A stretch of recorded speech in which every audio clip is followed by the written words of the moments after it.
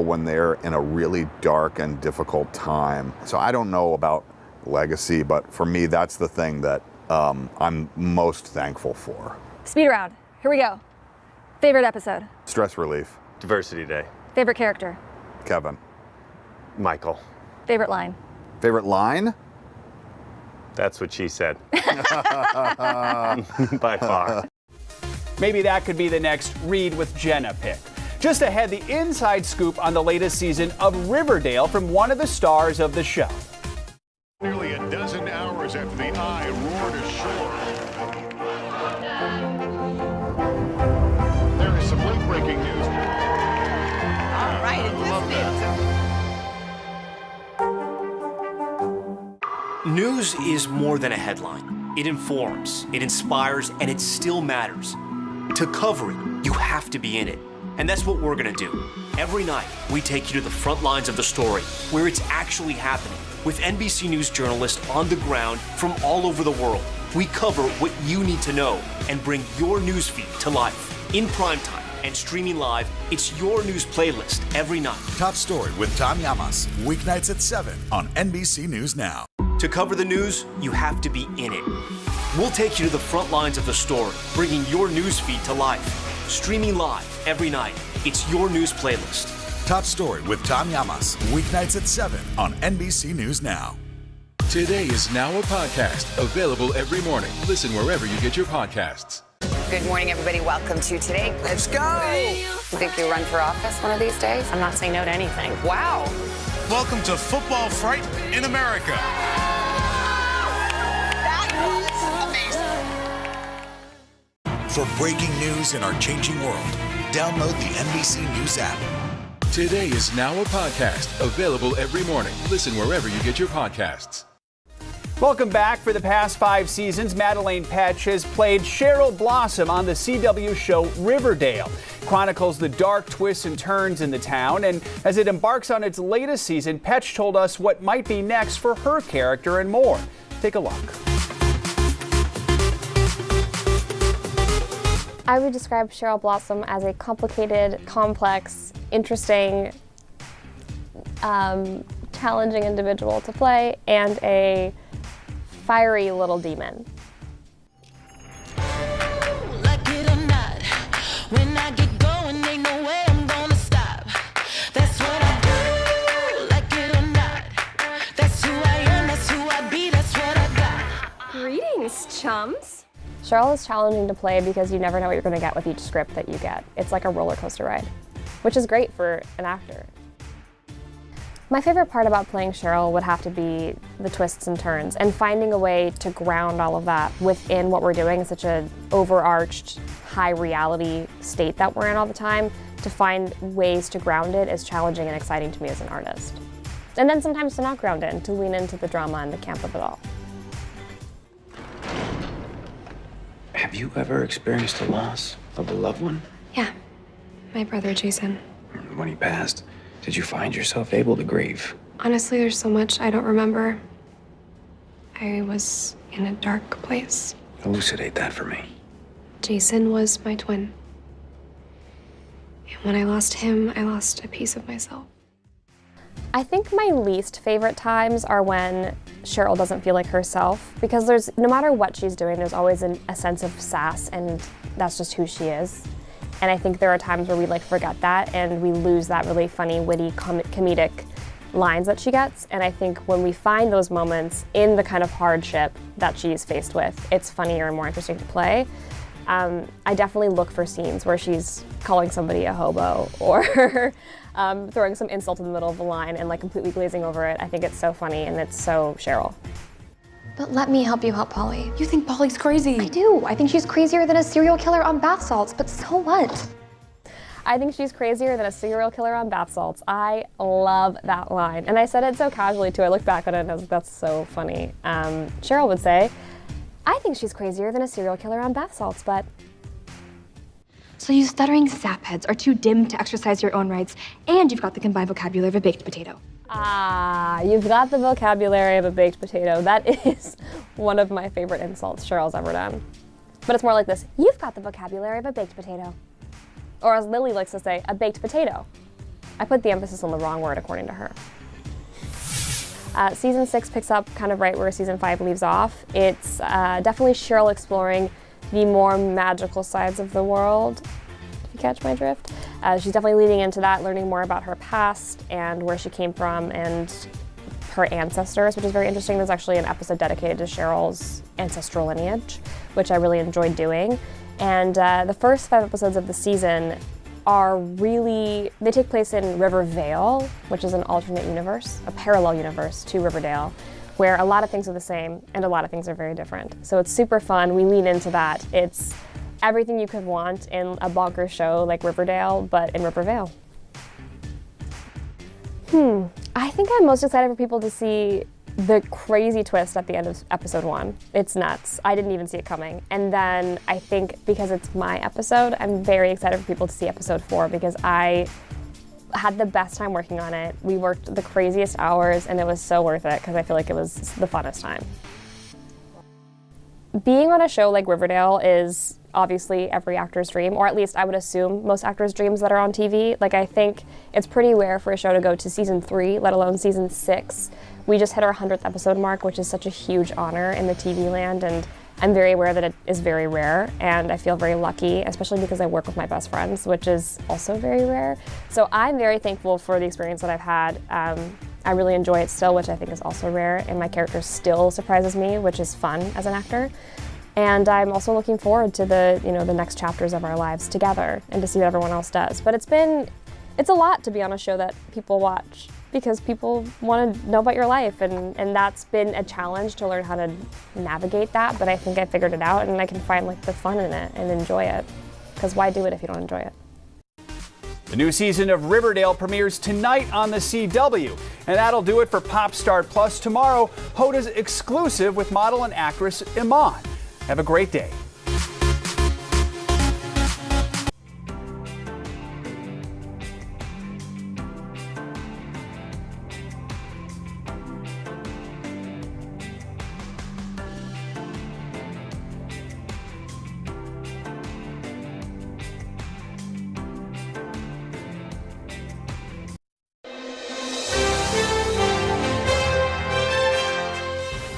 All righty.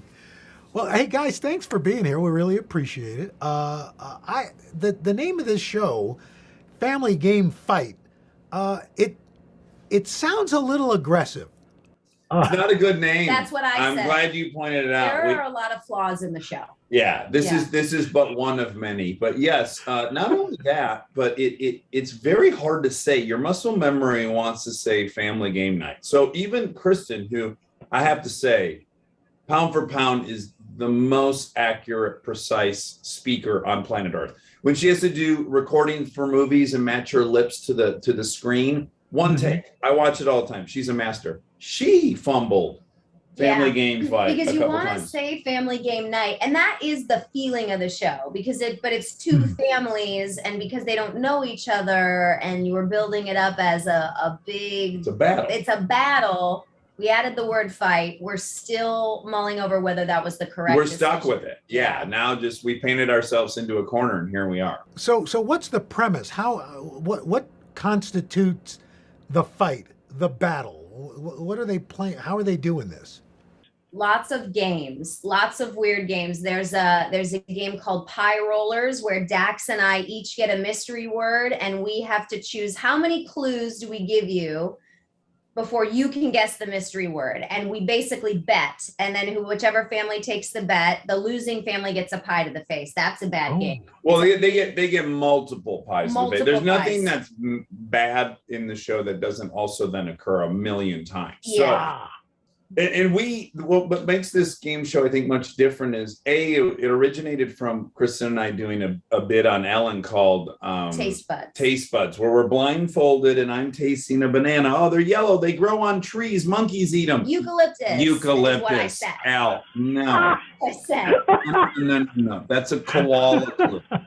So we played this game on Ellen, and it was just an unmitigated disaster for about 3.5 minutes. We are not in on the joke, but We were really fighting. and it's objectively the funniest thing we've ever been a part of together as a team. So we stood back from it. And we were like, it's pretty hysterical watching how frustrated we are with each other. What if this was a whole show? So what's different about our show is that we're also competing against each other. So we're the mascot of our team, and we go head to head nonstop. And we're trying to win, and each family that comes on, and it can be a pandemic family, a group of friends, anyone who considers themselves family. It doesn't have to be blood. The Manson family. Okay, that might end a little differently.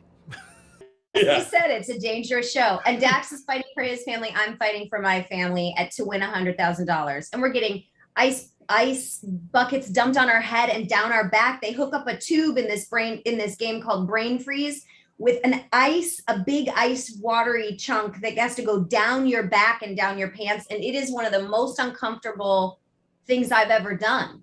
And we did it 18 times in a row. Oh my God. It would seem, and correct me if I'm wrong, but that you're tempting fate as a couple couples have enough conflict without adding to it and having a national television audience watching. Was there any hesitation in doing this? I think what you're saying is it's arrogant, and you know what? You're dead right. It's very cocky of us to leave a house with a 6-year-old and an 8-year-old. We're already going to kill each other, and then we drive 12 minutes to Warner Brothers, and then just do it for another 16 hours straight. Yeah. Hey, let's stress test this thing. Let's see what it'll bear. What we're really made of. Kristen, you mentioned, like some pandemic families. We're all coming out of this. Are there any lessons that we might have learned during the pandemic that you see with these families that show that they've learned something during this stressful time? I mean, I would say that a lot of the families that we had on the show, they were very close. They were teammates, and like to the best definition of that. And I think that that's because a lot of these people that came on the show, they spent the last 18 months together. And I mean, certainly learned what we learned, which is that patience and grace is key. I mean, when life is busy, you can make an argument that you're allowed to be snappy with someone. But when you're just sitting in a house, you're sort of like, I've got two choices. I could be frustrated with this person because what they're doing is annoying me, or I could just choose patience and grace and give everybody a little bit of a free pass like I would be asking for. And so the families seemed, there was a group of Bruins football players, there was firefighters, a group of firefighters that had spent the whole pandemic even like working together, because that stuff doesn't shut down just because we have to stay indoors. A group of sisters that spent it together. But you're right. As the saying goes, you find out who your friends are in adversity, not in triumph. So I think for the last year, they've really figured out, like, oh yeah, who would I pod with? Who can I count on to do this? Who do I trust? I think a lot of people have come out of this with a sense of like who that core is.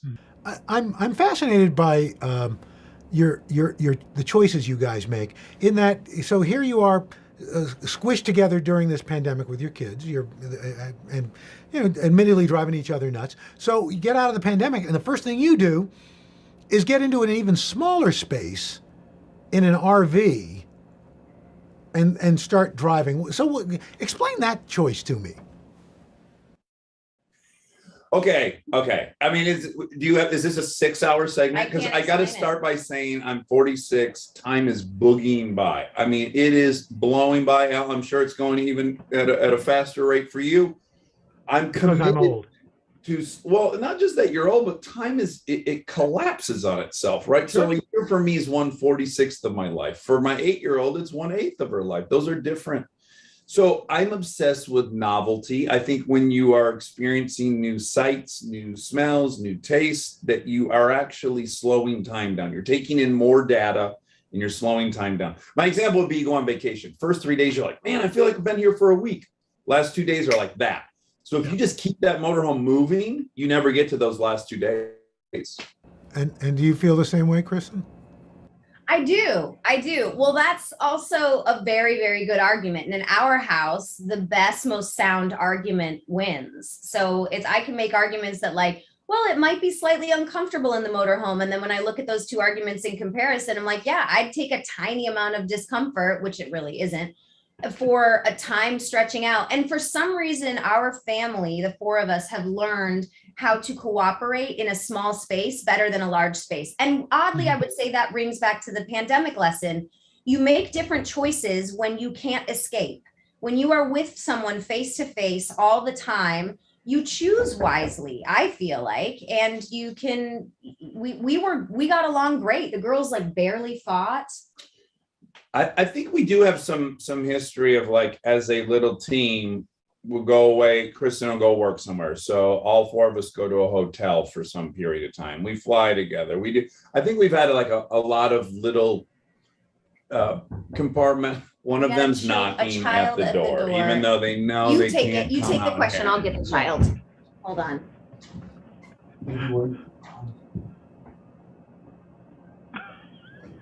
I said, we're on TV right now. We're on the news. And she said, okay.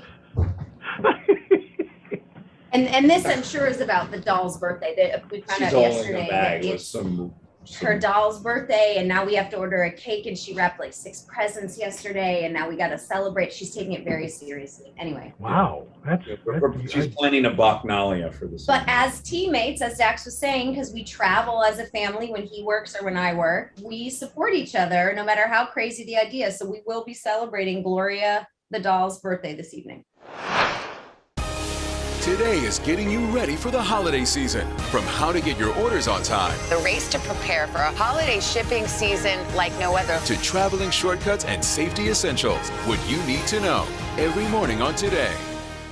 Cooking up a storm with Al Roker, a Thanksgiving feast and a podcast. Listen now. Make the most of your day with Today All Day.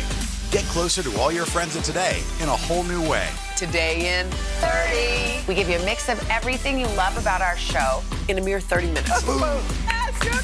Shop today with Jill Martin. We're helping you shop like never before. The latest styles and biggest names. Today Food. Things are heating up in the Today All Day kitchen. Cooking essentials and recipe inspiration. Get ready. Are you ready? Oh, I'm so ready. Only on Today All Day. Nearly a dozen hours after the eye roared ashore. There is some late-breaking news. All right, and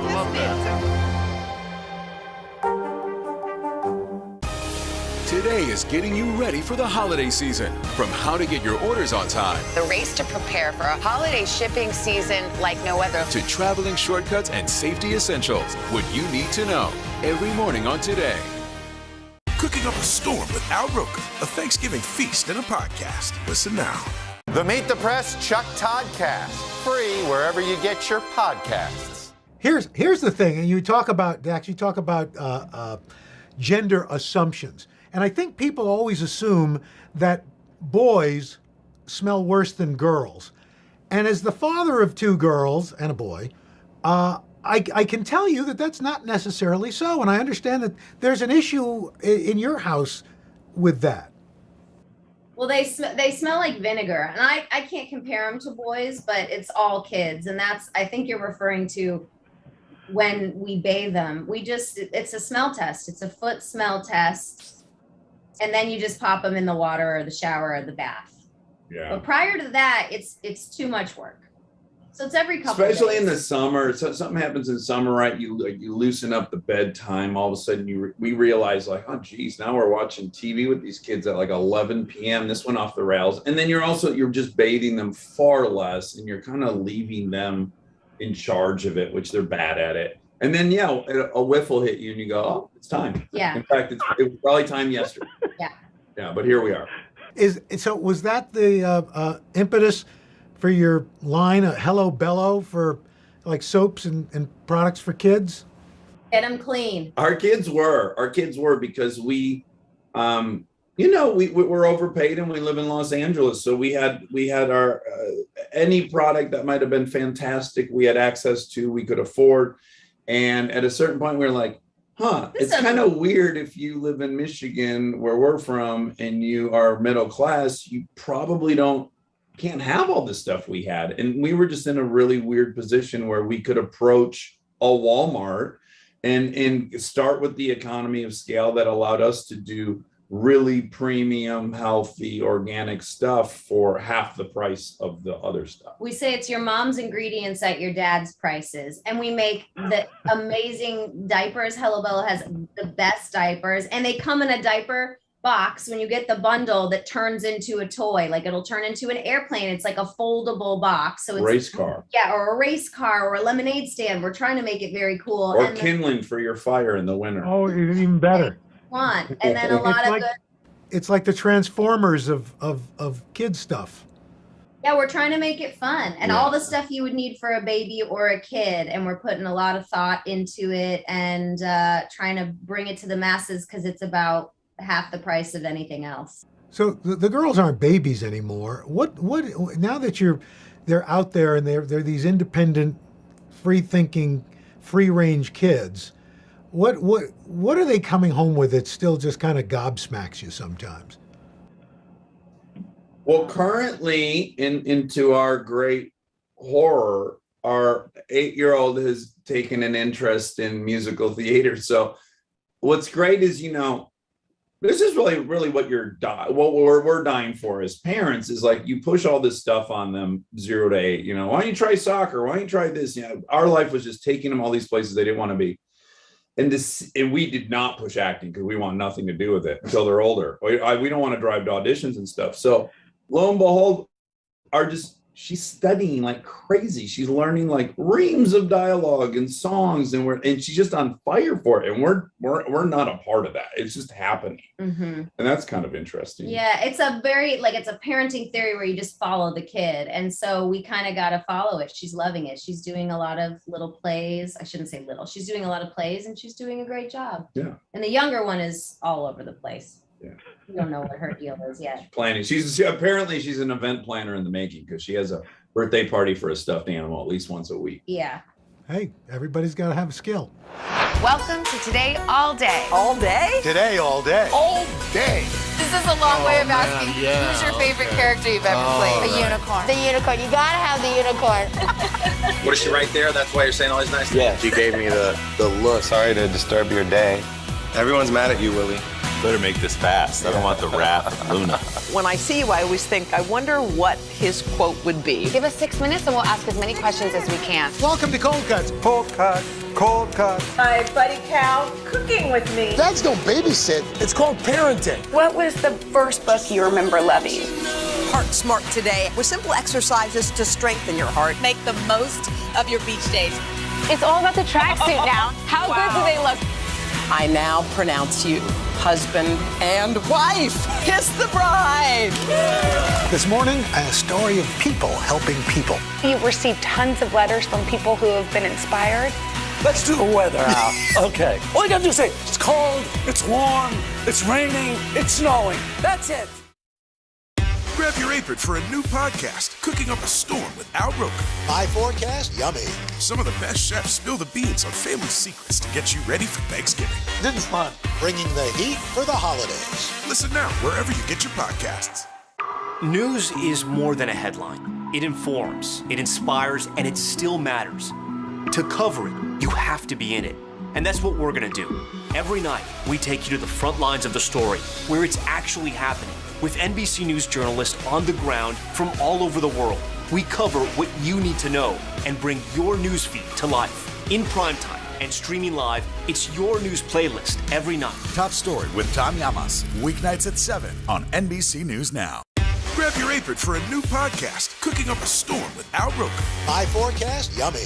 Some of the best chefs spill the beans on family secrets to get you ready for Thanksgiving. This is fun. Bringing the heat for the holidays. Listen now wherever you get your podcasts.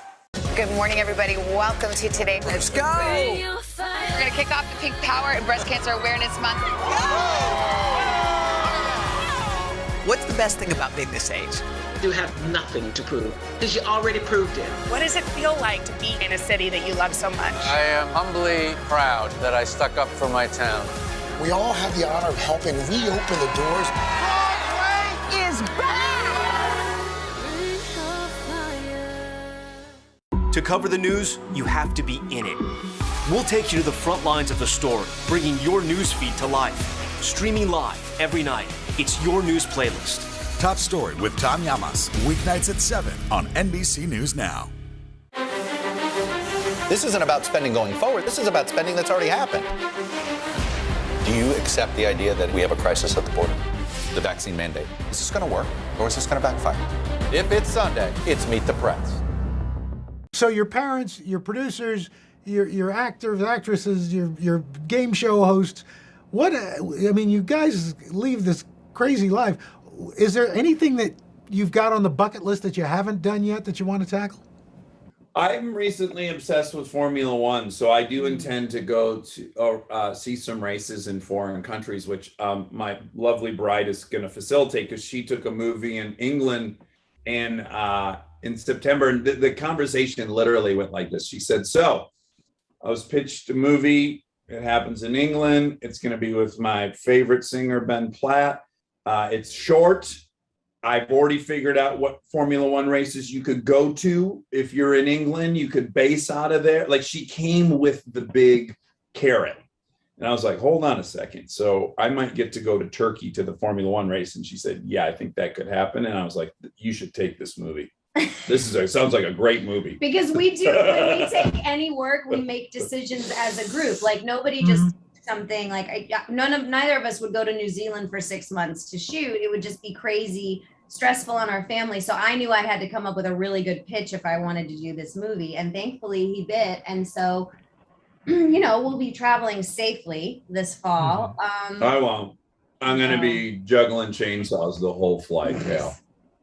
But anything we haven't done, I don't think so. I don't know. We don't strategize, to be honest. It's pretty loosey-goosey around here. It is, and I got to say, it's a great, great freedom. I lamented about time moving faster, but the freedom of getting older is that I don't have aspirations anymore. There's no one I'm trying to be. We're just here. Sometimes someone calls and says, "You want to come over and do this thing?" And then we do it. Like it's transitioned, at least for me, where it's like the goal has kind of been erased, and I love it. So now it's just really about process every time. Like, would that be fun for us? Would we enjoy doing that? And that's a humongous luxury that is new to us. I'm a huge animation fan, and I would say you both have some pretty cool animation projects coming up. Some cooler than others, but yeah. I'm in the Paw Patrol movie, which I did with the sole goal of having something my kids would be excited to see me in. It's a very egotistical driven decision. And as luck would have it, in about the 2 years it takes to make a movie, I've noticed we're not watching Paw Patrol as much as I would like. I had this whole fantasy where they were going to be counting down the days till Friday. I was going to take them to the movies. We're going to do popcorn the whole nine. And I'm like, hey guys, no one wants to check out Paw Patrol this weekend? Wait, you guys are watching sitcoms? When did this happen? How about you, Kristen? Well, two of my friends had this idea to create a kids cartoon in the wake of a lot of arts programs being cut from public schools because the budgets just aren't there. And music was so pivotal to me. It brought me to acting. It brought me to so many different things in my life. So we created this show called Do Re Mi. It'll be on Amazon in September. And Do Re and Me. Do Re and Me. I play me. And it's about three little songbirds, and it is entertainment for children, but we have pushed in a lot of there's music theory ideas. They live in this place called Bebopsburg, where like instruments grow on trees. We talk about different instruments, we talk about different types of music from around the world. And it's really a music education class, but masked as a kid's cartoon. So your kids are sort of absorbing all these things that data and science tells us helps their brain with math, with communication, with social activities. Like music actually does that for your brain. It's why they play Little Einstein for babies when they're in the womb. It really does great things for your brain. And so, yeah, these three little songbirds, and then we'll have like games to go along with it that will be educational, where the kids can make their own music and they can learn how to, have teammates in a band and stuff. So we're really hoping that fills the gap of music education for kids, because I think every kid deserves it.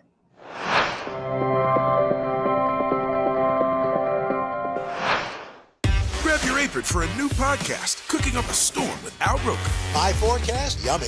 Some of the best chefs spill the beans on family secrets to get you ready for Thanksgiving. This is fun. Bringing the heat for the holidays. Follow now wherever you get your podcasts.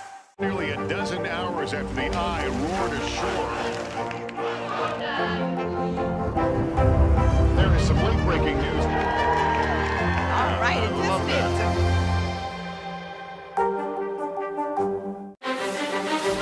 This isn't about spending going forward. This is about spending that's already happened. Do you accept the idea that we have a crisis at the border? The vaccine mandate. Is this going to work, or is this going to backfire? If it's Sunday, it's Meet the Press. Good morning, everybody. Welcome to Today. Let's go! International Day of the Girl. The strength and courage of these women is remarkable. What's your message to girls who want to make a difference? Believe in yourself. You can make it happen.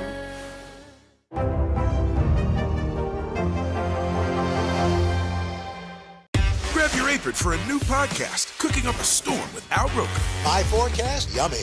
Some of the best chefs spill the beans on family secrets to get you ready for Thanksgiving. This is fun. Bringing the heat for the holidays. Follow now wherever you get your podcasts. Today is now a podcast, available every morning. Listen wherever you get your podcasts. Cooking Up a Storm with Al Roker, a Thanksgiving feast and a podcast. Listen now. I love the title Queen Pins. I mean, it's perfect. Tell me about this. It's a baller title. Well, it's a true story about these suburban housewives who felt down on their luck, started a counterfeit coupon organization, and they laundered $40 million. And you can read about it in the news. And Aaron and Gita, these beautiful filmmakers, who's a husband and wife team, made it into a script. And I shot it with Kirby Howell-Baptiste, who's one of my favorite actresses ever. This is project number 5 with her, and I will continue to work with her. So it was really fun.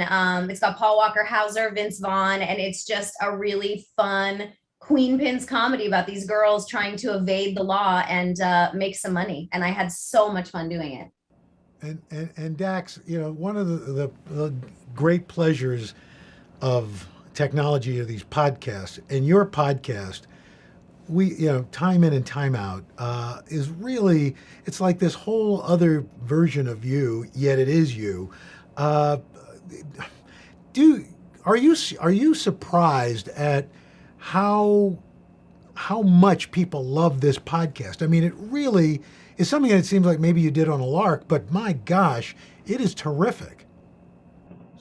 Thank you so much. It's a humongous surprise. The trajectory of my working career has been work really hard for a couple of years and then have the movie come out on Friday and then want to die on Saturday. So that's my work reward muscle memory is a little skewed. And so yeah, to do something that I worked less hard on and that was really successful is very disorienting. I don't know. But I will say, I think any credit that I could take, I would just have to give to AA, because I think my original goal in the podcast was like, I get to go to these meetings every week. It's all men. They're sharing openly. They're admitting their character defects, the ways they've erred and what they learned from it. And I'm picking up all this stuff. And the level of vulnerability and honesty and support is so unique. Why doesn't everyone get to experience this? Why does one have to go be an alcoholic to have this peer experience? And so that was kind of the North Star of the podcast. Is like, what if we could do this in public? What if I could start first and go like, oh yeah, all these things happened to me and this is how I did it. And I messed up this way and get the ball rolling that way instead of like, how'd you win that Oscar? Boy, you were great. Like, I think there's some other conversation to be had that is not unique to AA, but it was seemingly unique to the podcast space. So I think that's why. Well, I think the honesty of it and the just almost, I don't mean this in a negative, but the rawness of it is something that we're just not used to in pop, our pop social world right now. I try when I'm feeling very lofty about myself, I think of it as a bit of an antidote to 140 characters, a curated life of pictures on Instagram, all these things that are snapshots. I'm much more interested in like the whole thing. and not the time that you got the angle where I actually look like my nose is average size. Like, that's not what we're after. Well, it succeeds, my friend, and to both of you. And before we go, I circle back to Family Game Fight. What was it like? I mean, did you enjoy working together? More than ever on this one. We just in general enjoy working together because, and we've said this before, so I sound a little inauthentic, but in life, every day there's 9 options for us to disagree. We don't have a common goal. We don't want to eat at the same place. We aren't in the mood to watch the same TV show. We don't have the same opinion on what we should do with the kids as parents. It's just a nonstop waterfall of compromise. When we work together, it's this rare bubble where we have the exact same goal. Like, we want the show to be great. And then even more than that, it's rare, I think, for partners in a marriage to be the benefactor of their partner's genius. So if I'm out on stage in this game show, it's on my shoulders and it's on hers. And she is like, she's John Stockton and I'm Malone, or vice versa. Or she's, I'm Pittman and she's George. Like, I look at her and I go, oh my gosh, she's going to do more than half the lifting, maybe even more than half the lifting. She's so good at this. Watch her go. Oh my God, I feel safe in, like, my teammate. It's just a rare thing, I think, to get to experience in a marriage. I stuck up. No, it was beautiful. But yeah, he's also said before, you don't get to go to work with your partner and see them thrive. If your partner is an accountant, you don't get to go to work and see them do a spreadsheet or add numbers. Yes, smash a spreadsheet. But we get to go to work and see each other be a sort of in our element and be our best. And it's also the safety net as an actor to have someone you trust so much next to you. So having a common goal mitigates any sort of arguments that could happen or compromises, because we're just on track with a common goal. And that's something really beautiful. And we always come home feeling very grateful for each other. Yeah, some people go away to, like, nice hotels for a week to rekindle, and we go shoot for 90 hours and we come out thinking, like, yeah, I picked the right one. And you get paid. That's right. Oh, guys. It's Doji coin, which we regret. Oh, well, but it's a cute little dog. So. It is. I think that's what got us. Gets everybody. Guys, thanks so much. It's great to see you. Thank you, Al. A lot of fun. Yes. Yeah. Yeah. Thanks.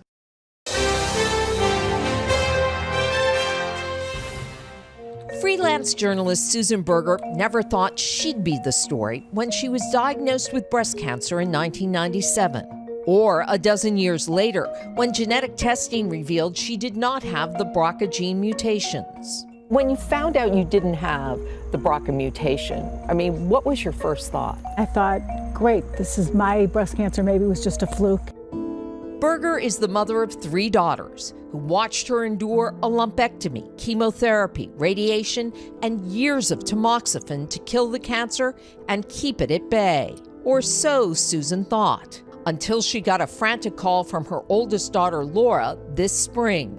I was just like, Mom, I have this genetic mutation. I don't even understand what it is. What am I supposed to do next? I don't really know. The genetic mutation was something Laura nor Susan had ever heard about.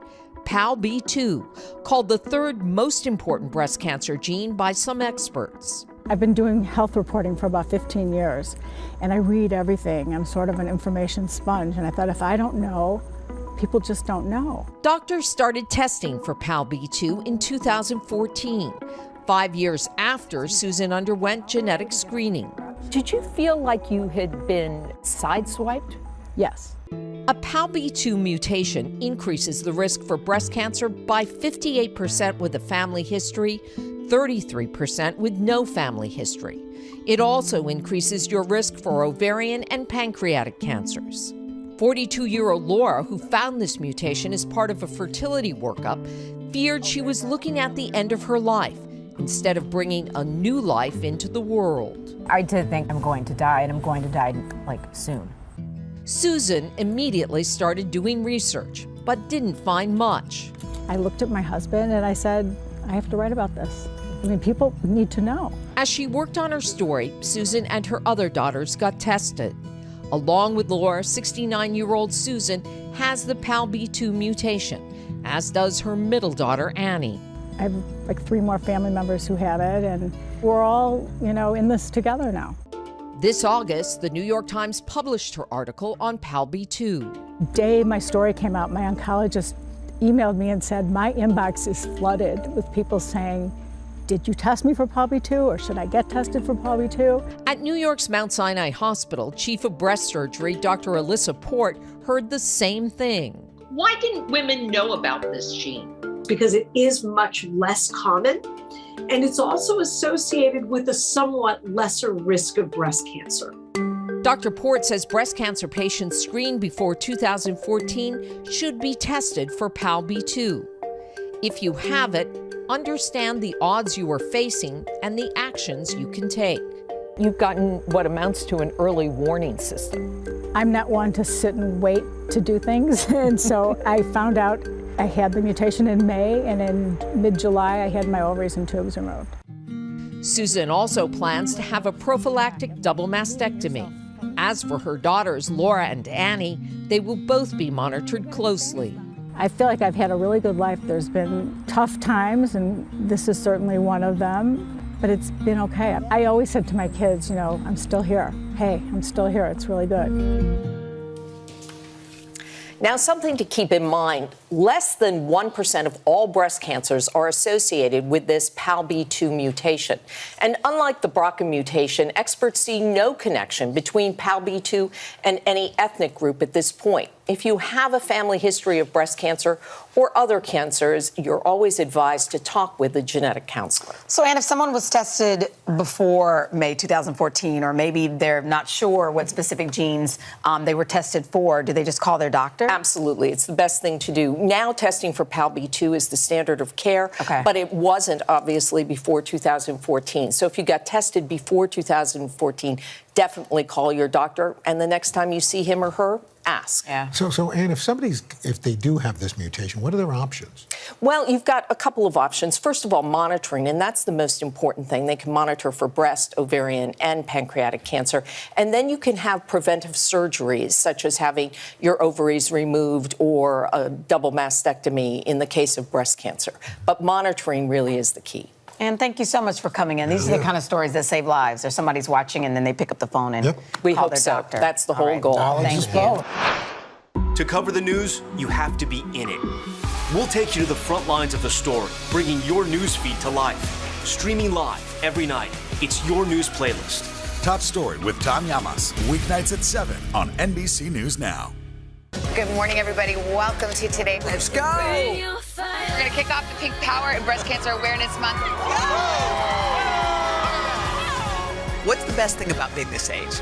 You have nothing to prove because you already proved it. What does it feel like to be in a city that you love so much? I am humbly proud that I stuck up for my town. We all have the honor of helping reopen the doors. Broadway is back!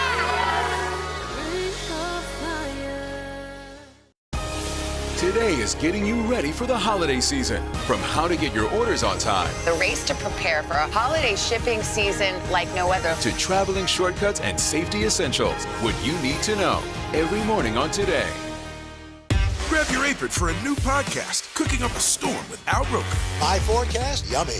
Some of the best chefs spill the beans on family secrets to get you ready for Thanksgiving. This is fun. Bringing the heat for the holidays. Listen now wherever you get your podcasts. To cover the news, you have to be in it. We'll take you to the front lines of the story, bringing your news feed to life. Streaming live every night. It's your news playlist. Top Story with Tom Llamas, weeknights at 7 on NBC News Now. There's a special place in Georgia that hopes to raise awareness and funds to help fight the disease. It's a garden where hope is in full bloom, and 100% of the proceeds go to breast cancer research. Take a look. There's just something about the zinnias. They're just so happy and bright. In the mountains of North Georgia, you will find Zinnia Happiness Farms. There, Colin carefully tends to her garden. They really do make you smile. They're easy to grow, and everyone is different. But there's more to these flowers than meet the eye. Each zinnia represents hope. I started Zinnia Happiness Farms about 5 years ago. I was in the garden cutting my zinnias and I thought about my friend Andrea Snyder, who was a florist in Atlanta, and I thought to myself, she would really love to be here right now cutting flowers with me. At 38, she got breast cancer, and within 3 years, she was gone. Colin had several loved ones who faced the disease. Her sister Allison, their mother, and their grandmother. So I was thinking about these 4 women and what they had had to deal with. And I just had this vision to start a farm dedicated to women and men who have dealt with breast cancer and donate all the money to research. So I started charging $10 for every bouquet. Using the beauty of flowers to fight back against breast cancer. Growing up, Colin was always a giving person, always thoughtful of other people. When I got that diagnosis, your whole world kind of closes in on you. But frankly, Colin was the first person I called, and she said, "You can do this and we'll get through it together." My sister sat through the 11 hours of surgery at the hospital and was at my bedside when I got home after 3 days, and coming up January, I'll be 9 years clean, so. It's stories like Allison's that bring new hope to the farm each week. I discovered it was more than just about flowers. It's just beautiful. And the more I participated, it made me appreciate my own blessings in life. It also fosters some unique friendships and fellowship while we're all together. When I first came here, I was just so overwhelmed. It's like a walking meditation through these flowers. They're great to take home and share with neighbors or fill my house. I've made new friends here. I see old friends here. I've learned a good number of these women that were showing up every week are breast cancer survivors. I was diagnosed with it 31 years ago, and it's words nobody wants to hear. And to find out that, you're cancer free and you're just gonna go on with your life is amazing. To be able to come here, to be a part of this is just very incredible. See, these new ones, they look a lot better. Sowing seeds of hope. Colin's efforts are a labor of love. There's tilling and weeding, lots of weeding. I have to say I couldn't do it without my husband, who runs the tractor. He's not good at weeding, but everything else he's great at. It started off pretty slow. Now we're in our 5th year, and every week I usually have 8 to 12 people. It really is becoming something that people like to do. Lilac? Is that a lilac? And with every new harvest, Colin believes we are closer to a cure. What I want people to know about breast cancer is that it's beatable, and every year they make great strides in research and medicine. Life can change in an instant, and every dollar is important. Well, I'm living proof that you can overcome this horrible disease. There is so much hope for the people who are just being diagnosed. And I do believe it will be eradicated in the future, I hope. I have a 22-year-old daughter who I pray that when she gets to her 50s that there's no more breast cancer, and that's not anything she ever has to worry about. As a cancer survivor, Zinnia Happiness means so much to me. It's such a message of hope and strength. It is amazing to be here and be able to give back. My hopes for Zinnia Happiness is that other people are going to get this idea. I really feel that we can all bring beauty and happiness to the world in some form or fashion. So I think zinnias are my way of bringing that happiness and beauty into the world. Nearly a dozen hours after the eye roared ashore. There is some late-breaking news. All right, it just is.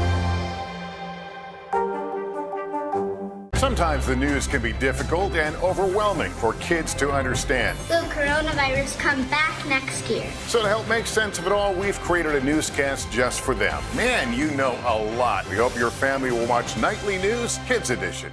Is it easier to pass a bipartisan bill right now than it is to pass a Democrats-only bill? This supply chain issue has been a problem for months. Do you concur that this is going to get worse before it gets better? Are you concerned about the direction of your party? If it's Sunday, it's Meet the Press. Good morning, everybody. Welcome to Today. Let's go! We're going to kick off the Pink Power and Breast Cancer Awareness Month. What's the best thing about being this age? You have nothing to prove because you already proved it. What does it feel like to be in a city that you love so much? I am humbly proud that I stuck up for my town. We all have the honor of helping reopen the doors. Broadway is back! Grab your apron for a new podcast, Cooking Up a Storm with Al Roker. My forecast, yummy. Some of the best chefs spill the beans on family secrets to get you ready for Thanksgiving. This is fun. Bringing the heat for the holidays. Follow now wherever you get your podcasts. Make the most of your day with Today All Day. Get closer to all your friends in today in a whole new way. Today in 30. We give you a mix of everything you love about our show in a mere 30 minutes. Shop today with Jill Martin. We're helping you shop like never before. The latest styles and biggest names. Today food. Things are heating up in the Today All Day kitchen. Cooking essentials and recipe inspiration. Is that ready? Are you ready? Oh, I'm so ready. Only on Today All Day. I want other people who have cancer to not have to go through the same thing I went through. I think what I most want to convey today is that while the tragic death of a young boy to cancer may be the headline of this story, it is not the headline of his story. Walker's story is about a boy who had superpowers. 9-year-old Walker Beery had 3 superpowers. They were gratitude, courage, and love. Walker lived those things in a way like no one I've ever known. 2 years ago, Walker was diagnosed with medulloblastoma, a pediatric brain tumor. During one of his many hospital visits, he got a gift from another sick child. A girl came into my room and just gave me a teddy bear. And my nose burned. And what that means is I was so happy, I was about to happy cry. And when that girl got out of my room, I cried for a long time. Walker's passion stemmed from a teddy bear. He realized there's grace and goodness. And after that little gift, it impacted him how much impact he could also have on other people. And so he came home and his sister and he just said, we want to do a lemonade stand, and they did it. And the next day we raised $3,500 for pediatric cancer research. At just 9 years old, Walker started an organization called Kids Join the Fight. It's a big mission with a simple concept: kids helping kids. The mission was something he focused so much on, finding a cure for pediatric cancer and also caring for families that are going through this devastating disease. But the way that we did it was also really important to him. Having a little boy who was fighting for his life, but at the same time thought about others. How would you describe it? Energetic, wild, funny, but also so empathetic. He realized that he could have an impact as well. And in some ways, I think it helped him take his mind off of all the not good things he was going through, the pain, the hospital visits. Walker also learned about this unsettling statistic. Only 4% of federal government cancer research funding goes towards pediatric cancer. And that is reflected in the fact that the treatments Walker was offered were the same treatments Walker would have been offered if he got sick in 1992. We're hoping to play some small part in closing that gap. There's something so profoundly simple about his mission. And do you feel like that's why this is caught on? Because it's kid-led, kid-empowered, started by your little boy. Yes, it's invigorating. You know, all kids have superpowers. Kids Join the Fight! I have helped by doing a fundraiser with my cousins. This summer we did a car wash in Mississippi. We had jewelry, baked goods, we even had a dog washing station, and we raised about $7,000. We have raised $22,000 in total. Our team's raised about $15,000. Our goal is 25, but we're not stopping. Wow, we're not stopping there. It's important that other kids get involved with helping this, because kids are going to be like the future engineers and doctors and scientists that maybe make a cure for pediatric cancer. Before Walker lost his battle to cancer earlier this month, he had seen children from all over the country join his fight and raise nearly $500,000 for pediatric cancer. The word legacy, when we're talking about a little boy, is kind of a strange word to use, but at the same time, when I read about him, I bet that he is just so happy with what's happening. I hope so. I hope so too. And, for our children can definitely become our heroes in a lot of ways. Our son is definitely ours. So Angel, what was the headline of your little boy's story? The headline of his story, I hope, will be this legacy. I hope that, certainly too, through this foundation, we can continue to let him lead us in courage and gratitude and love. And in the words of the superhero himself, you can do really anything to raise money for cancer. Anything in the world. You just have to do something and get after it. Wow. And get after it. Don't you love that enthusiasm? And before Walker passed away, and he said that he wanted kids joining the fight. He set this goal, okay? He said he wanted kids in each of 50 states. He wanted fundraisers in all 50 states. And guess what? Just yesterday, they reached their goal. Oh. Isn't that just great? What a beautiful, beautiful, beautiful and story. I think if you want to help, you should. Have your kids do it. I want to get Poppy and Mila involved. Well, they say there's a great website. Anyway, it's on our website, hodaandjenna.com. Boy, what an inspiration. Those parents, wow. Don't you also, they're incredible, but also don't you love those 3 superpowers? Yeah, I sure Let's do. all live by those powers.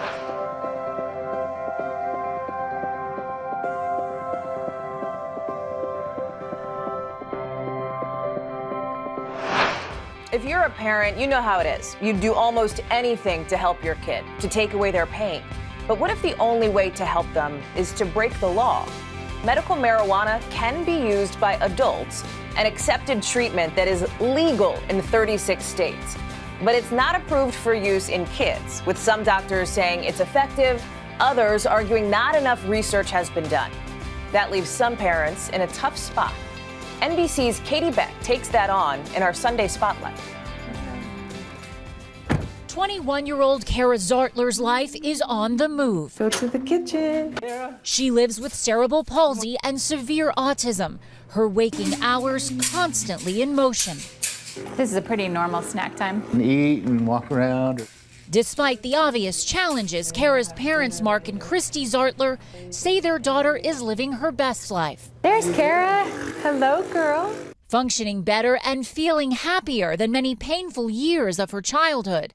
They say medical marijuana dramatically improved her life and theirs. She has self-injurious behavior of where she'll punch, her face for extended periods of time. Before cannabis treatments, the fits, as her parents call them, captured here in the 2020 documentary Weediatrics, happened thousands of times a day. Doctor-prescribed medicines didn't help and added horrible side effects. Desperate for a solution, the Zartlers tried marijuana. You saw the symptoms stop just like that. Mm-hmm. And we still do. There's no medicine in our medicine cabinet that's even close. Today, Kara's fits are rare, and a cannabis vapor treatment can end an episode in about 15 minutes. Hey, Kara. Her whole body demeanor was just so relaxed. And she would look me in the eye, and I thought, this is a different person. It was a miracle. Sorry. Their miracle is also illegal. In Texas, where they live, Kara's effective dosage of marijuana is a felony. And prescriptions in most states can be hard to come by, since the American Academy of Pediatrics hasn't endorsed using marijuana to treat autism. Why not just give the stamp of approval for parents to try it? There's really a lack of research on it. What we want to know is it safe and is it effective? We don't really have any data on either of those things. Pediatrician Dr. Bonnie Goldstein has used cannabis to treat autistic patients in California since 2013. How much of this is about getting over the societal stigma of using marijuana? I think a lot of it has to do with the brainwashing and all the propaganda that cannabis is bad. Just getting to a neutral place is difficult. But again, I say let the science lead the way. adding about 75% of her patients have seen positive life-changing results without side effects. Families facing similar despair often reach out to the Zartlers. The couple shares what's perhaps the best reward of their journey. When she can look me in the eye and when she can smile, it feels, my heart just beats and it feels wonderful. For Sunday Today, Katie Beck, Dallas, Texas. Our thanks to Katie Beck for that one. Grab your apron for a new podcast, Cooking Up a Storm with Al Roker. My forecast, yummy. Some of the best chefs spill the beans on family secrets to get you ready for Thanksgiving. This is fun. Bringing the heat for the holidays. Listen now wherever you get your podcasts. Cooking Up a Storm with Al Roker, a Thanksgiving feast and a podcast. Listen now. Today is now a podcast, available every morning. Listen wherever you get your podcasts. Cooking Up a Storm with Al Roker, a Thanksgiving feast and a podcast. Listen now. Sometimes the news can be difficult and overwhelming for kids to understand. Will coronavirus come back next year? So to help make sense of it all, we've created a newscast just for them. Man, you know a lot. We hope your family will watch Nightly News Kids Edition. This isn't about spending going forward. This is about spending that's already happened. Do you accept the idea that we have a crisis at the border? The vaccine mandate. Is this going to work or is this going to backfire? If it's Sunday, it's Meet the Press. Grab your apron for a new podcast, Cooking Up a Storm with Al Roker. My forecast, yummy. Some of the best chefs spill the beans on family secrets to get you ready for Thanksgiving. This is fun. Bringing the heat for the holidays. Follow now wherever you get your podcasts. Cooking Up a Storm with Al Roker, a Thanksgiving feast and a podcast. Listen now.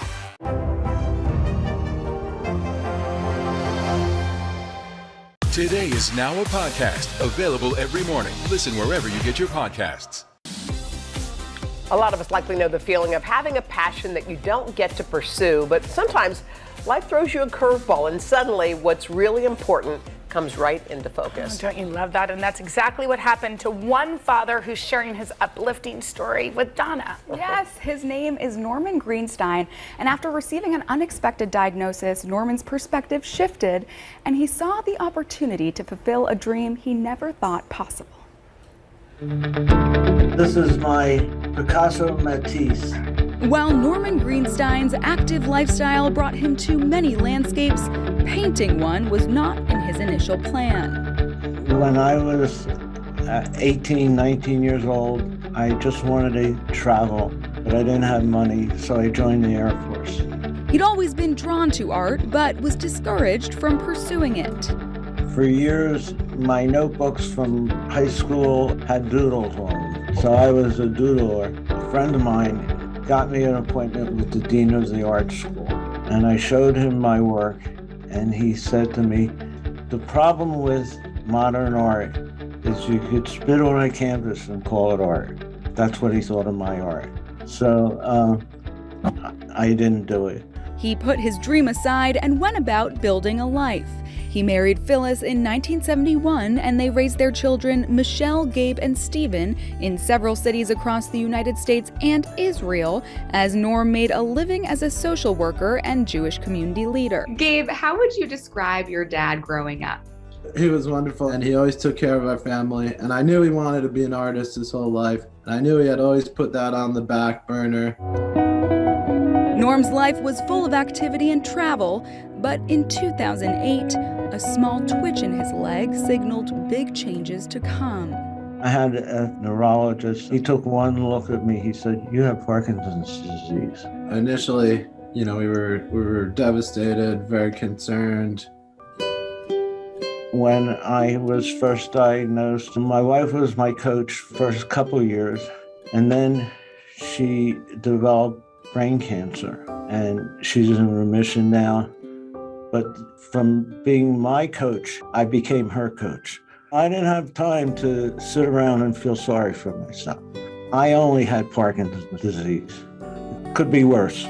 It was at this point in 2013, during a hike with his son Gabe, that Norm opened himself back up to the possibility of art in his life. Where did this desire to start painting come from? I actually remember Gabe and I had a discussion on Crystal Mountain about art. and I really felt inspired by our conversation. Then I started painting. And he's been painting ever since, taking classes at a community college, producing hundreds of pieces, and having his art featured in local galleries. How does it feel to see your paintings hanging in galleries now? It's wonderful. And they treated me not as someone with Parkinson's, they treated me as an artist. It felt very good. My painting helped me because it gave me a focus. Before I was working, so I was busy with work, but now I'm busy with art. So being busy keeps you healthy. Keeping busy has included writing a book with his family about his painting. The title, Spit on a Canvas, The Journey of the Parkinson's Painter, a reference to his doubtful Dean. So I learned more about my dad from this whole process than I had actually really known him for the early parts of my life as a kid. I was just so stunned by how prolific of an artist and talented of an artist he became, and his excuse for that is he's painting on borrowed time. And portions of the proceeds from his paintings and book are donated to various Parkinson's research foundations. I knew my dad was a good guy my whole life, but I'm just so amazed and impressed to be his son and to be able to be a part of helping him in this journey. Stephen, Gabe, how has your life changed since your dad's diagnosis? Stephen has kind of put his life on pause to live with my parents and to take care of them. When I was younger, they took care of me all the time. Now I feel like I can pay them back somewhat by helping to take care of them. Seeing my family working together, I have a wonderful family and I have a good life. What is your message to everyone watching? Don't give up. Don't give up. If you are lucky enough to get some recognition, try to do some good with it. It was so lovely talking to Norm and his two sons. He told me he hopes his story will help inspire others, which it certainly is, and ultimately he wants his book to help play a part in funding a cure for Parkinson's. Oh, how beautiful is that? And it's like, it shows you it's never too late to follow your dreams. Donna, thank you, thank you.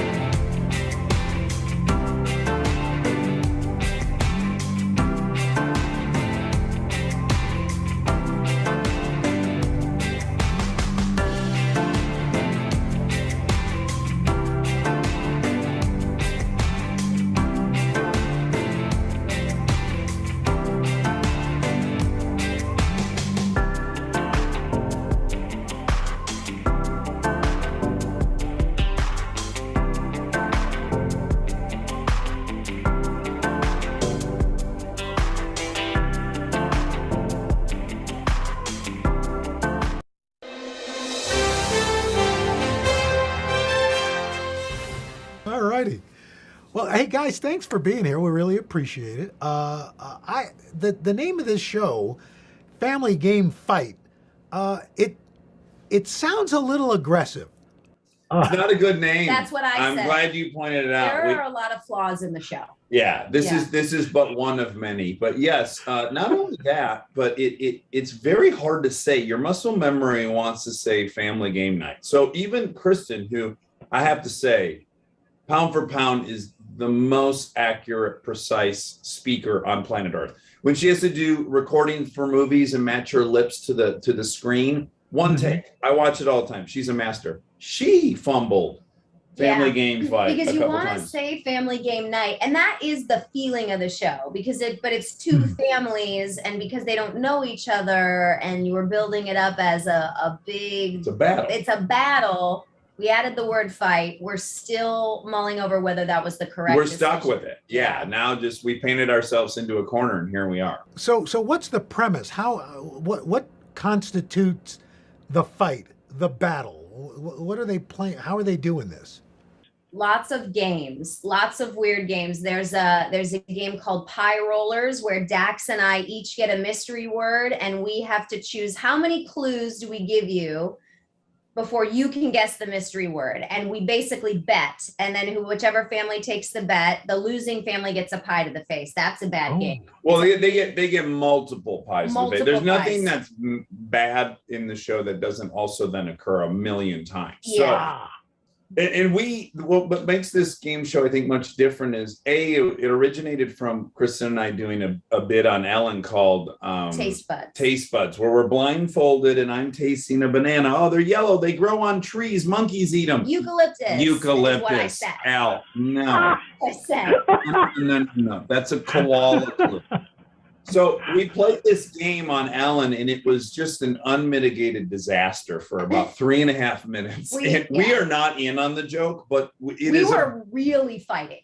And it's objectively the funniest thing we've ever been a part of together as a team. So we stood back from it and we were like, it's pretty hysterical watching how frustrated we are with each other. What if this was a whole show? So what's different about our show is that we're also competing against each other. So we're the mascot of our team, and we go head to head nonstop. And we're trying to win, and each family that comes on, and it can be a pandemic family, a group of friends, anyone who considers themselves family. It doesn't have to be blood. The Manson family. Okay, that might end a little differently. Yeah. He said it's a dangerous show. And Dax is fighting for his family. I'm fighting for my family to win $100,000. And we're getting ice buckets dumped on our head and down our back. They hook up a tube in this game called Brain Freeze with a big ice watery chunk that has to go down your back and down your pants. And it is one of the most uncomfortable things I've ever done. And we did it 18 times in a row. Oh my God. It would seem, and correct me if I'm wrong, but that you're tempting fate as a couple couples have enough conflict without adding to it and having a national television audience watching. Was there any hesitation in doing this? I think what you're saying is it's arrogant, and you know what? You're dead right. It's very cocky of us to leave a house with a 6-year-old and an 8-year-old. We're already going to kill each other. And then we drive 12 minutes to Warner Brothers and then just do it for another 16 hours straight. Yeah. Hey, let's stress test this thing. Let's see what it'll bear. What we're really made of. Kristen, you mentioned, like some pandemic families, we're all coming out of this. Are there any lessons that we might have learned during the pandemic that you see with these families that show that they've learned something during this stressful time? I mean, I would say that a lot of the families that we had on the show, they were very close. They were teammates, and like to the best definition of that. And I think that's because a lot of these people that came on the show, they spent the last 18 months together. And I mean, certainly learned what we learned, which is that patience and grace is key. I mean, when life is busy, you can make an argument that you're allowed to be snappy with someone. But when you're just sitting in a house, you're sort of like, I've got two choices. I could be frustrated with this person because what they're doing is annoying me, or I could just choose patience and grace and give everybody a little bit of a free pass like I would be asking for. And so the families seemed, there was a group of Bruins football players, there was firefighters, a group of firefighters that had spent the whole pandemic even like working together, because that stuff doesn't shut down just because we have to stay indoors. A group of sisters that spent it together. But you're right. As the saying goes, you find out who your friends are in adversity, not in triumph. So I think for the last year, they've really figured out, like, oh yeah, who would I pod with? Who can I count on to do this? Who do I trust? I think a lot of people have come out of this with a sense of like who that core is. I'm fascinated by the choices you guys make in that. So here you are, squished together during this pandemic with your kids. And admittedly driving each other nuts. So you get out of the pandemic, and the first thing you do is get into an even smaller space in an RV and start driving. So explain that choice to me. Okay. I mean, is this a 6-hour segment? Because I got to start by saying I'm 46. Time is boogieing by. I mean, it is blowing by. I'm sure it's going even at a faster rate for you. I'm committed well, not just that you're old, but time it collapses on itself, right? So a year for me is 1/46 of my life. For my 8-year-old, it's 1/8 of her life. Those are different. So I'm obsessed with novelty. I think when you are experiencing new sights, new smells, new tastes, that you are actually slowing time down. You're taking in more data and you're slowing time down. My example would be you go on vacation. First 3 days, you're like, man, I feel like I've been here for a week. Last 2 days are like that. So if you just keep that motorhome moving, you never get to those last 2 days. And do you feel the same way, Kristen? I do. Well, that's also a very, very good argument. And in our house, the best, most sound argument wins. So I can make arguments that like, well, it might be slightly uncomfortable in the motorhome. And then when I look at those two arguments in comparison, I'm like, yeah, I'd take a tiny amount of discomfort, which it really isn't, for a time stretching out. And for some reason, our family, the four of us, have learned how to cooperate in a small space better than a large space. And oddly, I would say that brings back to the pandemic lesson. You make different choices when you can't escape. When you are with someone face to face all the time, you choose wisely, I feel like. And you can, we got along great. The girls like barely fought. I think we do have some history of like, as a little team, we'll go away, Kristen will go work somewhere. So all four of us go to a hotel for some period of time. We fly together. We do. I think we've had like a lot of little compartment. One of them's knocking at the door, even though they know they can't. You take the question. I'll get the child. Hold on.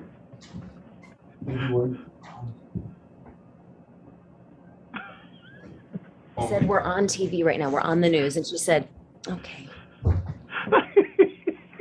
And this, I'm sure, is about the doll's birthday. We found out yesterday that it's her doll's birthday, and now we have to order a cake, and she wrapped like 6 presents yesterday, and now we got to celebrate. She's taking it very seriously. Anyway. Wow.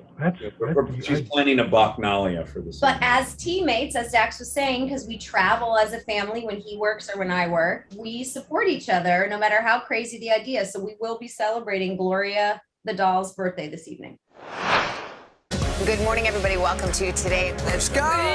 International Day of the Girl. The strength and courage of these women is remarkable.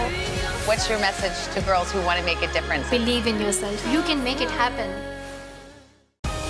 Today is getting you ready for the holiday season. From how to get your orders on time, The race to prepare for a holiday shipping season like no other. to traveling shortcuts and safety essentials. What you need to know every morning on Today. Cooking up a storm with Al Roker, a Thanksgiving feast and a podcast. Listen now. Grab your apron for a new podcast, Cooking Up a Storm with Al Roker. My forecast, yummy. Some of the best chefs spill the beans on family secrets to get you ready for Thanksgiving. This is fun. Bringing the heat for the holidays. Listen now wherever you get your podcasts.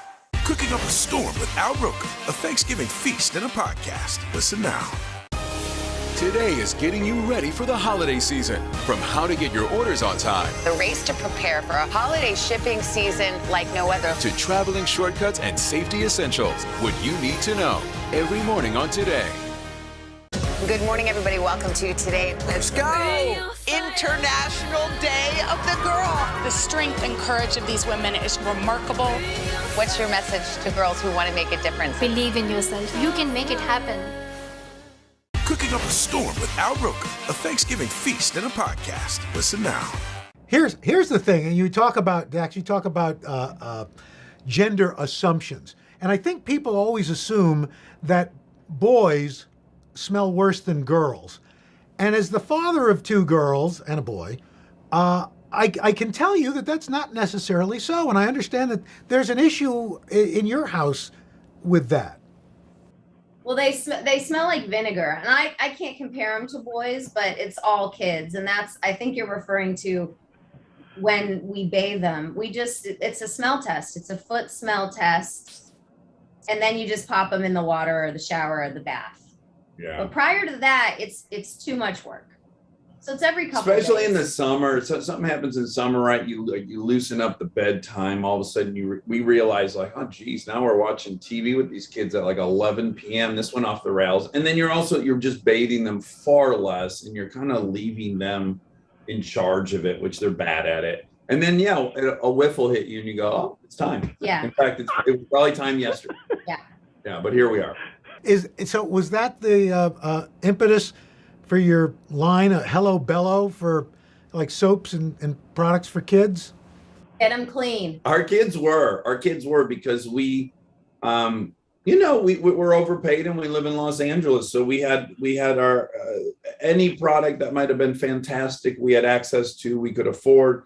And at a certain point we were like, it's kind of weird if you live in Michigan where we're from and you are middle class, you probably can't have all the stuff we had. And we were just in a really weird position where we could approach a Walmart and start with the economy of scale that allowed us to do really premium, healthy, organic stuff for half the price of the other stuff. We say it's your mom's ingredients at your dad's prices. And we make the amazing diapers. Hello Bello has the best diapers. And they come in a diaper box when you get the bundle that turns into a toy. Like it'll turn into an airplane. It's like a foldable box. So it's race car. Yeah, or a race car or a lemonade stand. We're trying to make it very cool. Or kindling for your fire in the winter. Oh, even better. And then a lot of good. It's like the Transformers of kid stuff. Yeah, we're trying to make it fun and all the stuff you would need for a baby or a kid. And we're putting a lot of thought into it and trying to bring it to the masses because it's about half the price of anything else. So the girls aren't babies anymore. What now that they're out there and they're these independent, free thinking, free range kids. What are they coming home with that still just kind of gobsmacks you sometimes? Well, currently, into our great horror, our 8-year-old has taken an interest in musical theater. So what's great is, this is really what we're dying for as parents is like you push all this stuff on them 0 to 8. Why don't you try soccer? Why don't you try this? Our life was just taking them all these places they didn't want to be. And we did not push acting because we want nothing to do with it until they're older. We don't want to drive to auditions and stuff. So lo and behold, she's studying like crazy. She's learning like reams of dialogue and songs, and she's just on fire for it. And we're not a part of that. It's just happening, and that's kind of interesting. Yeah, it's it's a parenting theory where you just follow the kid, and so we kind of got to follow it. She's loving it. She's doing a lot of little plays. I shouldn't say little. She's doing a lot of plays, and she's doing a great job. Yeah. And the younger one is all over the place. Yeah. We don't know what her deal is yet. Planning. Apparently she's an event planner in the making because she has a birthday party for a stuffed animal at least once a week. Yeah. Hey, everybody's got to have a skill. Welcome to Today All Day. All day? Today, all day. All day. This is a long way of asking who's your favorite character you've ever played? The unicorn. The unicorn. You gotta have the unicorn. What is she right there? That's why you're saying all these nice things? Yeah, she gave me the look. Sorry to disturb your day. Everyone's mad at you, Willie. Better make this fast. I don't want the wrath of Luna.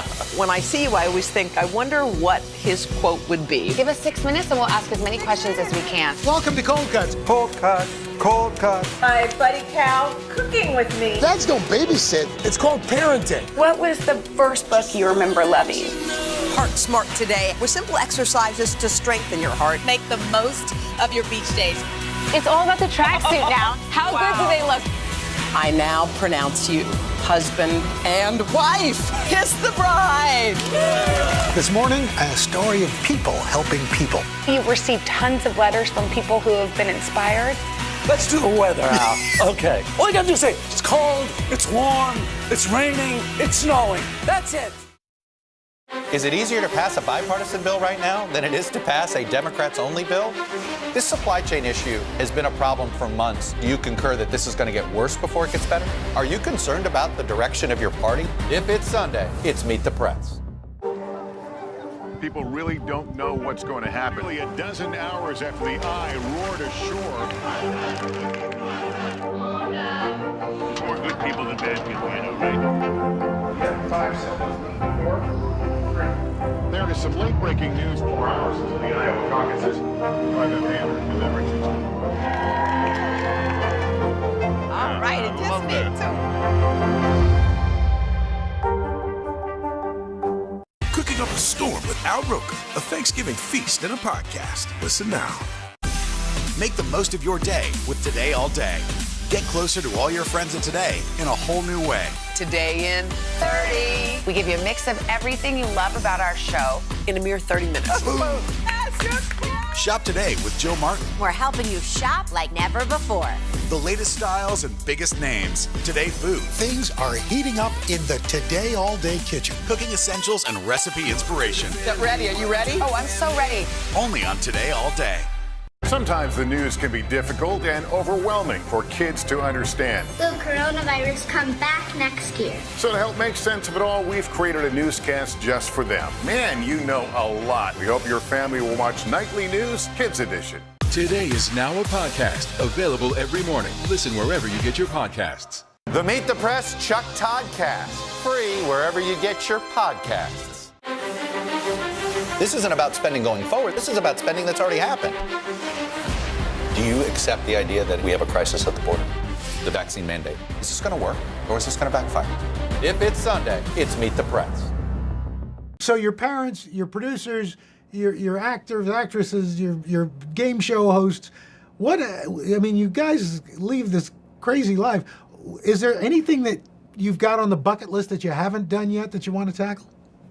I'm recently obsessed with Formula One, so I do intend to go to see some races in foreign countries, which my lovely bride is going to facilitate because she took a movie in England in September. And the conversation literally went like this. She said, so I was pitched a movie. It happens in England. It's going to be with my favorite singer, Ben Platt. It's short. I've already figured out what Formula One races you could go to. If you're in England, you could base out of there. Like, she came with the big carrot. And I was like, hold on a second. So I might get to go to Turkey to the Formula One race. And she said, yeah, I think that could happen. And I was like, you should take this movie. Sounds like a great movie. Because when we take any work, we make decisions as a group. Like, nobody just something like neither of us would go to New Zealand for 6 months to shoot. It would just be crazy stressful on our family. So I knew I had to come up with a really good pitch if I wanted to do this movie. And thankfully he bit. And so, we'll be traveling safely this fall. I won't. I'm going to be juggling chainsaws the whole flight, Cal. But anything we haven't done, I don't think so. I don't know. We don't strategize, to be honest. It's pretty loosey-goosey around here. It is. And I got to say, it's a great, great freedom. I lamented about time moving faster, but the freedom of getting older is that I don't have aspirations anymore. There's no one I'm trying to be. We're just here. Sometimes someone calls and says, you want to come over and do this thing? And then we do it. Like it's transitioned, at least for me, where it's like the goal has kind of been erased, and I love it. So now it's just really about process every time. Like, would that be fun for us? Would we enjoy doing that? And that's a humongous luxury that is new to us. I'm a huge animation fan, and I would say you both have some pretty cool animation projects coming up. Some cooler than others, but yeah. I'm in the Paw Patrol movie, which I did with the sole goal of having something my kids would be excited to see me in. It's a very egotistical driven decision. And as luck would have it, in about the 2 years it takes to make a movie, I've noticed we're not watching Paw Patrol as much as I would like. I had this whole fantasy where they were going to be counting down the days till Friday. I was going to take them to the movies. We're going to do popcorn the whole night. And I'm like, hey guys, no one wants to check out Paw Patrol this weekend? Wait, you guys are watching sitcoms? When did this happen? How about you, Kristen? Well, two of my friends had this idea to create a kids cartoon in the wake of a lot of arts programs being cut from public schools because the budgets just aren't there. And music was so pivotal to me. It brought me to acting. It brought me to so many different things in my life. So we created this show called Do Re Mi. It'll be on Amazon in September. And Do Re and Me. Do Re and Me. I play me. And it's about 3 little songbirds, and it is entertainment for children, but we have pushed in a lot of there's music theory ideas. They live in this place called Bebopsburg, where like instruments grow on trees. We talk about different instruments, and we talk about different types of music from around the world. And it's really a music education class, but masked as a kid's cartoon. So your kids are sort of absorbing all these things that data and science tells us helps their brain with math, with communication, with social activities. Like music actually does that for your brain. It's why they play Little Einstein for babies when they're in the womb. It really does great things for your brain. And so, yeah, these 3 little songbirds, and then we'll have like games to go along with it that will be educational, where the kids can make their own music and they can learn how to, have teammates in a band and stuff. So we're really hoping that fills the gap of music education for kids, because I think every kid deserves it.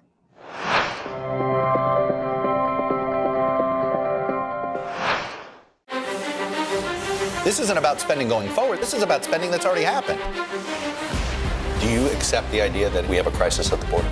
The vaccine mandate. Is this going to work, or is this going to backfire? If it's Sunday, it's Meet the Press. For breaking news in our changing world, download the NBC News app.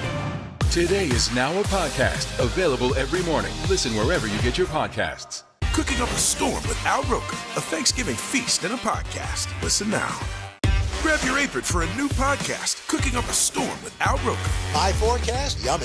Some of the best chefs spill the beans on family secrets to get you ready for Thanksgiving. This is fun. Bringing the heat for the holidays. Follow now wherever you get your podcasts.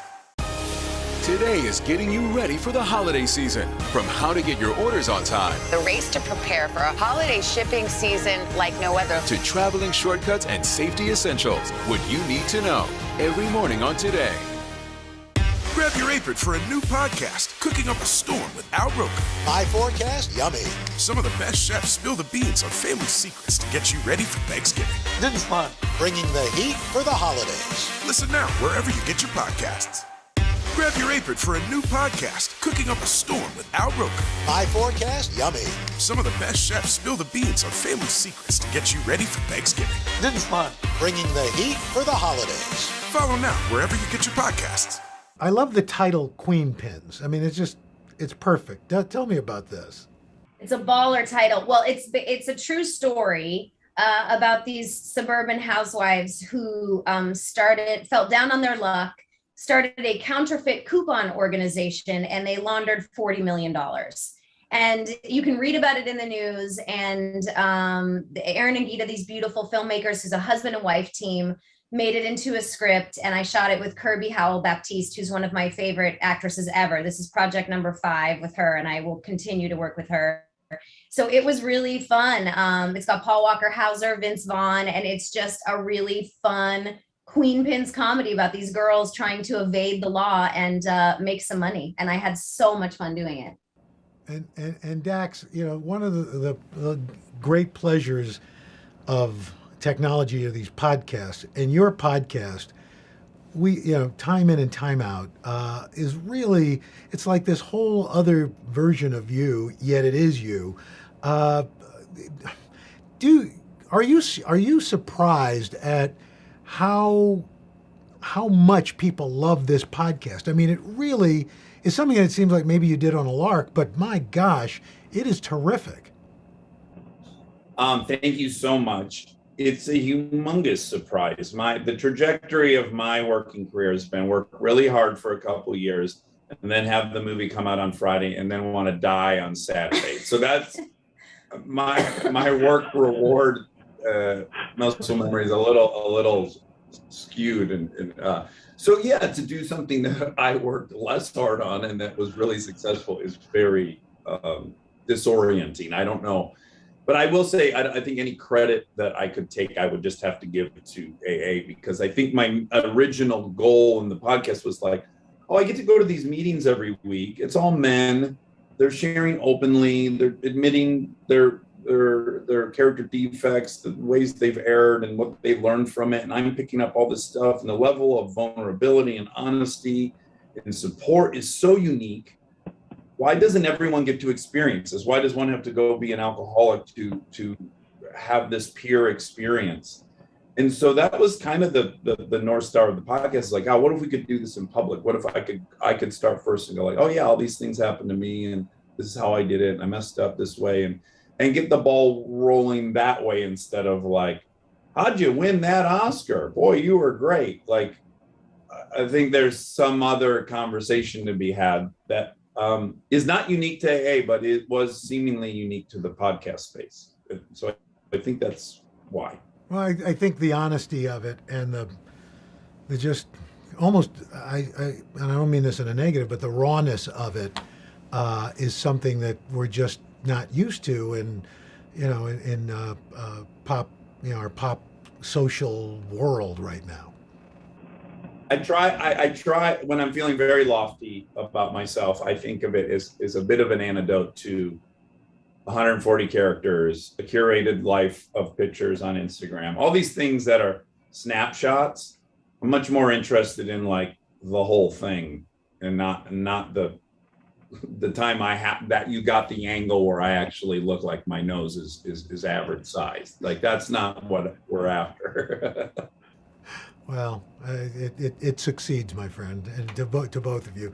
And before we go, I circle back to Family Game Fight. What was it like? I mean, did you enjoy working together?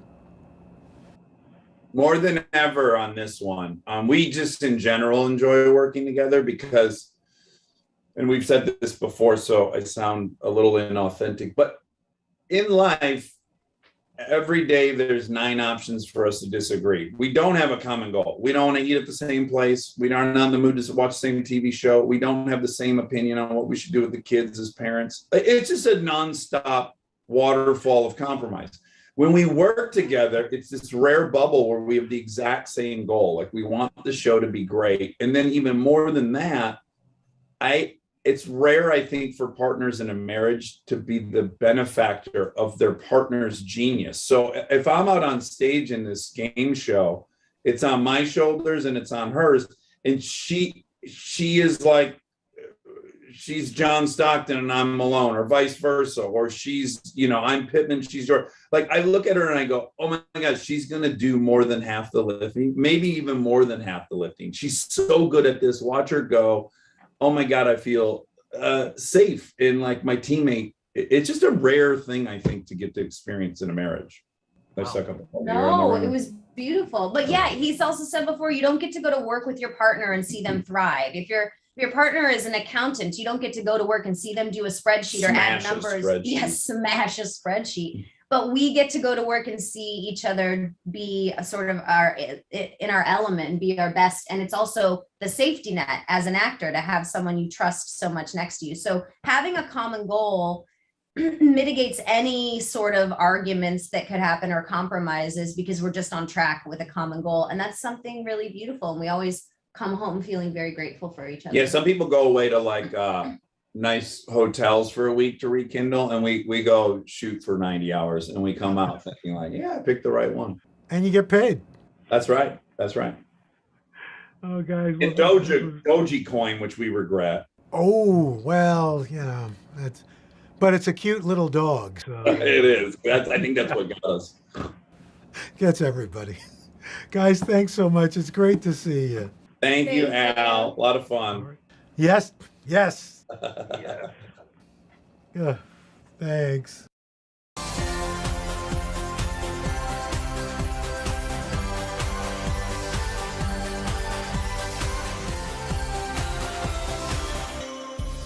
Alrighty, dear listeners, we've reached that part of the meal that for many is the piece de resistance of a Thanksgiving spread, the bird. So to tackle such a monumental dish, we have brought in one of the culinary world's true rising stars, chef and writer Sola El-Waylly. Now, you may have seen some of her very popular YouTube videos on a variety of channels, including New York Times Cooking. She also has a new show on history titled Ancient Recipes with Sola. Not only is Sola known for creating inventive recipes, but she has an undeniable warmth that truly shines no matter where she is. And today, I am thrilled she's able to join us on Cooking Up a Storm to walk us through her recipes for crisp and juicy herb roasted turkey and honey thyme gravy. Almost sounds like an old time, and honey thyme gravy. Well, Sola, welcome. Good to see you, honey thyme. Happy to be here. I must tell you, this recipe is a revelation to me. It's tender, it's crisp, it's flavorful, and it's all because you dry brine your turkey and you spatchcock it. So why? Okay. So the dry brine, we touched on it a little bit before, but it does so many amazing things to the turkey. A dry brine, it sounds like complicated, but you're just putting salt on something and letting it hang out. what happens is as the salt sits on the meat, the meat juices dissolves the salt, and then it gets drawn into the meat. And then that's going to tenderize the meat fibers by actually dissolving some of the meat fibers into like a gel. So when it cooks up, it's going to be really tender, more forgiving if you accidentally overcook it. And of course, it's going to season it, so it tastes really good. And then the best part is that the fat on the skin kind of breaks down a little bit. The skin gets really dry, and then you get like super, super crispy, like shattery skin. And what's interesting is that once you dry brine it, you leave it uncovered in the fridge. For how long? A turkey is really, really big, so at least 24 hours, but I think 48 is like perfect. Just let it go. Forget about it. Set it and forget it. Set it and forget it. There you go. Now, when you talk about turkey, you say that, you know, what you start with is what you're going to finish with. So if you start with a good heritage turkey, you're going to end up with a really tasty turkey. Yeah, I think that you should try and get like the best quality turkey that you can afford. They can get expensive. Maybe you need less turkey per person, but it's going to be a lot tastier.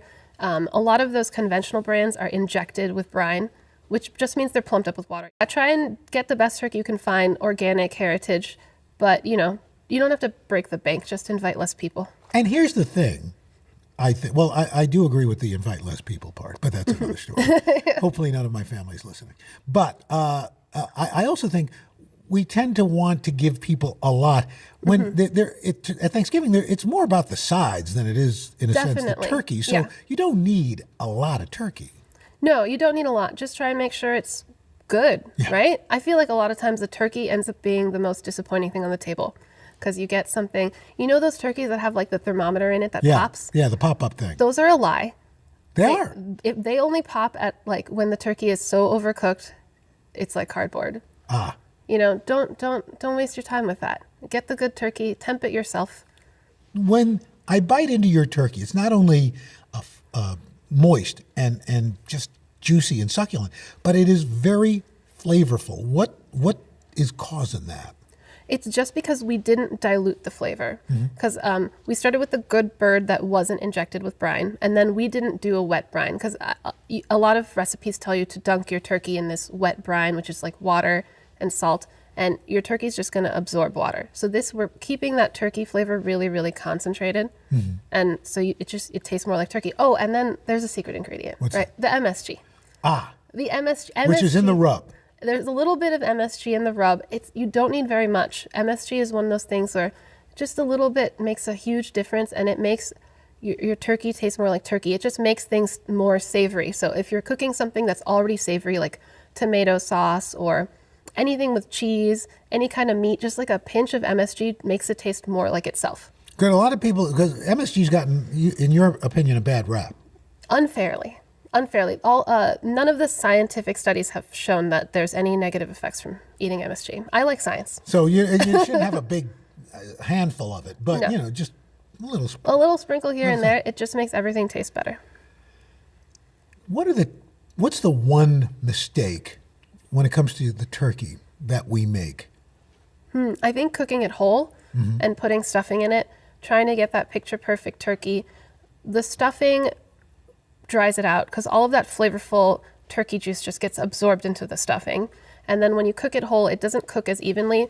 When you flatten out your turkey and spatchcock it, what happens is the legs get a little bit more heat just because of just the design. And then your legs need a little bit more heat. They're going to take longer to cook. They take a little longer to cook, so that way they get a little bit more heat. That connective tissue has a chance to break down. And your breast, which is in the center, is a little bit more protected. When you cook your turkey whole, the breast is getting all of the heat. Yeah, because it's up high. It's up high, it's getting all that attention, and it should be like a little bit protected, you know? Wow.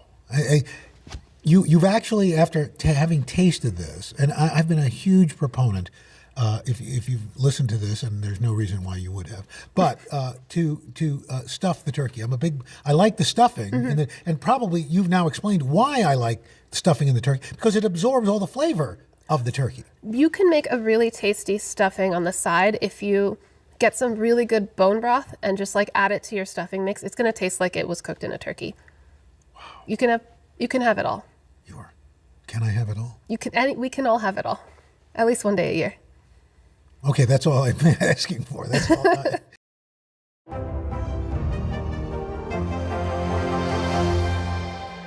Cooking up a storm with Al Roker, a Thanksgiving feast and a podcast. Listen now. Today is getting you ready for the holiday season. From how to get your orders on time, The race to prepare for a holiday shipping season like no other. to traveling shortcuts and safety essentials, what you need to know every morning on Today. Good morning, everybody. Welcome to Today. Let's go. You think you'll run for office one of these days? I'm not saying no to anything. Wow. Welcome to Football Fright in America. That was amazing. People really don't know what's going to happen. Nearly a dozen hours after the eye roared ashore. More good people than bad people, you know, right? Yeah, 5 seconds. 4, 3. There is some late-breaking news 4 hours into the Iowa caucuses by the hand with everything. All right, it just did too.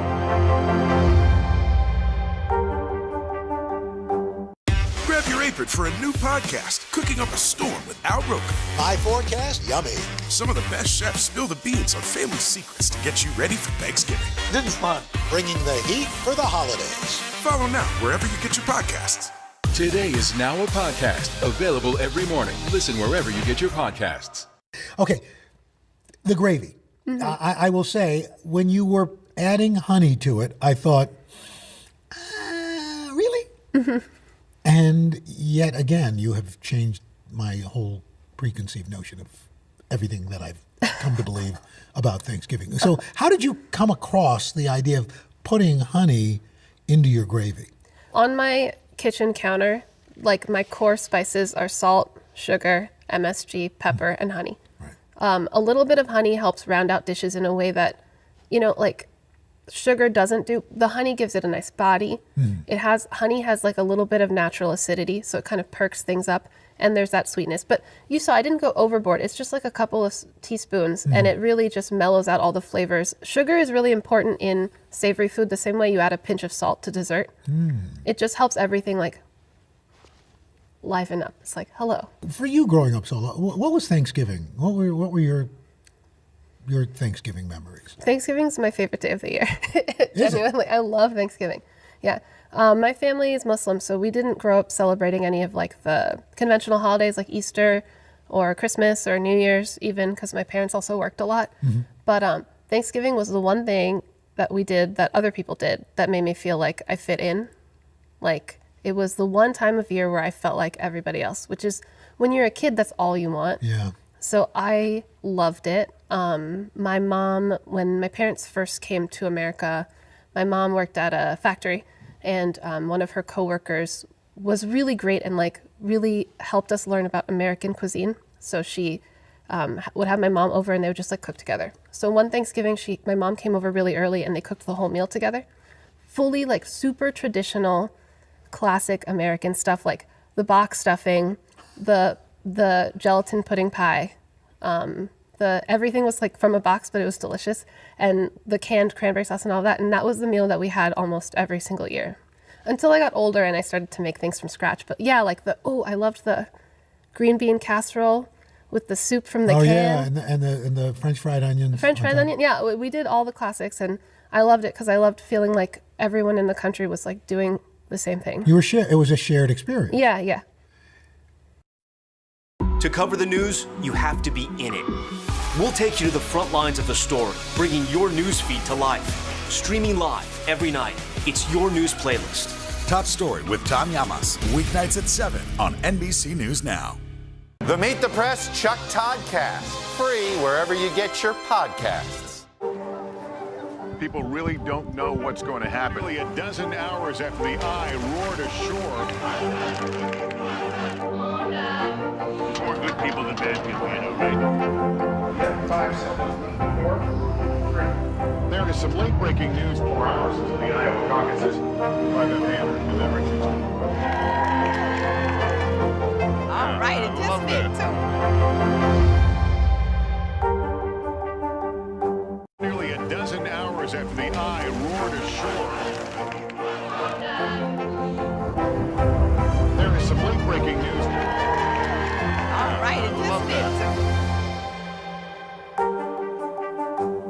To cover the news, you have to be in it. We'll take you to the front lines of the story, bringing your news feed to life. Streaming live every night. It's your news playlist. Top Story with Tom Llamas. Weeknights at 7 on NBC News Now. Cooking up a storm with Al Roker, a Thanksgiving feast and a podcast. Listen now.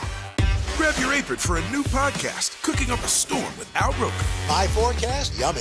Some of the best chefs spill the beans on family secrets to get you ready for Thanksgiving. This is fun. Bringing the heat for the holidays. Follow now wherever you get your podcasts. Today is getting you ready for the holiday season. From how to get your orders on time, The race to prepare for a holiday shipping season like no other. to traveling shortcuts and safety essentials, what you need to know every morning on Today. Today is now a podcast, available every morning. Listen wherever you get your podcasts. So we're doing this spatchcocking, and you are dry brining Yes, the turkey. very important.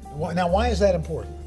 So by dry brining, what you're doing is, it sounds a lot more complicated than it is. You're just gonna sprinkle salt and whatever else you want on there. And then what happens is, it takes time. As it sits in the fridge, the salt on the surface of the turkey is gonna dissolve, and it creates a really concentrated brine with just the salt and the turkey juices that then gets sucked into the turkey.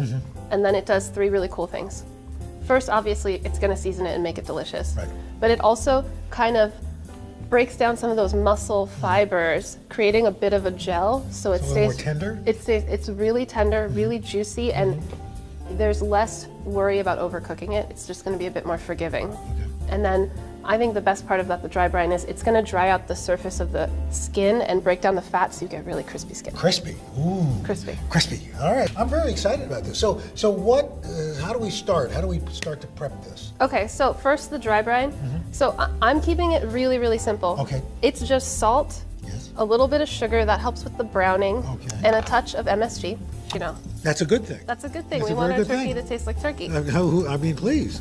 But you can add spices to this. I like to keep it simple because especially if you're doing like a potluck and you have a bunch of friends coming. Yeah. So now you're going to show us how to spatchcock. Yeah, okay. So we've got like a 12 to 14 pound turkey. I think you don't want to get bigger than that because that's when it starts to cook really unevenly.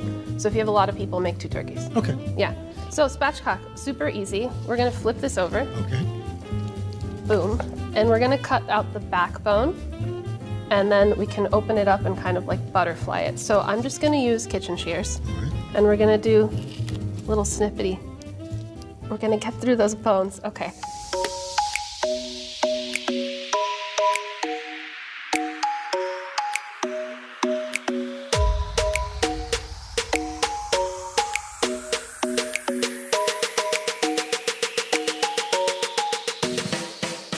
We'll get to the cracking sounds. You did it! Ah! I need a napkin. I need a towel. Don't you feel strong after I that? feel like I'm going to go rip out a transmission of a car. Okay, so now we're gonna flip it over. Okay. So some people like to remove these wing tips, but I don't bother because that was already a journey, right? Right. So now we're gonna I flatten. got to take a break. I'm exhausted. Yeah. Okay, so now I'm gonna get on top and just flatten the breast. Very important. We're gonna dry off our turkey. So the idea is to reduce as much moisture on the surface. Totally, yeah. So we want to get it. Take your time with this part. I'm gonna pat the cutting board dry because I don't want to lose a bunch of dry brine to the board. Okay. Because it's gonna stick to whatever's wet. Oh. And then we're gonna get sprinkling on every inch of this turkey, all over, inside, outside. Let's start with this part because we're gonna flip it over. So get every single bit, rain it on. Make it rain. We're gonna use all of this. I know it All looks of like a lot of salt, but you need it. It's a very big bird. So some of it's gonna fall off. You wanna pick it up, get it back on there. Every single inch. Now when you get your turkey in the oven, we're gonna let this sit in the fridge. Right. And what's gonna happen is initially it's gonna get really wet because the salt's gonna Draw out the moisture. draw out the moisture. That's the first stage. And then if you let it sit, let it just keep sitting, it's gonna once again like get really nice and dry once that salt and moisture gets reabsorbed. Now, when you put it in the fridge, should it be skin side up?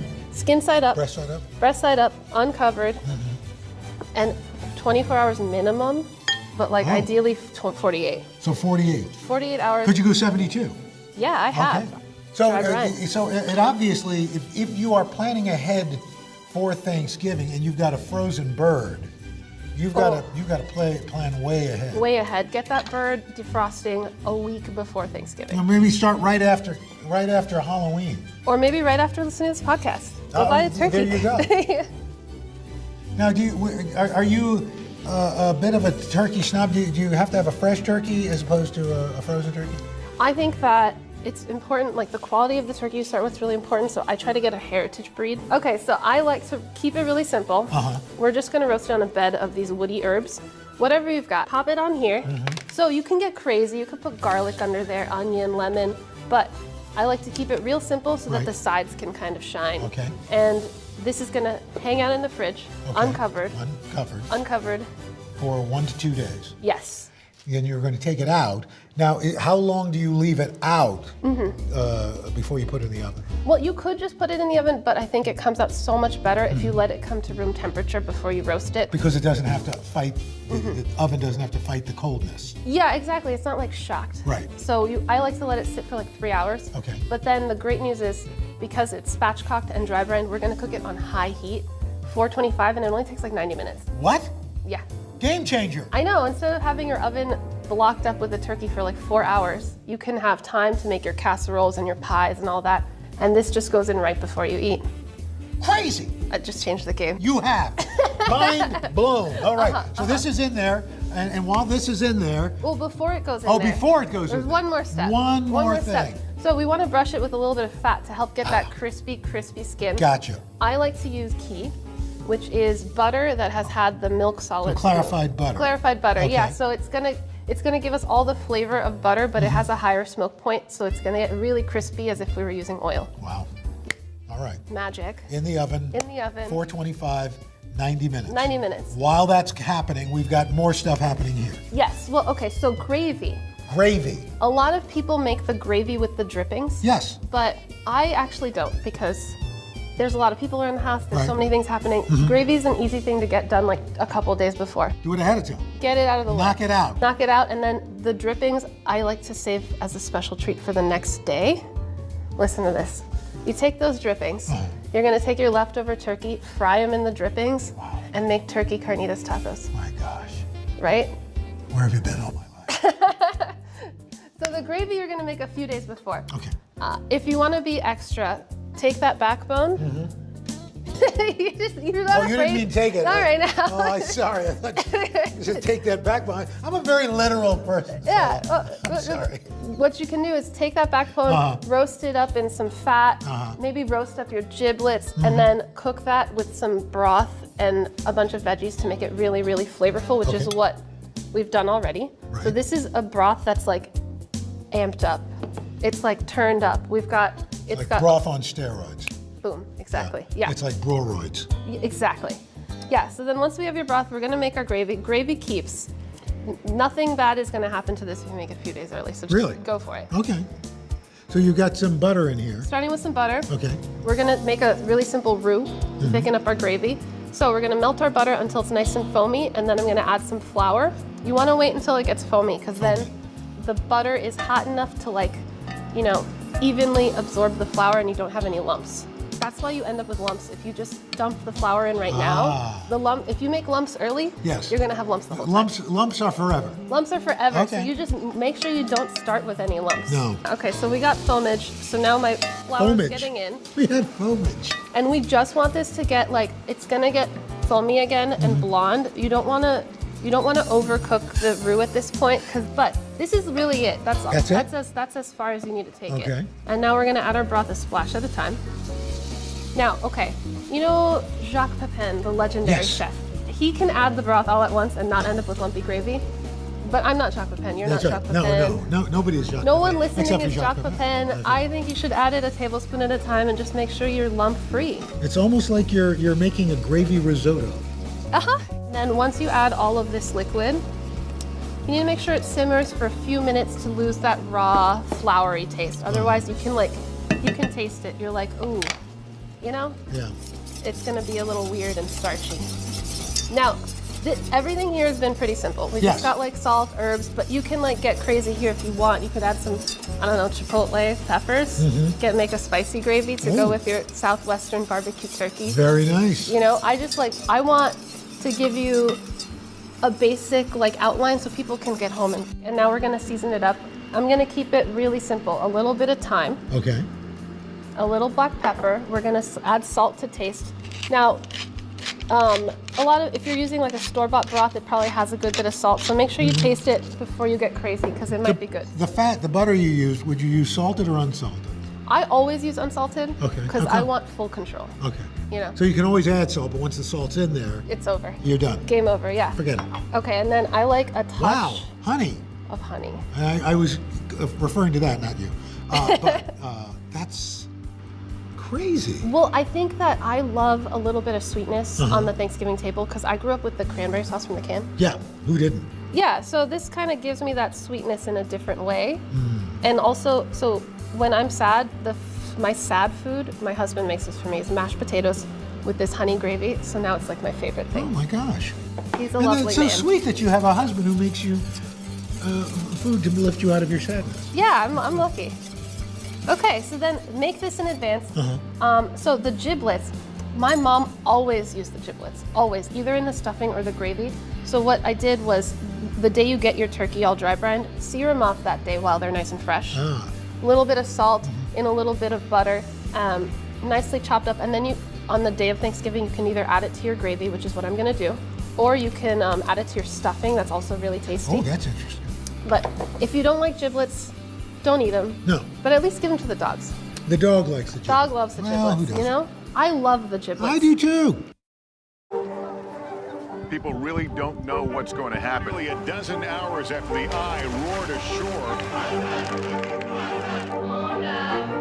More good people than bad people, you know, right? 5 seconds. 4, 3. There is some late-breaking news 4 hours until the Iowa caucuses. By the hand delivered Tuesday. All right, it just did too. Sometimes the news can be difficult and overwhelming for kids to understand. Will coronavirus come back next year? So to help make sense of it all, we've created a newscast just for them. Man, you know a lot. We hope your family will watch Nightly News Kids Edition. Is it easier to pass a bipartisan bill right now than it is to pass a Democrats-only bill? This supply chain issue has been a problem for months. Do you concur that this is going to get worse before it gets better? Are you concerned about the direction of your party? If it's Sunday, it's Meet the Press. Nearly a dozen hours after the eye roared ashore. There is some late-breaking news. All right, it just did too. Cooking up a storm with Al Roker, a Thanksgiving feast and a podcast. Listen now. Today is now a podcast, available every morning. Listen wherever you get your podcasts. The Meet the Press Chuck Toddcast, free wherever you get your podcasts. Over here is our lovely finished bird. Yeah, so after your bird comes out of the oven, you gotta let it rest. Right, how long? At least 20 minutes. Uncovered, because if you cover it, it's gonna get steamy and you're gonna lose that crispy skin. But it's okay for like 40 minutes if you have other things you need to do. And like while it waits, I think we can like get dressed up, you know? Oh. Prepare, right? We can dress up just like the turkey. The turkey doesn't have to have all of the fun. Yeah, there you go. Yeah. By spatchcocking it, is it easier to carve? Because so much easier. A lot of people have, including myself, have butchered a good turkey. That makes it so hard. It's easier to just remove the whole breast and then work with the pieces on your cutting board. So you're gonna take, when your turkey is like out of the oven, take it to your guests, let them revel in the glory. Behold! Behold. We have spatchcocked this for you. Yeah. And then bring it back into the kitchen and we're gonna carve. Now carving's not so hard. Just start with the pieces that are the most in the way. I'm gonna get rid of these wings. We're not actually cutting through any bones, so the turkey's so nice and tender. We're just really easily, see, it's like butter. Just like that. We're just coming right through the joints.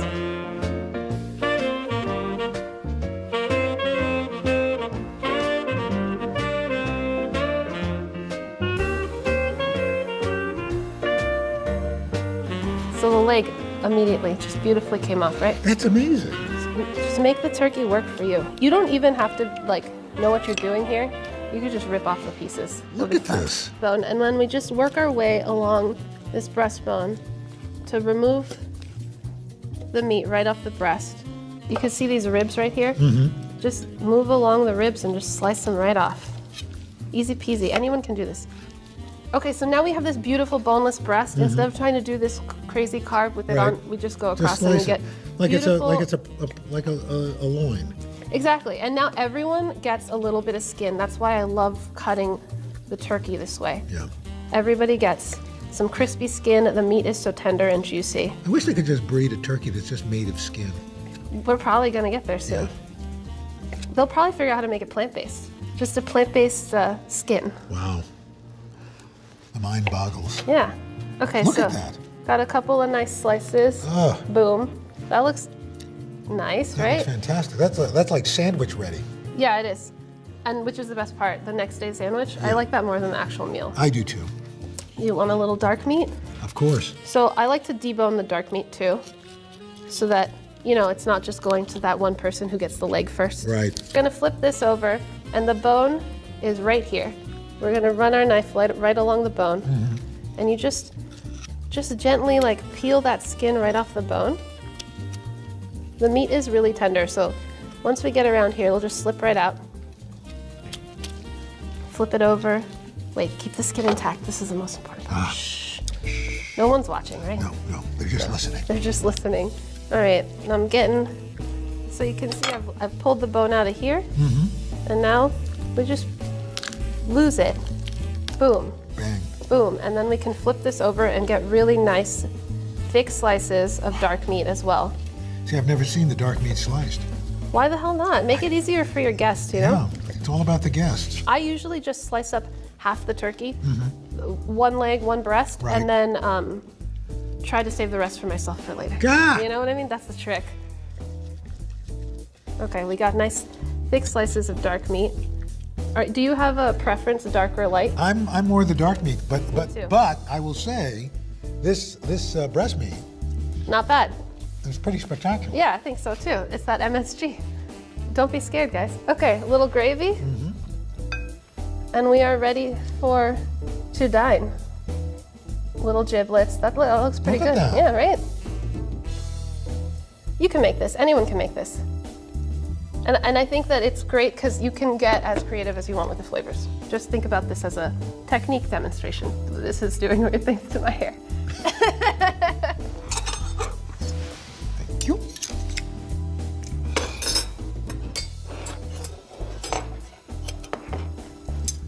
Okay.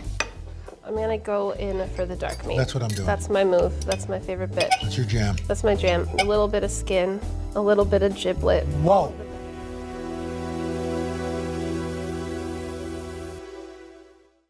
Grab your apron for a new podcast, Cooking Up a Storm with Al Roker. My forecast, yummy. Some of the best chefs spill the beans on family secrets to get you ready for Thanksgiving. This is fun. Bringing the heat for the holidays. Listen now wherever you get your podcasts.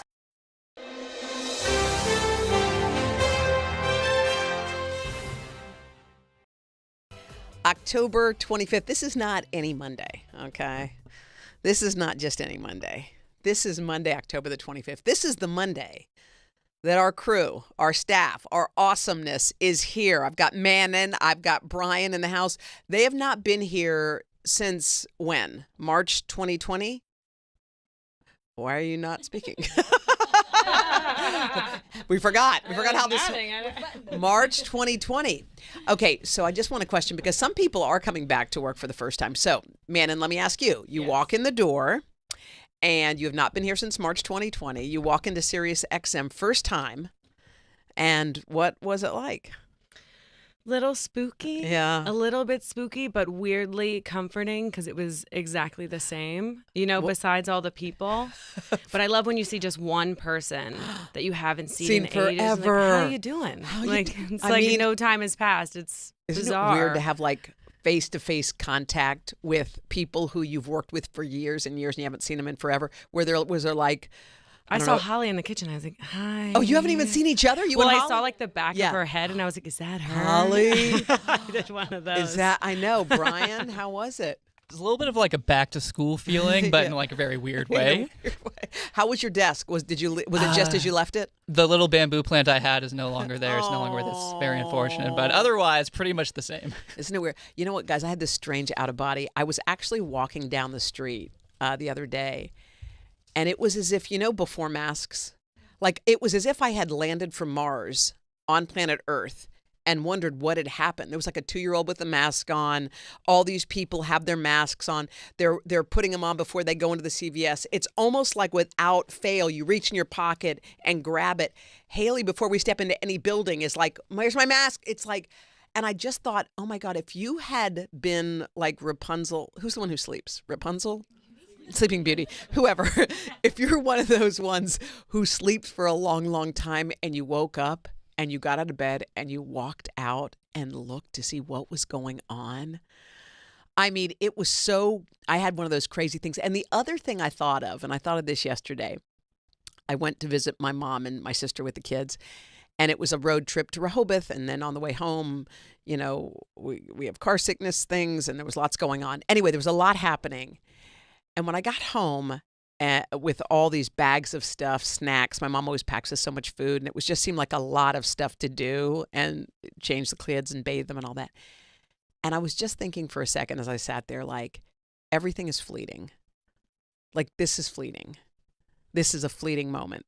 And to sit with it, in it, and remember it. And just before I came over here, I was talking to a friend of mine named Monica.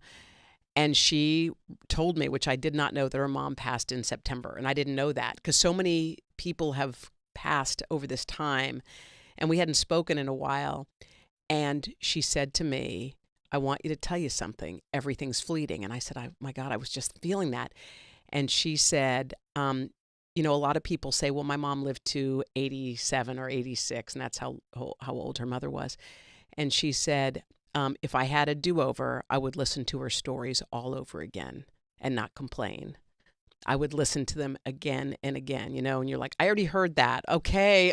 You know how all kids are, no matter if you're grown or not with your parent.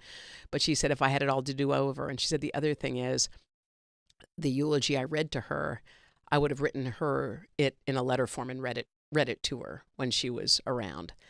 And I thought, isn't that such a beautiful thing? And sometimes you forget because you get caught up in the anxiety of, the kids, or my parents, or all the uh-ohs. And she said, just do that. And it reminded me of what that rabbi who we spoke to a while ago said, the rabbi leader who I love.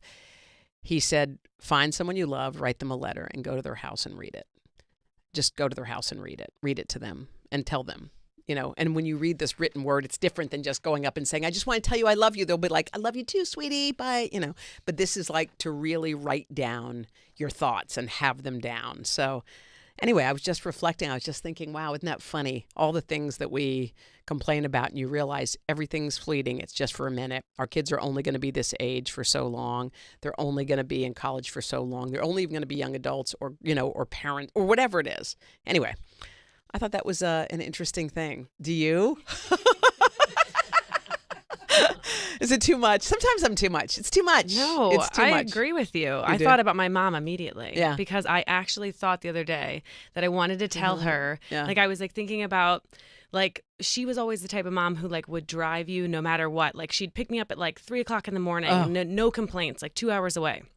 And I was like, a lot of people didn't have the mom who would like go, and she'll still do it. She'd be like, what time, where? 4:00 in the morning. She'll I'll just be there. Yeah, she'll always be there to do it. And I thought of that in my head when you said that. That's so funny. And when you just said that, I was remembering my brother and I delivered the Washington Post when we were kids. And the Washington Post on Sundays especially was so heavy you couldn't carry but 5 in your bag because they weighed a ton. Picture all those dark drug ads and all that junk that was stuffed in the papers. So my mom every morning would take the station wagon and drop papers off on the curbs, on the corners, so that we would have 5 in our bag. We would distribute them. And then on the next corner, we'd pick up the next 5 and distribute those. And then the next 5. So she woke up because we had to have them delivered by 5 or whenever it was in the morning, 6 in the morning. And she did that. It's like moms who go above and beyond and do all that kind of stuff. And you're right. Sometimes we just forget about it. We're just going on our merry way. By the way, you know who I love? Sheryl Crow. I love me some Sheryl Crow. Do you know that Sheryl Crow's turning 60 years old? She's turning 60. She's got 2 beautiful kids, 11 and 14, and she's about to have a big birthday. And she was saying that if she was told today that she could never, ever make music again, ever, and that's her, obviously one of her big, huge passions, she said she would be just as happy because of the family that she created. And she said when she was with Lance Armstrong, she didn't want to be a stepmom and a girlfriend. She said she didn't want to be a babysitter and not a mother. She didn't want to have the mothering part of her. She didn't have that piece. And she said her mother, who she thought was very old-fashioned, said to her, well, then why don't you just have babies on your own? She was like, Mom? Because her mom, she thought was old school. You got to have the exact family unit in order to have a child. And she said like the lights went on in her house and she ended up adopting these kids and taking this path. And to think that someone said if someone took away the thing that's very important to you artistically, professionally, and you would still be equally as happy, because she says she gets to, raise these incredible kids. And I just thought she just got such insight. And plus, you don't really hear much about Sheryl Crow's other life. You just hear, she's a great musician, seems a lot of fun, but you don't hear about her parenting and her choices. And she said, she's got a big milestone birthday. I mean, 60 is a milestone. And she was giggling about it. Like, oh God, don't say it, Hoda. But she was, she was feeling good about it. I feel like milestones can really get you if you're not careful. They can. We got a big show today. We've got William Shatner with us, and we got Taye Diggs. Nearly a dozen hours after the eye roared ashore. There is some late-breaking news. All right, Grab your apron for a new podcast, Cooking Up a Storm with Al Roker. My forecast, yummy. Some of the best chefs spill the beans on family secrets to get you ready for Thanksgiving. This is fun. Bringing the heat for the holidays. Follow now wherever you get your podcasts. Good morning, everybody. Welcome to Today. Let's go. You think you'll run for office one of these days? I'm not saying no to anything. Wow. Welcome to Football Fright in America.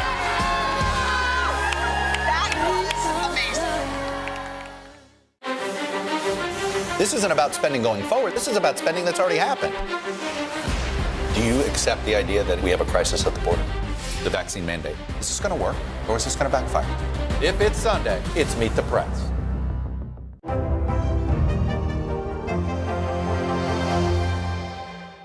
Grab your apron for a new podcast, Cooking Up a Storm with Al Roker. My forecast, yummy. Some of the best chefs spill the beans on family secrets to get you ready for Thanksgiving. This is fun. Bringing the heat for the holidays. Listen now wherever you get your podcasts. Good morning, everybody. Welcome to Today. Let's go. You think you'll run for office one of these days? I'm not saying no to anything. Wow. Welcome to Football Fright in America.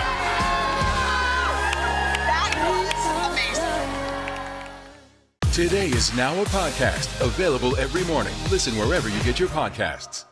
Grab your apron for a new podcast, Cooking Up a Storm with Al Roker. My forecast, yummy. Some of the best chefs spill the beans on family secrets to get you ready for Thanksgiving. This is fun. Bringing the heat for the holidays. Listen now wherever you get your podcasts. Cooking Up a Storm with Al Roker, a Thanksgiving feast and a podcast. Listen now. Hi, Hoda. Aren't you the busy lady? Well, Mr. Shatner, how are you? Oh my God, we've gone where no man has gone before. We're going to work on that. There you are.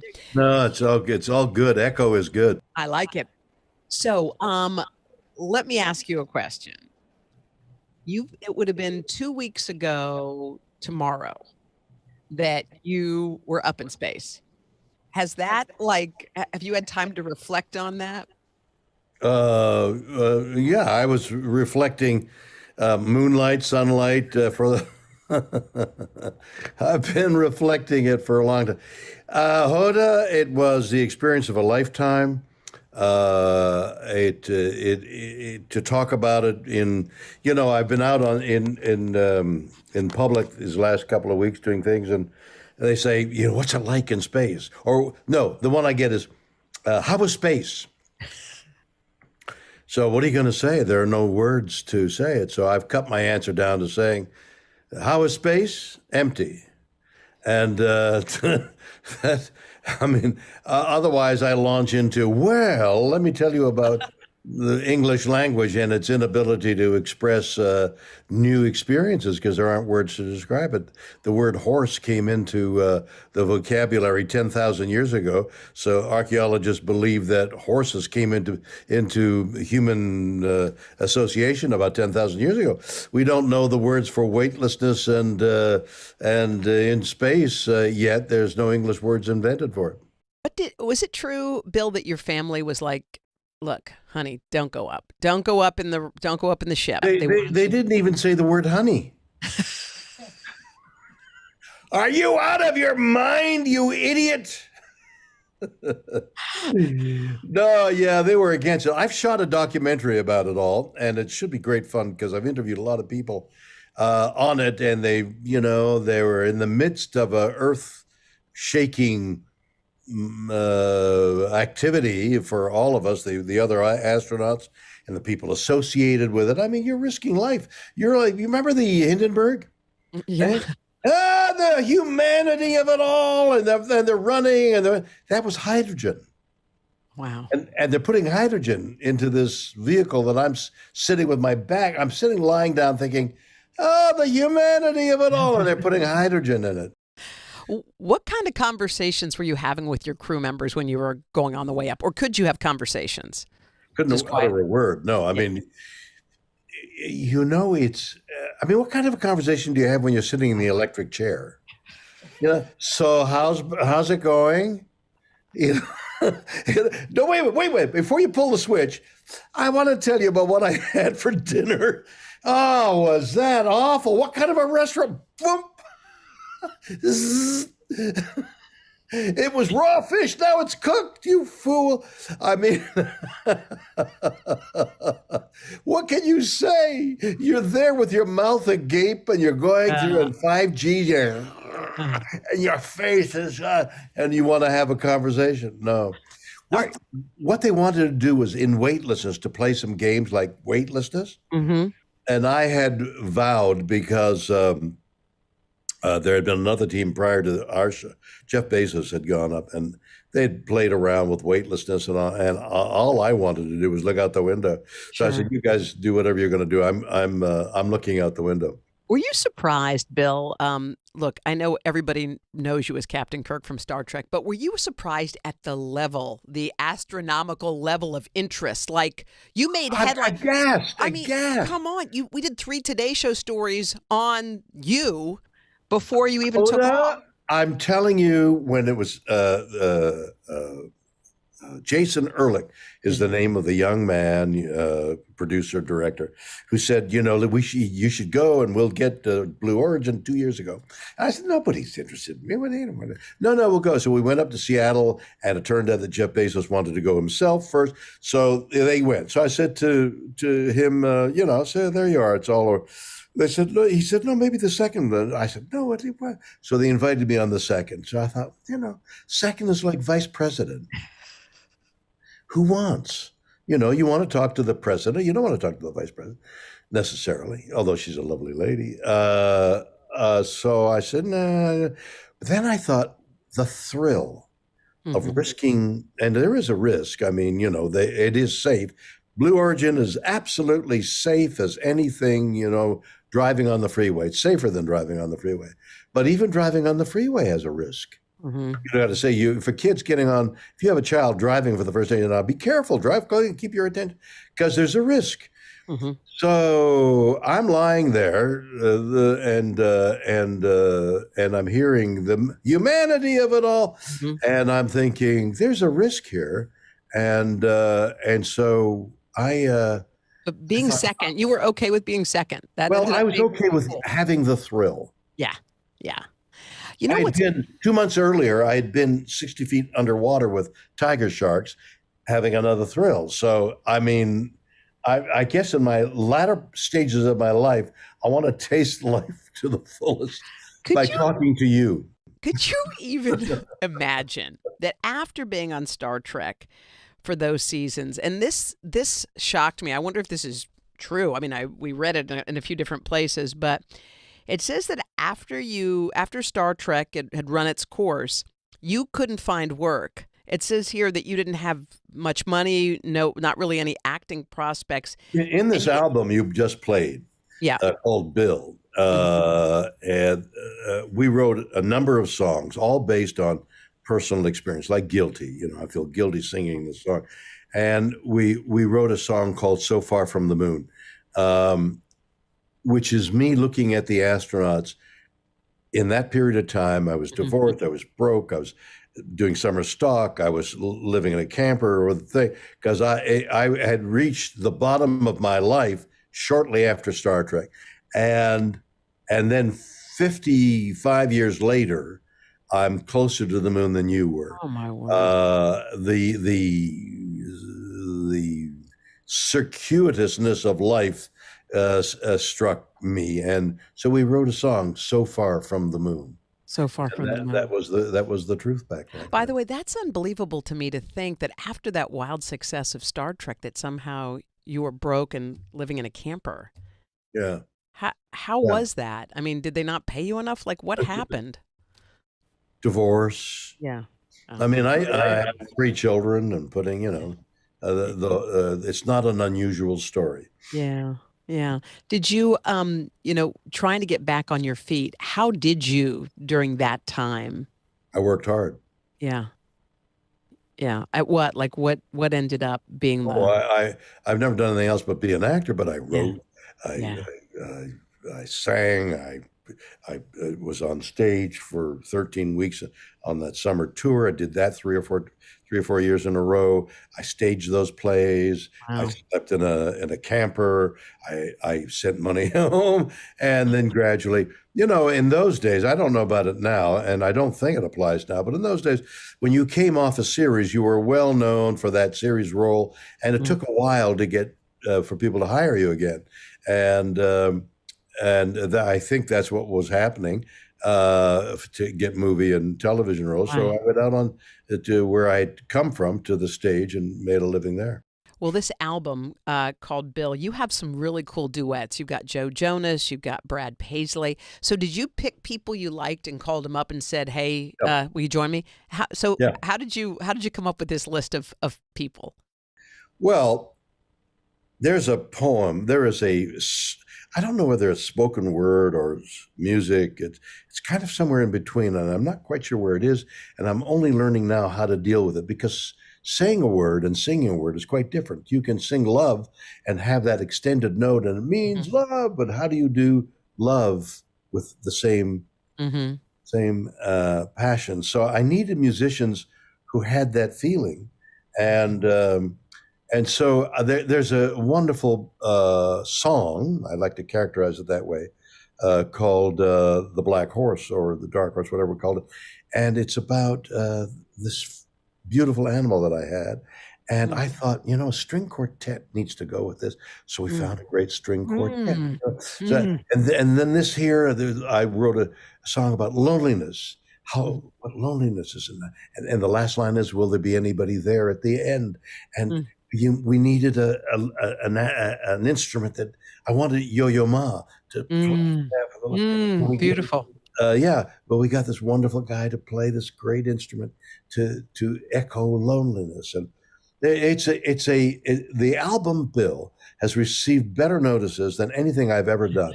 It is spectacular, and it's doing so well, and I'm so proud of it. And we're waiting with anticipation that the label picks up the option so we can write another album, because we've got half of it written already. Well, you said that before you went up to space, you were swimming in the depths of the ocean. So do you have something that's next on your list of things to do? Well, I've been up there and I've been down there. Yeah. And I've had the thrill of talking to you. So, I mean, what else is there? Bill Shatner, thank you so much for hanging with us today. Again, you can find his spoken word album. It's called Bill. It's out now wherever you stream your music. I cannot wait to see what you do next. Thank you so much, and we'll see you on the Today Show soon again, I'm sure. I hope so. Take care. Take care. Bye, Bill. News is more than a headline. It informs, it inspires, and it still matters. To cover it, you have to be in it. And that's what we're gonna do. Every night, we take you to the front lines of the story, where it's actually happening, with NBC News journalists on the ground from all over the world. We cover what you need to know and bring your newsfeed to life. In primetime and streaming live, it's your news playlist every night. Top Story with Tom Llamas, weeknights at 7 on NBC News Now. To cover the news, you have to be in it. We'll take you to the front lines of the story, bringing your newsfeed to life. Streaming live every night, it's your news playlist. Top Story with Tom Llamas, weeknights at 7 on NBC News Now. Good morning, everybody. Welcome to Today. Let's go. You think you'll run for office one of these days? I'm not saying no to anything. Wow. Welcome to Football Fright in America. That was amazing. News is more than a headline. It informs, it inspires, and it still matters. To cover it, you have to be in it. And that's what we're gonna do. Every night, we take you to the front lines of the story, where it's actually happening, with NBC News journalists on the ground from all over the world. We cover what you need to know and bring your newsfeed to life. In primetime and streaming live, it's your news playlist every night. Top Story with Tom Llamas, weeknights at 7 on NBC News Now. Good morning, everybody. Welcome to Today. Let's go. We're going to kick off the Pink Power and Breast Cancer Awareness Month. What's the best thing about being this age? You have nothing to prove because you already proved it. What does it feel like to be in a city that you love so much? I am humbly proud that I stuck up for my town. We all have the honor of helping reopen the doors. Broadway is back!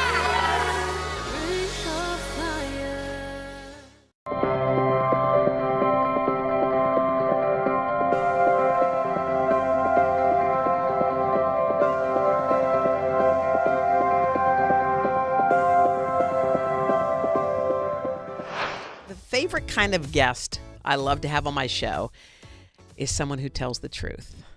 And that is why I like my next guest. Taye Diggs is somebody who, when he comes on the show, he always tells you just like it is. He never is, I don't know. I always feel like someone's taking truth serum when Taye shows up. So I'm excited to have Taye Diggs here. Taye, first of all, can I just say, I know it's radio, but I can see you and you are styling. Tell me. Well, no, I need to know.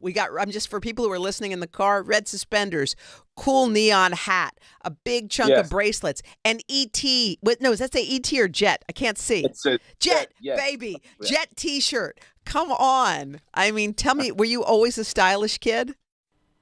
I was always a poor kid, so that when I started making a little bit of money, I made sure I tried to dress like I had always imagined I wanted to dress when I was just a poor boy growing up. So I'm still working through a lot of that in therapy. You know what? That's interesting because I think that I know a few people I'm close with who are dealing with a very similar feeling. So Sure. When you were in school and you feel like when you were a kid and you didn't have what the other kids had, how did you react to that situation? What did you do? You know, I was just funny you should ask. I was just discussing this with my son and a really good friend of mine who also works with me about how to kind of manifest things. And today that word is thrown around so often.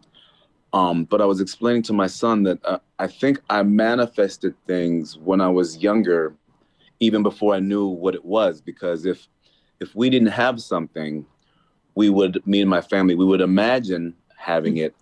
And I think one of the main things in manifesting is feeling what it would feel like if you had it. And that's literally how we would just get through life. Do you know what I mean? Like if we were driving to church in our old jalopy, we would imagine we were in the Corvette that we just said, okay, that's my white Corvette. And then we would imagine that we were riding in that Corvette.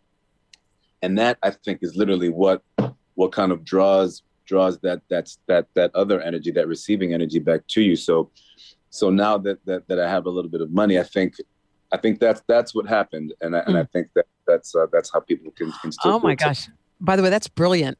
It's so funny that you're saying that because I interviewed Tyler Perry a while ago, and he said something that struck me. He said he was living in New Orleans, my city that I love so much, and he said he was going through hell basically, and he said he remembered like hiding under the porch, so he wouldn't get hurt by any of his family members, and he was always imagining a better life. And then he said he would walk into houses that had for sale signs. Yeah. Houses, because he said he wanted to see where he was going to live, or he would go to the car lot and get behind the wheel of a good car so he could see the car he was going to drive. And it does happen. Sure. But in that moment when you're a kid, though, Tay, you can imagine those things. But how did you deal with it, like on Monday or on Tuesday or on Wednesday when you just had to go to school? Well, it was life, and we were so. And this is where I feel blessed. It's like you don't know you're poor until somebody else tells you. So we didn't know we had it awful. We just could see what the other side was like. You know what I mean? So we didn't know what it was like to feel rich, but it didn't feel bad to feel poor. Like we weren't inside those people's lives. Yeah. It would be cool to be in this car. Our car was just our car. There was like life, and then there was what we could only imagine white people's lives were like. You know what I mean? We didn't come back, this is our old, but it wasn't until I started going to private school, seeing what other people's lives were really like. Yeah. And then coming back to my home being like, oh, wow. And then that's when, the kind of the downside of that where you stop fantasizing and you just start craving, you know what I mean? And start working for other reasons as opposed to just the love of the craft. Boy, that's interesting. Stop fantasizing and start craving. To cover the news, you have to be in it. We'll take you to the front lines of the story, bringing your news feed to life. Streaming live every night. It's your news playlist. Top Story with Tom Llamas, weeknights at 7 on NBC News Now. For breaking news in our changing world, download the NBC News app. This isn't about spending going forward. This is about spending that's already happened. Do you accept the idea that we have a crisis at the border?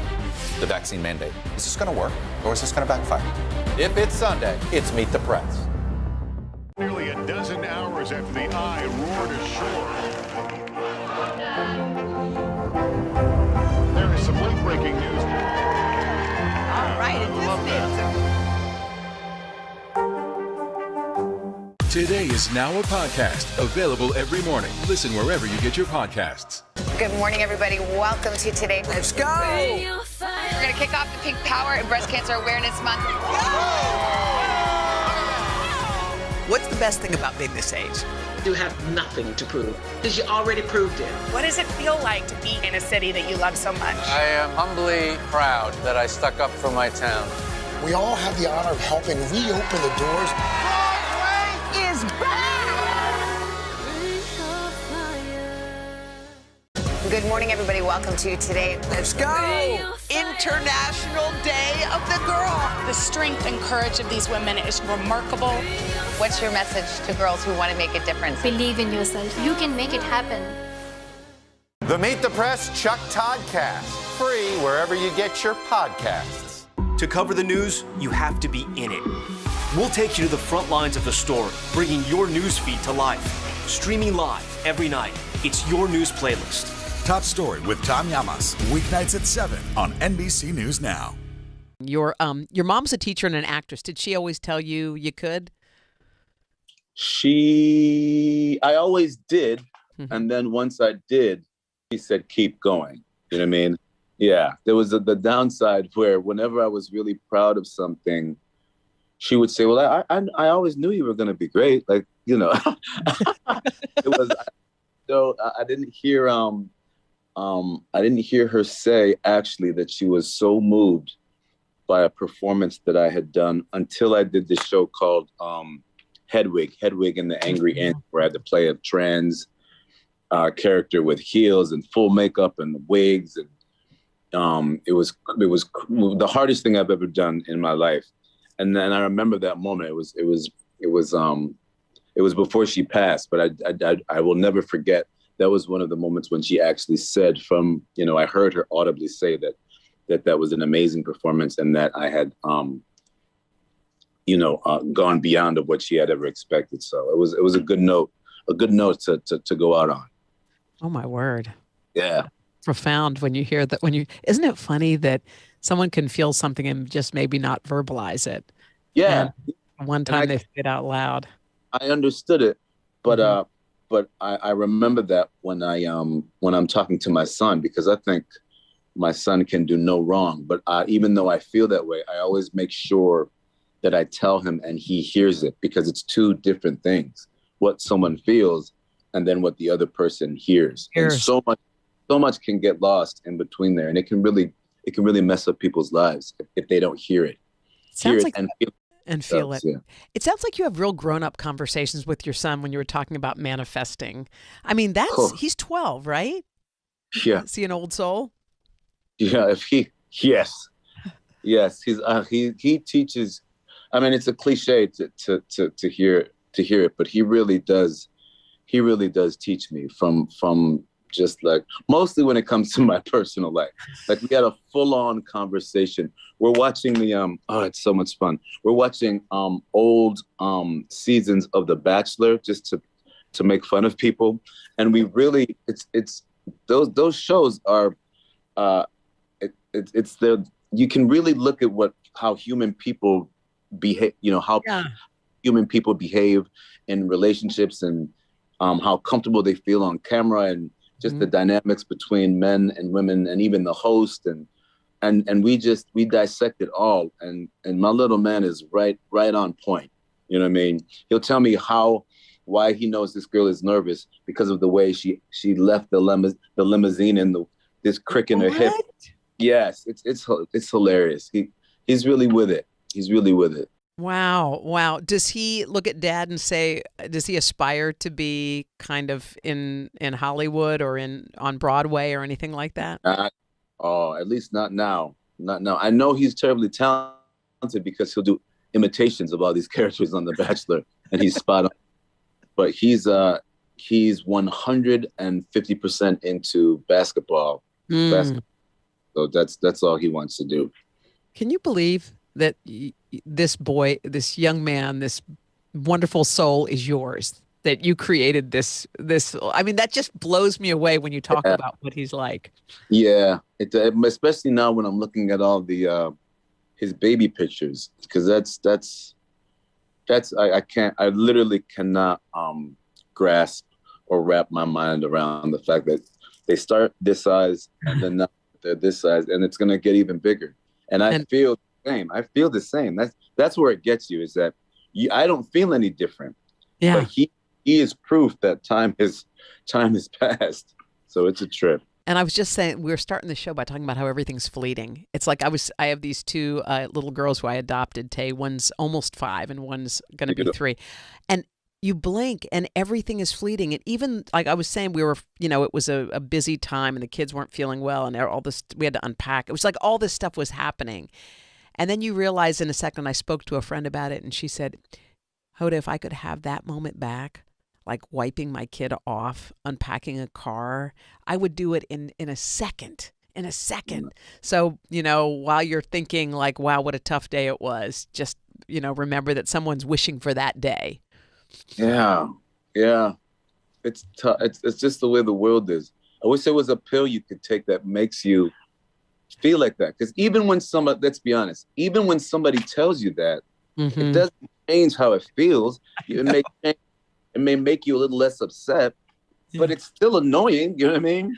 And that's the way life, like, it never really works. It just helps you get through that moment. But, if I'm yelling at my kid, I'm like, oh, could you imagine if he wasn't? Okay, but I'm still mad at you. You know what I mean? So, by the way, our entire crew in here is laughing because you're speaking truth again. I know. I was speaking in fantasy, and you finally just got real. You were like, no, you're still ticked at your kid. Okay, I don't care how many people tell you it's fleeting. Like, it's still annoying. It's all get out. You're right. You are right. Okay, you've got season 4 of your hit show, All American on CW. Does your son watch that, or you think it's too grown up? No, it's not. Well, I don't know if it's too grown up, but we definitely watch it together, and we have major discussions about it. So I feel very lucky because he's 12, I'm 50, so I'm way past being cool, and he's just entering being the coolest. So I'm holding on to any of these moments that I can where we can share the same room, and I can hold my head up high. You know what I mean? Did you say you were 50? I'm 50. Yes. How was that? How was that milestone, babe?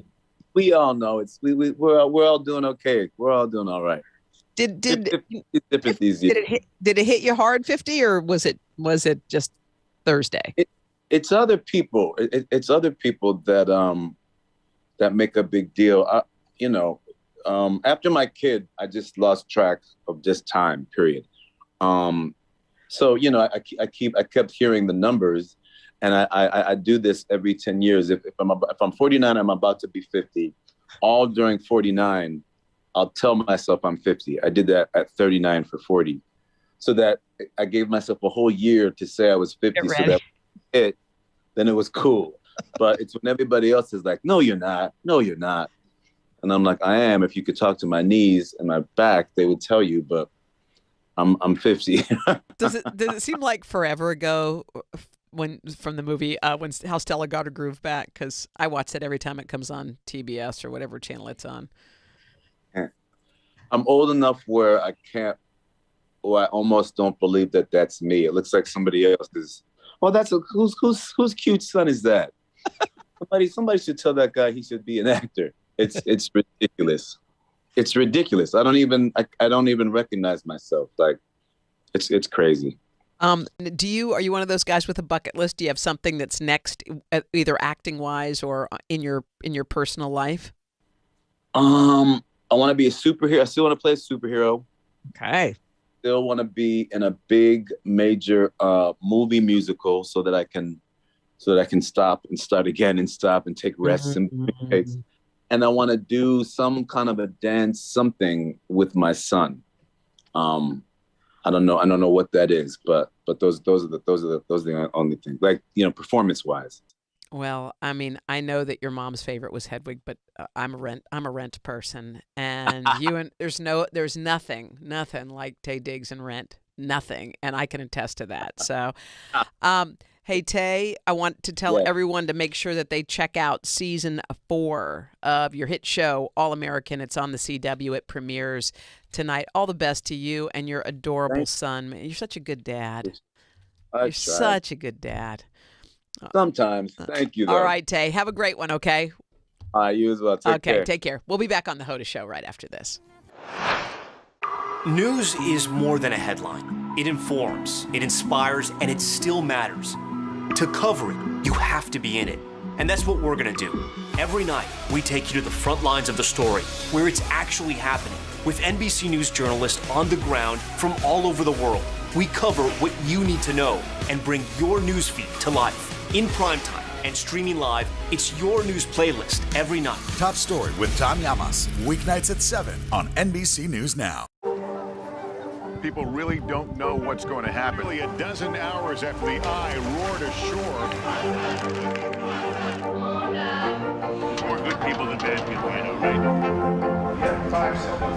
4, 3. There is some late-breaking news 4 hours into the Iowa caucuses. Private Hammond delivering. All right, it just did. Sometimes the news can be difficult and overwhelming for kids to understand. Will coronavirus come back next year? So to help make sense of it all, we've created a newscast just for them. Man, you know a lot. We hope your family will watch Nightly News Kids Edition. This isn't about spending going forward. This is about spending that's already happened. Do you accept the idea that we have a crisis at the border? The vaccine mandate. Is this going to work, or is this going to backfire? If it's Sunday, it's Meet the Press. People really don't know what's going to happen. Nearly a dozen hours after the eye roared ashore. More good people than bad people, right? Yeah, 5 seconds. 4, 3. There is some late-breaking news 4 hours into the Iowa caucuses. Private Hammond delivering. right. It just me too. Welcome back to the Hoda Show. Taye Diggs, man, he is like truth serum. I mean, sometimes it just strikes me like he just says it. There are certain people you talk to, it's like they swallowed a truth pill and blurted out all their business. And I mean, that's tough, even with friends, I think sometimes, to be able to tell the truth. He was basically talking about how, just how he parents, how he lives, how he talks to his kid, how they watch The Bachelor. I mean, I love, how funny. They sit together, watch The Bachelor, and analyze. Taye Diggs is analyzing The Bachelor and why they pick certain women and what vibe women are giving off or men are giving off. That is so wild. That is just wild. And speaking of relationships, I did an interview with Iyanla Vanzant, who's an incredible life coach. And she has this life that, to me, is like one for the books because, the story of rock bottom and turning around is really one of my favorite life stories because most people I interview who I'm in love with have had that. William Shatner, who we just spoke briefly about how after Star Trek, after the height of stardom, after he was iconic, he was like on the lips of every person, and after that show was canceled, he is Captain Kirk, he couldn't get work. He went through a divorce. He couldn't pay his bills and was living in a camper. That's what he was doing. And I asked how you got out of it. And he said, I worked hard. That's what I did. I worked hard and did whatever I could. So you know how you automatically assume that people are on top of the world and you don't realize the hell that they've been through? I interviewed Iyanla Vanzant, and she talked about how she was at the lowest point in her life, the lowest, like in an abusive relationship with children, had no money, had nothing, zero. And her husband got so violent one night that she snuck her kids out in the dark of night and ran to the subway just to run away. And she said that she was sitting there in the subway with her kids and she wanted a cigarette and she wanted a subway token for her and the kids. And she was sitting there all by herself and had nothing with her because she didn't have time to grab anything. And a guy walked up and he said, what do you need? And she said, I need a subway token and a cigarette. And the guy gave it to her. And she took the subway token, smoked the cigarette, and went to a shelter and ended up putting herself through law school and becoming, getting on Oprah's radar and turning into this, as she said, she sleeps in a 4-poster bed in Annapolis, Maryland. I mean, Sheryl Crow, who I just interviewed, told the story, and this was so jarring, about how she always wanted to get into music. And she was like a Midwestern girl, had talent, but not much, no exposure, kept getting rejected everywhere, and kept trying. And this is her story. This is how she tells it. But she ended up getting a backup singer role on the Michael Jackson tour and said that she was, sexually harassed on that tour by someone who was on the tour, so much so that she dropped out. She left and went back to waitressing. She said it was that traumatic to her that she had to leave the tour and went back to another profession and realized, wait, I love singing. I'm going back. And she did. And she ended up going back and starting all over, brick by brick by brick. And I think that's like the common thread I feel like I keep seeing in all these stories and people that I interview. I remember Taraji P. Henson, who's one of my favorite actresses, saying that she was pregnant in college, and everyone told her, well, that's that. You got to drop out. And she said, do you know what I did, Hoda? And I said, well, what did you do? She said, I walked across the stage with a baby on my hip and I collected my diploma. They told me I couldn't, and I did. And she said, and I was 24 years old and I wanted to go to Hollywood. And they said, you can't go to Hollywood with a baby and you don't have any experience. She goes, you know what I did? And I was just watching her life. We know what she did. I mean, she ended up being like this terrific actress who just didn't quit. And I think it's people who have been through life's ringer and somehow stand up. And I think, when I was listening to Taye Diggs, who talked about how it was like to be poor and to look at people on the other side and wish you had what they had. And I wonder, the struggle with, I think, some of the people who've been through hell and back is now realizing that the children that you have aren't going through a difficult time, which is a blessing. You don't want them to have to go through what you went through. But somehow, sometimes you lose that fight inside you. And I think about that with my kids too, that, you want them to be workers. You want them to be kids who can take some adversity, not terrible things, but enough just to make it through, and you don't want to coddle them, and you want them to feel strong, and to get strong. And the only way to get strong is if you've been through something. I mean, you're not going to manufacture something to happen, obviously, but you just wish that somehow they could be strong. And, I can't, when Hope falls on her knees, I feel like I'm crumbling. I'm like, oh my God, are you okay? I mean, Haley got her foot stuck under the stroller, and I just thought, I was like apologizing for a day after. I go, are you limping? She's like, Mom. And why is she already talking like a teenager? I'm fine. I'm like, well, you're 4.5. But anyway, I feel like sometimes the tough things are what get you through. Yes.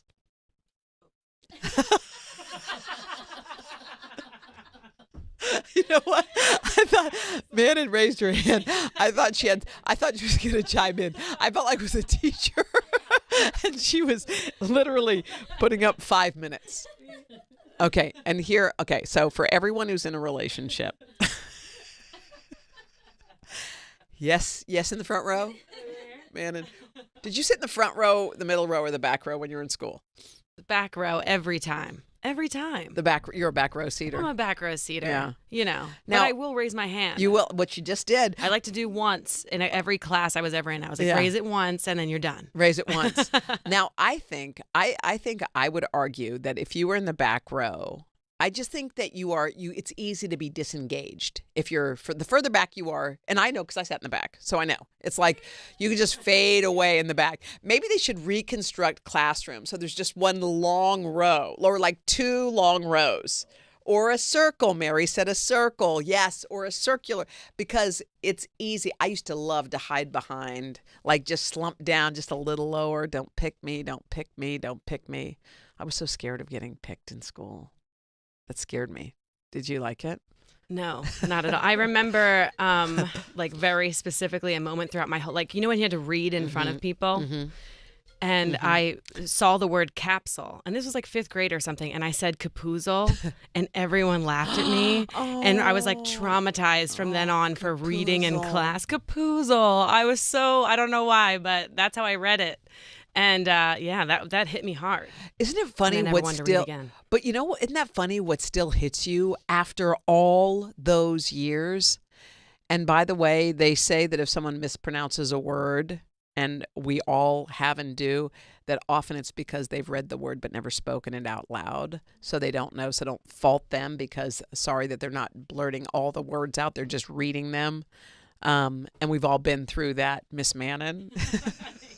We've all been through it. Isn't it funny? We all went to therapy. Can you imagine what we'd be talking about right now? All this stuff that happened in our lives that you thought, and on one day somebody just laughed, and you're like, by the way, and you know who remembers it? Nobody but us. We're the only ones. Like, I even think that of the bully. I still remember there was this kid who used to pick on me in school, and I saw him later, and he's like, hey, girl. I was like, hey, girl? Wait, don't you remember? You were terrorizing me when I was a kid in school. But they have no memory. We have carried around for 50, 40, 30, 20. We're lugging our business in these heavy bags. And these guys or women, whoever was the cause of it, are just like flitting along on their merry ways. Oh, and one other, I don't know why I'm bringing this up, but it just struck me as a kind of an interesting anecdote. So back to Iyanla Vanzant for a second, this life coach. She was talking about she was with some guy married for, I think, 10 years or 12 years. And she said every time she went to the grocery store, she would get chocolate chip cookies for her and oatmeal cookies for him. And she said she did it every single week or whenever they went shopping because she knows that he liked oatmeal, she liked chocolate chip. So one day he went to the store and he came back with just the ones for him, oatmeal. And she was like, well, where's my cookie? He goes, I just got mine. She goes, where's my cookie? And she said in that moment, it was like the world snapped into focus. It wasn't about the cookie. It was about that he got things for him and she got things for them. And so she started to look closer at that And she wondered, is that just a moment? And then she started asking, because sometimes we assume people are going to get us things or help us with things when we don't ask for it. It's like, why weren't you there? It's like, well, I didn't know you wanted me there. Well, you should have known I was carrying all the bags. I do that sometimes. I'm like, what do you mean you didn't know? I mean, I'm hot. I'm sweating. And I've got 2 kids. I need help. But she tried asking him and reminding him, like, actually, I need this. And then he would still come back with just the one, or he forgot or whatever. And so she divorced him over the cookie. I don't know. It wasn't just the cookie. There's a cookie in everyone's relationship. But I do think sometimes in relationships, no matter what, you always have your issue. And it's going to rear its ugly head, and then it's going to fade back. Sometimes it's like you hate the in-laws. Here it comes. It's Christmas. Everybody's together. And then it's going to go away again. So sometimes you have to just know these are waves. They come and they go. If it's the cookie and it's constant, that's different. But if it's an issue that's going to pop up every now and then, this is our issue. This is our thing. It's going to come up and then it'll fade. You can't have everything you want, okay? You can't have everything you want. Okay, anyway, that was really informative. I'd like to apologize for this edition of the Hoda Show. Hope you guys have a great day.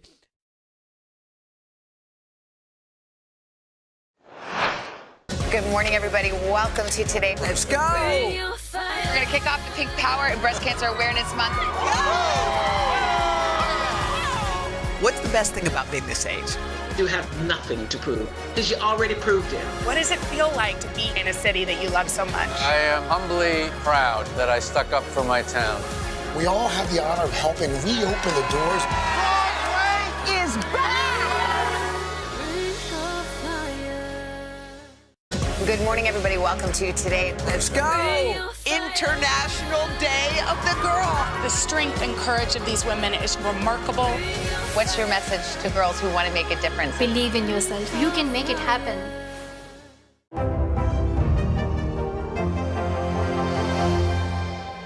Cooking up a storm with Al Roker, a Thanksgiving feast and a podcast. Listen now.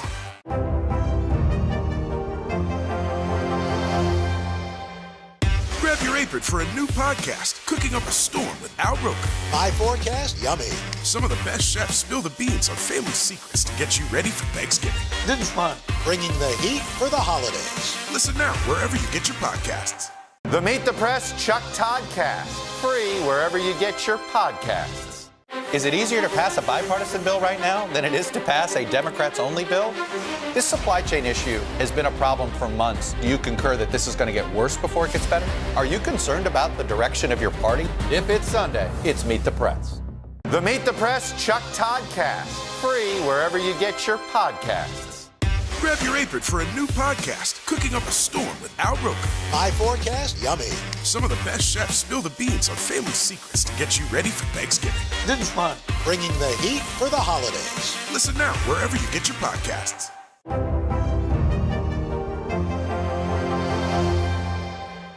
Oh my God, I'm dying. I was just thinking back to the infancy of your career, and I know that people look at you and think, well, somehow it was easy for her. Well, I look back on it and I think, man, I moved from St. Louis where I was a school teacher, and I had a bunch of tapes, and I thought, I'm just going to go out to LA and see what happens. All I would say is that what seemed like an overnight success, my first album didn't even come out until I was almost 30. Oh, really? In the rock and roll world. I can remember meeting Taylor Swift on an airplane, and she was literally a teenager, and I was like old enough to be her mom. So, yeah, and I've been really lucky. I've had now, God, I hate to even say it. Say it. I'm getting ready to turn 60. So, I said it. How did that feel coming off your tongue? You know those little bumps you get on the side of your tongue that are like a little canker sore or whatever? That's what it feels like.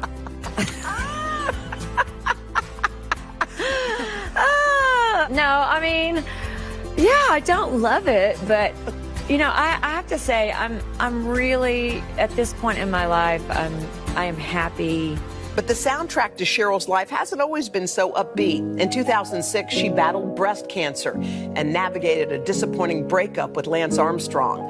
But on the other side, at 45, paved her own path to motherhood through adoption. Did you always want kids? I just never didn't think I would have kids. But, you know, there's one thing about a woman and the biological clock. You know, we get blamed a lot for the demises of relationships. And I remember my last relationship crumbling largely because that is what I wanted. I didn't want to be somebody's girlfriend and raise their kids. I didn't want to be a stepmom and not be made a wife and a mom. You know, it's sort of like being in a relationship with someone, but being also the babysitter, but not getting to be the real parent. And yeah, that did crumble that relationship. And when I came out of it, it was my mom, and I came out of it and also had breast cancer and went through that. And it was my mom who said, why don't you just get a surrogate and get some sperm? And I mean, my head is like exploding. Like, what did she just say? Like, just have my own babies? What? But it was that. It was her saying, look, you know what? If you adopt, we are his community or her community. With her kids now 14 and 11, Cheryl is taking time to reflect. She's currently filming a documentary, one that unearthed a troubling time in life when she says a music executive sexually harassed her. Well, you know, one of the things I hadn't really talked about was my experience with being sexually harassed on the Michael Jackson tour. It is one of those things where we've come so far, but yet we've barely gotten our feet in the room yet. You know, we've got one foot, and it's you know, it's emotional to talk about. Do you feel like you're healed from that, Cheryl? I mean, I do, certainly. But, you know, it's creepy when you talk about it. And, you know, part of it is the secrecy of not being able to tell anybody for fear of getting fired. But yeah, I do. I mean, I feel healed from it. I felt like I didn't feel like the person that I was before going into that, because I was very naive. I was raised to believe that if you're a good person and if you work hard, all good things happen. And these days, good things are happening. Cheryl is back on the road, but more importantly, enjoying what she calls the cool honor and wonder of getting to raise her boys. Something really changed after the cancer episode and getting my kids. And, you know, if I never got to sing another song, I would still feel the joy that I feel right now. And to be able to say, you know what, I love my life. It's a great place to be. She does love her life. And she also said, I asked her if she was open to love, because you never know, you know, at this point. And she said, it's complicated because I have two kids and the person would have to fit in with our family. But she said, I'm always open. I mean, I love her. She's turning 60. Yes, she's a happy person. Like, it's a side of show crowd never seen before. Yeah. I just like, she's so candid. It was like just too... This is what I like about the podcast. It's just being a fly in the room, listening to a good conversation with Hoda and someone incredible. Yeah, she was really. I love those podcast microphones. Yeah, you see, everything like sounds so good. The voices so great. I'm going deep. They're into the audio technology, but that's fine. There's something for everybody. ASMR. Yes. We're going to have much more with Cheryl Crow. You're going to have more on the fourth hour as well. And by the way, for that full conversation, fantastic audio and all, check out the Making Space podcast. The QR code's there at the bottom of the screen. You could also search for it on Apple Podcasts, Spotify, or wherever you get your podcasts. She's also one of our best songwriters. Yes. Yeah. She's like a prolific songwriter. Hey, everybody, it's Hoda Kotb from The Today Show. I am so excited to tell you about my new podcast, Making Space with Hoda Kotb. I sit down with some incredible people, and we'll hear some uplifting stories. Listen to Making Space, now wherever you get your podcasts. Live from Studio 1A in Rockefeller Plaza, this is the third hour of Today. Good morning and welcome to the third hour of Today on this Wednesday, November 17th. Al, anyone you want to send a special shout out to this morning? Oh, just one Leela Roker, who 23 years ago popped up in our lives and changed it forever. So happy birthday, Happy Leela. birthday. She's 23. 23, working a job, doing the whole thing. Working a job. Working a job. Lucky you. That was a not so subtle nudge. No, but a lot of kids that age do not have a job. No, you're right. I'm not talking about anybody in my house. No, just saying for absolutely. Fred. There you go. Well, good morning to you too, Maria. Good morning. Hey, we've got a holiday handbook for you as we get ready to start those holidays to protect you from scammers. They've got some new tricks up their sleeves this season, targeting us for while we shop. There are shipping scams to look out for. Scammers, I can't believe this, are using puppies to steal our money. Vicki Wynn will be joining us with everything you need to know. How low can you go? That's just below the belt, using a puppy. Come on. By the way, we have a good show every day. Today, especially. We got some serious star power in Studio 1A. First up, Kevin Hart going to be joining us live to fill us in on True Story. It's this really cool new thriller with Wesley Snipes. And in it, Kevin plays a stand-up superstar. But folks, this is no comedy. And another big star is here. Don Johnson is live. Yes. Hey. See him right there. He's stepping back into one of his most famous roles in a new action-packed film. Look at him. Everybody's just smiling. I know. John Johnson. Ageless wonder. So good. Oh, that's nice. It's Ageless true. wonder. Oh, it's true. That's a compliment. We have a lot to squeeze in the Thank next. you. Must be Los Angeles. Ageless wonder. Put that on a sweatshirt. All right. Okay. So we'll get to all of that coming up in the next 60 minutes. But first, let's start with a little news today. Big news, in fact, in the battle against COVID. All Americans could soon be eligible for a vaccine booster. The FDA and the CDC will meet to decide whether to authorize a third dose of Pfizer's vaccine, and they could give the green light before the end of the week. Now that comes as we get some new information on how many younger children have already received their first dose. Here to tell us about all of it, the Surgeon General of these United States, Dr. Vivek Murthy. Dr. Murthy, always good to have you. Thanks for your time, sir. Of course, it's good to be with you all today. So let's start with the FDA, because we've heard that the FDA is planning to authorize Pfizer's booster for all adults as soon as this week, perhaps as early as Friday. CDC numbers now say that more than 30 million people have already gotten it. Should everyone be planning their third shot when that happens, or are 2 shots still sufficient, Dr. Murthy? Well, it's a really good question, and this is a really important moment in our fight against COVID, because the purpose of boosters is to extend and enhance the protection people have been getting from the vaccines. Vaccines are working well, but the boosters will give us the additional protection we need as the winter approaches. The FDA is deliberating right now, and if they do in fact come out and recommend that people get a booster who are 18 and up, I would certainly urge everyone to do that, especially with winter coming, colder weather setting in, people going indoors. We know there's a greater risk for cases going up, so it's best to get that protection that the booster offers. How long after your second dose should you plan to get that booster? Well, it's a great question. If you receive the Johnson & Johnson vaccine, you can get a boost 2 months after that dose, 2 months or later after. If you received Moderna or Pfizer, then you're eligible for a boost if you're an adult 6 months or more outside of your second shot. Right now, you have to fall into a high-risk category, meaning you've got to be above 65, have other illnesses like diabetes or high blood pressure, or you have to live or work in a place where you're at higher risk for exposure to COVID. But if the FDA and CDC move forward with a recommendation for everyone 18 and up, then everyone who got Pfizer and Moderna can get that booster after 6 months from their second dose. Let's dive right into this data here, the new data. The White House estimates by the end of today, 2.6 million kids ages 5 to 11 will have received their first shot. That's about 10% of all kids in that age group. What's the plan to get even more children vaccinated? I know some schools are requiring it, but what's your plan, especially to make it more accessible to families? Yeah, it's a great question, and let me just underscore how important a moment this is. You know, I say that not just as Surgeon General, but as a parent, as a dad who's got 2 kids under 12, and has just been waiting for this moment with my wife Alice so that we can have a vaccine to protect our children. The key thing, that the parents out there need to know is that the vaccine is now available at more than 20,000 locations around the country. It has been studied rigorously, evaluated carefully, proven to be more than 90% effective in protecting our kids from symptomatic COVID with a really strong safety profile. There were no serious adverse effects that were seen in the clinical trials. That's why my wife and I are getting my 5-year-old vaccinated, but it's also why we are working hard in partnership with parents and community organizations around the country to make sure that people have access to accurate information about the vaccine. Finally, keep this in mind. As the holidays are approaching here, if you want to make sure that your child is fully vaccinated by the time Christmas arrives, make sure you get them vaccinated this week, Because remember, you got to get the first shot. 3 weeks later, you get the second shot. And then 2 weeks after that, they are fully vaccinated. Okay. Dr. Murthy, now that the kids are getting vaccinated and eligible to get the shot, where do you think we'll be going with vaccine mandates for schools across the country? Will this be up to the individual states or school boards to decide? What do you think? Well, vaccine requirements are generally left up to localities and to states to decide when it comes to schools.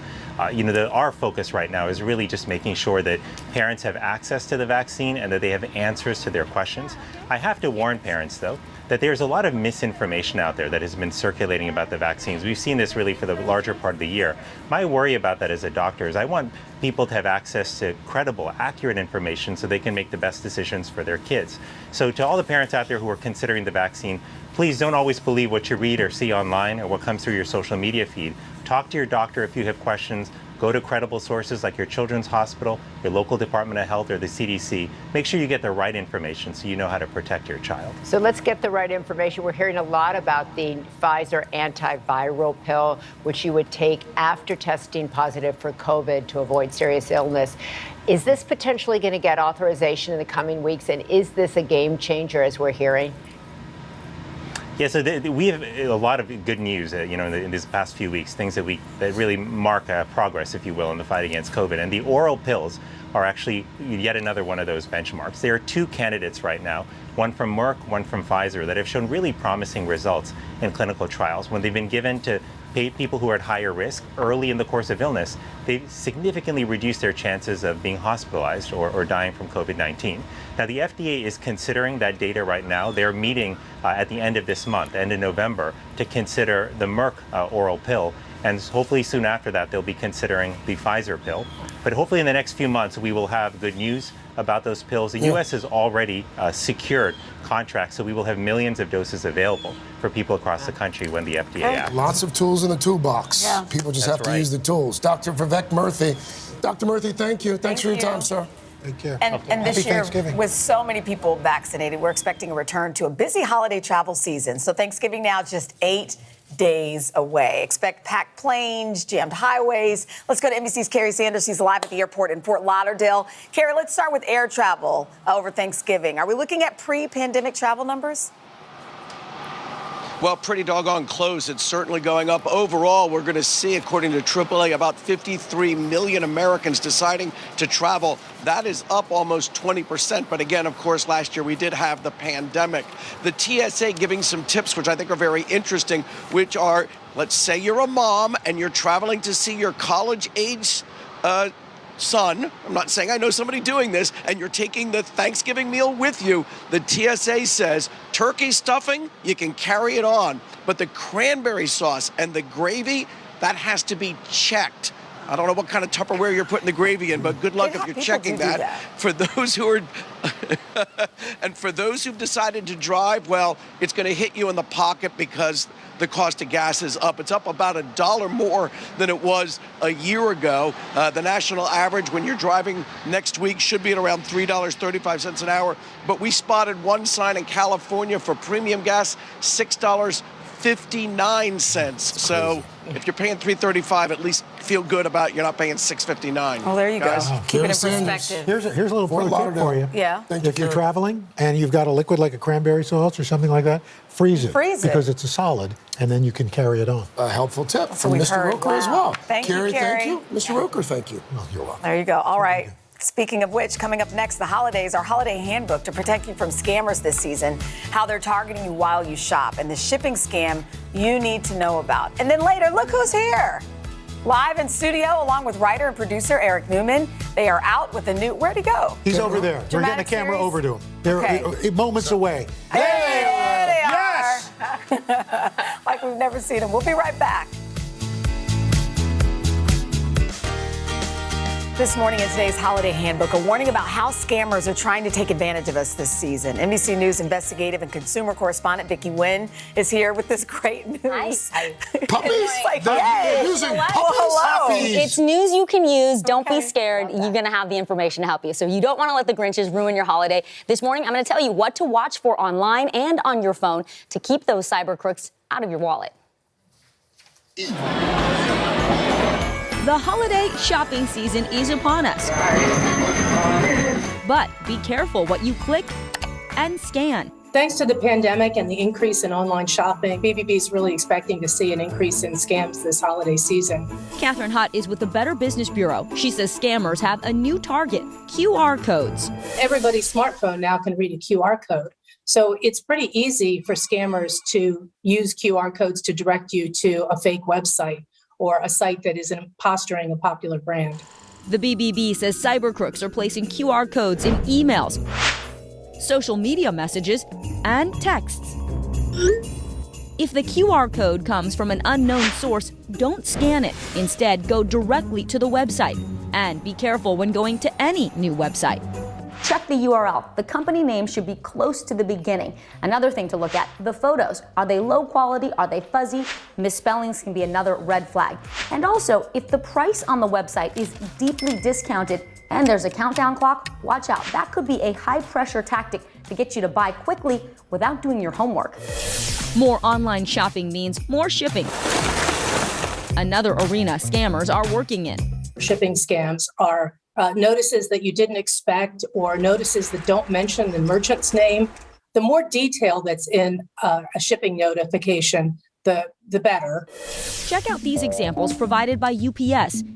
This one was sent from an email address not associated with UPS, and this one using a pressure tactic, demanding payment within 24 hours. But the BBB says complaints about online pet scams continue to grow. Last year, people reported spending more than $3 million for pets that didn't exist. And the BBB says that average loss has increased to $750.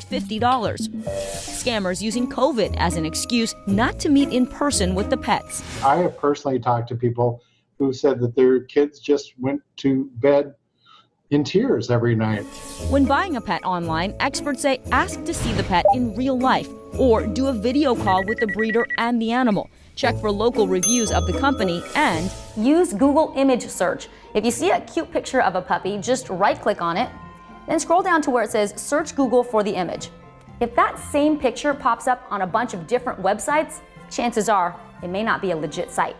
Tips to keep you and your wallet safe this holiday season.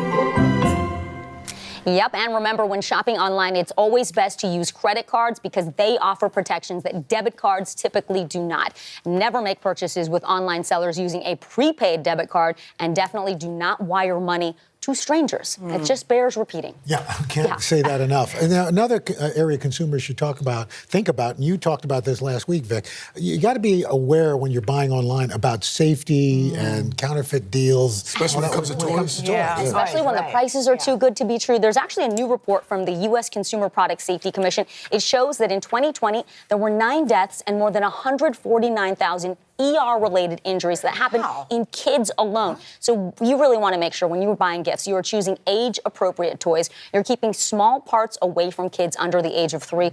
Throw away, those broken balloons and deflated balloons. You got to keep those away from kids under the age of 8, the CPSC recommends.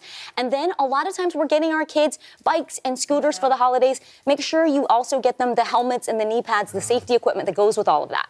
Well, the guys in the ER can say, you know what, this is worth listening to. You don't think about it until something happens. I see them all the time. Yeah, Vicki, thank you. And for more great tips, you can tune into Consumer Confidential Holiday Handbook. Plug for you on Today All Day, starting this morning at 10 Eastern. You can just head to today.com to watch. That's such a delightful headshot, too, Vic. Yeah. Thank you, Vicki. Forgot all about it. When we come back, looky Hollywood superstar Kevin Hart, live in studio. He is here to fill us in on his dramatic new role in True Story, along with the show's creator, Eric Newman, there as well. Can't wait to hang out with him in just a few minutes, and then a little bit later, Mr. Roker getting a lesson in low country cooking when Chef Alexander Smalls, the Pride of South Carolina, he's going to share one of his Thanksgiving favorites. The third hour of Today rolls on right after this. Oh, was it good? To cover the news, you have to be in it. We'll take you to the front lines of the story, bringing your news feed to life. Streaming live every night. It's your news playlist. Top Story with Tom Llamas, weeknights at 7 on NBC News Now. Grab your apron for a new podcast, Cooking Up a Storm with Al Roker. My forecast, yummy. Some of the best chefs spill the beans on family secrets to get you ready for Thanksgiving. This is fun. Bringing the heat for the holidays. Follow now wherever you get your podcasts.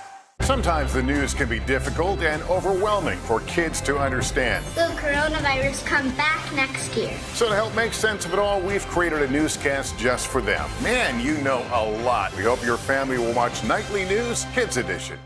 Grab your apron for a new podcast, Cooking Up a Storm with Al Roker. My forecast, yummy. Some of the best chefs spill the beans on family secrets to get you ready for Thanksgiving. This is fun. Bringing the heat for the holidays. Follow now wherever you get your podcasts. Good morning, everybody. Welcome to Today. Let's go. International Day of the Girl. The strength and courage of these women is remarkable. What's your message to girls who want to make a difference? Believe in yourself. You can make it happen. Today is getting you ready for the holiday season. From how to get your orders on time, The race to prepare for a holiday shipping season like no other. to traveling shortcuts and safety essentials. What you need to know every morning on Today. How far would you go to protect what you have? Well, that's the main question behind the new miniseries, True Story. The show stars Kevin Hart tapping into his dramatic side, playing a famous comedian called Kid. While at a tour stop in his hometown of Philadelphia, he spent some time with his older brother, Carlton, played by Wesley Snipes. And folks, it doesn't take long for things to get a little tense. I'm happy to see you, man. I'm happy to see you too, man.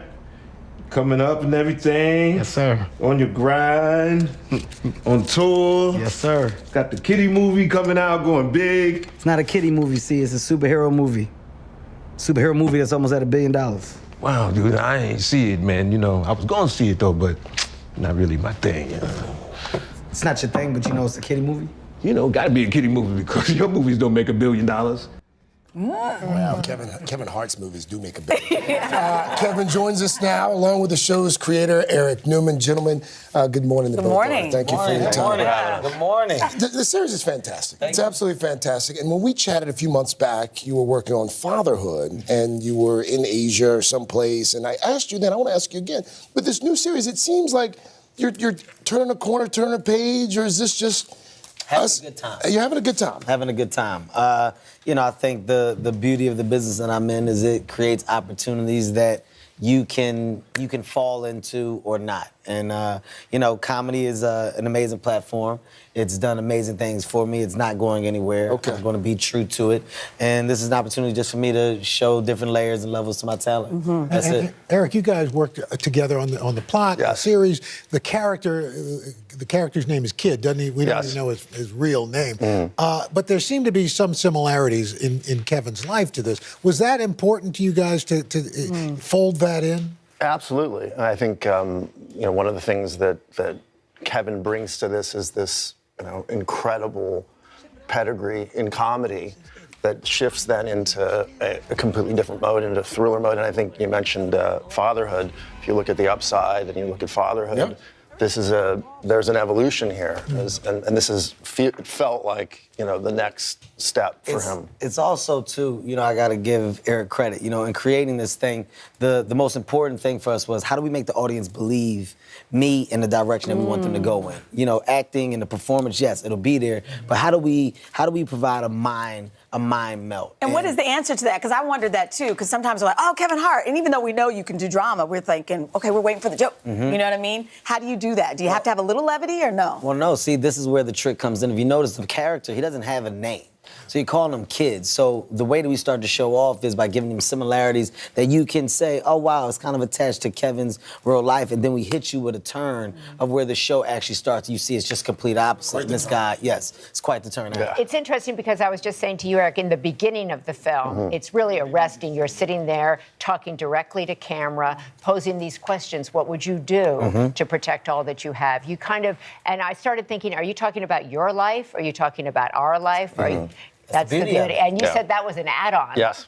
Why'd you add that on? Was it for specifically that reason? The challenge, and I think what people are going to love about this show, is that we're taking a guy who's known for being funny. Kevin Hart comes on screen, and you're expecting to laugh, and you're watching it, and you really bring it. And sometimes I see him every morning and I laugh. Yeah, because you're funny, Kevin. Yeah, he's really. Sometimes. I got my serious face on now. This is my drama face. See the difference If again? you notice, I've had my drama face on this whole. Drama face. But yeah, you see humor. That's the drama where you face. look. This is me promoting drama. You're dramatic. That's me right now, drama. Now, where's the funny face? If Kevin Hart decides to come do morning TV, you said morning TV. Yeah, like this. Today here, I would quit. I told you guys. There's no way I would do it here today. You're putting your coffee way down there.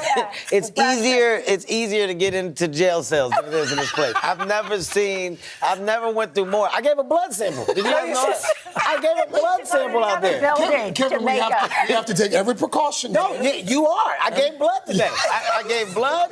I gave a fingerprint. I said you. It was so bad. We haven't had a single breakthrough case either. I asked at the front, I said, y'all did know I was coming, right? Y'all know I was coming. They invited you. Yeah, this is bad. But stop making me be funny. I'm here to do drama. I'm going back to serious. Drama. Yes. Drama, that's right. Drama. So it's interesting. I'm watching, coming toward the end of this.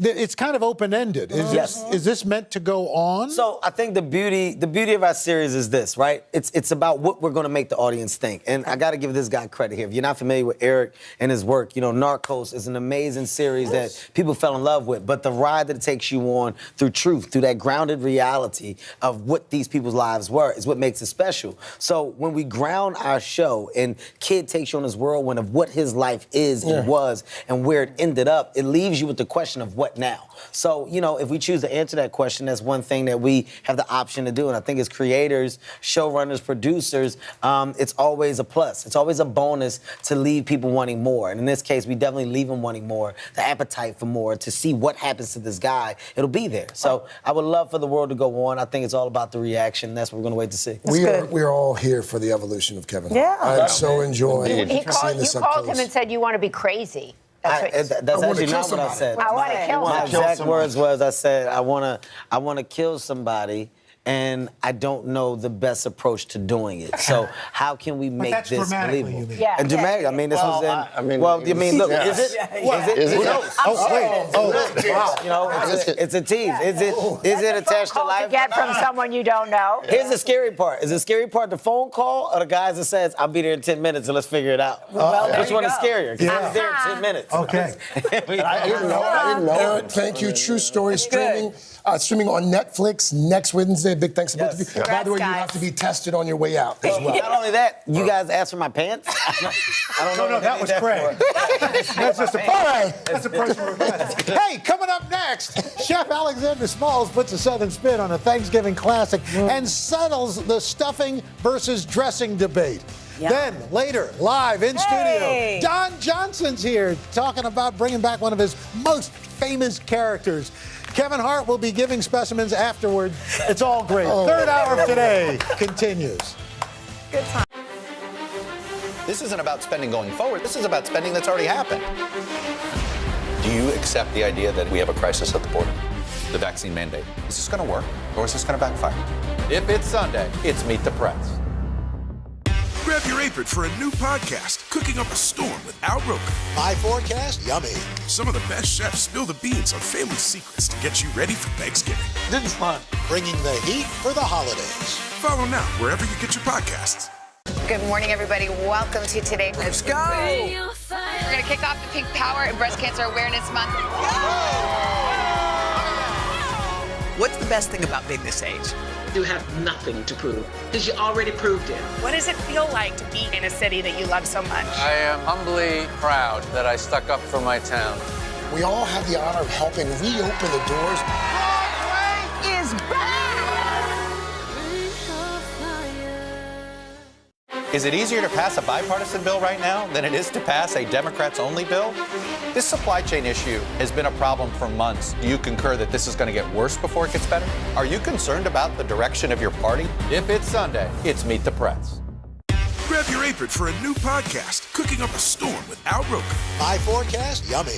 Some of the best chefs spill the beans on family secrets to get you ready for Thanksgiving. This is fun. Bringing the heat for the holidays. Listen now wherever you get your podcasts. Good morning, everybody. Welcome to Today. Let's go. We're going to kick off the Pink Power and Breast Cancer Awareness Month.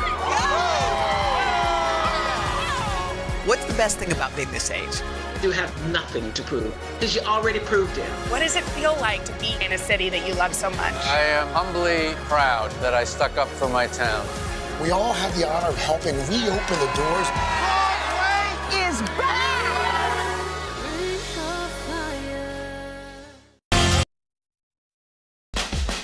Earlier this month, to help us all prepare for Thanksgiving, Al launched his new podcast, which is a hit, Cooking Up a Storm with Al Roker. In each episode, some famous foodies share their tips and break down the Thanksgiving meal one dish at a time. Well, one of them is chef and legendary dinner party host Alexander Smalls. He shared his thoughts on stuffing versus dressing and showed me how to make entertaining for a meal extra special.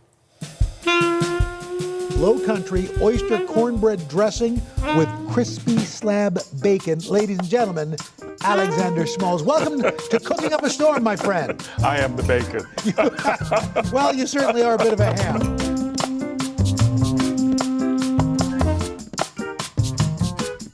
When you were a kid growing up, what was the part of the meal, the dish, that you couldn't wait for? Oh, well, no surprise. The dressing. It had the juice of the turkey. It had the gravy of the turkey. It was full of savory spices and aromatics, you know, and an excuse to pile tons of cranberry sauce on top. Here's the thing. I grew up here in New York, and my mom called it stuffing. You call it dressing. Are they the same thing? They are. They're just prepared differently. The stuffing goes inside the cavity of the bird, and dressing goes in a casserole dish. Boom, boom, boom. Thank you very much. All right, so then we're going to describe what makes this exactly a Low Country dressing. Oysters and cornbread. You want to get into that little area there and twist. Is it happening for you, Al? The oysters have a certain connection for you and your dad. Yeah. We used to sit at the kitchen table and shuck oysters, you know, together. He and my grandfather would make a trip down to Beaufort, South Carolina, and they would come back with just baskets of oysters and crab. And they would have oyster boils, and they'd have crab boils. Your Thanksgiving dinners are fairly legendary for those of us who know in New York. What's the one thing people need to know if they're going to host Thanksgiving dinner this year? Anytime you invite people for a Thanksgiving celebration, you have to be generous. And that generosity starts with everything you do and everything you make and everything you offer. And how dare you run out of anything? You better not. What is it about Thanksgiving that, I mean, you're giving thanks, but it's a food-centric meal, right? Holiday, right? That there's nothing else involved. You know, there aren't presents. The food is the Everything, gift. Yes.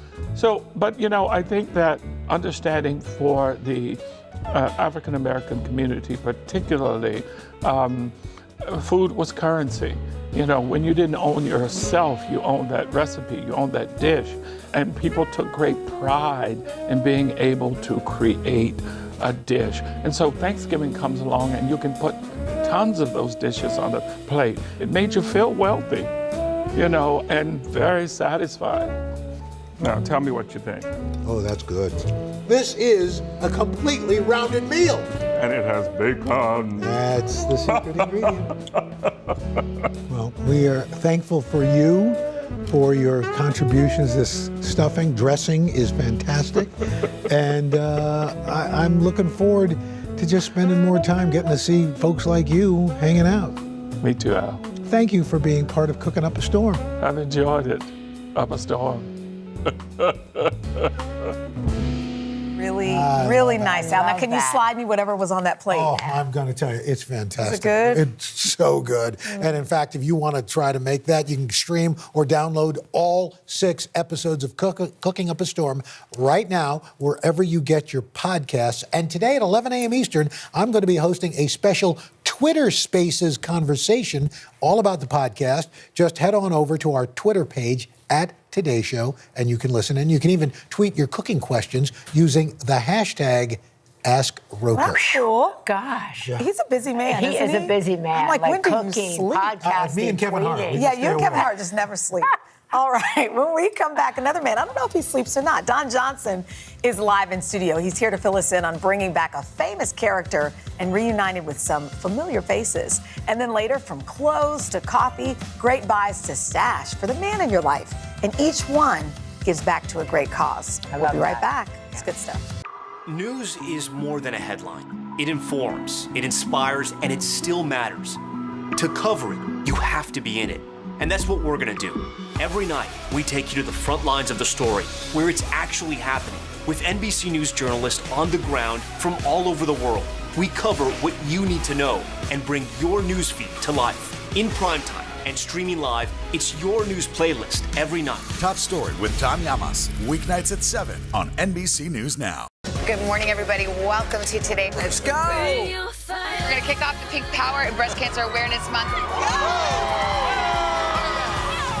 What's the best thing about being this age?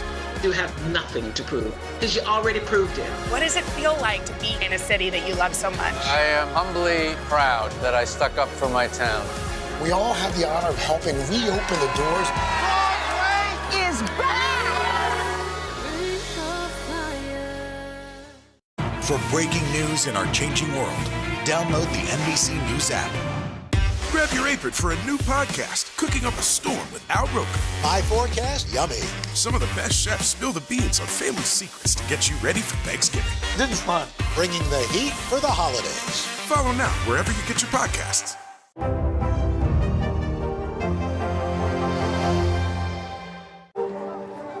People really don't know what's going to happen. Nearly a dozen hours after the Eye roared ashore.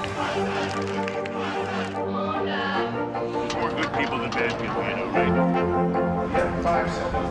4, 3. There is some late-breaking news 4 hours into the Iowa caucuses by the banner deliberations. All right, it just me too. For breaking news in our changing world, download the NBC News app. Our next guest has been a staple on screen for nearly 4 decades. Mr. Don Johnson, the epitome of 80s cool. They made me say 4 decades. I didn't want to.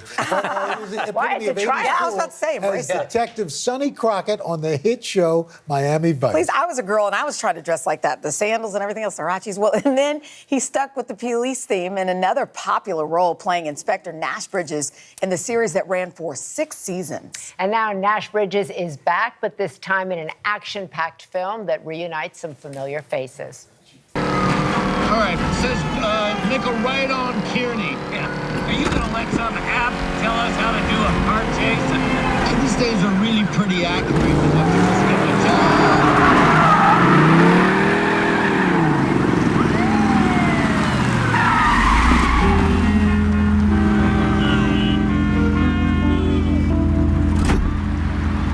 Don't say a word.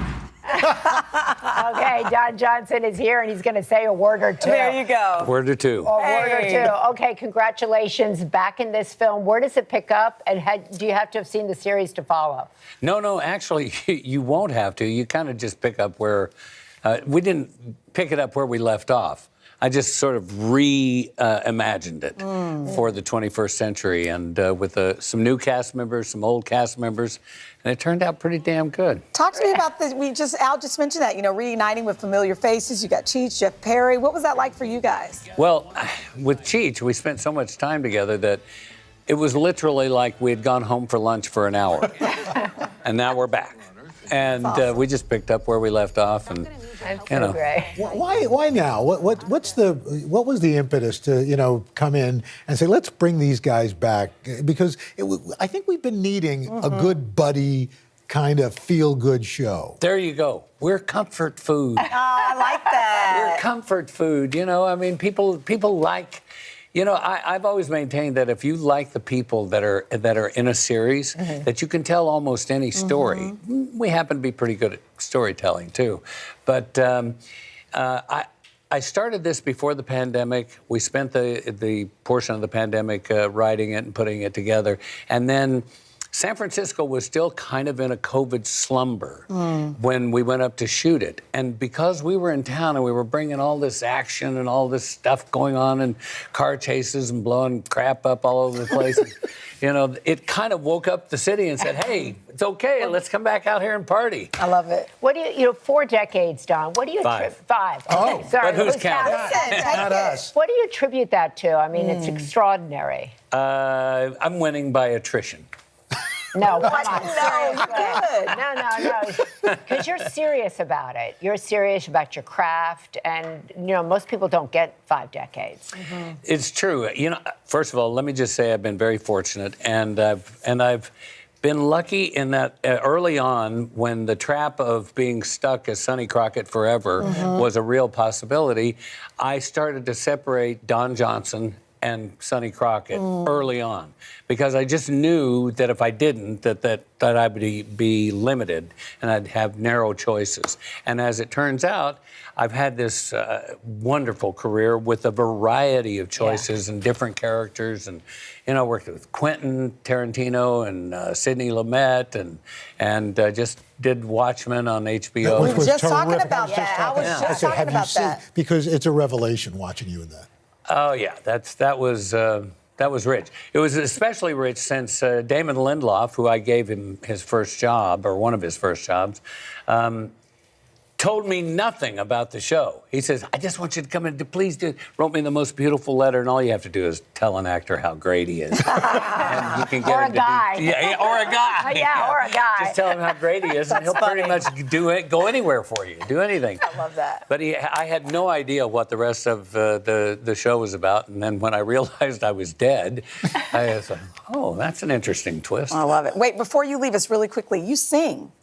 You've got a good voice. And in the opening, we have a special on Kenan. On Kenan, yes. Yeah, December 15th. And I'm going to sing, by God. I can't wait. Yes. There you go. Yeah. Woo. Well, what don't thank you you do? so much for being Yes. here today. Hey, thanks for having me. I'm The so 2-hour happy to see movie you guys. airs We on are Saturday, November 27th at 9 p.m. on USA Network. That is our parent company here at NBC Universal.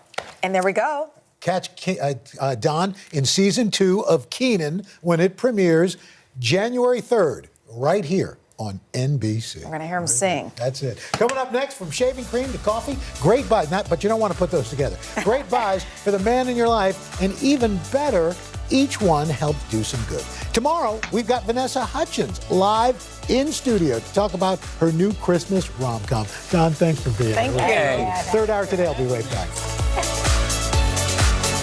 November is Men's Health Awareness Month, and we want to celebrate with some products for guys that support some great charities. So here to help, Rich Dorman is the editor-in-chief of Men's Health. All you have to do is scan the QR code on your screen to see all of these picks. And of course, the holidays are coming up, so hello there.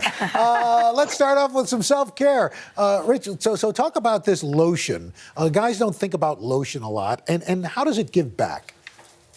So thanks for asking, Al. So this isn't just lotion. This is sunscreen, which is combined with aftershave and moisturizer. 17% of guys don't wear sunscreen every day, even though we know that daily sun damage can lead to all kinds of problems like cancer, which is projected to be the #1 killer among men by 2040. Well, shaving cream is pretty typically a part of a guy's routine. So then what makes these different? And I also think it's a good deal because then they would do it anyway. You know what I mean? If they're going to shave. Right. Pacific Shaving Company came up with these, and they're color coded. So each of them, if you see, like this one actually comes out blue, and it is the proceeds of this, 10% of all proceeds go to, for the blue, it's prostate cancer. For yellow, it's suicide prevention. For purple, it's for LGBTQ issues. It's all different types of charities that you can benefit just by purchasing these shaving creams. I love that, RJ. Okay, also big step for all the guys I know, coffee in the morning, daily caffeine, but this can actually do good too. Tell us. It can. This is from the Fire Department Company, which was founded in 2016 by a team of firefighters and first responders who happen to just really love coffee. 10% of all the proceeds from things like their vanilla bean bourbon, from their skull-crushing espresso, go to help first responders and firefighters who've been injured on the job. That's nice. That's nice. Yeah. Now, you've got a flashlight that helps shed a little light on men's health issues. Oh, you got that. Now it does. It's supposed to shed light. Thank you very much. It's from Maglite, which is a standard for campers and survivalists, but this has an LED light that people can use pretty much in every area of their lives. And it's going to benefit Movember, which is one of our favorite health organizations that's been around for about 2 decades now. That's around to promote awareness and prevention for things like testicular cancer, prostate cancer, and mental health issues. I love these next products. You can wear your support on your sleeves or your head, or, what are and also talk about what those mustaches mean. So that's Movember. That's what I was just talking about. So this is a sweatshirt that's come to us by a collaboration from a brand called Arete and Movember, which is the leading men's health organization. And this is super stretchy. It's really streamlined, but it also lets you donate back. I think it's 20% of all proceeds go to benefit a particular emphasis on youth mental health. I love that. So how do these T-shirts actually? That's the dad hat. Yeah, that's the dad hat. Yeah. That's the dad hat. But these T-shirts, because mental health is such a big issue right now, how do these T-shirts, sweatshirts really help with that? Right. Well, this T-shirt is actually something different. This is from a sportswear brand called Rhone, which is one of our favorites here at Men's Health. And it's actually a collaboration between us and them to really raise awareness that you can't really talk about health without talking about mental health. And you can't talk about mental health without talking about men.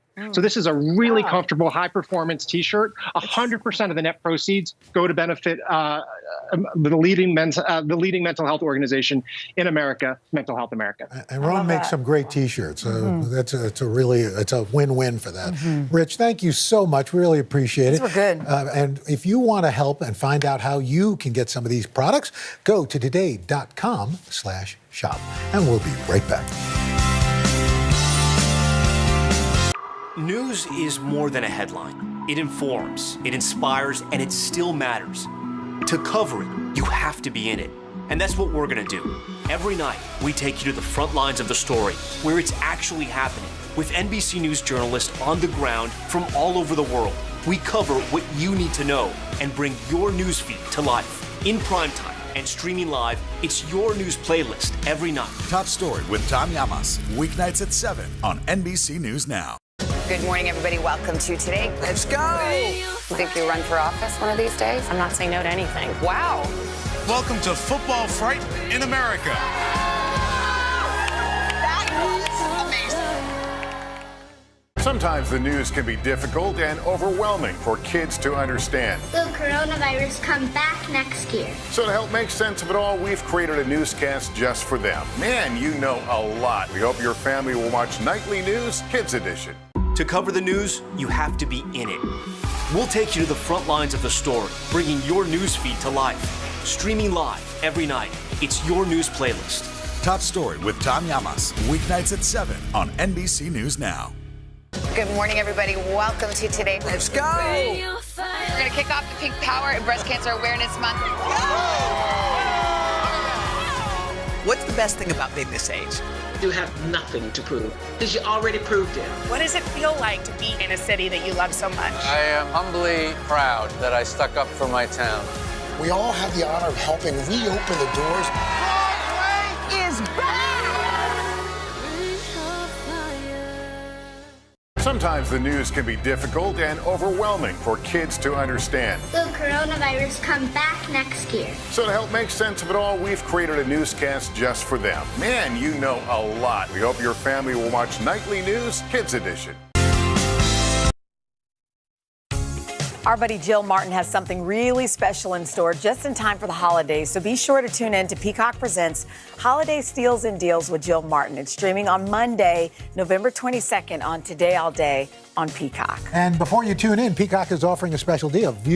Today viewers can receive 50% off a 6-month subscription of Peacock Premium using the code TODAY. Just a reminder, Peacock is part of our parent company, NBC Universal. All right, tomorrow on the third hour of Today, actor Vanessa Hudgens will join us live in studio. And coming up on Hoda and Jenna, supermodel Iman on her new project inspired by her marriage to David Bowie. Oh, I love it. All right, we will see you tomorrow. Have a fantastic day, everybody. Bye-bye. Bye-bye.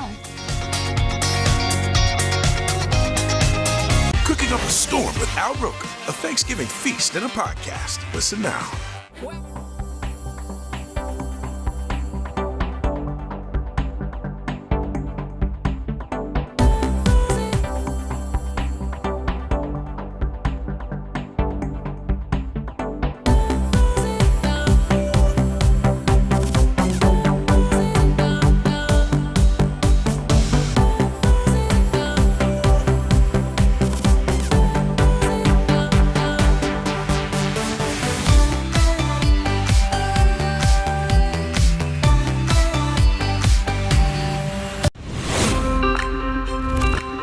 Today, beauty icon Iman. She opens up about her love story with David Bowie, her life now, and where she's finding inspiration. Plus, our Tuesday outfit reveals.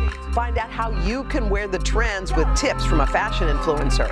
And Lady Gaga's killing the red carpet on her House of Gucci tour. Wait until you hear the surprising way she prepared for the role right now. From NBC News, this is Today with Hoda Kotb and Jenna Bush Hager from Studio 1A in Rockefeller Plaza.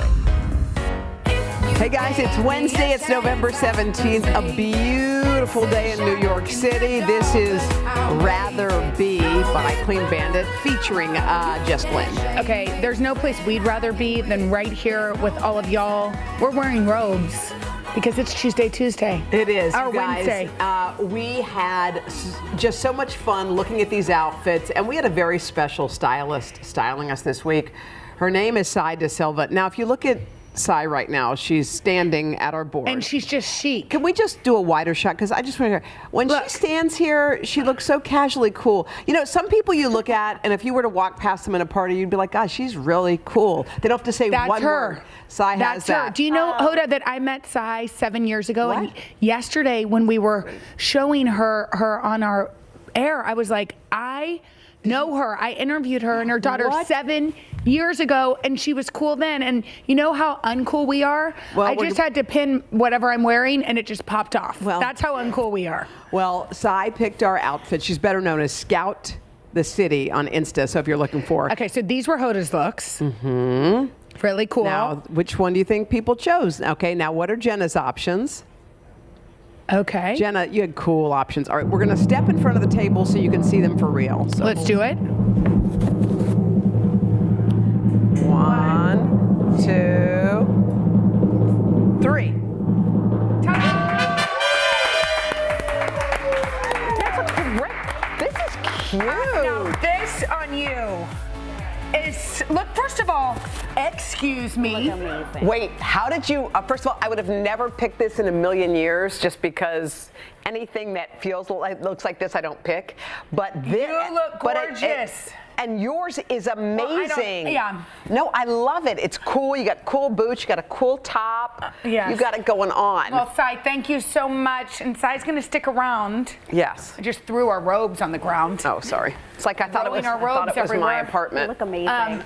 Sai, we're going to talk with you because she's going to show us how to style these looks that were not chosen, which people loved equally. Are you happy with these choices? I absolutely love them. I think you ladies look fantastic. I'm so happy you both chose these options. And Hoda, I was excited to get you into this dress. Right? You have no idea. Gosh. You have no idea. Cool. Well, thank you. And we're going to need other help, like outside of work. Like, what do we wear when we go out? I have you. You got us? Okay, Oops, cool. I thought Thank for some you. reason my shirt was unbuttoned. It looks but really it's cute. Just my necklace. Okay. All right. So at Jenna's house, Christmas came early at the Hager household. So what happened? This is what happened. Okay. I've been feeling bad for Thanksgiving. Yeah, guilty. Yeah. I no longer feel bad. Why? Because you jumped ahead like everybody else? Yeah, I jumped ahead. Why? They haven't even had the Thanksgiving Day parade yet. No, you're right. But you know what? I still think that you want to look at the Christmas lights for as long as possible. So yes, we decorated. We decorated our tree on Monday night. Can we see? There it is. Oh, with everyone with their little hats. Everybody wore their hats. They decorated. Where did you get your tree? We got our tree from this cool place in Brooklyn. Yeah. And Taco Tuesday. We have a tradition that we did when we were little, which is we would have hot chocolate and decorate the tree. And so Hal kept going, I got to decorate. I have to decorate. Oh, he's saying all that? He said I have to decorate. So we were decorating. How sweet. We had so much fun. So what do you usually do during Christmas? Do you do a tree and then stockings? Do you go all out? Yes, do you we go. I really go out, and I think partly Mila and Poppy went over to Savannah's house and came home and said, "You don't decorate like Vale's mommy." And so what happened is you had to keep up with the Joneses. Me. Oh, no, I just was like, you know what? I don't decorate like Vale's mommy. Let's start decorating November 15th, baby. So you turned this into a full-on Christmas competition. Yeah. Have you seen Christmas Vacation with the neighbors that live next door? That's a little bit like what happened, but also it's kind of fun to have the lights up. I'm getting the bang out of the buck. That tree's going to live for 1 month and a couple days. You know what? I think a lot of people have trouble thinking that their tree will survive that long without it being a whole big pile of needles. So what do you do? Can I just say, if that tree right outside here that's large, if that they're can watering survive, it with gallons of, there's like a hose that's going into the base of that tree. So what do you do? Okay, well, I was told by this incredible man that you just put a little sugar in there, which In where? gets the, In the water? In the water. You do lukewarm water. And you put sugar in it? You put sugar, which gets the sap, feeds the sap. Oh, because they need sugar. Because they need sugar. And I was told, now we can take pictures later. Sources say that it would live for 1 month and a couple days. That is a great, and you have to remember to water it. Don't forget, because that's one of those things you can get busy. Well, they said don't overwater it, though. What? They said don't overwater it. You don't want to give it too much But don't water. they just take what they want? Aren't they like plants, like they drink when they're thirsty? Have you ever overwatered an orchid? I don't like orchids. Because you kill them. No, I don't. I just don't understand. Orchids are like a stick with flower on it. I sent you an orchid once. I That's know. so rude. No, I thanked you. They're not like blossoming. It's like a branch with a flower on it. That's what it is. But, okay, It's a aren't branch. all flowers No, a branch with a flower on it? No. Flowers, like a bunch of flowers, are beautiful. An orchid has a skinny stick and a flower. That's That it. is so- and people pay a lot of money, and it's a single stick. Those aren't orchids, but those are fake. But thank now you. listen, here's my question. Okay. Do you not like them because you kill them, or No, do you kill them because you don't like them? Well, if I'm going to confess, I'm going to let you know that when I stayed over at my friend Jen and Mark's house, they would always have orchids, and I would put Post-its on them because I wondered how long they were going to make it. Like, A Post-it bye, that said, like, see goodbye. you later? Yeah. R.I.P.? Yes. Do you like a Christmas tree, or those two are sticks with branches on them? No, I love a Christmas tree. Are you going to get one? Yeah, we always do. We get ours on the corner near our house, which has there's a beautiful group who, like, they put all them out on the corner and they start carving out little cute reindeer and stuff all over. And so every time the kids walk by, they go, because there's like a pig flying. They go, when pigs fly, they carve it out, put it up. So every time you walk by, there's something new and beautiful. So we do it, and then we have our own tree lighting in our house, which is, we do 3, 2, 1, and we plug it in. It's likened to the look, here it Rockefeller is. tree. Oh, that's when Hillary's like, look, it's kind of the same thing, is it not? Similar. And see? It's sweet. But we look at that beautiful, like that actually is picturesque. kind of cool. Yeah. Are you going to get a little bigger than that tree this year? No, we like keep it like about that. Yeah, you know why? It just fit. Apartments are funny in New York. Yeah, it's the right size. All right, well, let's talk Lady Gaga. Okay, she's been hitting the red carpet for the premiere of her latest film, which I cannot wait to see. House of Gucci. It looks so Everybody's good. talking about it. It comes yeah. out next week. Look at that. So she, you know, we've seen her act in movies, and she is spectacular, but she did make news this week. She's saying when she is acting different scenes, she's actually channeling different animals. So she's thinking and channeling an animal while she's doing a scene from from the movie. Gucci. All right. So shall we just check out the trailer? Yeah. And let's just all think together what animal she's channeling. This is Patricia, and this is my family. They had it all. Wealth, style, power. Who wouldn't care for that? You can help the family. Gucci is not exciting, and everybody knows it. At least it's my name, sweetie. Our name, sweetie. I don't consider myself a particularly ethical person, but I am fair. I subscribe to unconventional punishments. Nike. Okay, I thought it was kind of strange when she said she channeled animals, but now I see it. Well, she said she either channeled a house cat, a fox, or a panther. Yes. I think in that one, in the first scene, she was channeling a house cat. She was nervous. Scared. Then she got in there and she was a panther. Panther. She was like, our name. Yeah. Pointed at the Our name. That was good. Okay, well, We're excited. Coming up, guys, one of the most beautiful women in the world, inside and out, we should comment. Supermodel Iman. Oh, she's opening about her love story with David Bowie and what she's doing to honor him after this.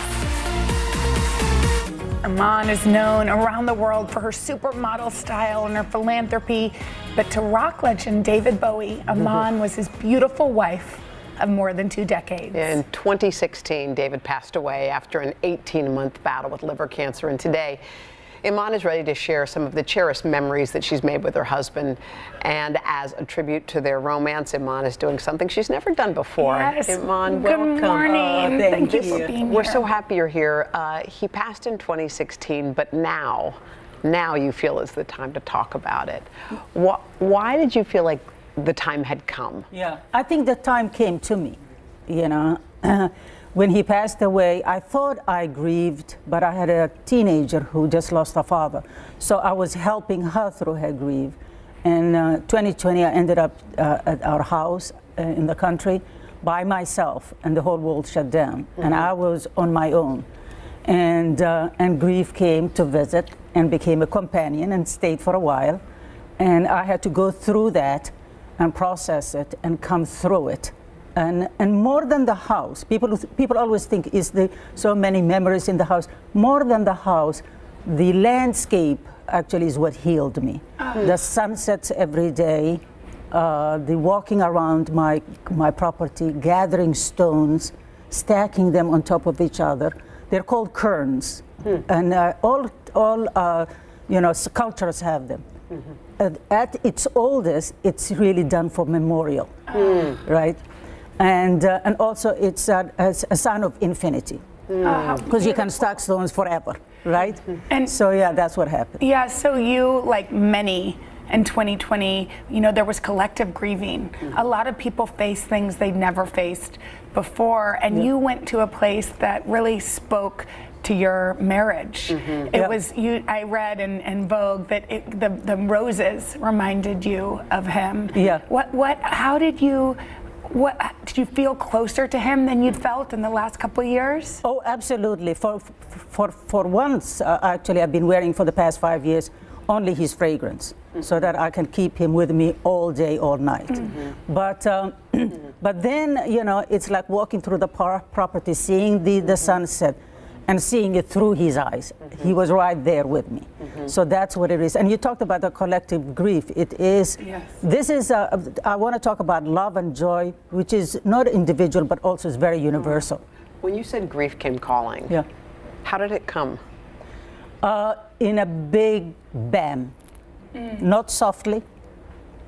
It's like you have ignored me, but I'm here to stay. And it is like something then you realize that you really need to cry it out, go through it, let it engulf you, so that then it can release you.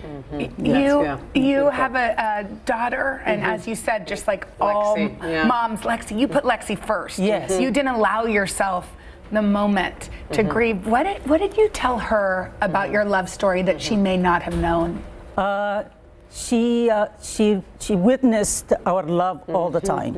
And she said, constantly, I wish I'd find a man who loved me like my father loved my mom. But it is, for her, it was the universal grief, the public grief, the fans. She found comfort in that, that everybody it was not just us, but the whole world was, mourning him. Well, it's that everyone was holding your hand, and finally you had your moment to grieve. Yes. People wondered, like, where's Iman? They wanted to know how you were doing, and so you stepped out like you do, very fashionably at the Met Gala. How did that feel that first time? That kind of re-entry? I mean, I'm sorry, and you came with like a big. Did that hurt? Everybody asked me, how did you get in the car? I said, we came in separate cars. Did it feel? Were you nervous to go back into that world, kind of? Yes, and Vogue asked me if I would attend the Met, and the only really reason I really attended it was because I wanted to be part of New York reopening. And because we lived here for over 25 years, and this was our, home, and so that I wanted to be part of that. We're back. New York is back. And the outfit, when I saw it first, I thought, damn, I wish I was 20 years old. have to bring up yes, well, I have to say, scents yeah. are so nostalgic, Yes. right? Yeah. You wore your husband, you wear Yeah. your husband's scent, Yeah. and now you have created a tribute to him Yeah. in the form of a Yeah. beautiful perfume. Yeah, my first fragrance. Yeah. Really. That's yeah. hard to believe. Yeah, my first fragrance. And it's a combination of me and him. The vetiver that he always loved is in there, and everything I love, the bergamot and blackcurrant that remind me of where we got married, which is in Florence, Italy. So it's a tribute and a bottle filled with memories. It's, to me, I say, it's not a fragrance that is trendy. It's a fragrance that has a past. Oh, fragrance that has Stop a saying past. things like that. We can't take Yeah, it. By the Hoda way, can't take I it. can't. But by the way, when we hugged you, when Jen and I hugged you, we smelled you, and that fragrance is spectacular. It is beautiful. I was hoping it would rub off on me while I was. Yes, and I have to say, you sent some to me, and my husband liked it too. And that's the other thing. All men liked it. All men liked it. Yes. It is really And so it is. beautiful. Love memoir is about those memories and moments that mattered most. When you smelt it, Yeah. did it take you back? Oh, totally. Yeah. Absolutely. Absolutely. Iman, Just the thank you. loveliest. Lovely. And it's a perfect gift. I was going to say a lot of guys are always like, what should I get? Well, this is That- actually a good one. Coming up that's what next. you get. By the way, if you want to glow like Iman, and who doesn't, we got some products that may do the trick. Our award-winning drugstore beauty buys for your face and body after this. Oh, thank you. Thank you. Thank you. For breaking news in our changing world, download the NBC News app. Sometimes the news can be difficult and overwhelming for kids to understand. Will coronavirus come back next year? So to help make sense of it all, we've created a newscast just for them. Man, you know a lot. We hope your family will watch Nightly News Kids Edition. Good morning, everybody. Welcome to Today. Let's go. We're going to kick off the Pink Power and Breast Cancer Awareness Month. What's the best thing about being this age? You have nothing to prove because you already proved it. What does it feel like to be in a city that you love so much? I am humbly proud that I stuck up for my town. We all have the honor of helping reopen the doors. Broadway is back!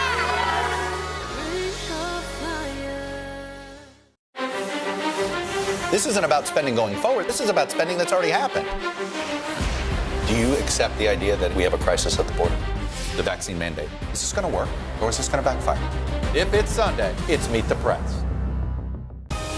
Today is getting you ready for the holiday season. From how to get your orders on time, The race to prepare for a holiday shipping season like no other. to traveling shortcuts and safety essentials, what you need to know every morning on Today. Today is now a podcast, available every morning. Listen wherever you get your podcasts.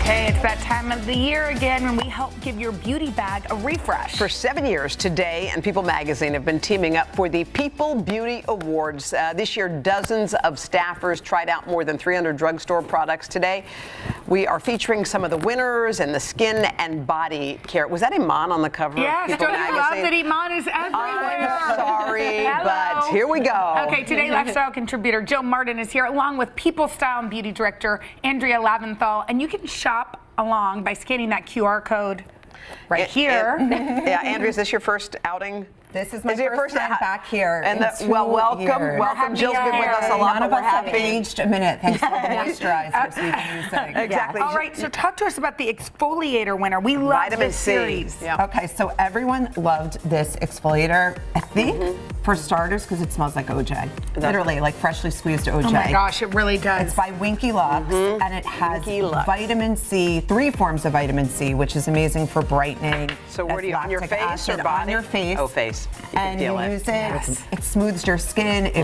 brightens. The testers loved it. Honestly, I think it helped them wake up in the morning.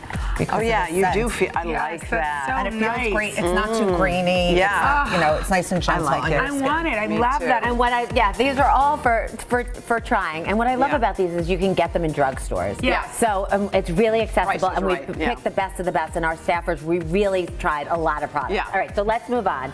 These are little capsules. The Rock Multi-Correction Hydrate and Plump Serum Capsules. What you do is you just break it. It's not fussy. Yeah. You break it open. Twist it. Use it once a day. We were saying, this is me using it.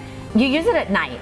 because you really want on your face, you really, and my neck, You want that really want it to, and you want it to seep in. Yeah. Like you really So want to feel it. You put it on before moisturizer? Yeah, and I actually put it on last night without anything. I used 1.5. It has hyaluronic acid, which hydrates the skin and makes it look noticeably in the morning. The person who tried it on our staff said she didn't have a bed wrinkled morning. Wow. So it's like plumper And what's the price of hydrates. this? It's like under $10. They're right? all under 20. All under 20. Yeah. Okay, what's next? Okay, so next we have the e.l.f. Skin. And speaking of price, this one is $12. Okay. Wow. So Okay. it's pretty amazing to find a great moisturizer under $15. So what people loved about this is that it's really light, but it gives you what one staffer described as a drink of water for your skin. Oh, wow. This is our very own Sarah Ball testing it. Really, everyone raved about this one. And what's so cool is, again, it's only $12. Yeah, 12 bucks. great. Okay, Yeah. what's next? Okay, this I can't. My hands are so oily now because of everything I just put yeah. on.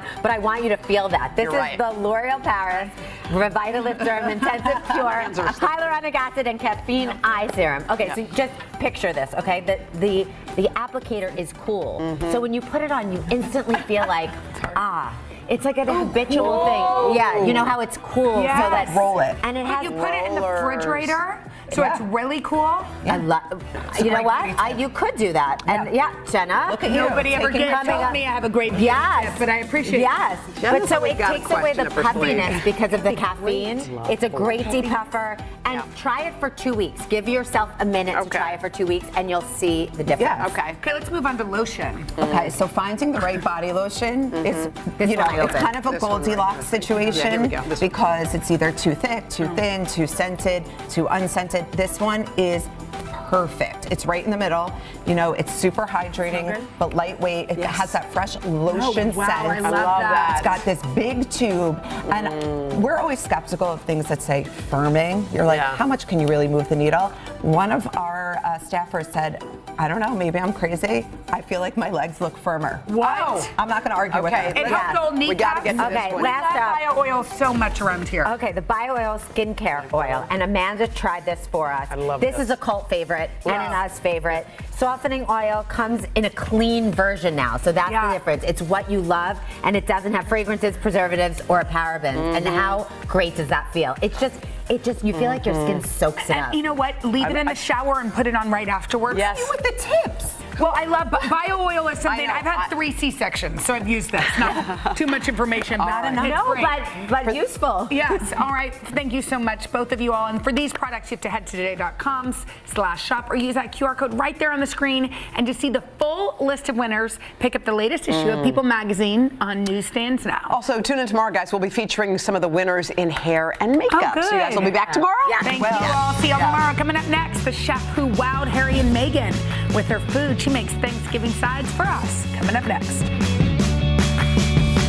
Is it easier to pass a bipartisan bill right now than it is to pass a Democrats-only bill? This supply chain issue has been a problem for months. Do you concur that this is going to get worse before it gets better? Are you concerned about the direction of your party? If it's Sunday, it's Meet the Press. Today is getting you ready for the holiday season. From how to get your orders on time, The race to prepare for a holiday shipping season like no other. to traveling shortcuts and safety essentials, what you need to know every morning on Today. Cooking up a storm with Al Roker, a Thanksgiving feast and a podcast. Listen now. Good morning, everybody. Welcome to Today. Let's go. We're going to kick off the Pink Power and Breast Cancer Awareness Month. What's the best thing about being this age? You have nothing to prove because you already proved it. What does it feel like to be in a city that you love so much? I am humbly proud that I stuck up for my town. We all have the honor of helping reopen the doors. Broadway is back! Cooking up a storm with Al Roker, a Thanksgiving feast and a podcast. Listen now. Nearly a dozen hours after the Eye roared ashore. There is some late-breaking news. All right, Cooking up a storm with Al Roker, a Thanksgiving feast and a podcast. Listen now. Grab your apron for a new podcast, Cooking Up a Storm with Al Roker. My forecast, yummy. Some of the best chefs spill the beans on family secrets to get you ready for Thanksgiving. This is fun. Bringing the heat for the holidays. Follow now wherever you get your podcasts. Good morning, everybody. Welcome to Today. Let's go. Think you'll run for office one of these days? I'm not saying no to anything. Wow. Welcome to Football Fright in America. That was amazing. All right, turkey may be the main attraction on the Thanksgiving table, but if you're anything like me, it's all about the size. And that's why Melba Wilson is making it for us today. She is the chef and owner of course, the famous Melba's in Harlem. And now she's doing double duty, creating a menu at Woolman Rink in Central Park. Amazing. She's very busy. And get this, guys, she's not done. Look at you, Fancy. Recently, she hosted Prince Harry and Meghan at her restaurant, served up comfort food for the Duke and Duchess. I mean, Melba. Oh my God. Melba, what's happening in your life? Like Oh the my stars God. are aligning. They are. Don't They you really, feel it? really are. But you know, hard work pays off. But also, so does good food. What did they love the most about your food, Harry and Meghan? Well, Harry had never had chicken and waffles before, so this was his first chicken and waffles. And what did he say? He was like, "Oh my God, this is absolutely amazing." Oh, absolutely amazing. And then he asked for a waffle fry from somebody else's plate.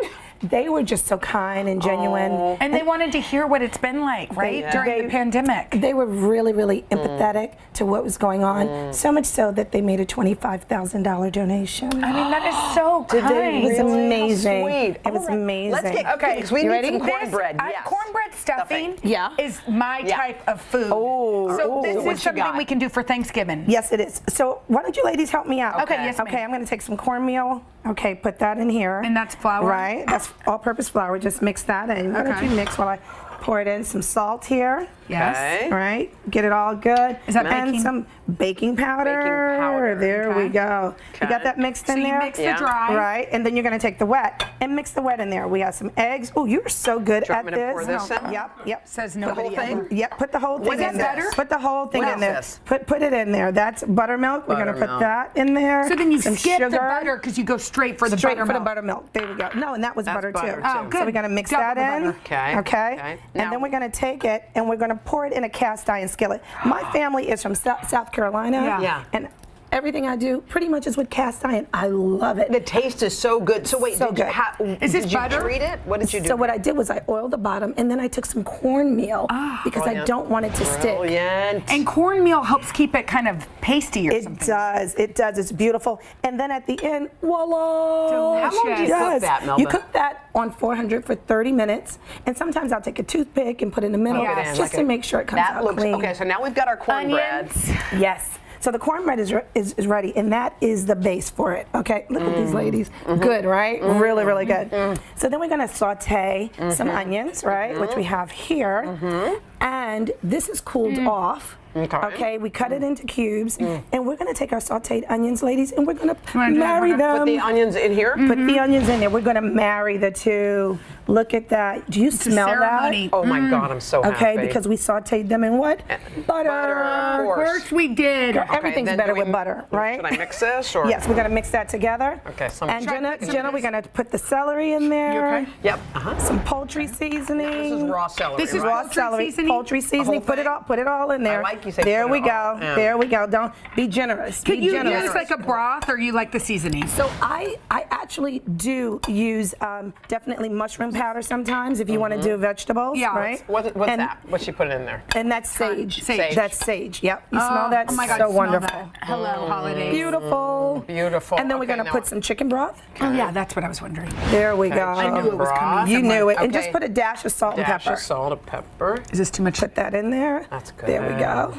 So We're actually really cooking. You are really cooking. You put us to work. Oh we my never God, I usually do. love the Okay. fact that you guys are Okay, now doing we're this. here. So here, what we're gonna do is we're gonna marry this in here, So you buttered the bottom. butter the bottom, Oh, thank and we're gonna pour this in our Okay. 9 by 15 I like these ooh, little roasting Oh pan. no. Oh no. Put that there. Oh my Oh God. no, Melba. Oh my God. Oh my God. Melba. I want this. I mean, Is that a party in your wait a mouth? minute. Remember, this is the best stuffing Harry I've and ever Meghan. had. Harry and Meghan This are is the loving. best stuffing I've Thank ever you. had. Thank Don't you tell so much. Stovetop. Oh my my gosh, God. and you made a bonus side. I did asparagus. Roasted, very, very simple. Melba? You like? Don't you want this on You like? Thanksgiving Day? No, I'd finish it right now if I were alone in my apartment. I mean, I'd finish the whole thing. And you can also put sausage in it if you want. Turkey sausage. It doesn't even need Yeah, it. Okay, it's for so good. Melba's recipe, you're going to want to make it this Thanksgiving. Head to today.com/food. And we'll see you at Woman Rink. Woman Rink. Definitely. Can you do it? Because I'm going to keep. You mind? Okay, and as you gather around the Thanksgiving table, we've got some creative ways to share what you're thankful for after this. Melba? Melba, this is the best. News is more than a headline. It informs, it inspires, and it still matters. To cover it, you have to be in it. And that's what we're gonna do. Every night, we take you to the front lines of the story, where it's actually happening, with NBC News journalists on the ground from all over the world. We cover what you need to know and bring your newsfeed to life in prime time. And streaming live, it's your news playlist every night. Top Story with Tom Llamas, weeknights at 7 on NBC News Now. Sometimes the news can be difficult and overwhelming for kids to understand. Will coronavirus come back next year? So to help make sense of it all, we've created a newscast just for them. Man, you know a lot. We hope your family will watch Nightly News Kids Edition. Cooking up a storm with Al Roker, a Thanksgiving feast and a podcast. Listen now. For breaking news in our changing world, download the NBC News app. The Meet the Press Chuck Toddcast, free wherever you get your podcasts. Cooking up a storm with Al Roker, a Thanksgiving feast and a podcast. Listen now. Nearly a dozen hours after the eye roared ashore. There is some late-breaking news. All right, Sometimes the news can be difficult and overwhelming for kids to understand. Will coronavirus come back next year? So to help make sense of it all, we've created a newscast just for them. Man, you know a lot. We hope your family will watch Nightly News Kids Edition. Today is now a podcast available every morning. Listen wherever you get your podcasts. Sometimes the news can be difficult and overwhelming for kids to understand. Will coronavirus come back next year? So to help make sense of it all, we've created a newscast just for them. Man, you know a lot. We hope your family will watch Nightly News Kids Edition. Today is now a podcast available every morning. Listen wherever you get your podcasts. As we get ready to gather with our family and friends and simply be together, many of you may be feeling more grateful than ever this year. So with that in mind, our good friend Meredith Sinclair came up with some ways to express our gratitude and give thanks. Okay, Meredith is the author of the book Well Played, and if you're like us and if you like anything you can see, because we are going to like it, you can scan the QR code on the bottom left of your screen. Can we just say it's so good to see you in person? We've watched you on Zoom for a year and a half or 2 years, and now you're finally here. I am so grateful. Well, we are so too. grateful. And I love this idea. Hoda and I were talking the other day. It's like, this is what Thanksgiving should be. Yeah. But sometimes if you don't have little reminders to really be in it and be present, you can forget. So what tell are some us. ideas? Exactly. I want it to be the thankfulest Thanksgiving ever. Okay. So the first thing is right behind you. This is a grateful challenge, and it's so simple. I made it out of craft materials from the craft store.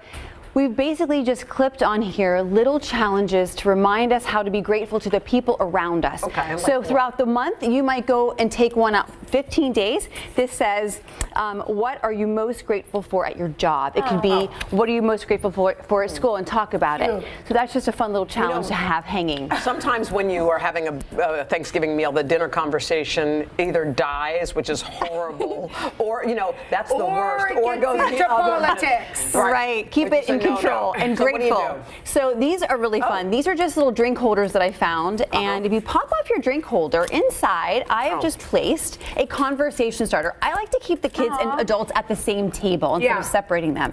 So you're just going to pop these off, and throughout the dinner, each person People can read it and have some conversation starters. It says, what experience this year brought you great joy? I love that. And anybody can talk Kids about can it. too. Kids and adults, and it keeps the conversation fun. And then, of What course, silver lining were you most grateful grateful for this year when you Lots think of something silver wasn't lining. great? Yeah. Okay. And then a little leaf in there that just, of course, is what you're grateful for. So lots of grateful conversation happening. What is this little wheel?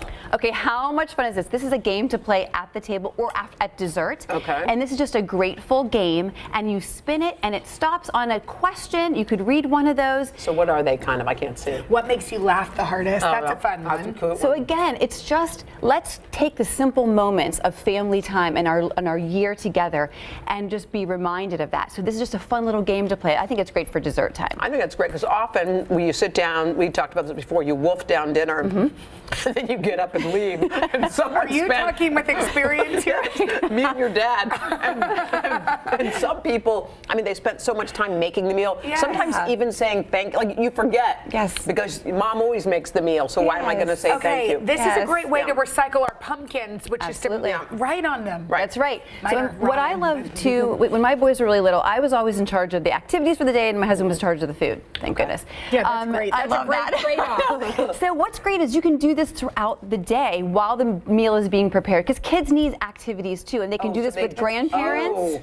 You just get some Sharpies. Okay, I'm going to do this. This is not, like, that's too hard for me, but this I can do. Yes, you can do that. Yeah, and so we put out some, fun markers, do it together, have grandparents and kids I do think this it's super together, cute. and then you can use those at the table as well. Now, a lot of families still can't be together for multiple reasons. How do you stay connected during this time? Okay, this is great. At the end of the table, you will see this really fun Year of Connection kit. It's a mindful stationery kit. There's 52 cards in it. That's cool. And they say lovely things. And this is really a challenge for you. There's also a journal in there to help you kind of keep track of the Year of Connection. So each week, you could do it individually or as a family. You pick someone to send a actual card to in the mail. By the way, you do that. We've been wanting to do this, though. Let's get it. Oh, yeah. Remember? We wanted to did. say, I And then we do forgot. write thank you notes. And then before we go, it's yeah. nice to personalize everybody's. I know. Can I take a shot? Wait, hold on. This Not is my fault. Wait. This is mine. Yeah, that's yours. It's supposed to be your kids. Wait. Here's Jenna's. Yes. Can we get a tight shot of Jenna's? Okay, this is a That's show and tell Jenna. activity, and this is me and my husband when we were first dating in college. Where was Hoda? She was here last Mine's night. here. Mine's right here. Oh, Yeah, there's we have Hoda's. a beautiful picture of your So this is a show and tell I'm teasing. activity again. That's cute, but I don't care. But that's super cute. Yeah, it's No. another way to talk about like moments and occasion, Especially a celebration. for kids, I feel like they can really talk, about visuals. I think it's a great Something idea. they love that and year. did we already do this? What's this? Okay, that's really fun. That's a blessings jar to create that can live long after the Thanksgiving meal is over. So you say something that has been just a blessing to you this week, and then you can keep it going. I love that. all year long. Hoda's going to do that for exactly 1 week. Hey, every little bit counts, Hoda. Fad is a fad. She loves the fad. Thank you so much. Meredith. Thank you for coming in. Okay, if you like any of these ideas, head to today.com/shop. Coming up next, fashion influencer and our friend Sai De Silva back showing us how to incorporate all of our Tuesday trends for your wardrobe. And then also a couple of bonus looks coming up after this. These are so cute ideas. Look at her vibe. Okay, earlier we revealed our Tuesday looks selected from 3 outfits by each of us and styled by Sai De Silva, better known on Instagram as Scout the City. Okay, guys, she's got a huge following on social and for good reason. Look at her. We're already crazy about the outfits that she chose for us, but she's also going to show us how we can incorporate the trends in some of the ones that weren't selected.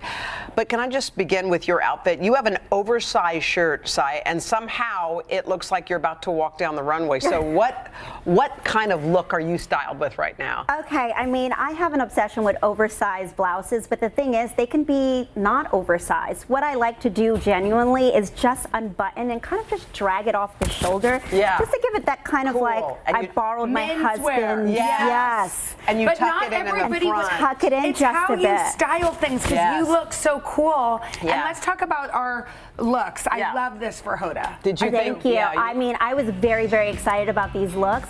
This dress, I was like, I have got to get Hoda in more of a bodycon for the holidays. Yeah. And what I loved about this particular piece is that there's no fuss when you're buying Yes. it because the shirt actually goes It's with inside. it. There's It's like an inside. It's all one thing. It's all one piece, so Yeah, it's a I like twofer. it. You buy one, Now, you what get about, two. What about Jenna's? And then we want to get to the Okay, other. and then Jenna, Gen Z said skinny jeans are out. Good. They are gone. We want more loose fitted pair And of jeans. high-waisted. And we want high. Even though low-waisted jeans are creeping in. I'm going to say no for me. No. Definitely Tell for me. them to no. You can end that trend, Si, yourself. I would love to end that trend. Let's talk about some of the outfits that didn't get chosen. Jenna's comfy cardigan look. I thought that was cute. Tell us about, I think it's Madine's. Oh, she looks so cute. So, I mean, I think over the past year, we're really looking into more comfortable clothing. I like that. And I thought that this was a great weekend vibe. It's more of like a cardigan duster that can be layered with almost anything. Yeah, and I like it's sort of a replacement, as you said. Like you could wear this on Thanksgiving instead of the sweats. There you go. Okay, let's move on to the runner-up number 2, which was like kind of this printed long. By the way, that looks really cute. She looks so cute. I love this. Actually, Jenna, I picked this for you just because it was a more flowy piece. Yeah. And I loved overall that you can wear it with boots, even over the knee boots, and it has, look at that. Look at the way the air is I would flowing like through. to, some things don't photograph the way they look on. No, not at all. You have to actually try them on, and I just thought that this would look so beautiful on you. All right, so tell me about the ones that we didn't pick for me. There was the statement pant. Okay, the statement pant I thought was fantastic. It gave it a little bit of texture, and I love the mock neck top as well as the sneakers. I think that this was overall elevated, but at the same time comfortable. And what about the slouchy suit? That suit was cute. Menswear. Menswear is everything. You're going to see menswear everywhere. And what I love about this is not only is it comfortable, it's elevated, it's put together, and you can layer it with a nice oversized jacket on top. So don't just stop there. Keep it going with the layers. See, this is why it's she's cold outside. stylish and we're not. She doesn't just stop. Tell us your Instagram again. My Instagram is Scout the City. Scout the City. We're going to be following you and copying your style, but we will never look like you. Thank you, Si. You're right. You We we hope you appreciate come you. back and visit us. I would love that. Thank you, ladies. Awesome. Tell your daughter, hey. Yes. And we'll be back after this. Sometimes the news can be difficult and overwhelming for kids to understand. Will coronavirus come back next year? So to help make sense of it all, we've created a newscast just for them. Man, you know a lot. We hope your family will watch Nightly News Kids Edition. This isn't about spending going forward. This is about spending that's already happened. Do you accept the idea that we have a crisis at the border?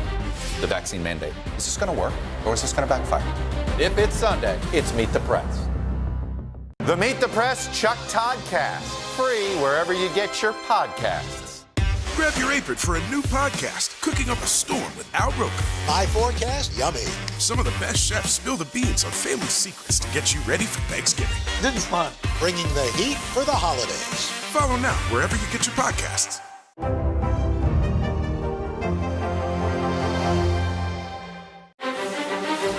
This isn't about spending going forward. This is about spending that's already happened. Do you accept the idea that we have a crisis at the border?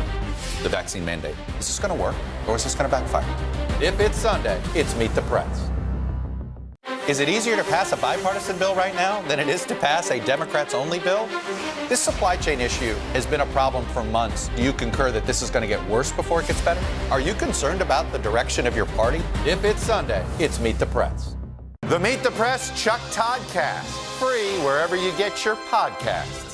Is it easier to pass a bipartisan bill right now than it is to pass a Democrats-only bill?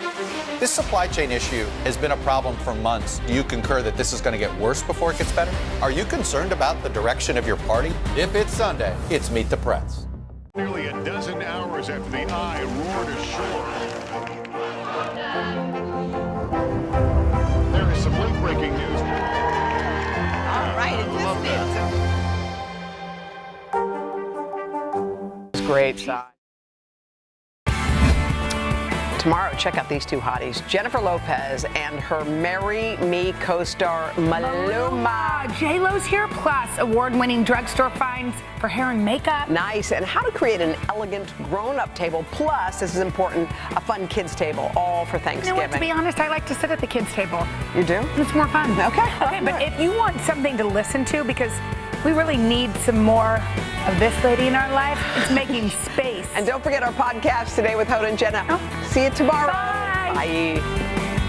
Welcome to Today All Day. All day? Today, all day. All day.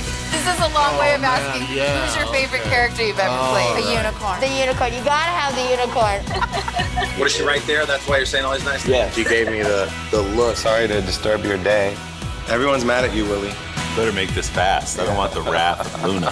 When I see you, I always think, I wonder what his quote would be. Give us 6 minutes and we'll ask as many questions as we can. Welcome to Cold Cuts. Cold Cut, Cold Cut. My buddy Cal cooking with me. Dads don't babysit. It's called parenting. What was the first book you remember loving? Heart Smart Today with simple exercises to strengthen your heart. Make the most of your beach days. It's all about the tracksuit now. How good do they look? I now pronounce you husband and wife. Kiss the bride. This morning, a story of people helping people. You've received tons of letters from people who have been inspired. Let's do the weather out. Okay. All you gotta do is say, it's cold, it's warm, it's raining, it's snowing. That's it. One of our most favorite franchises ever, Ambush Makeovers.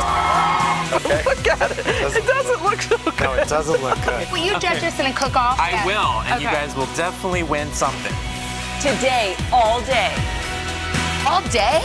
All day. Welcome to Today, All Day.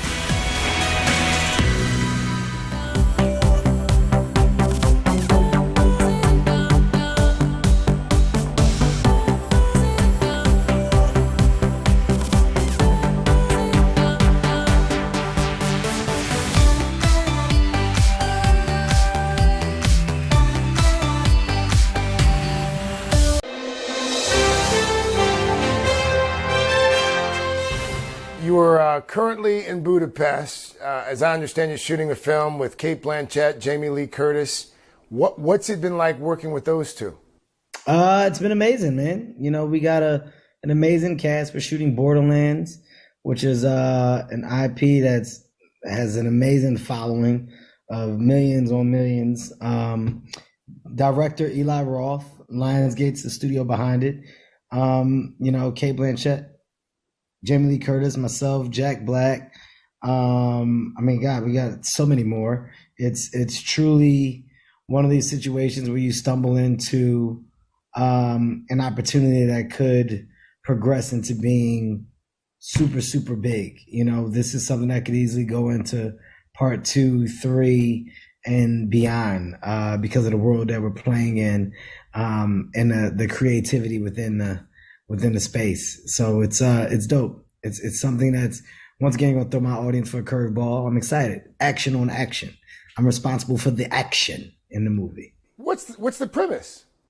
It's a game. You know, it's based off of a video game. So it's about the travel within planets and a search to find an individual that possesses the powers of being the quote unquote special one, you know?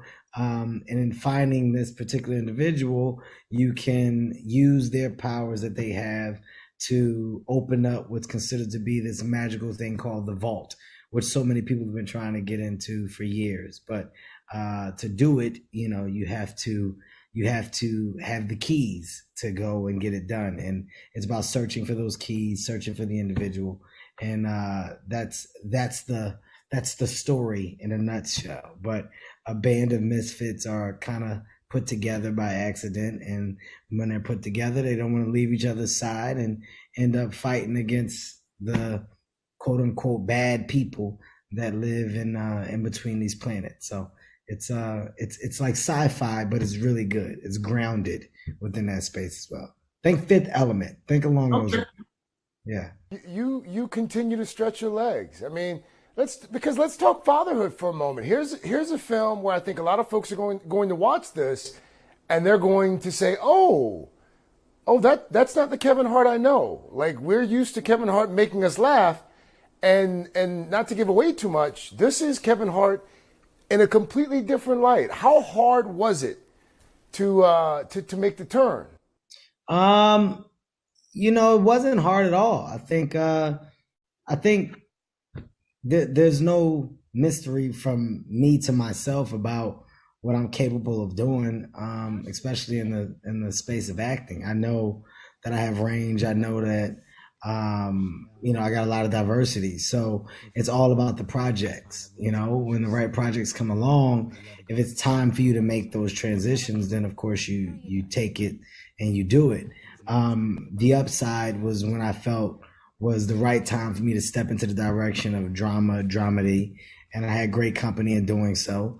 And after that, it was like, okay, that was good. I need to find something on this level or better. And the next project that was brought up was fatherhood. Marty Bowen had a script, brought it to me and my company at Heartbeat. And, you know, we were blown away from day one at Matt Logan's story. And when I found out that it was true, that's when it was like, okay, this could be it, because you're not only doing a project that's good on paper, you're doing a project that you would have to be good at and stay true to because it's real. That was enough for me. You know, when I got his reason, Matt was like, this is an opportunity to not only share my story, but bring light to a thing that happens that people don't really know happens often. And, you know, his journey from pain to happiness is one like no other. So my respect level went through the roof, and my appetite for a meaningful piece of material went through the roof as well. So everything lined up, man. Paul Weitz, great director, met with him. And then the Obamas came in as producing partners as well. I mean, all of the boxes were checked that said go. To cover the news, you have to be in it. We'll take you to the front lines of the story, bringing your news feed to life. Streaming live every night. It's your news playlist. Top Story with Tom Llamas, weeknights at 7 on NBC News Now. Today is getting you ready for the holiday season. From how to get your orders on time, The race to prepare for a holiday shipping season like no other. to traveling shortcuts and safety essentials, what you need to know every morning on Today. Good morning, everybody. Welcome to Today. Let's go. We're going to kick off the Pink Power and Breast Cancer Awareness Month. What's the best thing about being this age? You have nothing to prove because you already proved it. What does it feel like to be in a city that you love so much? I am humbly proud that I stuck up for my town. We all have the honor of helping reopen the doors. Broadway is back!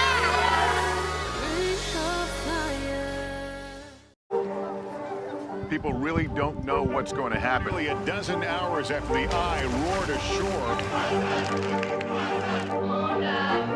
More good people than bad people, you know, right? 5 seconds. 4, 3. There is some late-breaking news 4 hours into the Iowa caucuses by the Banner deliberations. All right, it just me too.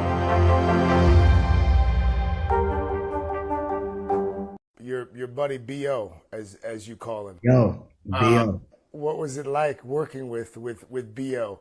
on a project like this? Would he call and give some tips, some feedback? Would he say, hey, Kev, I think maybe we should do this and not this? You know, the thing about having good producing partners is producing partners knowing their roles and, you know, where their value is, right? And the value and promise in having the Obamas and their company as producing partners is them understanding a good IP, a good piece of content with strong substance and great meaning that could do nothing but spread a positive, needed message in today's time and in our culture, right? You know, you're talking about a black man on the big screen playing the role of a father in a positive light.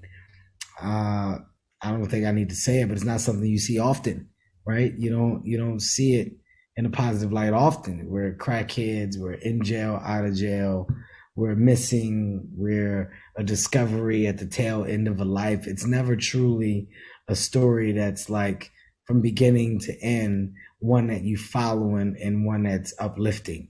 So in this case, I felt that there was a need and real want behind the message that was being delivered. And, you know, without putting a stamp on the race card, it's visual of this being an opportunity to change the narrative that I feel desperately needs to be changed. So the Obamas got that. And he said, this is a great opportunity to uplift Black fathers and Black men and, you know, give a nod to those that are embracing fatherhood and maybe a little nudge to those that aren't correctly, you know? So we were lucky to have him to be a part of it. once again, everything kind of lined up and all the right boxes were checked. Amen to that, Kevin Hart. Amen to that. How did you figure out how to cry on cue for the film? I mean, you're pulling on emotional strings. You know, it's a heavy story. It's a heavy story. When I first read the script, honestly, I teared up in the first 30 pages. You know, when what happens, it got to me because it's like, damn, you know, this is the happiest day of you and your wife's life, and you know, 9 months have been spent looking forward to this particular day, and on this day, to have something tarnish that or be taken, it's that's tough. That's tough to process. That's tough to register. And those that have had that happen to them, my prayers and condolences go out to them, because I couldn't imagine. I really couldn't imagine. So it was putting myself as deep into that as I possibly could to help me get the emotional response that I did. And you know, it also helps when you have an amazing cast around you. You know, I mean, I'm with Alfre Woodard, and it's. I mean, you're talking about the cream of the crop, the best of the best. So you know, those emotions come out more when you see other people putting those emotions on display at the thought of. So your game is raised by your surroundings.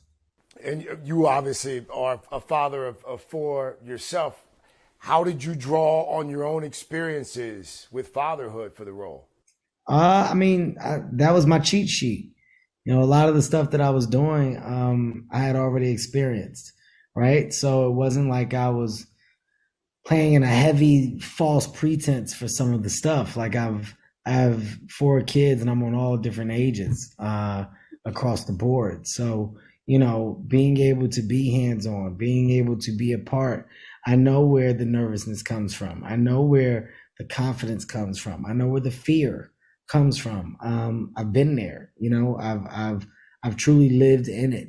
I had to find comfort in discomfort at one point in being a father. And I think so many other fathers do as well. It's just about acknowledging that, understanding that, and being true to that.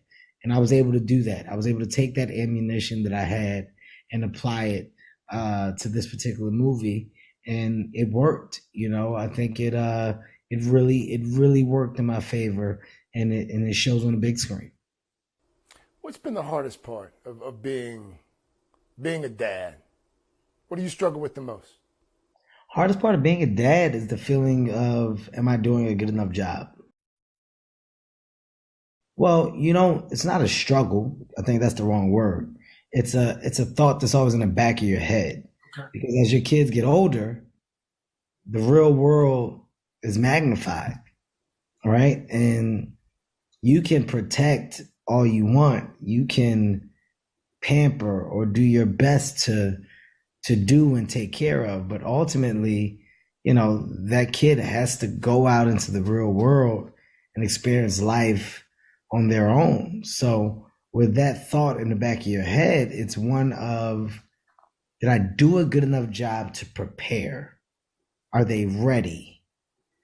Are they capable?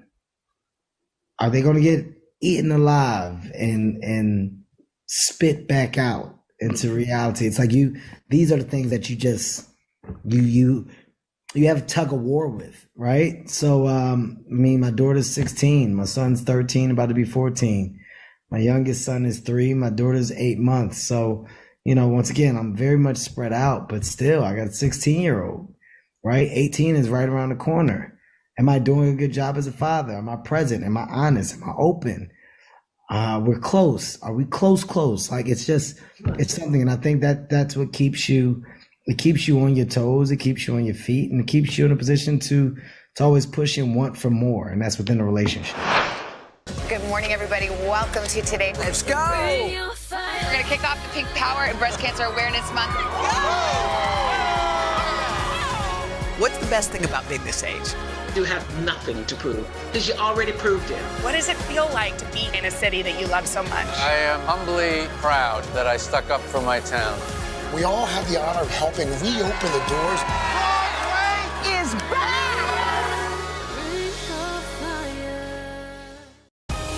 Today is getting you ready for the holiday season. From how to get your orders on time, The race to prepare for a holiday shipping season like no other. to traveling shortcuts and safety essentials, what you need to know every morning on Today. For breaking news in our changing world, download the NBC News app.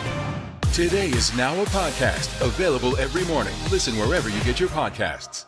Good morning, everybody. Welcome to Today. Let's go! We're going to kick off the Pink Power and Breast Cancer Awareness Month. What's the best thing about being this age? You have nothing to prove because you already proved it. What does it feel like to be in a city that you love so much? I am humbly proud that I stuck up for my town. We all have the honor of helping reopen the doors. Broadway is back!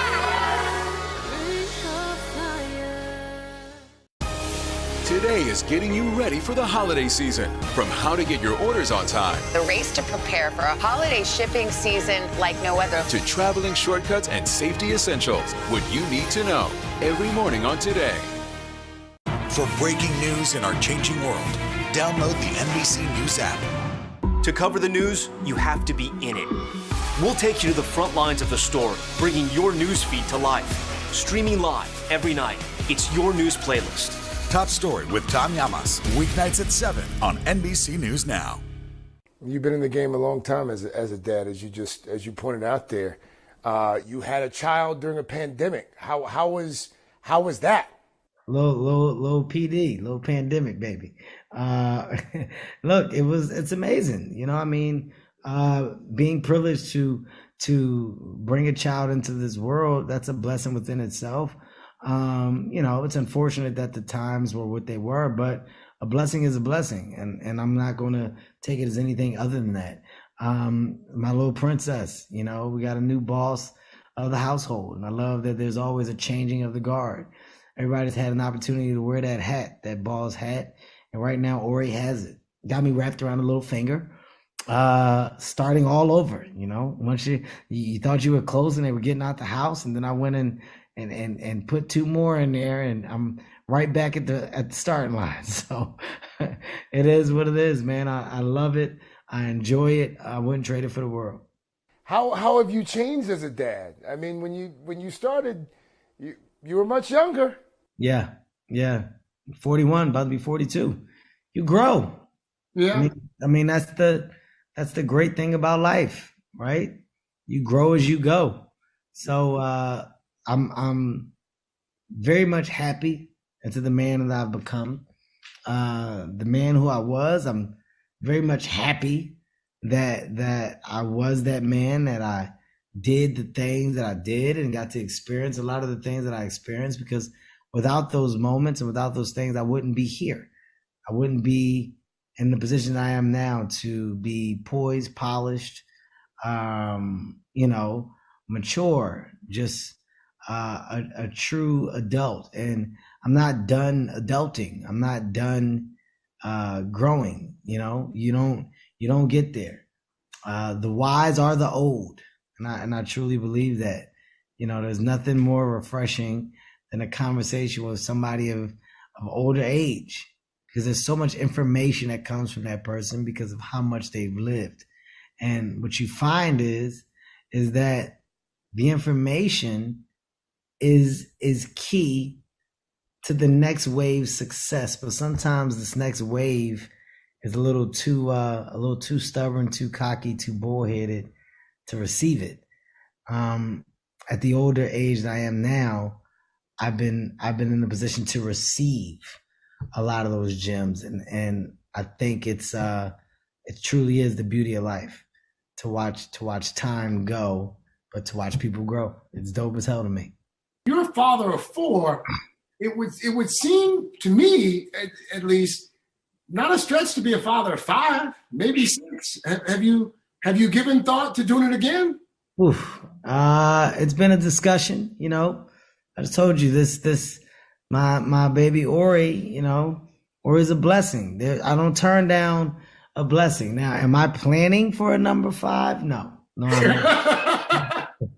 If a number 5 were to happen, then oh joy. But right now, I think 4 is a good number. We're in a good place, man. Got some dogs, got some kids. We're fine. 5, we don't need to push for 5. Not right now. I think we're in a good space. So, we'll see. But I don't run anything. I don't know why I'm talking like I can make these decisions. If my wife decides she wants another baby, I gotta have another baby. Yeah, there is no pushback for me, man. None. There was the accident a while back, and you suffered a pretty serious back injury. I caught some video online recently. You seem to be back 100%. Saw some video of Kevin Hart in the gym, and it looks like you're training for something. Yeah, I'm definitely 100% back to myself. Currently in the best shape that I've ever been in. I mean, I got in crazy shape for Borderlands because once again, rolling is the action. I'm all stunts. I'm all my own, You're doing it all yourself? I'm doing a lot of that stuff myself. I got a great team. 2 great stunt guys, man. Two great stunt guys that have been with me for quite some time. And what we do is we put me in positions to do as much of it as I possibly can. When it gets to be something crazy, my guys step in, but I love to be extremely hands-on and get in there. And I did a lot of training for this movie. So I got down to about, I'll say maybe 10.5, 11% body fat. Wow. And, all muscle, but I've never looked like this. I've never been in this shape ever in my life. This is definitely the best shape that I've gotten in at the age 41 and about to be 42. And I worked hard for it. So I love the results when you put in the effort. What's left, Kevin Hart? What have you not done yet that you still want to do? There's so many things in the entertainment space that I've been able to tap into. And what I found is that the more diverse you are, the more you can do, and the more you can elevate and create opportunities for those around you. That's what my newfound focus is. That's where my ambitions have rolled over to. So, it's about finding the success and then creating bridges to get other people up here and over here.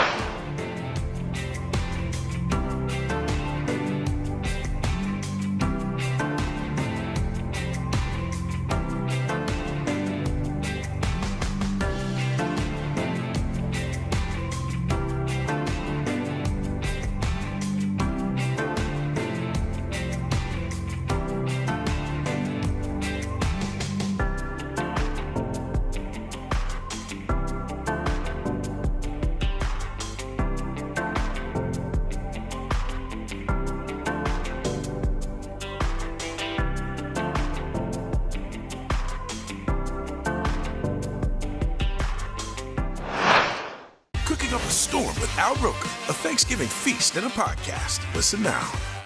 News is more than a headline. It informs, it inspires, and it still matters. To cover it, you have to be in it. And that's what we're gonna do. Every night, we take you to the front lines of the story, where it's actually happening, with NBC News journalists on the ground from all over the world. We cover what you need to know and bring your newsfeed to life. In primetime and streaming live, it's your news playlist every night. Top Story with Tom Llamas, weeknights at 7 on NBC News Now. Cooking up a storm with Al Roker, a Thanksgiving feast and a podcast. Listen now. Sometimes the news can be difficult and overwhelming for kids to understand. Will coronavirus come back next year? So to help make sense of it all, we've created a newscast just for them. Man, you know a lot. We hope your family will watch Nightly News Kids Edition. The Meet the Press Chuck Todd Cast, free wherever you get your podcasts. Is it easier to pass a bipartisan bill right now than it is to pass a Democrats-only bill? This supply chain issue has been a problem for months. Do you concur that this is going to get worse before it gets better? Are you concerned about the direction of your party? If it's Sunday, it's Meet the Press. Today is getting you ready for the holiday season. From how to get your orders on time The race to prepare for a holiday shipping season like no other. to traveling shortcuts and safety essentials, what you need to know every morning on Today. How you been? What's going on? Drinking milk, getting tall. So you in Budapest? Is that right? Yes, sir. Big one, man. Live from the pest. I think that's not what their tourism bureau calls it. Kevin Hart has built a career by making audiences laugh. Now the superstar comedian is proving he also can move them to tears. Wherever you are, I want to go there. Wherever you are, I want to go there too. In the Netflix drama Fatherhood, Hart plays a single dad raising a daughter after the sudden death of his wife. I'm going to do it because I'm a father. I was ready for the Kevin Hart experience. Within, I think, 10 minutes, I was getting choked up. This was an opportunity for me to expand my resume. People are going to be shocked when they see it and go, wow, you know, Kevin's got some dramatic chops. 2 kisses. One for mommy. One for me.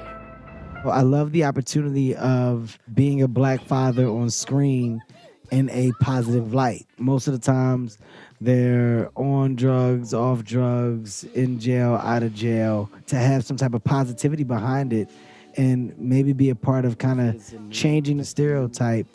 Hart delivers that message with the help of another famous dad named Barack Obama. Fatherhood is co-produced by Higher Ground, the production company started by the former president and first lady. Is Barack Obama calling you with notes? You know what? I actually did talk to Barack. You know, first of all, I think it's just crazy that I can say I talked to Barack on the phone comfortably. And the fact that you can just drop and call him Barack, that's a statement right there of where you are. Yeah, B.O. Call him B.O. Hey, B.O., what's up, man? I'm sure he loves that. Kevin. Hey, Kevin. Hey, Kevin, how you doing? You tell me, B.O. I'm good. That's how it went down. The reason why they wanted to take on the project was because of the story and having them see and understand the positive message behind it. I mean, that's as good as it gets for me.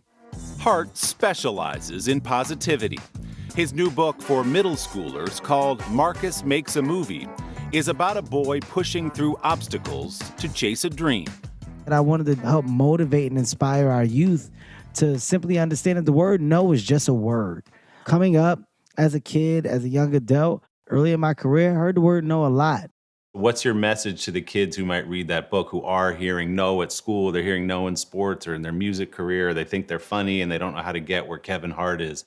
I will say, you know, I think it's not about getting where I am, it's about getting where you want to be, right? And all I am is an example of what's reachable, what's obtainable. And what I learned is that talent is amazing to have, but hard work is going to possibly beat talent every day of the week. Hard work plus talent is undefeated. In a year when the rest of the world slowed down, Hart's relentless hustle continued. He performed a hit 2020 Netflix stand-up special from his own living room, with his family getting ready for bed upstairs. I'm no longer comfortable anywhere else but my house. I don't like people anymore.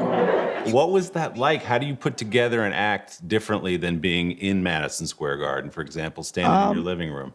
Well, you know, we wanted to do something very intimate. Let's address the elephant in the room. COVID. Newsflash. I had it. The vid-19 was in my system. It wasn't necessarily about the performance. It was just about me being honest about my life, the pandemic. When it first hit, I went and put gas in all the cars. I bought every N95 I saw. I spent 20 grand on N95s. There's just a comfort that comes with being honest and aware. And that was about me having a realization that I'm good. Does that come with experience and success too, where you now frankly can say, I don't need to go do that project because I'm good with who I am and where I am? It comes with experience, success, and also a true understanding of what happy is. There's a thing where this is going to make me happy, and if I get this, I'll be the happiest person ever. And then you get it. And then you go, oh, but if I get this is going to make me happy. This is all I need. But when you really realize it's about the people, family, the love, the connection, well, then things kind of change. Everything nearly changed one night in September of 2019 when Hart was a passenger in a single car crash that left him with serious injuries. How much of this perspective that I'm hearing right now, Kevin, comes from the experience of surviving the car accident that you were in and being able to come home and see your wife and see your kids and appreciate everything? I mean, tons. Understanding that you're not in control, that's a big deal. At any point in time, it can be over. Snap of fingers, over. I'm fortunate and lucky to still experience life. I don't think most people appreciated how serious your injuries were. Yeah. You broke your back. Almost paralyzed. Mm-hmm. Are you recovered today? 100% recovered. I was very lucky to still be able to walk. You know, you're talking about a couple centimeters. That's what separated me and being paralyzed.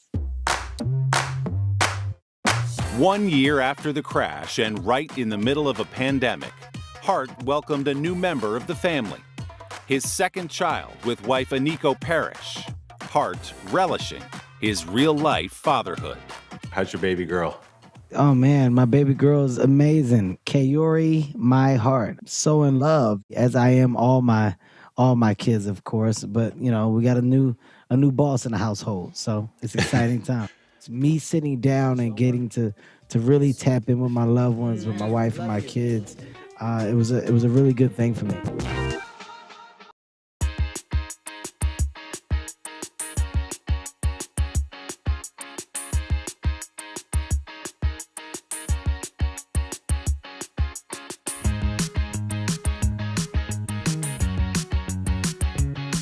Welcome to the Today All Day Kitchen. Thanksgiving is just around the corner, so today we're cooking up an all-star feast. And making our favorite takes on classic holiday dishes. I'm kicking things off with a juicy marinated turkey and my favorite turkey tips. And I'll whip up my favorite stuffing made with sourdough and challah.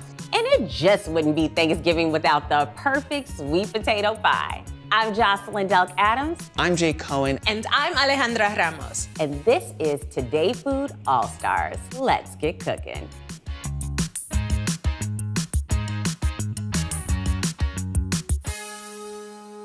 This turkey recipe is based on how my mom made our family's Thanksgiving turkey. Growing up Puerto Rican, our main attraction at holiday dinners was always pork. But one year, my mom decided to use that same citrusy marinade for turkey. And trust me, it works. Marinating can help keep a large bird nice and juicy, even through the long cook time. All right, so the star of this dish is the marinade. It's super simple. All we have to do is add every single one of our ingredients and let the blender do its work. We're gonna start off with an onion, and all we're gonna do here is quarter it and peel it. Really, really simple.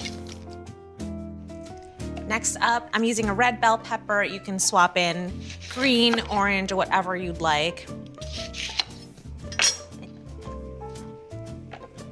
Now it's time for the garlic. This wouldn't be a Puerto Rican recipe without a lot of garlic. So we've got 16 cloves. Now we're gonna add a cup of olive oil, and that is gonna be enough to kind of get us started. And let it go. All right, that's already looking fantastic. Matches my dress. We're gonna add a little bit of cilantro. Now we're gonna add a little bit of that citrus. So for this, my mom growing up would use Seville oranges, which are also known as sour oranges, but they can be a little bit hard to find. So an easy swap is to just use 2 regular oranges and then the juice of 1 lemon. That way you get that beautiful tart citrus juice. Now we're gonna add some fresh lemon juice to it. All right, let's get that going again.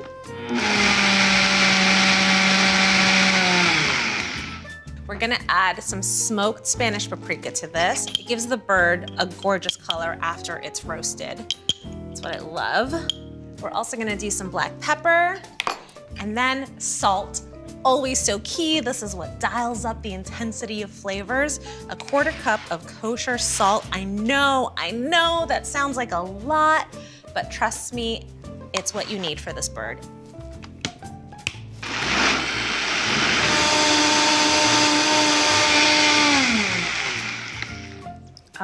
Amazing. How beautiful is that? So our marinade's done. Gonna let that hang out for a little bit and move on to making our herb butter.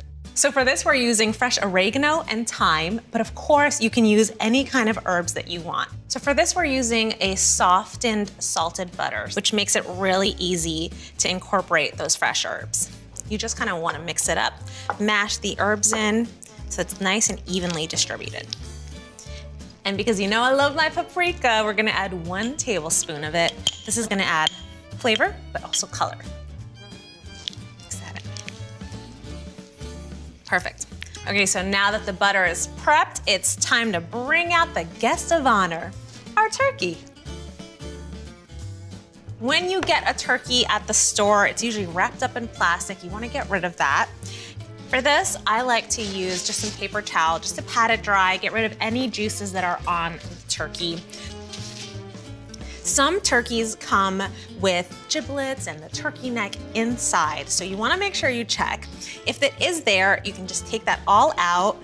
Now we're gonna add the herb butter that we made. And I just like to go a little bit at a time, kind of slip it in there, and then use your hands to press it in and around that breast.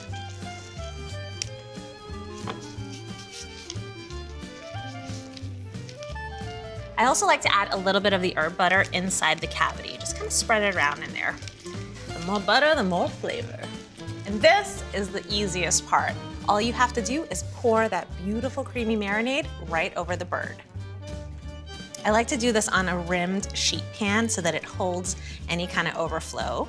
All right. That is 1 beautifully marinated bird. Happy Puerto Rican Thanksgiving.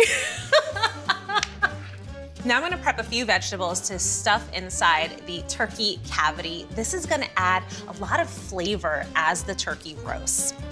So for this, I'm using an onion, and all we're gonna do is quarter it. Don't worry about peeling. This is really just about the aroma. Take the garlic, and we're just gonna cut it right along the side like this, just to kind of release the garlickiness.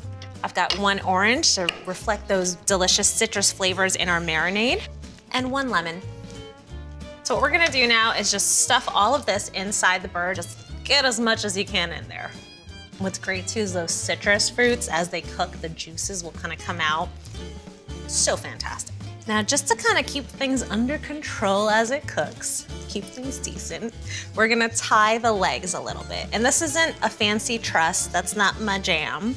I like to keep it really simple.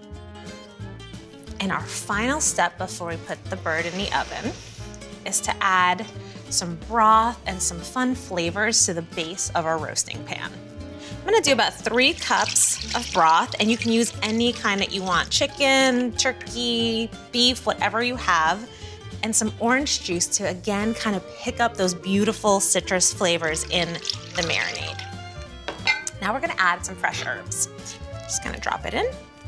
This will sort of infuse that broth as it cooks. So it's like it's gonna have this beautiful herbal steam bath. A little aromatherapy for your turkey.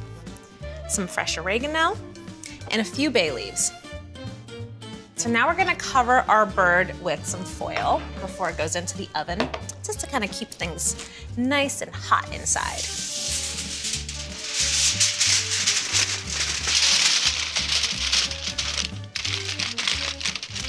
We are gonna roast this turkey at 325 degrees for a total of 4.5 hours. About halfway through, take the foil off and add another cup or 2 of broth to that roasting pan. Time to roast the turkey.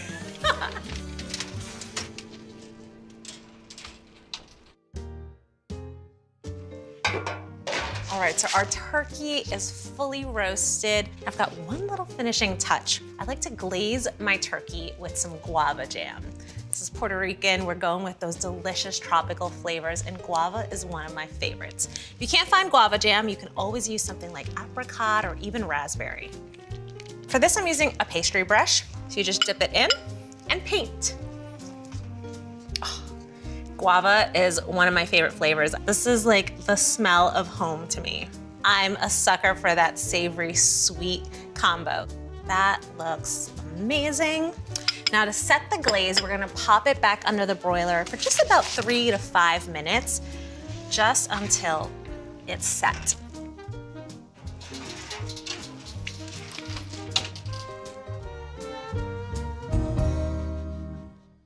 The Meet the Press Chuck Toddcast, free wherever you get your podcasts. Sometimes the news can be difficult and overwhelming for kids to understand. Will coronavirus come back next year? So to help make sense of it all, we've created a newscast just for them. Man, you know a lot. We hope your family will watch Nightly News Kids Edition. For breaking news in our changing world, download the NBC News app. To cover the news, you have to be in it. We'll take you to the front lines of the story, bringing your news feed to life. Streaming live every night. It's your news playlist. Top Story with Tom Llamas, weeknights at 7 on NBC News Now. This isn't about spending going forward. This is about spending that's already happened. Do you accept the idea that we have a crisis at the border? The vaccine mandate. Is this going to work, or is this going to backfire? If it's Sunday, it's Meet the Press. Today is now a podcast available every morning. Listen wherever you get your podcasts. Good morning, everybody. Welcome to Today. Let's go. We're going to kick off the Pink Power and Breast Cancer Awareness Month. What's the best thing about being this age? You have nothing to prove because you already proved it. What does it feel like to be in a city that you love so much? I am humbly proud that I stuck up for my town. We all have the honor of helping reopen the doors. Is back!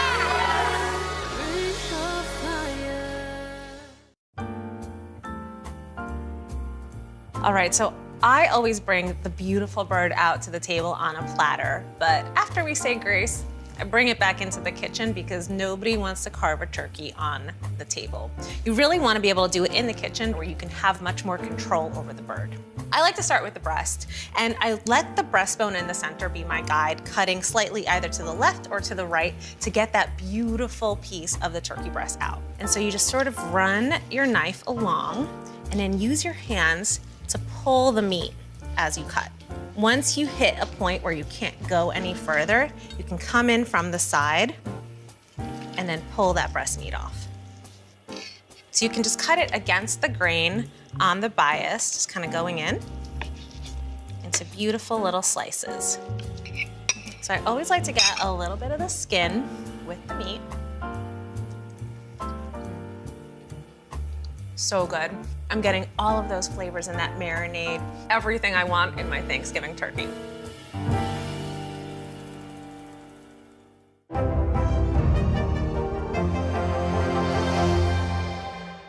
Is it easier to pass a bipartisan bill right now than it is to pass a Democrats-only bill? This supply chain issue has been a problem for months. Do you concur that this is going to get worse before it gets better?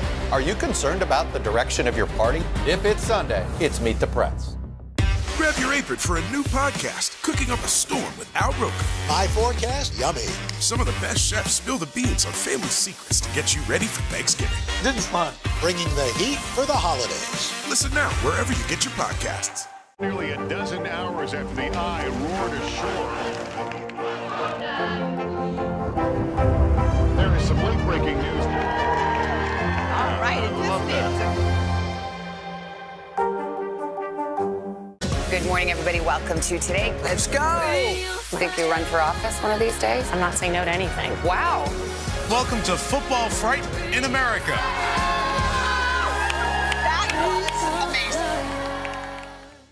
Is it easier to pass a bipartisan bill right now than it is to pass a Democrats-only bill?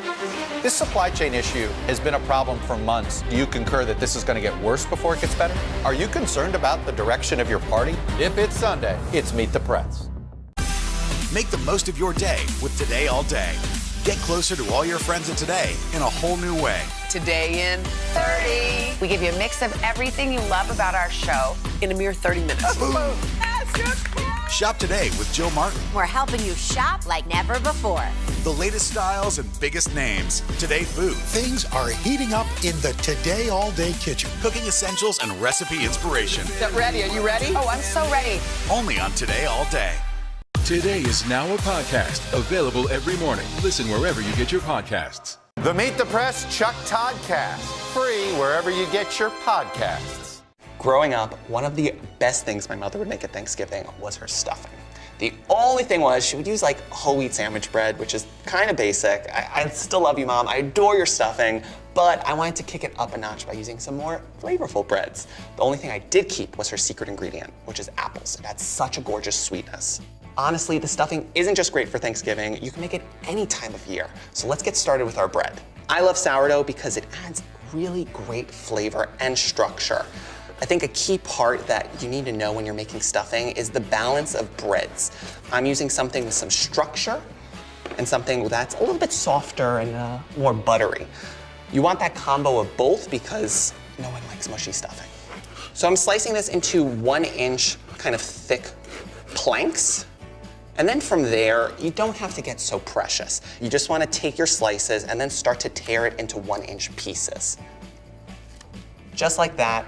Don't get crazy, it's gonna be great. I have 2 sheet pans here, and we're just going to spread them out.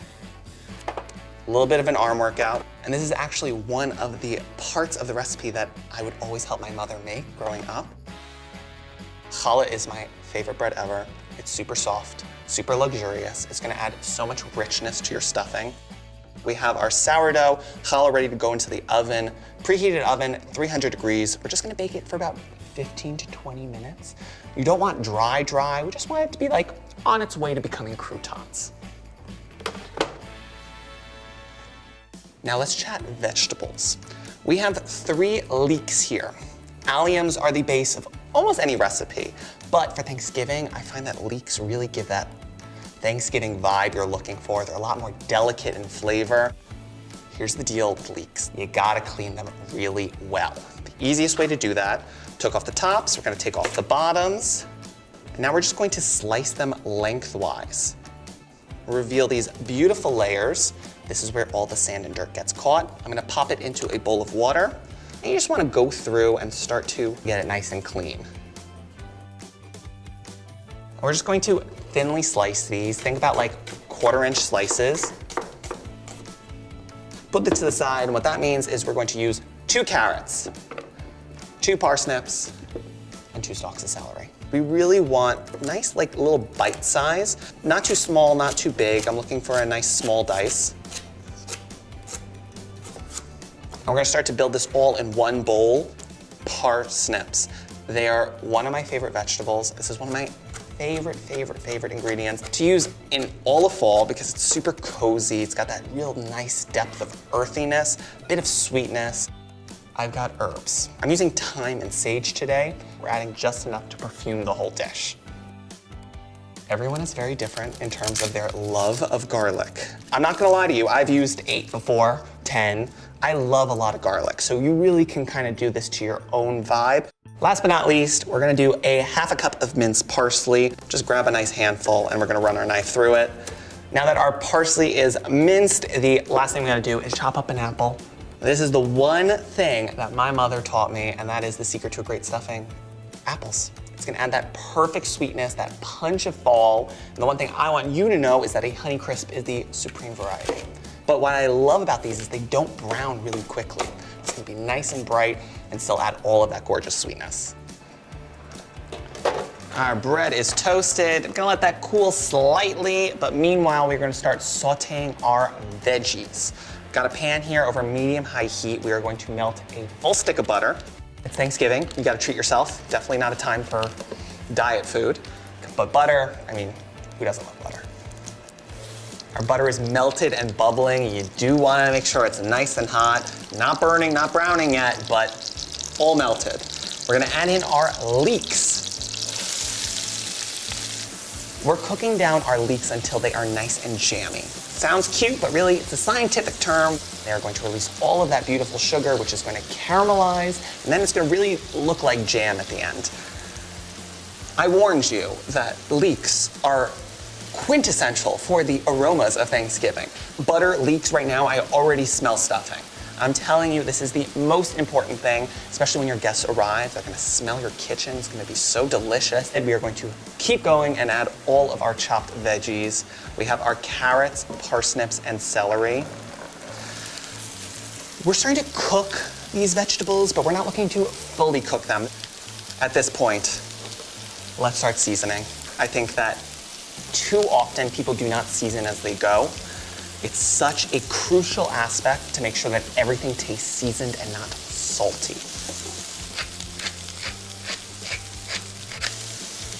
There really is something magical when garlic hits a hot pan.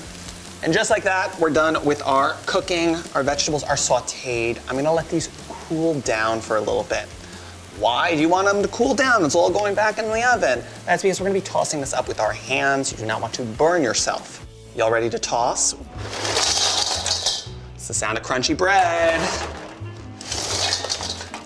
This is where the magic starts to happen. Let's go in with these veggies. Get every last bit of butter. We got our Honeycrisp apple, parsley, 2 cups of apple cider, and then 2 cups of vegetable stock. We got the stock, we got the vegetables. We need something to brighten this up. Cut through all of that richness, and I find that a tablespoon of apple cider vinegar is just gonna help add a little bit more balance. 1/2 cup of heavy cream, more richness, more custardy goodness. We're using 3/4 cup of nuts. Last but not least, we have our eggs. You wanna be not delicate. We're not trying to obliterate the bread, but we do want to start to squeeze in all of these juices and get it kind of homogeneous, because really, you don't want your stuffing to fall apart as you cut into it. I have a 9x13 baking dish. You could use ceramic, you could use glass, you could use something that is an heirloom from your grandmother, anything that's going to hold this stuffing. I've bumped up the temperature to 375, and we're gonna bake this for about 50 to 60 minutes till it's beautifully golden, cook through. Your whole kitchen's gonna smell even better. Now this is a stuffing. You have the nice little golden bits of crispy bread. The center is going to be nice and delicious and have soaked up all of the flavors of our vegetables, herbs. You got the apples. This is going to be a stuffing your family's gonna be talking about forever. Let's give it a try. I'm a big believer in the corner piece. You worked for this, you get it. Great bread to veggie ratio.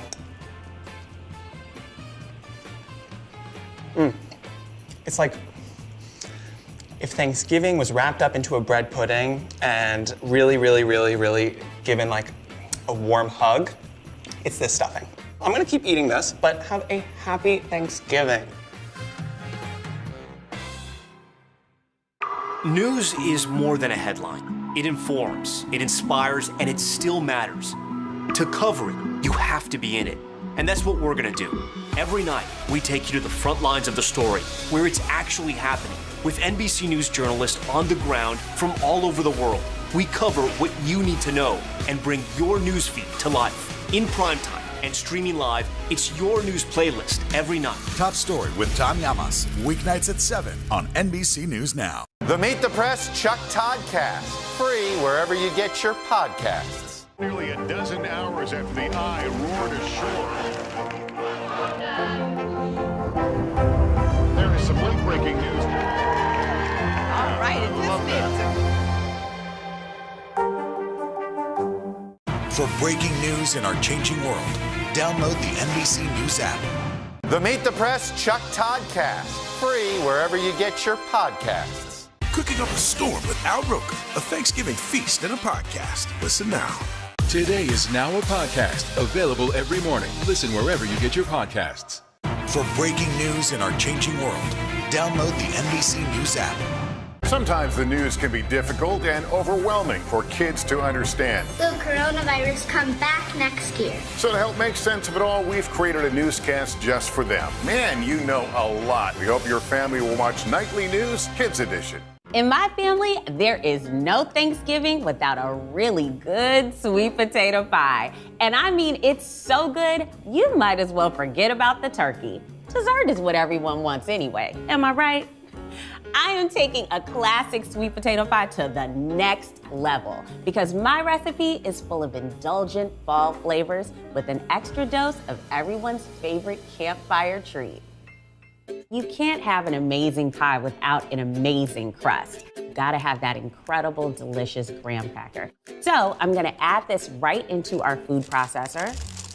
And here's another thing, if you don't have these available, you can also buy the crumbs right in the grocery store, already ready. And you really wanna create some nice crumbs here, pretty fine. So just make sure you get these grinded all the way down. All right, so once you have it all grinded up, we're just gonna add this directly into a large mixing bowl. Get all our crumbs in there. And then I'm gonna add a little bit of granulated sugar. And then we're just gonna whisk all of this together. We wanna make sure that we combine that sugar so you taste it in every single bite of this pie. And once you have a nice mix on that, we're gonna add some melted butter in here so we can actually start to bring this crust together. You can add whatever butter you have in the fridge, y'all, and I know you have plenty of butter for the holidays. And then I'm gonna use a spatula to start to combine everything. We wanna make sure that we moisten all of the graham crackers so it'll stick together and adhere really well. And you can sort of test it by just sort of sticking your finger in, and if you see it starts to actually stick together, it's ready to go. So I'm gonna dump this into a 9-inch pie plate. And then this is when your hands get a little dirty. I'm gonna start to press this right into the bottom of the pan. And just work your hands around and make it as even as possible. It doesn't have to be perfect, so don't worry about messing it up. Once you have your pie crust set up in your pie plate, it's time to bake it off. You wanna make sure that this sets up and gets a nice golden color. Our pie crust is ready to go in the oven at 350 for about 10 minutes. Okay, so our gorgeous pie crust is out of the oven, and look at that golden color. I mean, it really just looks so beautiful. We're going to let this cool for a bit while we start working on our filling. So, of course, if you have sweet potatoes for the holidays, you can actually just bake them until soft and use that as a nice substitute as well. But for the ease of this recipe, you can just grab a can of this and it's gonna make your life so much easier.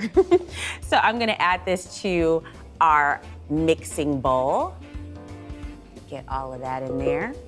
And this is crucial because you do not want to use cold eggs for this recipe. You want to make sure that they are room temperature so your pie filling will set up perfectly.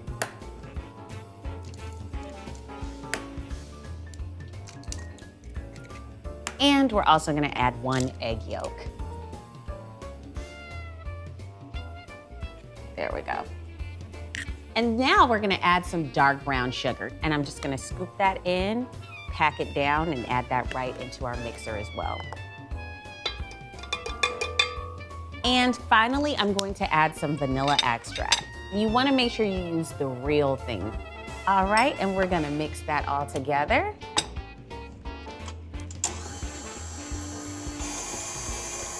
First, I'm going to add in some cornstarch. And then I'm also going to add in some ground cinnamon. I'm also going to add in some salt. I want to add some cloves, some nutmeg, and some ginger. And seriously, your kitchen is going to smell fantastic. All right, get that nice and mixed in. And then finally, we're going to add in some milk and also some heavy cream. Now, this pie batter is going to seem a little bit thin, but do not worry about it. It's going to bake up like a dream. This is a super deep pie plate, so we're able to get all of the filling in here. I cranked the temperature up to 375 so we get this nice setting of the pie. And we're gonna bake this for about 50 to 55 minutes and then check on it about halfway through. Now our beautiful sweet potato pie is out of the oven, and I've been letting it cool for about 3 hours. And now we're gonna get started on our chocolate ganache, which is going to go right on top of it. So I'm gonna start with our chocolate chips, and I'm gonna add that into our mixing bowl. And then I also have some heavy whipping cream. And that's all it is, y'all. Super easy. And this is going to go into our microwave so we can let that chocolate melt down. So now we're just gonna whisk all of the ingredients together until smooth. This smells amazing. So you wanna let this cool for maybe about 10 minutes, and then you can add it to your pie.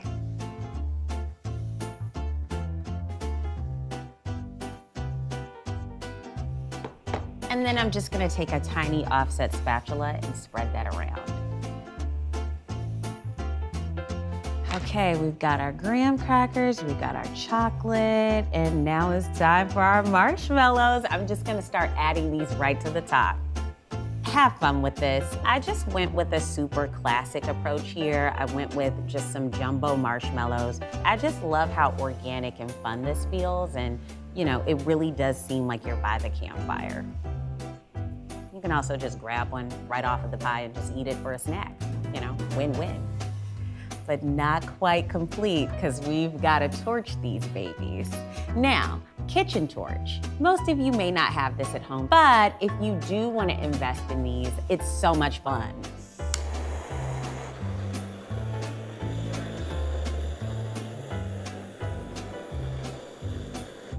You put this on the table at Thanksgiving and people are going to just gasp. You just can't deny wanting a piece of this, right? Got that chocolate with that mix of those fall spices and that filling, and then that graham cracker crust is just so perfectly crisp. This recipe is so perfect for Thanksgiving, and I hope you have a wonderful one.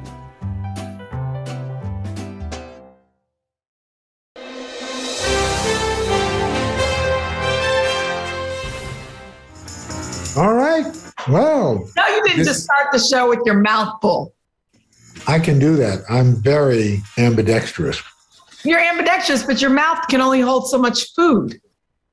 I'm Al. Oh, he swallowed. I'm Chanel. Dylan's still on maternity leave, and we are off the rails. Well, hello, everybody. How are you? Hi. Well, why do you sound extra delightful today? Did you have time to set up a microphone or something? I did. I actually went and dug into my bag of Sirius XM equipment that they've sent, and actually, I think I bought this one. This is mine. But it is it's a Shure microphone. It has a little better sound. It has a little, and it just plugs into the computer and boom. We had this morning one of our more unusual third hours of today, because it's family week here on third hour of today. And this morning, my quote, baby brother, Chris Roker, and I, and he, along with Chanel Jones and Craig Melvin, co-hosted the third hour of today. And it's funny, because when he was younger, we looked nothing alike. I mean, seriously. I mean, he was, he had a full head of hair, and he was thinner, and now, the Roker genes took over, or actually, I think more the Smith genes. My mother's father was bald. Okay. And Chris's male pattern baldness started in, and he just started shaving his head. Can I give you a confession? Sure. If I see a man who's bald, you or Chris, it never once crossed my mind that it just wasn't something that he wanted to do. Never crossed my mind. No, any man with a shaved head, 9 times out of 10, is shaving it because he was going bald. So what about like Michael Jordan back in the day? Well, I don't know if he was going bald, but I'm assuming that Michael Jordan is a somewhat vain individual. I think he just decided to shave it off, just take it out. And a lot of guys look good, with a shaved head. It's a look. I didn't even. It's a look. It's a thing. So, Anyway. but yeah, no, Chris has a, like me, kind of, that William Frawley, the Fred Mertz look. So No, I don't know that reference. Again, I don't know if it's because, did you not ever watch I Love Lucy? No, I didn't actually. Wait a minute. Wait a minute, me. You have never watched. We are only 4 minutes into this 60-minute show, so don't. You have never watched I Love Lucy? I've watched the clips of the conveyor belt. But you've never watched an entire episode of I Love Lucy? No, I have not. You know what? Take your judgment and shove it. Wow. A lot of people think that Chanel Jones is this somewhat angelic, innocent young woman. 1 out of 3 is correct. You are a young woman. But you are... but you said this is what you did. You said, and we can re-roll the tape. You said, that's what you did. I did. Oh, I absolutely. That is the most loaded millisecond of Sirius radio broadcasting. I don't think so. Oh, patooey. I don't. What did you just say? Patooey? What are you? Okay, let me get this straight. So you're going to use expletives from 1930s comic strips, Tooey, but yet you haven't seen perhaps one of the most classic sitcoms from the 50s and early 60s. I mean, in my defense, if it wasn't on Nick at Night, because Dennis the Menace, Miss Lassie, what else did I watch? The Monkees. There are a lot of things I watched. I was born in 78, so it's not like I know when you were born. I get that. I get that. But your parents probably were watching it. I'm going to text my mom. Just texted me. I'm going to ask her if she ever watched I Love Lucy. I guarantee you, your mother watched I Love Lucy, and certainly your grandmama did. Stand by. Mom, I'm on the radio with Al. 855-355-4789. Did you ever watch I Love Lucy? ? You could have just called her at that point. Because I audio, Well, we're waiting for your mother to answer. We've already got a call. Oh, yeah. Eve from Atlanta. I'm assuming Eve's question is, how do you choose your outfits? So I'm assuming, Eve, this is directed at Chanel. Are you? Well, no, not really. It's actually directed at all of you. But however, I do need to chime in.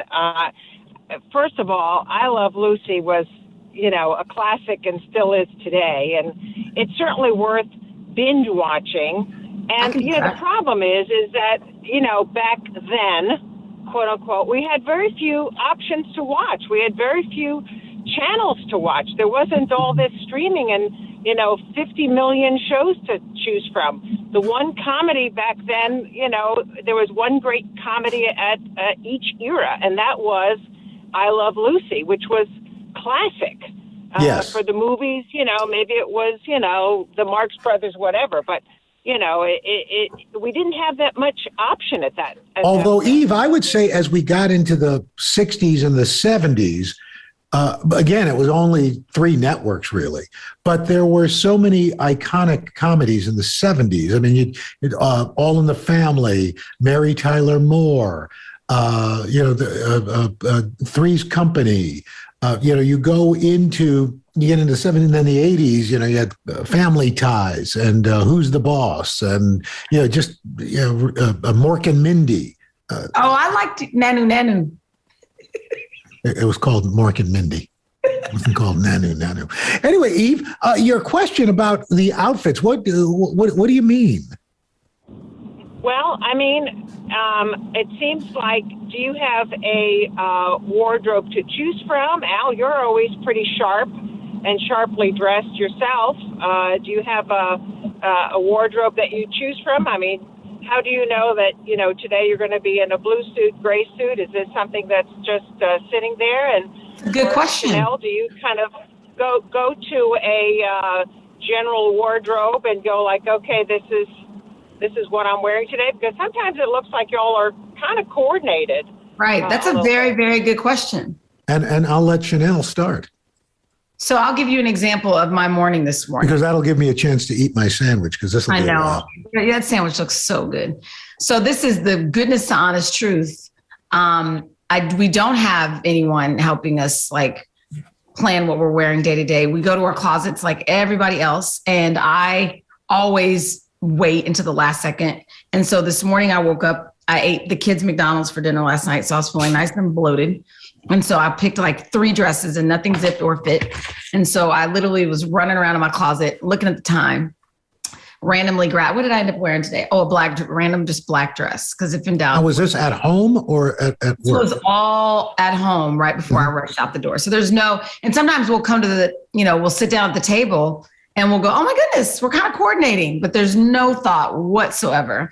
I think sometimes, you get in a role where like, let's say we all wore black, then you're probably not going to wear black the next day. So, it kind of, sometimes it just happens to be that way, but there's definitely no, except Al. Al probably. No. Well, first, we have wardrobe people who help us, steam clothing, stuff like that. Which is new again, after the pandemic. Yeah, they've been gone. Savannah and Hoda, and you also must understand, Savannah and Hoda have a pretty good sized closet. Yeah. So they usually come in casual clothing in the morning, and then they kind of look at what each other's wearing. They may complement those colors or may go opposite. Craig comes in casual clothing, and he's got like, I don't know how many suits and sport coats in his closet. I am a believer in planning ahead. So I lay out everything the night before, and I come in that outfit as far as that the day of. How do you not sweat? I don't know. I wear deodorant. Just because you wear deodorant doesn't mean you don't get hot and, No, but what am I doing? I do bike in. Yeah, you're on a bike. But it's cool out. And so, Eve, I just the night before, shirt, tie, underwear, socks, shoes, jacket, down to the underwear. Everything is laid out so that I use the minimum amount of time getting dressed. That's amazing. I don't know if that answers your question. Love it. Love that. I love that element of organization. It's perfect. Yeah, I do well sometimes. Like usually the beginning of the week is better than the end of the week. Or if my Sunday was pretty calm, then I can kind of think through Monday and Tuesday. Or it also depends on if you've done your laundry. 100%, like 100%. So it's to me that's it's just the real world. Well, Eve, thank you. I really appreciate your call. Well. And I hope it sounds like you're on the road. Where are you heading? I am at my grandson's preschool, about to pick him up, and I start my second job. I've already worked this morning at my first job, which is being a physician, and now I am doing my second job and taking care of the 3-year-old and the 5-month-old. Wow. You are a doctor and a caregiver. You got it. Wow. Hats off. Way to go, Eve. That is really awesome. Where do you live? What city? Lots of blessings. Yeah. It sounds like the second job is the more preferable over the first, or at least more rewarding. Yeah.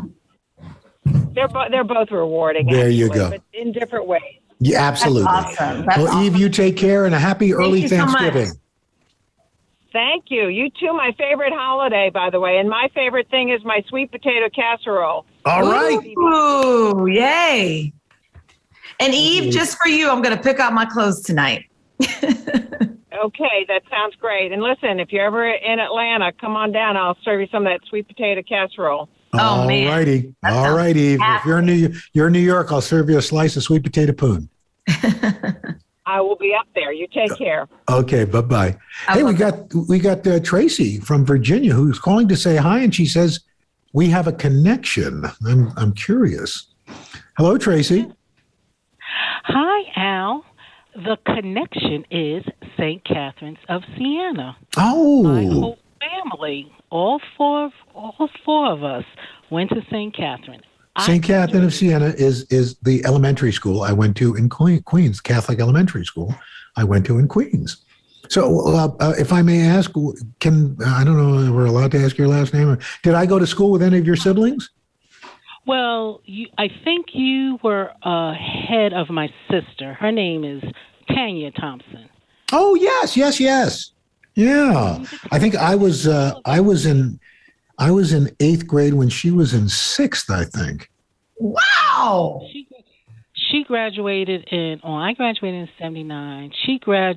75. Mm-hmm. I graduated in 75. I think she graduated, she's 6 years older. Maybe I shouldn't have said that. That's okay. But it's all right. So she graduated in 70?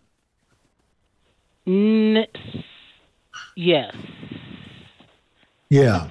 Whatever. Yeah, something like that. All right. Well, that's terrific. Awesome.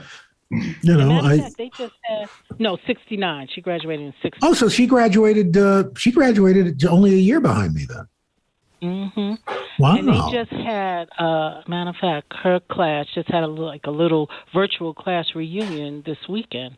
You know, I've been doing that with some of my classmates from 68. They call it the Library Club because a bunch of us got together at the St. Albans Public Library. Oh, okay. Sometimes after school on Linden Boulevard. Yeah. What grade is this, guys? Well, St. Catherine's went from kindergarten to 8th grade. Right. Catholic school. And did you do all grades? I did all grades. No, we moved there. I started in the 5th grade because we had moved to Queens from Brooklyn. And so from 5th through 8th. Did you have Mrs. Fryer? Yes. Yes, I did. Yes, wow. I did. Mrs. Fryer, Mrs. Fryer, I did a story on her. I think if you Google it, you can find it on the Today Show website. But Eleanor Fryer was the first Black lay teacher in the Brooklyn Diocese in the early 1960s. She knew Lena Horne, went to Martin Luther King Sr.'s Ebenezer Baptist Church, and had a thick Southern accent. Wow. Am I correct there, Tracy? Yes. Yes. Yeah. Yes. I'm pretty sure you are. Yeah. And she kind of, today she couldn't teach because she would have been called up on charges, but as being abusive, but she was able to, through love, cajoling, and intimidation, get the best out of us. So I was wearing glasses at the time, and I was having trouble with math. And she goes, "You mean to tell me with those 4 eyes of yours, you can't see the answer on that board? You know what your problem is, boy? You're a fathead." You know? What? Yes. Yeah. Oh, she was great. But we loved her dearly. She has since passed, but she was just a wonderful woman. Wow. Well, that's awfully. Thank you for walking me down memory lane there, Tracy. Really appreciate it. I was just excited that I got on because, I normally listen to y'all on Sirius and just catch the reruns. Mm-hmm. But this morning, I'm listening to Sirius now, and they gave your number, and I said, yes. I'm going to try calling in. Well, thank you for doing that. Thank you. And happy early Thanksgiving, Tracy. And you too. Make the most of your day with Today All Day. Get closer to all your friends of today in a whole new way. Today in 30. We give you a mix of everything you love about our show in a mere 30 minutes. Shop today with Jill Martin. We're helping you shop like never before. The latest styles and biggest names. Today food. Things are heating up in the Today All Day kitchen. Cooking essentials and recipe inspiration. Get ready. Are you ready? Oh, I'm so ready. Only on Today All Day. Sometimes the news can be difficult and overwhelming for kids to understand. Will coronavirus come back next year? So to help make sense of it all, we've created a newscast just for them. Man, you know a lot. We hope your family will watch Nightly News Kids Edition.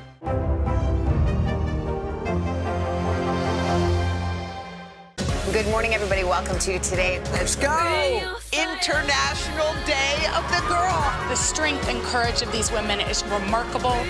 What's your message to girls who want to make a difference? Believe in yourself. You can make it happen. Today is getting you ready for the holiday season. From how to get your orders on time, The race to prepare for a holiday shipping season like no other. to traveling shortcuts and safety essentials, what you need to know every morning on Today. Sometimes the news can be difficult and overwhelming for kids to understand. Will coronavirus come back next year? So to help make sense of it all, we've created a newscast just for them. Man, you know a lot. We hope your family will watch Nightly News Kids Edition. Good morning, everybody. Welcome to Today. Let's go! International Day of the Girl. The strength and courage of these women is remarkable. What's your message to girls who want to make a difference? Believe in yourself. You can make it happen.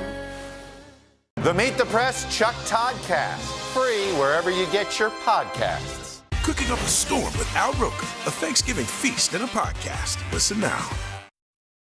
I just got a text from my mom. Speaking Okay, of and what did mom say? my mom said, well, I said, Mom, have you ever heard Did you watch I Love Lucy? Yeah, she said all the time. Mm-hmm. Love Lucy. And she said, and her husband, Desi Arnaz, she says, I bought a red wig and I would wear the wig. That was the style. I said, well, how did you know it was red if it was in black and white? Because she was famous for being a redhead. I didn't know that. She said, saw colored pictures. Colored hair is not new, Chanel. Nothing new under the sun. Wow. I like your mom. I mean, she gave you a nice answer, and then she kind of gave you a little smack on the side. Well, no, she just said there's nothing new under the sun. Yeah. Colored hair is not new. Why didn't you say it? I'm like, Mom, I didn't ask if it was new. I just said, did you watch it? I think I didn't know she was a famous redhead because, I didn't. And of course, Nicole Kidman is going to be playing her. I forget. Is it Benicio del Toro? I can't remember who's playing. Is it not out already? No, not yet. It's coming out. Who is it? Who's playing her husband? I can't remember who's playing her husband. But it's going to be interesting to see. I want to see that. You know what I need to do is do what Eve said and binge watch a bunch of shows so I can really appreciate. And here's the other thing that a lot of people don't appreciate. She was she and Desi Arnaz, now Javier Bardem, thank you very much. Okay. Were brilliant business people. They created, for example, they had a wildly successful radio program, and then they were I Love Lucy, and then they were going to move it to television. They wanted somebody else to play her husband, and she was adamant that no, he's going to play, because there'd never been in a sense, biracial couple, right, on network television. And you got to remember, this is the 50s, and they held true. And they created their own studio, Desilu Productions, and then it became Desilu Studios. And they were responsible for some huge TV shows, including Gunsmoke and others. They were the ones who pioneered the 4-camera sitcom. You know, before all the sitcoms were filmed with a single camera, and then they'd edit it. They came up with the idea of having 4 cameras simultaneously, film the performance, and then edit it together. I didn't know that. It was brilliant. It was just brilliant. That's cool. Yeah. We have Frances from North Carolina, who is joining us today. Hi, Frances. Hi, Al. How are you today? Doing great. And you? I am well, thank you. I'm out for my afternoon walk. I usually take a walk while you guys are on, and I'm just glad that you guys are live today. I know, we're good. We looked at Al. Sometimes we'll look over at each other in the morning. We say, we're doing this? Yep, let's do it. Where do you live? I live right outside Winston-Salem, North Carolina. I land my lunch purposely around your show. So you guys are my entertainment while I do a 3-mile walk. Very nice. Wow. That's impressive. Great. That is impressive. Good for you. Yeah, well, I called in to comment on Al's wardrobe selection because, Al, I grew up in a large family, and I do the exact same thing because I knew I had limited bathroom time in the morning. Yes. So even at this ripe old age, I still lay everything out the night before. Well, and it to your point, Frances, I basically do that because if I wake Deborah up, there's hell to pay. So I get into the bathroom. I hang my clothes up in the bathroom because I don't have like a closet. I mean, I have a closet, but it's the pass through between the bathroom and the bedroom. So I get everything in, I lay everything out, close the door, take care of my toilet, get dressed, and get out. So how long does it take you? Soup to nuts? 10 minutes. In and out. That's impressive. No, you gotta move fast. Gotcha. But I also had a comment for Chanel. Yes, and ma'am. Chanel, my question for you is, you always mention your older son, Tyan, and you mention Clara, but you always talk about your younger son as your little guy.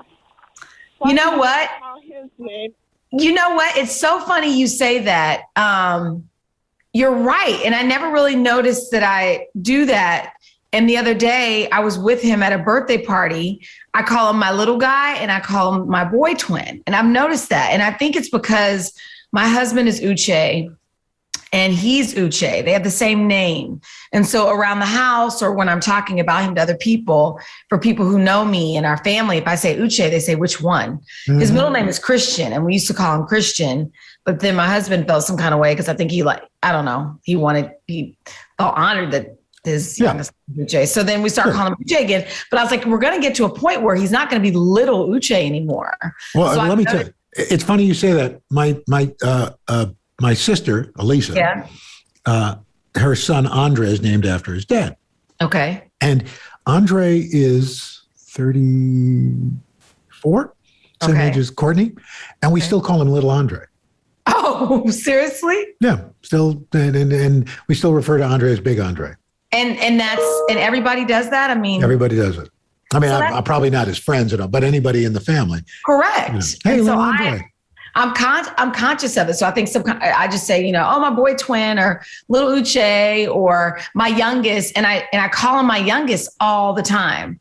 And he thinks of himself as the youngest, even though he's only younger by 60 seconds. He has claimed that title as being like the youngest. And Clara claims her title as being the oldest and, oldest twin. It's so funny. That's a great observation. That's funny. Yeah, you're absolutely right. Well, Frances, we really appreciate the call. We're going to take a break and we're going to let you finish your walk. But hope you have a great Thanksgiving. Yeah, you inspire me, my friend. And you guys as well. All right. Thanks for taking the time to talk with me today. Anytime. Thank you for calling. For it. All right. Well, that was fun. Yeah. I love it. Yeah. So we're going to take a little break and then we'll come back and hopefully take more of your calls. 855-355-4789. I'm Al. As many people as we can. I'm Chanel. Dylan's on maternity leave and you're listening to Off the Rails. Today is now a podcast available every morning. Listen wherever you get your podcasts. Grab your apron for a new podcast, Cooking Up a Storm with Al Roker. My forecast, yummy. Some of the best chefs spill the beans on family secrets to get you ready for Thanksgiving. This is fun. Bringing the heat for the holidays. Follow now wherever you get your podcasts. Good morning, everybody. Welcome to Today. Let's go. International Day of the Girl. The strength and courage of these women is remarkable. What's your message to girls who want to make a difference? Believe in yourself. You can make it happen. News is more than a headline. It informs, it inspires, and it still matters. To cover it, you have to be in it. And that's what we're going to do. Every night, we take you to the front lines of the story, where it's actually happening, with NBC News journalists on the ground from all over the world. We cover what you need to know and bring your newsfeed to life. In primetime and streaming live, it's your news playlist every night. Top Story with Tom Llamas, weeknights at 7 on NBC News Now. Nearly a dozen hours after the eye roared ashore. There is some late-breaking news. All right, and Is it easier to pass a bipartisan bill right now than it is to pass a Democrats-only bill? This supply chain issue has been a problem for months. Do you concur that this is going to get worse before it gets better? Are you concerned about the direction of your party? If it's Sunday, it's Meet the Press. Grab your apron for a new podcast, Cooking Up a Storm with Al Roker. My forecast, yummy. Some of the best chefs spill the beans on family secrets to get you ready for Thanksgiving. This is fun. Bringing the heat for the holidays. Listen now wherever you get your podcasts. Today is now a podcast, available every morning. Listen wherever you get your podcasts. The Meet the Press Chuck Toddcast, free wherever you get your podcasts. And welcome back. I'm Al. I'm Chanel. Dylan's on maternity leave, and you're listening to Off the Rails.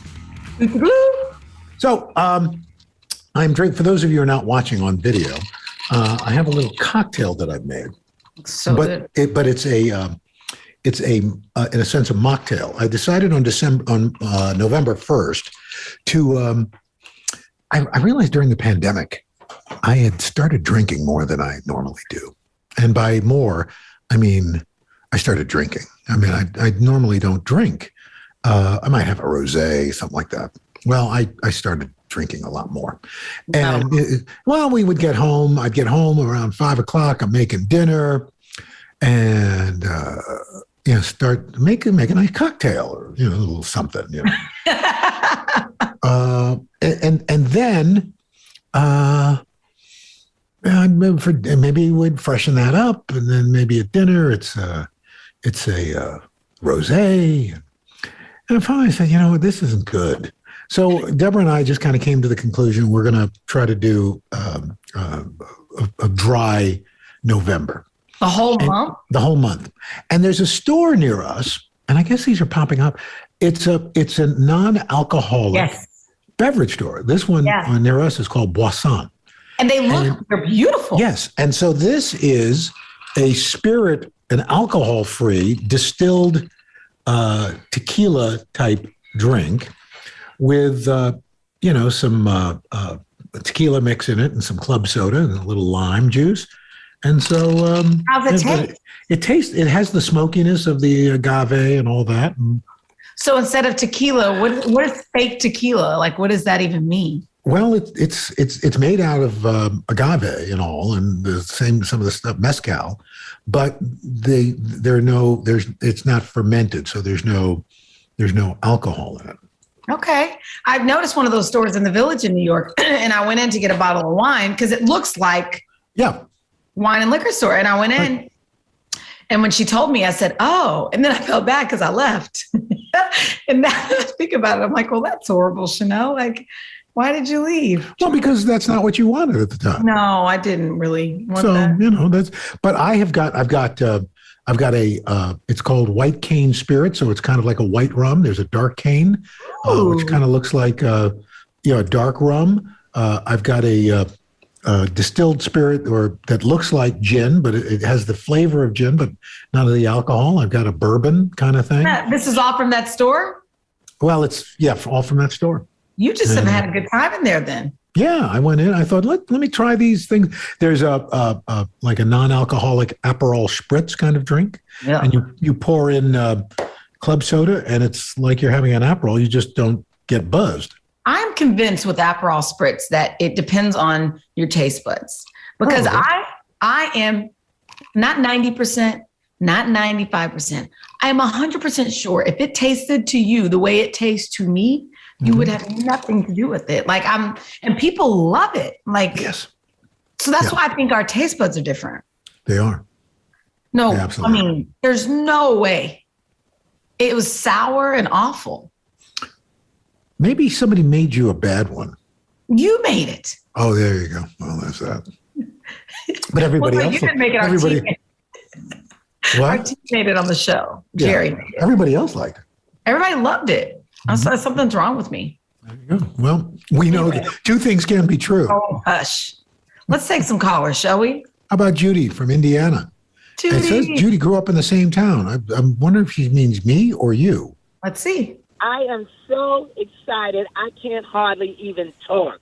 I'm just like outdone because I love you and Chanel and Savannah and Hoda and Craig more than anything in the whole wide world. Oh. I just love the Today Show. And I just said to my husband yesterday, I said, the only thing in the world I love more than being a lawyer is if I could just be on the Today Show. Wow. All right. So we know you're an attorney. Now, this is good. And in the note, it says you grew up in the same town. The same town as who? Yes, I was actually born in Brooklyn, but I was raised in St. Albans. Oh. And I went to PS 15, which is off of 120th Avenue and Linden Boulevard. Yes. And every time you talk about St. Catherine, I tell my friends how they had the best dances for young teens. And if you could go to the St. Catherine of Siena dances, then you knew you were popular and just grown. Yeah, sadly, I never really went because I wasn't popular. But that's I digress, Judy, and thank you for bringing up a painful childhood memory. I really appreciate you that. can appreciate this because my parents are West Indian, and I know that you are also. My father used to come and pick me up from the dance, and when they would announce on the loudspeaker, "Judy, your father's outside waiting for you," and I would be so embarrassed. Well, it was from a good place. Yeah, that's awesome. That is so. School dances, huh? At school dances, they started like at about 7 or 8, and they were over at 10, 11 o'clock. Yep. But most of the kids got to stay longer. But my father, would be outside waiting for me. Well, but look how great you turned out. So that's right. How did you end up in Indiana? I went to law school out here in Valparaiso. All right. Well, this is like old home week. Well, thank you so much. It's so nice to hear from you. Thank you for letting me on. Chanel, I want to meet you too because you just rock and you have rhythm. And I just love you all so much. I was one other thing. I was actually in the Macy's parade because I went to Syracuse and I was in the marching band and we marched in the parade my freshman year. Oh, well, very cool. There's another little connection almost. I went to school in Oswego, but I worked in Syracuse at Channel 5. Yes, you did. I know that they're like neighboring cities. There you go. Well, wow. Judy, thank you so much for the call. Thank really you. Appreciate it. Oh, thank you for taking me. And if I get home around the holidays, I will be outside on the plaza screaming for you all. Well, bring us a sign. Bring a sign so we know who you are. And thank you. And have a great Thanksgiving, Judy. And you also take care and tell everyone that we love them out here in Indiana. Well, thank you. Oh, we will. That's awfully nice. Wow. Nice. Look at that. Look at that. Anybody else want to call from Al's classroom in 4th grade? Wow. My gosh. That's amazing. Well, let's move a little further west and south to Arkansas. And we've got Sarah. Good afternoon, Sarah. Al Roker and Chanel Jones. Oh, hello. How Hi. Well, we're doing well. How are you today? I'm fabulous now that I get to talk to y'all because I listen to Sirius XM. I've got my number one station is the Today Show. All right. Radio. And I'm a huge fan of you guys and just wanted to let you know how much joy that y'all bring. And I absolutely love how candid y'all are between each other on this radio station and how much grief Al gives Chanel. There's got to be way more love than the actual grief in order for you to take it so well, Chanel. Sometimes I think I'm developing a nervous twitch. I'm damaged. Well, she's my little sister, so this is the relationship, and so it works well. And by the way, by the way, Sarah, she gives as good as she gets. So don't worry about Miss Chanel. No doubt about that. I did want to just let y'all know I actually been in contact with a Today Show food contributor, Miss Elizabeth Haskell. Oh. Not too long ago, I was listening to Hoda's show and heard about how Elizabeth had a mother with dementia, and I work with the elderly and the senior population, and was fortunate enough to have her be a guest on our podcast. And so it was amazing, and you guys have just given me so much you don't even know about. And I just wanted to say thank you, and that you guys are awesome. Keep doing everything you're doing because it works. And thank you so much. So many people. Well, thank you, Sarah. That's very sweet of you. Thank you.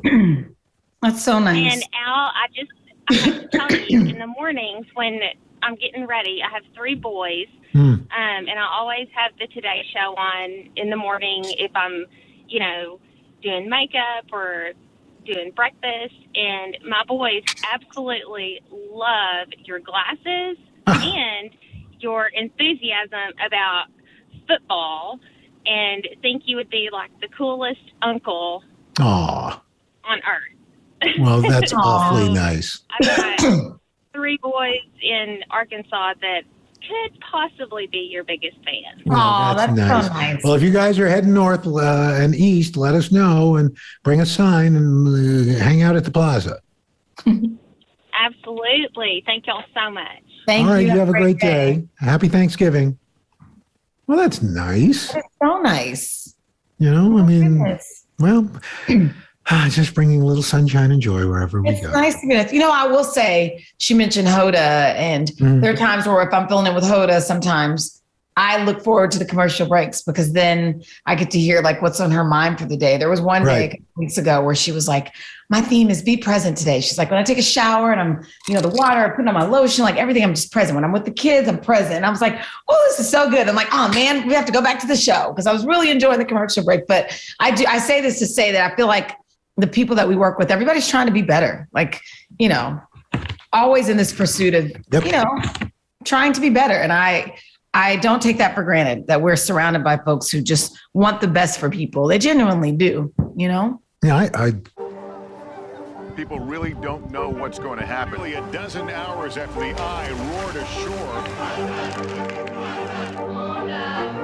More good people than bad people, right? 5 seconds. 4, 3. There is some late-breaking news 4 hours into the Iowa caucuses. By the hand delivering. All right, it just did too.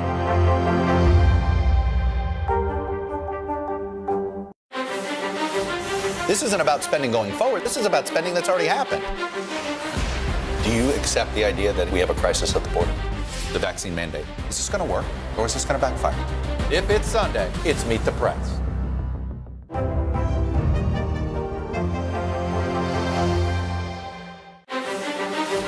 This isn't about spending going forward. This is about spending that's already happened.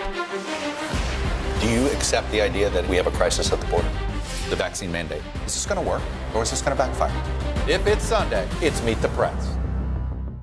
Good morning, everybody. Welcome to Today. Let's go! International Day of the Girl. The strength and courage of these women is remarkable. What's your message to girls who want to make a difference? Believe in yourself. You can make it happen. Is it easier to pass a bipartisan bill right now than it is to pass a Democrats-only bill? This supply chain issue has been a problem for months. Do you concur that this is going to get worse before it gets better? Are you concerned about the direction of your party? If it's Sunday, it's Meet the Press.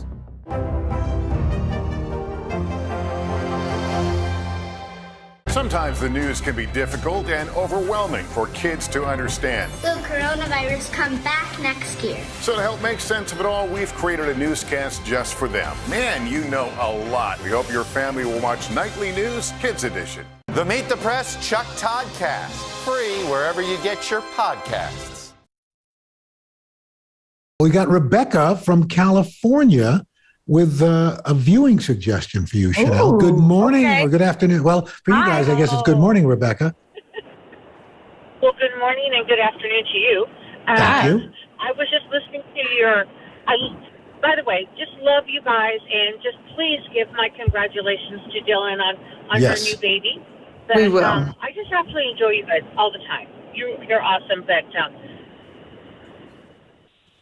Well, that's very nice. That's so nice. if it wasn't for Lucille Ball and Desi Arnaz, we would not have the Star Trek franchise, nor would we have reruns.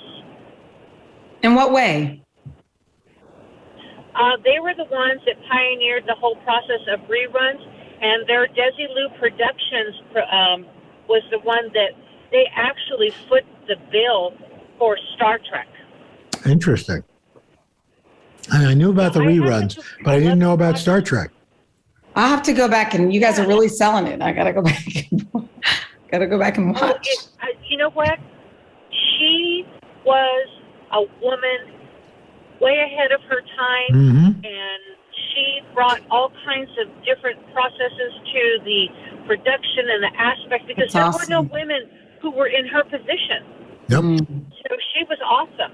She was just phenomenally awesome. But I happened to watch a special that had to do with Star Trek, but they said, but before Star Trek, we have to go to the beginning. And they talked all about Lucille Ball and Desi Arnaz, and even after their subsequent divorce, how they still continue to keep Desilu Productions. And eventually, Paramount bought Desilu Productions, so they bought the franchise of Star Trek, and as they say, the rest is history. That's interesting. I didn't know that. I have to thank figure you, out where I Rebecca. can even watch episodes.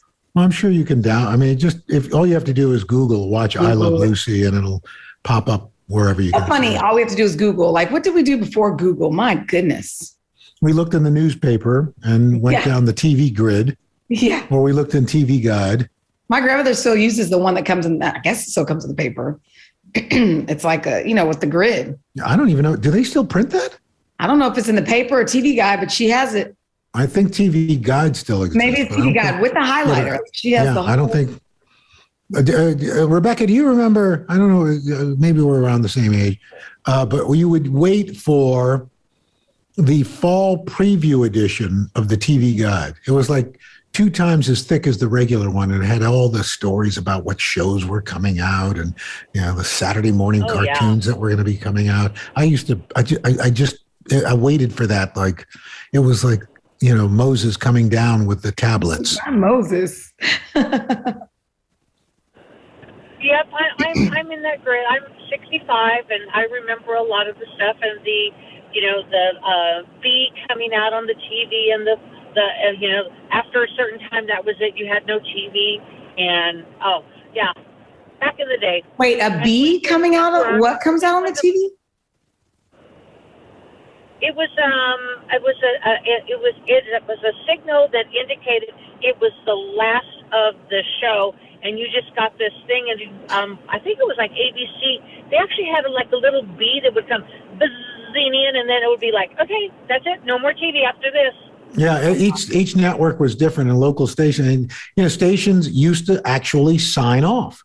They played the Star Spangled Banner, and then there was just a test pattern and tone. Wow. And then you turn. So if you turned the TV on like before 6 a.m. when I was growing up, when I was 5 or 6, there was just and the test pattern. And I do remember the test pattern. And then all of a sudden we begin our broadcast day, and they play the Star Spangled Banner again, and away you went. So wow. Back in the day. Good times. Well, thank you. That was another great show. Rebecca, you have a great day and a happy early Thanksgiving. The same to you. Blessings to all of you. Make the most of your day with Today All Day. Get closer to all your friends of today in a whole new way. Today in 30. We give you a mix of everything you love about our show in a mere 30 minutes. Shop today with Jill Martin. We're helping you shop like never before. The latest styles and biggest names. Today food. Things are heating up in the Today All Day kitchen. Cooking essentials and recipe inspiration. Is that ready? Are you ready? Oh, I'm so ready. Only on Today All Day. Sometimes the news can be difficult and overwhelming for kids to understand. Will coronavirus come back next year? So to help make sense of it all, we've created a newscast just for them. Man, you know a lot. We hope your family will watch Nightly News Kids Edition. To cover the news, you have to be in it. We'll take you to the front lines of the story, bringing your newsfeed to life. Streaming live every night. It's your news playlist. Top Story with Tom Llamas, weeknights at 7 on NBC News Now. Today is getting you ready for the holiday season. From how to get your orders on time, The race to prepare for a holiday shipping season like no other. to traveling shortcuts and safety essentials, what you need to know every morning on Today. For breaking news in our changing world, download the NBC News app. This isn't about spending going forward. This is about spending that's already happened. Do you accept the idea that we have a crisis at the border? The vaccine mandate. Is this going to work or is this going to backfire? If it's Sunday, it's Meet the Press. For breaking news in our changing world, download the NBC News app. Good morning, everybody. Welcome to Today. Let's go! International Day of the Girl. The strength and courage of these women is remarkable. What's your message to girls who want to make a difference? Believe in yourself. You can make it happen. Today is now a podcast available every morning. Listen wherever you get your podcasts. Holly Palmieri is manning or personing the phone lines.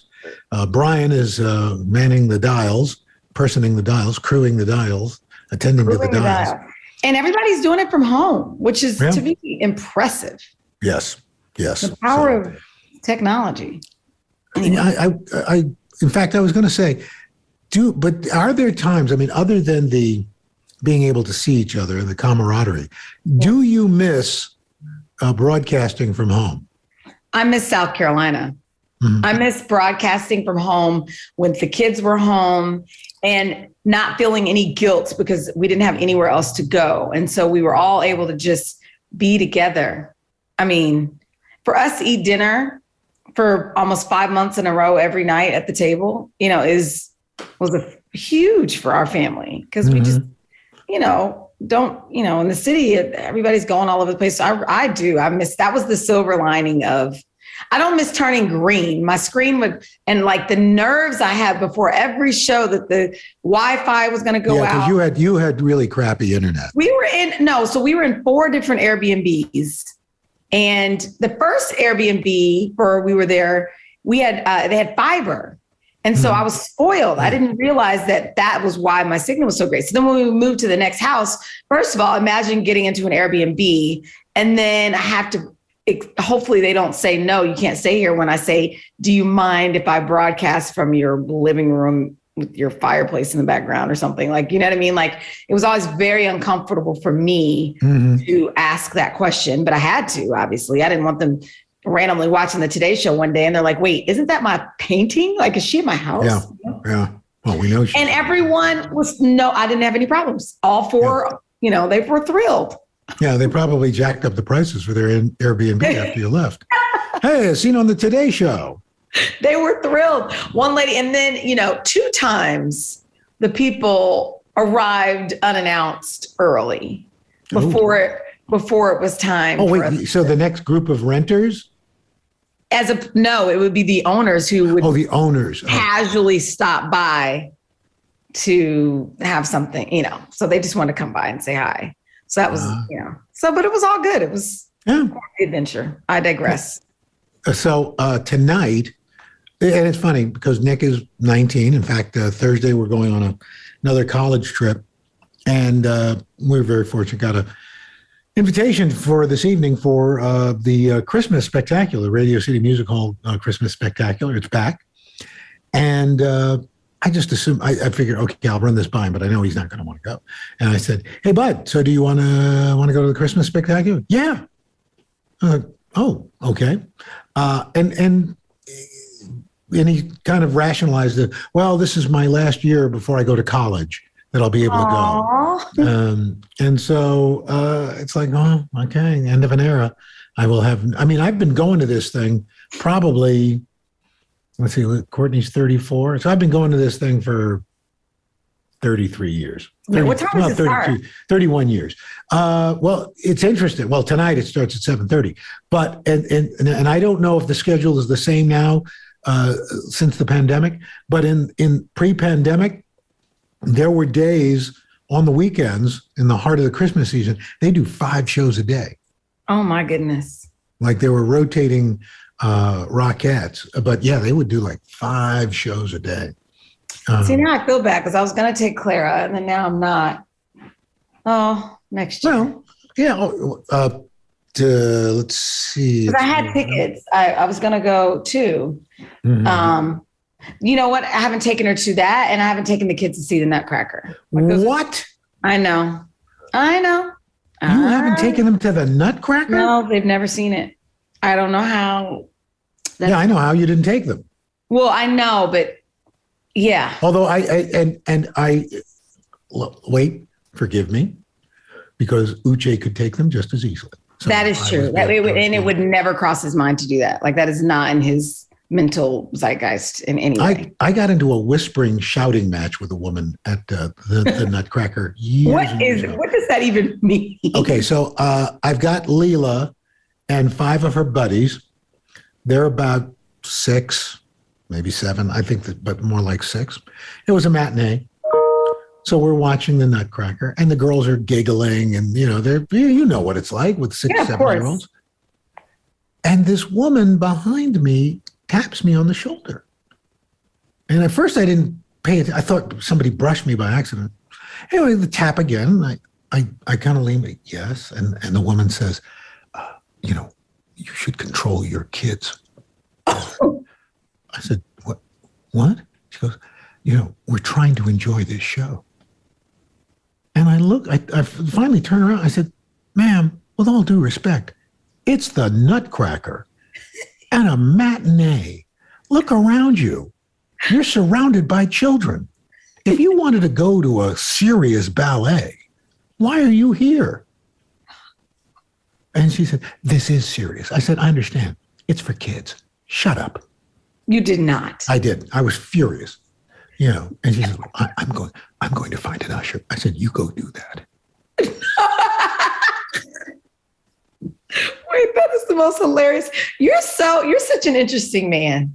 Because you will do that in a minute. Like if someone you just don't put up with Don't come for my kids. Even though only one of them was my kid. I know, right? But it's like, how are you upset that kids are squealing at the Nutcracker? It's the Nutcracker. It would be like, oh my gosh, these kids are laughing Totally. at a SpongeBob movie. Absolutely. Please, I took my kids to Simone Biles this weekend. They're all screaming. Of course they are. Stop screaming for Simone. It's like they're kids, and I was like, and that's funny. and I could just tell she just was furious, and I'm like, please. So Al, do you ever worry that somebody's going to be like, that was Al Roker, and he? No, I don't.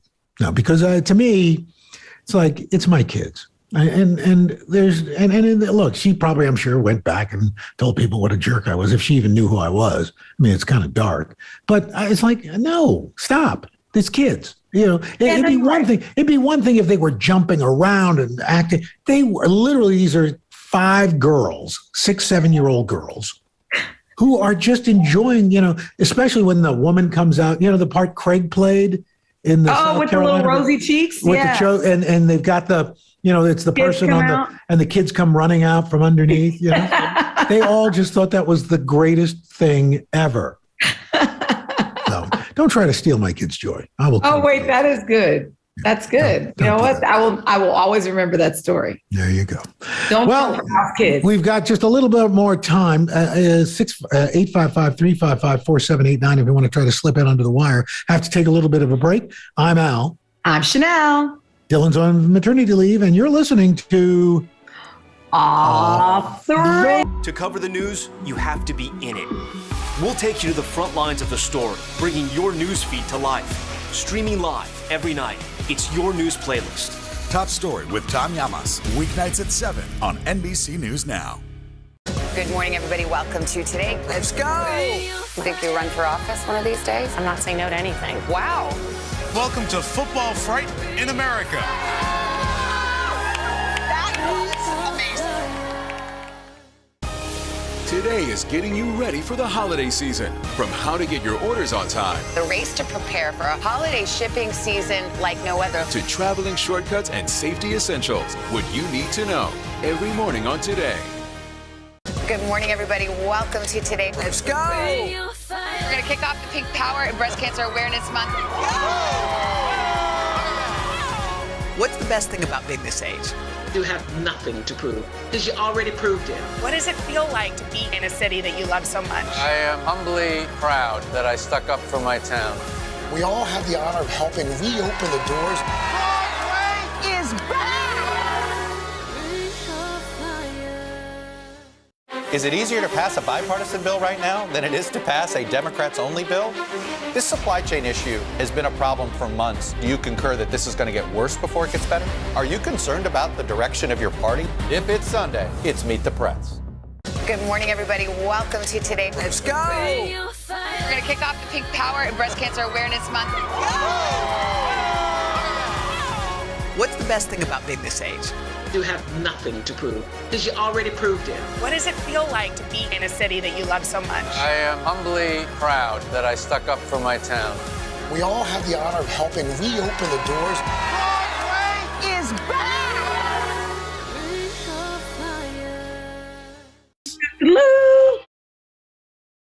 It's been a terrific off the rails. And if you get a chance, go to your local Nutcracker and support the arts this holiday season. Because absolutely, it's my favorite field trip growing up. It's the Nutcracker. That's right. You've deprived your children of it.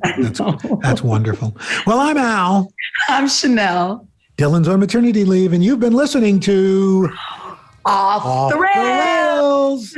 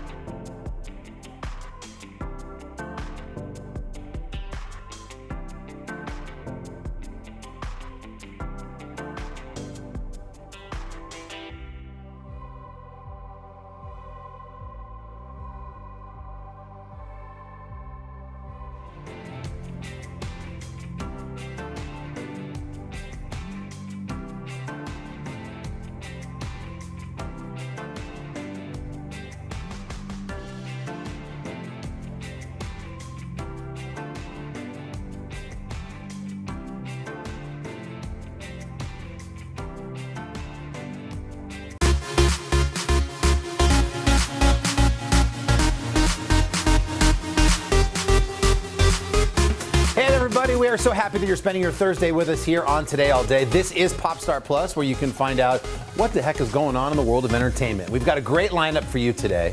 Lin-Manuel Miranda stopped by Studio 1A to talk about directing his newest movie musical. And we have a visit from the Queen of Christmas herself, Candace Cameron Bure, previewing her latest Hallmark film. But first, let's get to Popstar. First up, Adele. We're less than 24 hours away from the release of that highly anticipated new album, 30. And in its anticipation of the dropping of that record, Adele's sharing a sneak peek at one of the new tracks, Get the Kleenex, to be...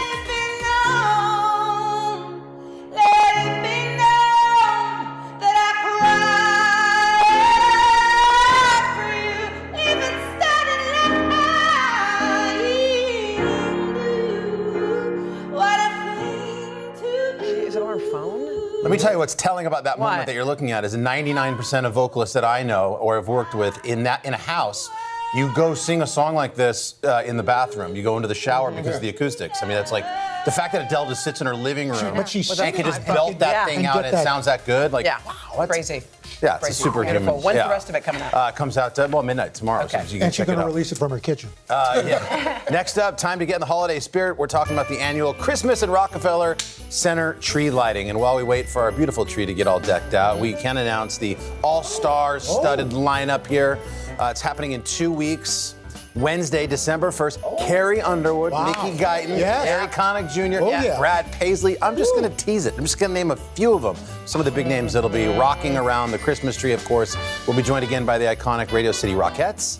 The big holiday tradition, if I haven't said it, is December 1st, 8 p.m. here on NBC with some hosts you're familiar with, Savannah, Hoda, Uncle Al, and Craig. Cool. Yeah, we look forward to that. It's going to be fun. Always great. Next up, Thomas Rhett.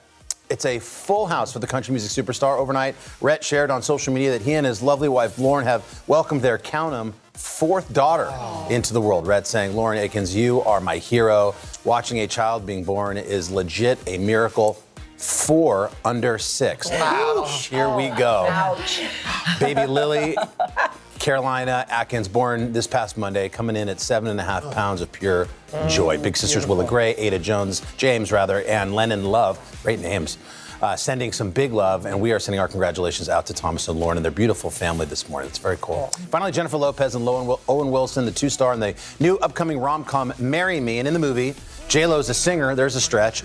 On stage, when she finds out she's been cheated on by her man, played by Latin music sensation Maluma, that's when she spots a cute guy in the audience, that's played by Owen Wilson, holding a Marry Me sign, and decides to accept his proposal right then and there on the spot. We have an exclusive look at the film's trailer, which does drop today. And of course, our very own Hoda has a cameo. Take a look. Superstar Kat Valdez and Grammy-winning Bastian will exchange vows in front of the whole world. What's everybody looking at? Bastian caught cheating. Why not? I'll marry you. Uh-oh, what happens then? Yeah, that's you, Dad. How does it end? Wow. Well, I cannot tell, but continue. Hoda, you had a chance to chat with the three big stars about the project and started by asking J-Lo what it's like having her character playfully poke fun at being married multiple times. Excuse me. Oh, snap. Yeah, I mean, listen, if you can't laugh at yourself and just take it as it comes, I just don't think about those things. You know, I feel like I'm a human being like everybody else. I've had my ups and downs. I've made mistakes, and I'm really proud of where I've come to in my life and who I am as a person, as a mom, and as an actor and as an artist. So yeah, it's okay. Everybody's got that. Y'all had great chemistry, I have to say. How many times have you guys worked together before this movie? We did Anaconda back in the day. That's right. That was the only other time. Yeah, I think it's just Anaconda, and we had to prove that the chemistry we had in that wasn't just a fluke. And I think we've done it, but you be the judge. I loved Owen's face when she was answering that question about being married multiple times. Yeah, she's like, hello. Slowly sliding out the ring. Who was? He's like, how do I get out of here? Also, check out what J-Lo had to say about possibly saying I do in the future. All right, your turn, Jennifer. Those 2 words. For what? The 2 words, marry me, are those 2 words you would like to hear in the future? Marry me, say yes. I don't know. Yeah, I guess. I mean, you know me, I'm a romantic. I always have been. I've been married a few times.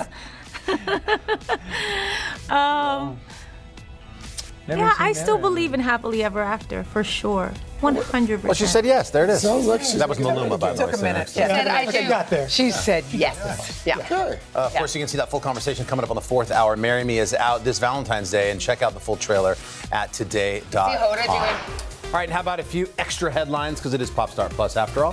First up, Meghan Markle, the Duchess of Sussex, is sitting down for her first talk show interview since exiting the royal family earlier this year. Joining Ellen DeGeneres at her Warner Brothers studio, the former Suits actress reveals the unique way that she used to exit that same studio lot back when she would go out on auditions. So your car that you used to drive to auditions was a very special car. Yes, it had a life of its own. So I had this very, very old Ford Explorer Sport, and at a certain point, the key stopped working on the driver's side, so you couldn't get yourself in through the door. So after auditions, I would park at the back of the parking lot, and I would open the trunk and climb in, and then pull it shut behind me and crawl over all my seats to get out. That's how I would come to and fro. She will never have to do that again. You can catch more of this interview today on Ellen. Next up, Mariah Carey, the Queen of Christmas, has unveiled the trailer for her highly anticipated holiday spectacular called Mariah's Christmas. The magic continues. Take a look. The one, the only Mariah Carey. Mariah is back with an all-new holiday special event.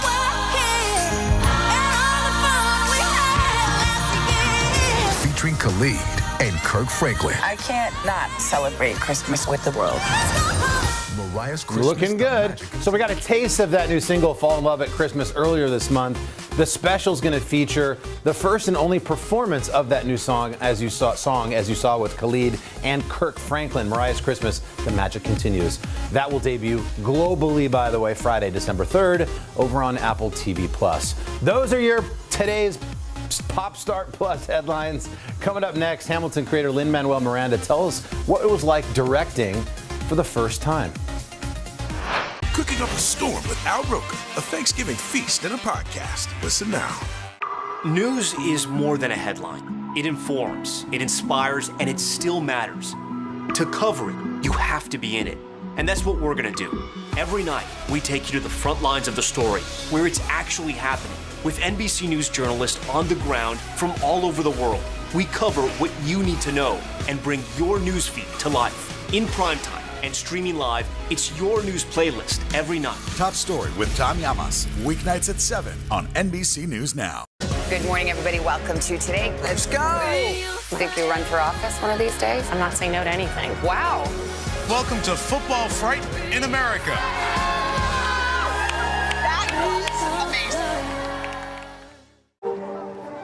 People really don't know what's going to happen. Really, a dozen hours after the Eye roared ashore. More good people than bad people, you know, right? 5 seconds. 4, 3. There is some late-breaking news 4 hours into the Iowa caucuses by the manner of elections. All right, it just did too. The Meet the Press Chuck Toddcast, free wherever you get your podcasts. For breaking news in our changing world, download the NBC News app. And welcome back to Pop Start Plus. The incredibly talented Lin-Manuel Miranda is best known as the creator and star of the Broadway musicals Hamilton and In the Heights. Now he's directed a new movie musical about the life of the late Jonathan Larson, who wrote the musical Rent. Here's our conversation with Lin-Manuel. Lin-Manuel Miranda is a Broadway legend, known, of course, for his hits Hamilton and In the Heights. Well, now he's bringing the stage to the big screen. It's his feature film directorial debut. It's called Tick, Tick, Boom. It's based on the autobiographical musical focusing on the life of Rent composer Jonathan Larson. And Lin-Manuel, it is so good to see you. Love having you here. Good to see you. In the flesh. It's been like a pandemic since we've seen you. I know, it's nice to see you guys. Well, this is getting rave reviews. I can only imagine how exciting, exhilarating, and relieving that is, because not only is it your first time being a director, this show means so much to you personally. Yeah. This story means so much to you personally. Yeah, absolutely. I saw the off-Broadway version of Tick, Tick, Boom when I was 21 years old. I was a senior in college. It was the month after the events of September 11th, and I was a theater major, and what do I have to offer the world? And here's this early musical from the guy who inspired me to write musicals in the first place, Jonathan Larson. And it was just sort of like, it's hard. It was like a personal message about telling what you're trying to do is very difficult, but if you're okay with the world not noticing and you're just doing it because you love it, like it was a very clarifying experience for me, and so it means the world to be able to bring it to the screen. And even at 17, you sat in the back row and watched Rent. I mean, Rent was the thing that just moved you to your core and kind of propelled you into this, didn't it? It was the most diverse cast I'd ever seen on Broadway. It gave me hope I could be on Broadway one day. It was the most contemporary music I'd ever heard. It was about artists sort of struggling to survive, and it just felt like, oh, you're allowed to make a musical as personal as any other art form, and it's what got me writing. Everyone says how hard it is to bring theater to film. And it is, and you actually took it from, it started as a one-man show, then it was a three-person show, and then through film, you've been able to expand this world even more. How fun was that?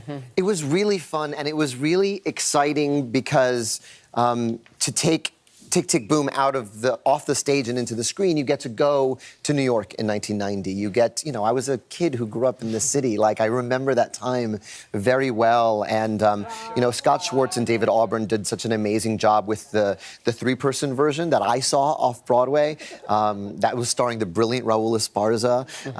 And, I have the incredible Andrew Garfield just embodying Jonathan Larson. We were able to film on location in the places that meant so much to the real Jonathan. You picked met Andrew Garfield, and you had no idea whether he could sing. In fact, he said that you asked him, like, if he wanted to be in it, and could he sing and could he play the piano. He gave you a yes because he knew it would be a year until filming. It was like a yes-ish, the way he tells the story. Yeah. Like, well, and when it's time to film, I will be able to. Were you concerned? Like, maybe he couldn't? No, I wasn't concerned at all. I saw him in Angels in America and was just like, that guy can do anything. He's just had his heart open to us for 8 hours straight. It's such a feat of endurance. I knew I needed someone who lived and breathed the theater to play this role because Jonathan lived and breathed the theater, and Andrew just embodied all of that. But still, I mean, that's a big bet to place on someone even that you admire so much. Andrew told, first of all, he sings incredibly well. Like, it's actually not fair. Now he has too many talents. Yeah. You're almost angry about it. I'm starting the Andrew Garfield for Fiyero and Wicked. Yeah, I mean, it's like, it's insane. Now. But he told this funny story. He was here earlier this week that you had snuck into one of his rehearsals with his vocal coach. He didn't even know you were there, and he's singing and practicing. And all of a sudden, he said he sees a shoe fly toward him.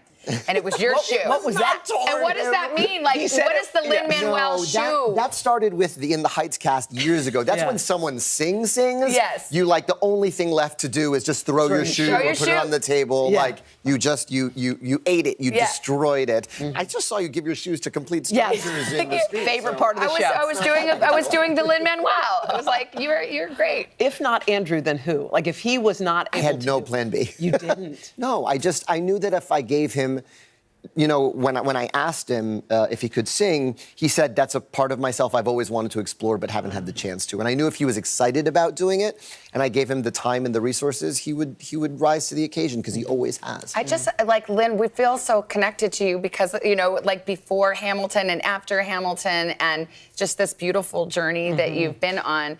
But how exciting to see you try something totally new. Yeah. And was that terrifying? Well, it's terrifying now.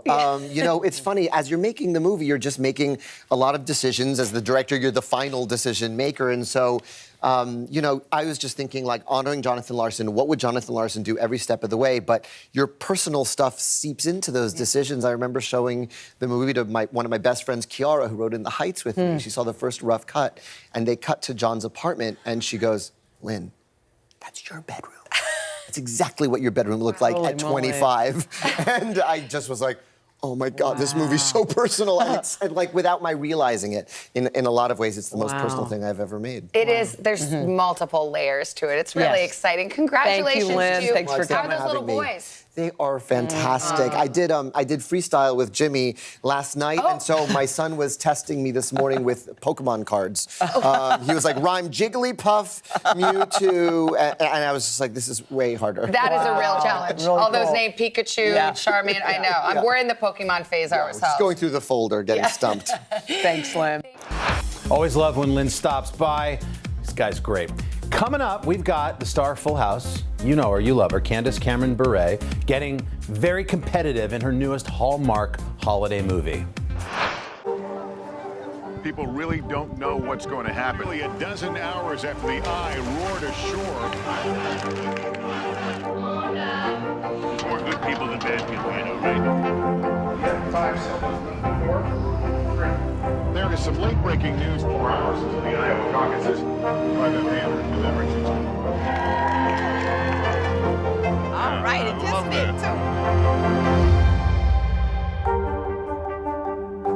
too. Today is now a podcast available every morning. Listen wherever you get your podcasts.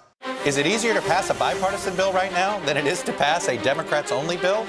This supply chain issue has been a problem for months. Do you concur that this is going to get worse before it gets better? Are you concerned about the direction of your party? If it's Sunday, it's Meet the Press.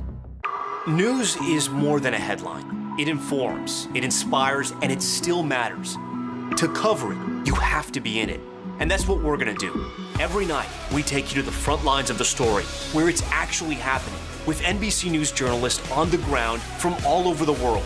We cover what you need to know and bring your newsfeed to life. In primetime and streaming live, it's your news playlist every night. Top Story with Tom Llamas, weeknights at 7 on NBC News Now. Make the most of your day with Today All Day. Get closer to all your friends at Today in a whole new way. Today in 30. We give you a mix of everything you love about our show in a mere 30 minutes. That's your Shop today with Jill Martin. We're helping you shop like never before. The latest styles and biggest names. Today Food. Things are heating up in the Today All Day kitchen. Cooking essentials and recipe inspiration. Get ready. Are you ready? Oh, I'm so ready. Only on Today All Day. For breaking news in our changing world, download the NBC News app. Today is now a podcast available every morning. Listen wherever you get your podcasts. And welcome back to Popstar Plus. So Candace Cameron Bure now has, count them, 10 Hallmark Christmas movies under her belt, and my sister has seen all of them. Of course, she was DJ Tanner on the beloved 90s sitcom Full House and its Netflix reboot, Fuller House. And she's drawing on that Fuller House experience in her latest Hallmark movie, The Christmas Contest. Take a look.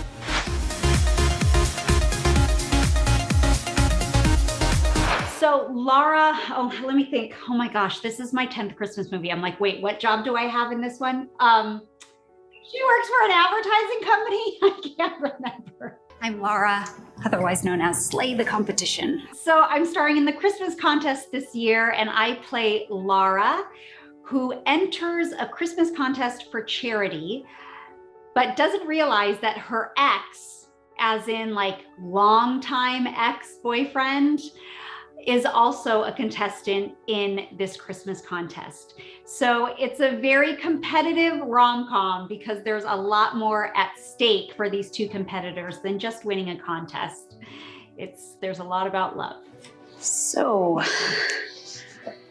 we're both here. Yeah, both Christmas contest competitors. She is a very, very competitive person. She has this great relationship with her mom, and her mom is played by Barbara Niven. And she's a Hallmark staple as well. But she really gets her drive because of her mom. Her mom has pushed her to be the best, to be competitive, to win at all costs. And so she's a very motivated, driven woman. But in the process, she learns that that's not really what life should be all about. So her mom needs to learn a little lesson too. I can pretty much relate to everything Laura. I too am a very competitive person. I literally was repeating lines to myself at times of like, oh, I have to remember that in my competitive nature. And sometimes when we're very driven people, we can be extremely hard on ourselves. And sometimes that's a really good thing, but sometimes we need to give ourselves a break. And at Christmas time, we all need a break. Do you two know each other? My favorite part of the whole movie really is that I got to work with John Brotherton again. He played Matt on Fuller House. So this was more than just a reunion movie. I think this is the movie for all of the Fuller House fans that were Team Matt and didn't get that at the end of the series. John Brotherton and I are such great friends. We have a chemistry, we have a rhythm when we act, so this was really fun to do together. I helped develop the script, I produced the movie, and the whole time as we were developing and writing this script, in my mind, I thought this has to be John Brotherton. It has to be, because we already had so much history from not only working on 5 seasons with Fuller House, but even within the characters that we played, that we were in love, we were engaged, we broke up. There was just a lot there. And I thought, oh, we're gonna get this for free in the movie, like all this underlying content. So I wanted John Brotherton for this, and gave him a call and we made it work. Every time we were together, with these two teams competing, it was just so much fun. Everyone's great, all the actors are fun, but we just got to be silly and goofy.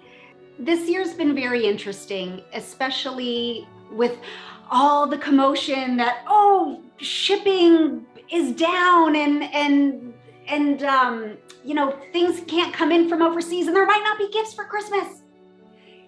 And I think about it and I go, oh, wouldn't that be great?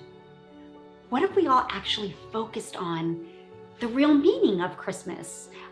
Obviously, if you share the Christian faith, that is the birth of Jesus Christ. If you celebrate another holiday, how about focusing on that and focusing on the time with your family and friends and having deep, meaningful conversations or sharing a cup of coffee together. I think that there are so many good things that can come out of this holiday season. And just like last year, sometimes just taking that deep breath and focusing on what's right in front of you, the good that is right in front of you, is the best way to spend the holidays. My Christmas decorations are coming in. Like I wore a Christmas sweatshirt yesterday.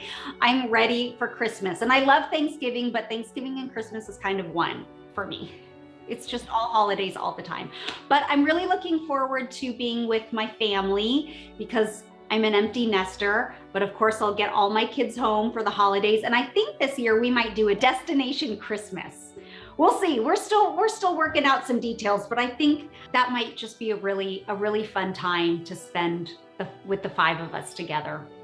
Hallmark movies have honestly become a part of people's holiday tradition. They just can't go the season without watching multiple Hallmark movies. And I love that. And I think everyone loves them because they're predictable, because they feel good. It's like putting on a fuzzy blanket over yourself. It's like putting your slippers on. It's just something that feels good. And you just know that it's gonna have a happy ending. Everything's gonna turn out okay. And you're gonna get that smooch at the end. That's why we all love Hallmark movies. Oh, yeah, that one looks good. The Christmas contest airs November 28th, 8 p.m. Eastern. You got it on the Hallmark Channel. Stay with us. When we come back, we're looking back on Wedding Crashers with Owen Wilson. Grab your apron for a new podcast, Cooking Up a Storm with Al Roker. My forecast, yummy. Some of the best chefs spill the beans on family secrets to get you ready for Thanksgiving. This is fun. Bringing the heat for the holidays. Listen now wherever you get your podcasts. The Meet the Press Chuck Todd Cast, free wherever you get your podcasts. Grab your apron for a new podcast, Cooking Up a Storm with Al Roker. My forecast, yummy. Some of the best chefs spill the beans on family secrets to get you ready for Thanksgiving. This is fun. Bringing the heat for the holidays. Listen now wherever you get your podcasts.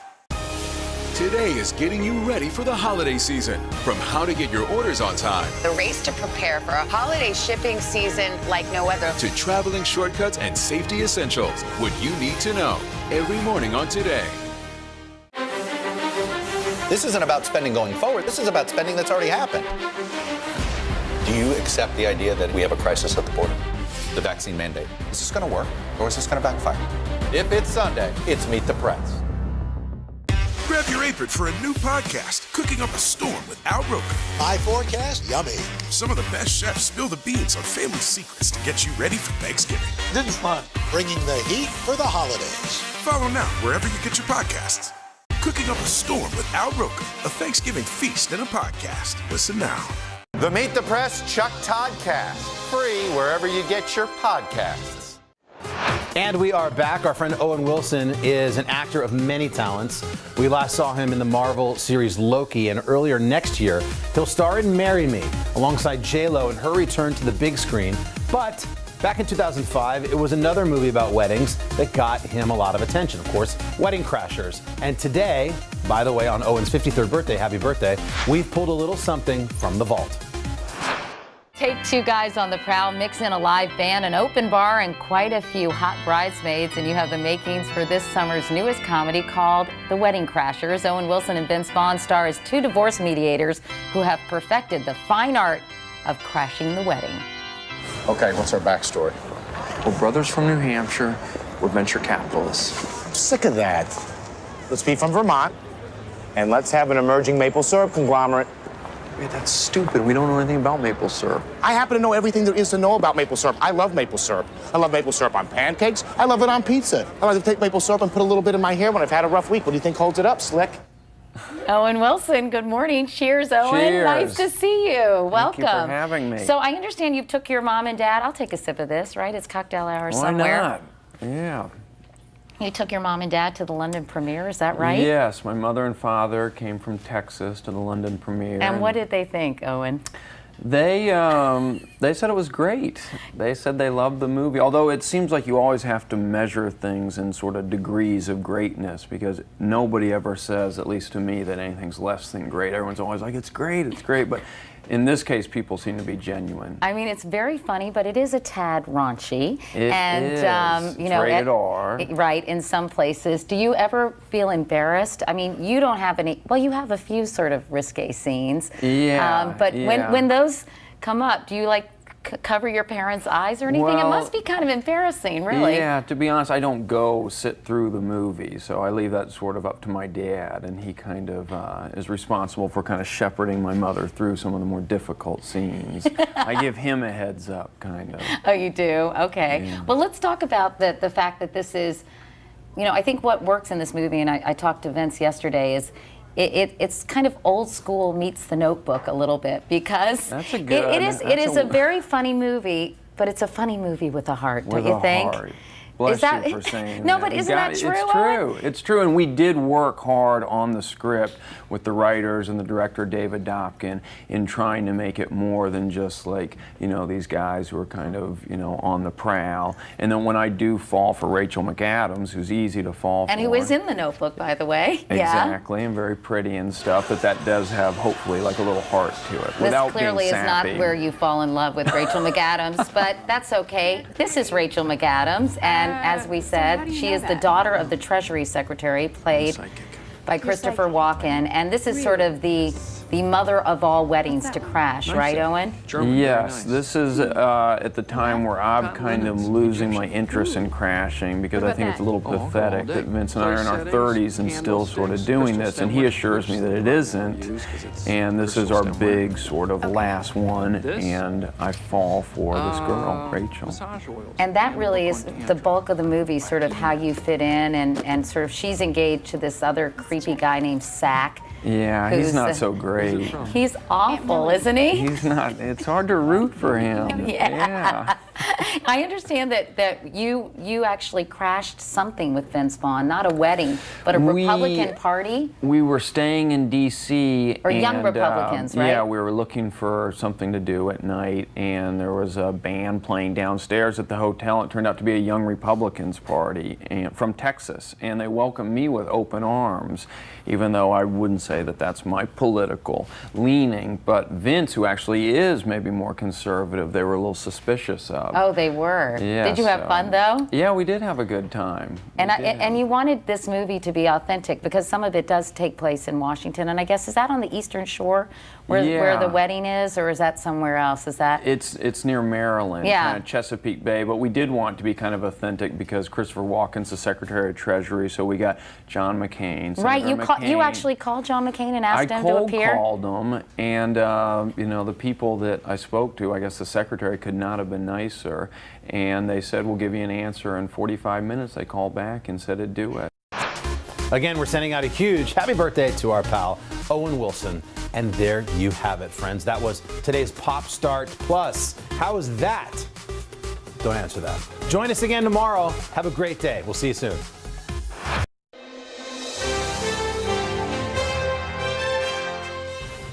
Let's dig into this, because there are some people who, through this pandemic, everything has kind of been on hold.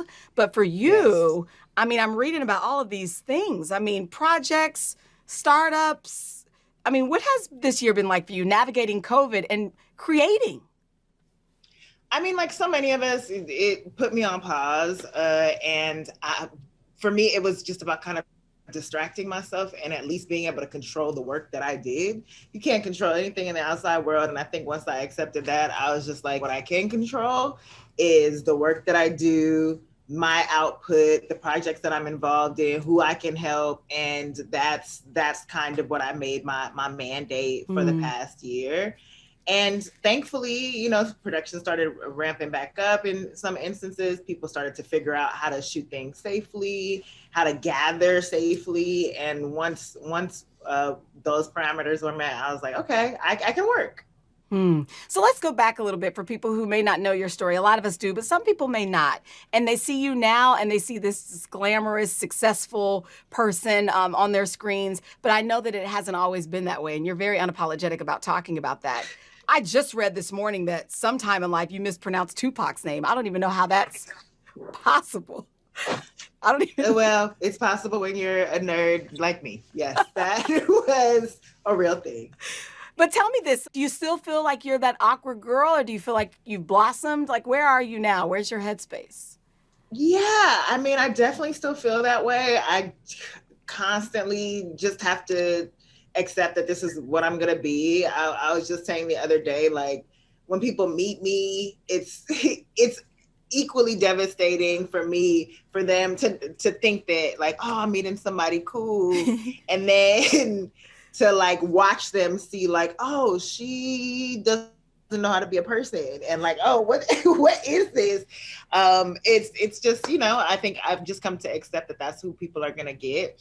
But it's been a journey, and I think part of my journey has been that acceptance of just like, yes, I'm this socially uncomfortable, awkward person, and I'm gonna just put it in my work. And it's really comforting to know that there's so many other people out here like that. I think I've just kind of found my community by accepting it too. When you launched Awkward Black Girl, I was just looking, was it 10 years ago? It was 10 years ago. We just had our 10th anniversary, February 3rd, which is wild. Did you ever imagine what it could become? Some people say, yes, I could. Others say, no, this is beyond my wildest dreams. What about for you? I'm others. I'm definitely like this. I made this just so I could stop talking mess, because I was complaining a lot about like what I wasn't seeing on TV. And, you know, this was creating a character and a world to be like, if I can do it, then I know mainstream TV can do it. And so I was even surprised after the first episode. Then I was like, oh God, I gotta write more and catch up. So to see the impact that it's even had 10 years later, to see what it's, you know, birthed, I did try to use it as a way to kind of get into the industry. And so that was something where I was like, it happened, but not like this, no. Grab your apron for a new podcast, Cooking Up a Storm with Al Roker. My forecast, yummy. Some of the best chefs spill the beans on family secrets to get you ready for Thanksgiving. This is fun. Bringing the heat for the holidays. Follow now wherever you get your podcasts. The Meet the Press Chuck Todd Cast, free wherever you get your podcasts. For breaking news in our changing world, download the NBC News app. The Meet the Press Chuck Todd Cast, free wherever you get your podcasts. Make the most of your day with Today All Day. Get closer to all your friends of today in a whole new way. Today in 30. We give you a mix of everything you love about our show in a mere 30 minutes. Shop today with Jill Martin. We're helping you shop like never before. The latest styles and biggest names. Today food. Things are heating up in the Today All Day kitchen. Cooking essentials and recipe inspiration. Is that ready? Are you ready? Oh, I'm so ready. Only on Today All Day. People really don't know what's going to happen. Nearly a dozen hours after the Eye roared ashore. More good people than bad people, you know, right? Yeah, 5 seconds. 4, 3. There is some late-breaking news. 4 hours until the Iowa caucuses. Private Banner delivers. All right, it just did too.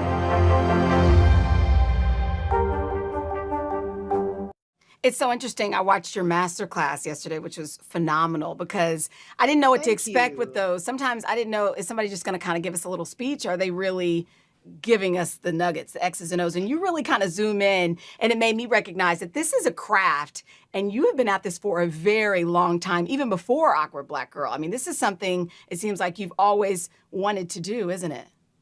Definitely. I've always wanted to tell stories and have kind of learned by doing. Thank you for watching the class, by the way. I'm Issa Rae, and this is my masterclass. It was such an incredible experience to even do it because, you know, when you're in it, you feel like, well, what am I going to teach? Because I'm still learning myself. But the team there and the producers there really extract like everything that you've been through and everything that you do know. And I was like, okay, I do feel equipped to teach this. And at least, you know, I'm all about sharing all the resources, all the tools that I have so that you can make it. And I didn't have formal training. And so I feel like this class is very friendly for people who are just like, you know what, I want to try it. I want to see what I can do. And I don't know where to start. So shout out to Masterclass for giving me a chance to teach. You know what you talked about that resonated with me that I didn't even realize is when you talked about the 90s, you know, there were so many sitcoms that highlighted African-American families and not even just families, living single or what have you. And I thought about it when you were talking about it. It was like, there was a time when I wanted to be Rudy Huxtable. I would do my hair like Rudy. Then I wanted to be Denise. Then I wanted to go to Hillman. And now if somebody calls me Claire, I'm like...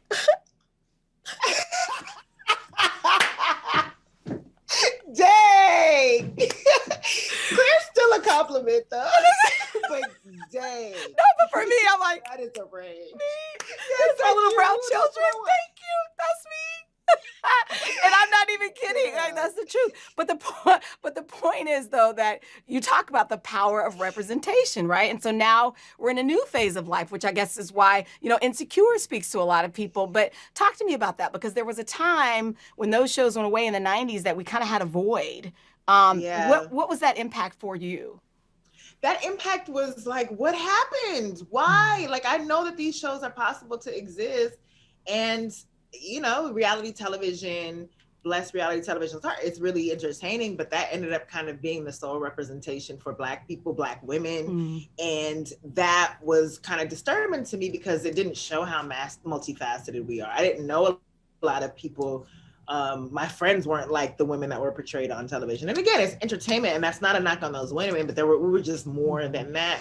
And I missed seeing our simple stories on screen, and to see that, when I think about white representation, it spans like that's the gamut. Like they get everything, and so I wanted that for us too. And so I think that a lot of people were feeling that way at the time, and I think that's why you even see a renaissance now of so much content, and we have such a long way to go. Are we in a renaissance? Like sometimes people talk about the Harlem Renaissance or different phases in history. Are we in a content renaissance, you think, with social media and YouTube? I mean, there's so many places where you can find content. We're in a content renaissance for sure. I don't know if it's a Black renaissance. It's definitely not a people of color renaissance, because we were barely scratching the surface there. But it's coming, it's developing. And I think, with all these different platforms and the way of streamlining it, there's only so much you can continue to offer the same type of show over and over again. So you have to expand the stories. We're hungry. What happened in between Awkward Black Girl and Insecure? Is there a time in your life that we just don't know about? I mean, was there a hustle there? Or was somebody like, knock, knock, knock, hey, you're great, let's put you on? Like, what was in between there? Lots of messing up, lots of learning lessons, Between Awkward Black Girl and Insecure, I got offers to turn Awkward Black Girl into a television show.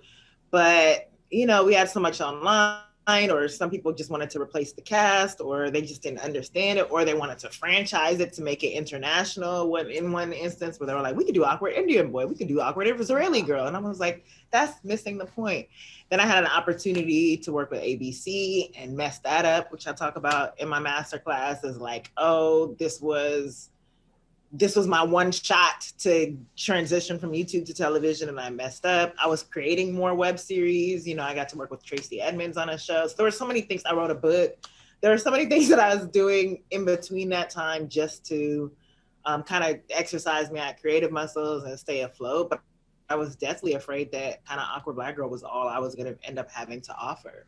How do you know when something is right? It's the right project, because there's certainly no shortage of offers at this point. How do you know in your gut, this is something? I very much make what I want to see. I participate in what I want to be a part of. That's down to every television and film project that I do. Do I want to see it? Do I want to be in it? Do I think my friends would find it funny? That's every business, that I take part in. So that would be like with the coffee shops. I ran out of coffee shops. I wanted a neighborhood coffee shop, and I had to leave. So, invested in Hilltop, and now we have one in Inglewood and View Park and Eagle Rock. And those are my communities. I think about, hair is such a big part of my life. And so, having Sienna Naturals has been an incredible experience, because it's about like taking care of my hair, which is something that I've learned. So anything that I take part in is something that I feel that I would need and use and want to see. Speaking of hair, can we talk about how in Insecure your hair is different? There for a while, like every scene, I was like, ooh, what's she gonna do now? Which has nothing to do, I guess, with the plot, but it's just not at all. Right? But that's what I'm saying. There are just so many ways that you're speaking to people without even speaking, if that makes any sense. No, I wish I appreciate, I have to shout out my hairstylist, Felicia Leatherwood, who is really it's been a hair journey. You talk about 10 years, you look at my hair in Awkward Black Girl, I had just shaved my head because I was tired of it. And with Insecure, we really wanted to just showcase the different things that you can do with natural hair because, when it comes to representation, it's so hard to see 4C hair, 4D, all of these specific textures of hair aren't necessarily seen as beautiful. And so being able to showcase that and also, have a hair product where it's encouraging being able to take care of textured hair just felt like it goes hand in hand. It's always been a passion of mine and it's been a part of my identity. So wait, the hair product, are the products out now? The products are out now. Sienna Naturals. They're in Target and Nordstrom. You can go cop them. If you use the Happy shampoo and you aren't happy afterwards, if you're not like, oh, my hair, God, what happened? Then complain, but you won't. Okay. So yes, you can get them at Target and Nordstrom. Shout out to the founder, Hannah Jope, who I watched her create those products in her kitchen. It has to be 10 years ago now? No, about 8 years ago now. And to see her develop the products over time with textured hair in mind and make them the best that they can be has been incredible. And now, on set, that's all I use. Today is now a podcast available every morning. Listen wherever you get your podcasts. People really don't know what's going to happen. Nearly a dozen hours after the Eye roared ashore. More good people than bad people, right? 5 seconds. 4, 3. There is some late-breaking news 4 hours into the Iowa caucuses. Private man delivering it. All right, it just did too. Good morning, everybody. Welcome to Today. Let's go. You think you'll run for office one of these days? I'm not saying no to anything. Wow. Welcome to Football Fright in America.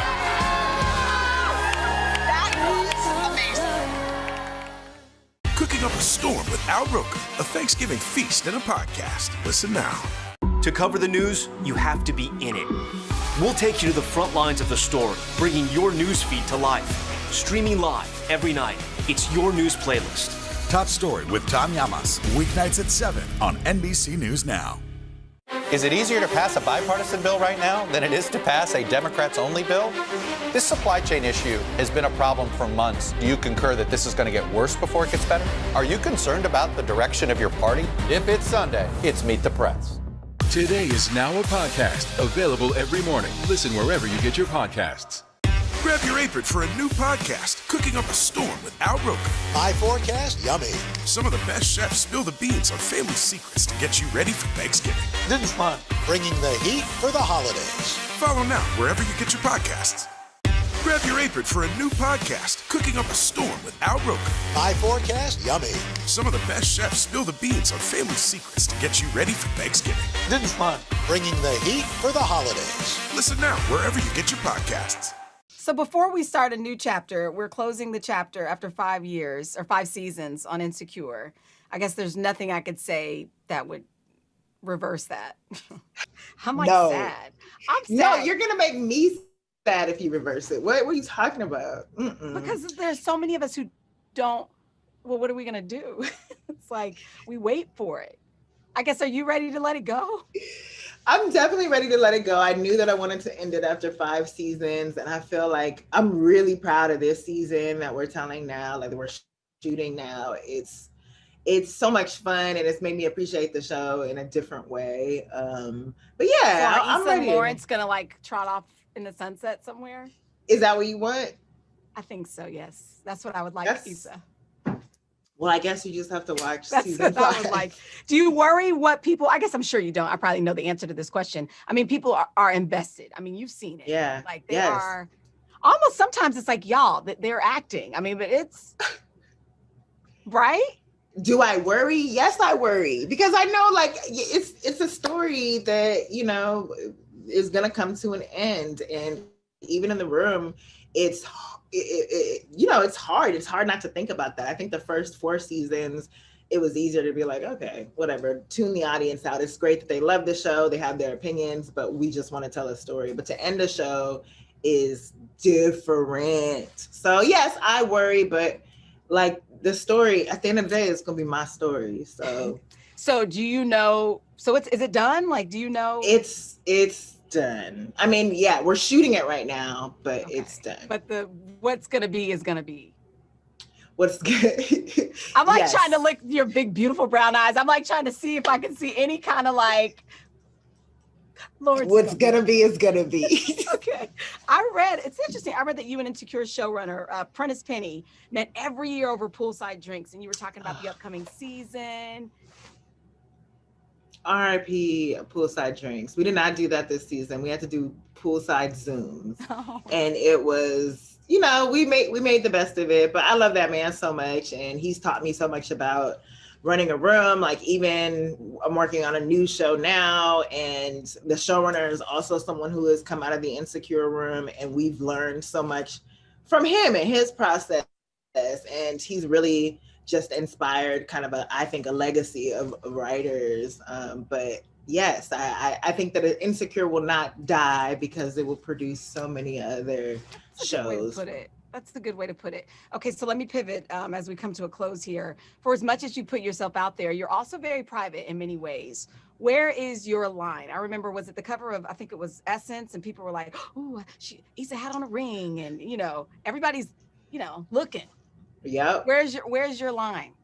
That is my line. I think I'm always like, I don't want people to know too much like that I don't want to put out there. I think just via characters. I also don't want people. I want people to be able to separate me from the characters, which I made a huge mistake about with Insecure by even naming the character Issa. Because you think so? People call me cheater. They like. There's so many things that they just, by way of like, they're just calling the character name, which happens to be me, and it is a past version of me. So in that way, I would have named her like Isabel or some other name. I should have done better, but I think my personal life is just that. It's personal. So then, what has been, I guess, if I were to say, the biggest surprise of your career so far? What would it be? I came into this like wide-eyed, excited about my heroes, and to know that I have not been disappointed by a hero. I will say I have such a great community of women in this industry who have embraced me, who have tried to guide me, who have served as blueprints, and the women that I mess with deeply believe in and want the best for our communities. And I love that. So that's been a surprise, because you hear like, don't meet your heroes, people are fake. And I have not had that experience. So that has been a pleasant surprise. And it seems like you're a giver. I mean, you kind of touched on this already, but there's some people who I almost feel like they hide the wealth of the information. I feel like for you, what's your thought? You just put it out there, and because what's for you is for you, or how do you navigate, especially with other women? Yeah, I'm definitely like, why am I holding on to this knowledge, these resources, whatever? I've never believed in that. It's always been so ugly for people to be like, well, I got it, I don't know, you got to figure it out. And it's so much more fun and rich when, we can all kind of work alongside each other and help each other out. And in many cases, people have done the same for me, of just like, hey, I applied to this program, you should apply too. And so, I think that that's just a natural philosophy for me. Make the most of your day with Today All Day. Get closer to all your friends of today in a whole new way. Today in 30. We give you a mix of everything you love about our show in a mere 30 minutes. Shop today with Jill Martin. We're helping you shop like never before. The latest styles and biggest names. Today food. Things are heating up in the Today All Day kitchen. Cooking essentials and recipe inspiration. Is that ready? Are you ready? Oh, I'm so ready. Only on Today All Day. Cooking up a storm with Al Roker, a Thanksgiving feast and a podcast. Listen now. The Meet the Press Chuck Todd Cast, free wherever you get your podcasts. Grab your apron for a new podcast, Cooking Up a Storm with Al Roker. My forecast, yummy. Some of the best chefs spill the beans on family secrets to get you ready for Thanksgiving. This is fun. Bringing the heat for the holidays. Follow now wherever you get your podcasts. News is more than a headline. It informs, it inspires, and it still matters. To cover it, you have to be in it. And that's what we're gonna do. Every night, we take you to the front lines of the story, where it's actually happening, with NBC News journalists on the ground from all over the world. We cover what you need to know and bring your newsfeed to life. In primetime and streaming live, it's your news playlist every night. Top Story with Tom Llamas, weeknights at 7 on NBC News Now. For breaking news in our changing world, download the NBC News app. You have so many projects going on. When you lay your head down on the pillow at night, are you able to put it all on hold, pause? Is it all going? It's definitely ongoing, but at night, like I fall asleep. I can fall asleep anywhere. I'm a person, I don't know about you, like fall asleep on the plane. Now, actually. Exactly. No problem. So that's kind of me. I have done this thing. I had to do this thing where I listen to sounds at night. Okay. I changed from like listening to the ocean and rain to listening to Don't say bugs. podcasts. No, ew, no. Well, I didn't know if you're gonna be like, girl, crickets. Absolutely not. So I can like dream about them. Yeah, no, I didn't know podcast was gonna come out. My bad. I interrupted. Podcasts. So you're listening to Crickets is a good guess. Yeah, Maybe I will try that. Crickets have a smoothie. So you're listening to words of wisdom. Yeah, in some cases, or words of destruction. You know what's also really soothing for me, oddly enough, and I think I just saw like an article headline about it. Murder, crime documentaries. I don't know what it is. I know. Okay, I should share But that. no, but you're not alone. Honestly, look, I host episodes of Dateline on OWN sometimes, and I get more people saying, girl, I saw you on doing Dateline. And I'm like, the spouse did it. Like, y'all keep watching it. Hey, the spouse, that's literally my genre, is the spouse did it. I think that's what's comforting about it. I know how this is going to end. So you're not alone. All right, so here's a question for you then. How do you recharge? When you have so many projects, you have so much going on, what fills your cup? What fills my cup is Prosecco or wine. Fair enough, literally. So that that definitely helps to relax me. I love like listening to a good book, reading a good book, watching television, not necessarily movies. I like to be immersed in a world, and that's kind of where that's where I live. Like I love that. That's how I relax. So then it's when we see people make it, sometimes you assume that the people, never have to worry again, or they feel like, oh, I've made it. But clearly it seems like you are always evolving. I am, but it just comes from a desire to want to keep learning and want to see what else I can do to try to do more. So that's just kind of been, I think that's a part of me. All right, lightning round, last thing. You ready? Rapid fire. Favorite character you've ever written? Favorite character I've ever written is baby voice Darius in Awkward Black Girl. Derek? Mantra you live by? Give to the world your best, and the best will come back to you. Oh, I like that. Guilty pleasure? Crime documentaries. Favorite way to unwind? I mean, drinking. Have you ever done lavender infused simple syrup? No. Ooh. You just get some fresh lavender and you just boil it and make it a simple syrup, and you pour that in the Prosecco. Ooh, I just learned that for rosemary and didn't think to do it with anything else. So I'm 100% going to do that. Lavender, I love that. Lavender. You're welcome. The TV character you're most like? Khadijah from Living Single. Oh, Khadijah. I haven't heard that in a while. TV character you most want to be like?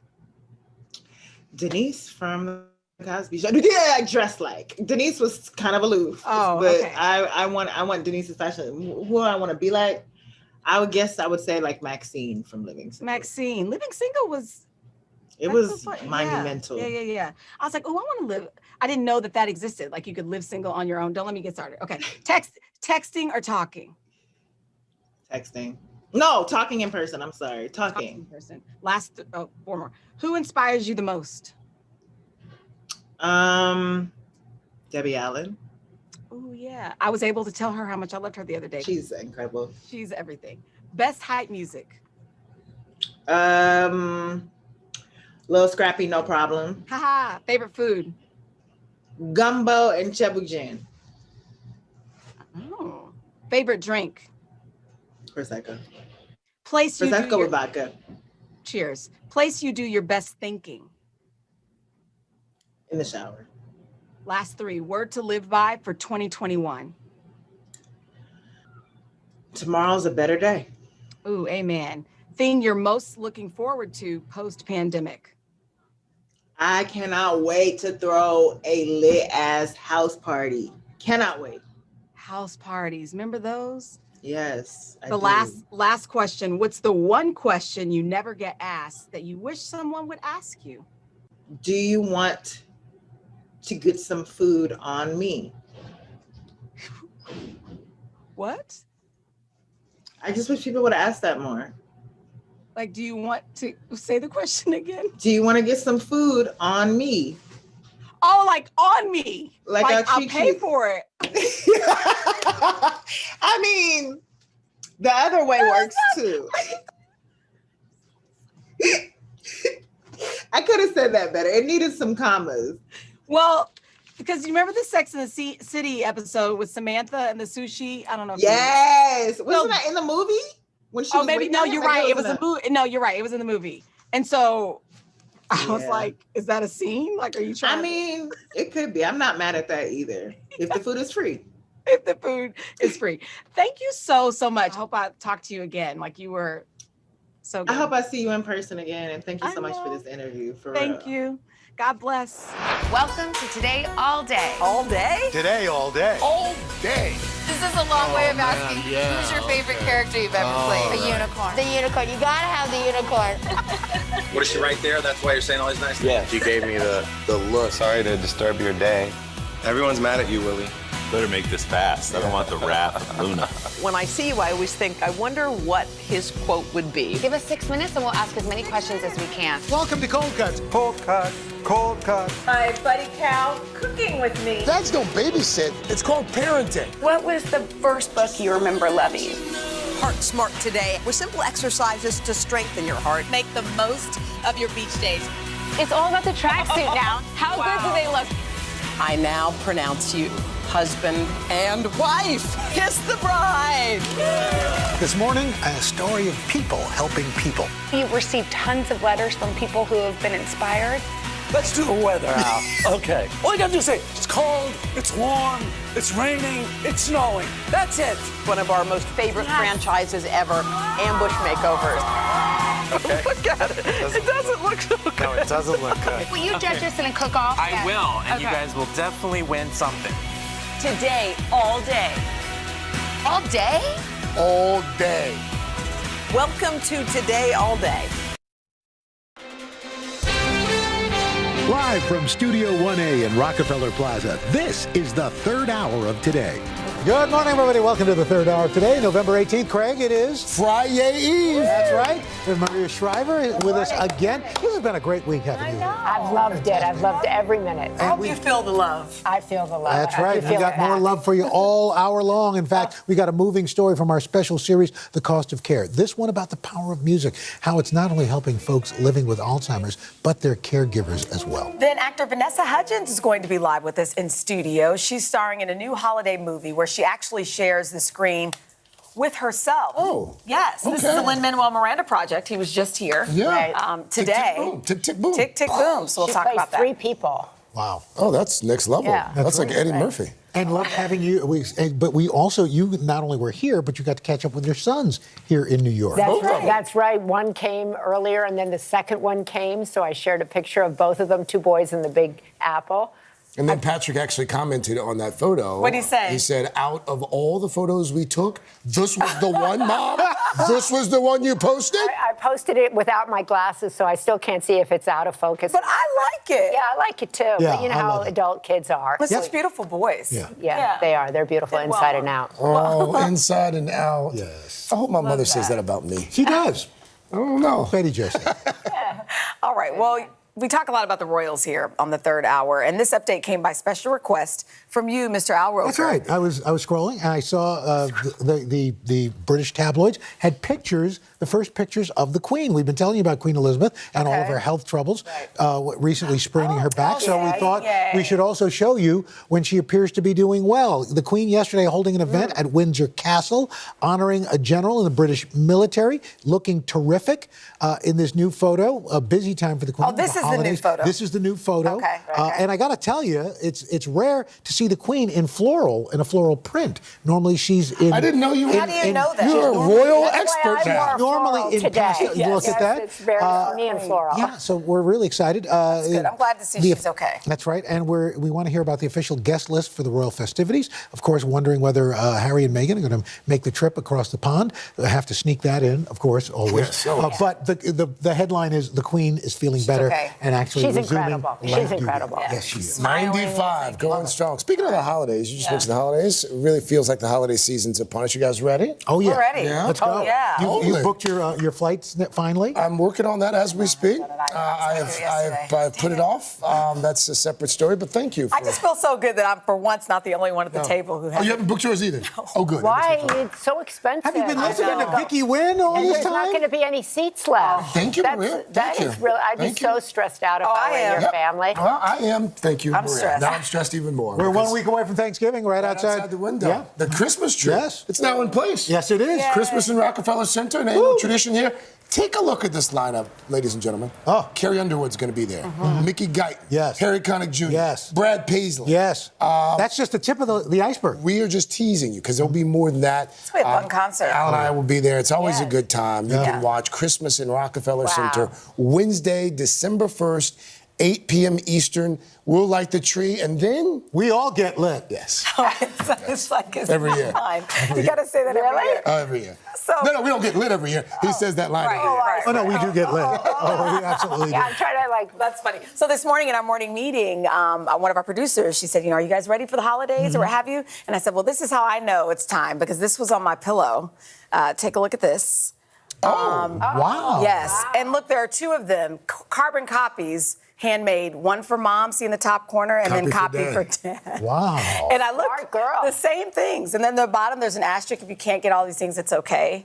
That's What's on the list? That's like Sally from Charlie Brown at Christmas. Just leave 10s and 20s. Yeah, exactly. What was on the list? Yeah, when she fidget spinners, those pop toys, those pop-it things that make noise. I haven't really looked, to be quite honest, but here's guys. the thing. Claire's been such a good girl this year. Yeah, she deserves it. And their books, it was like 4 books on there. We can do books. My son, I said, what do you want? He goes, boxers, socks. I was like, that's it? He's like, yeah, boxers. Very and socks. pragmatic. I like Nice that. boxers. Nice boxers. Not good shit. We should give him a pair of Tommy Johns.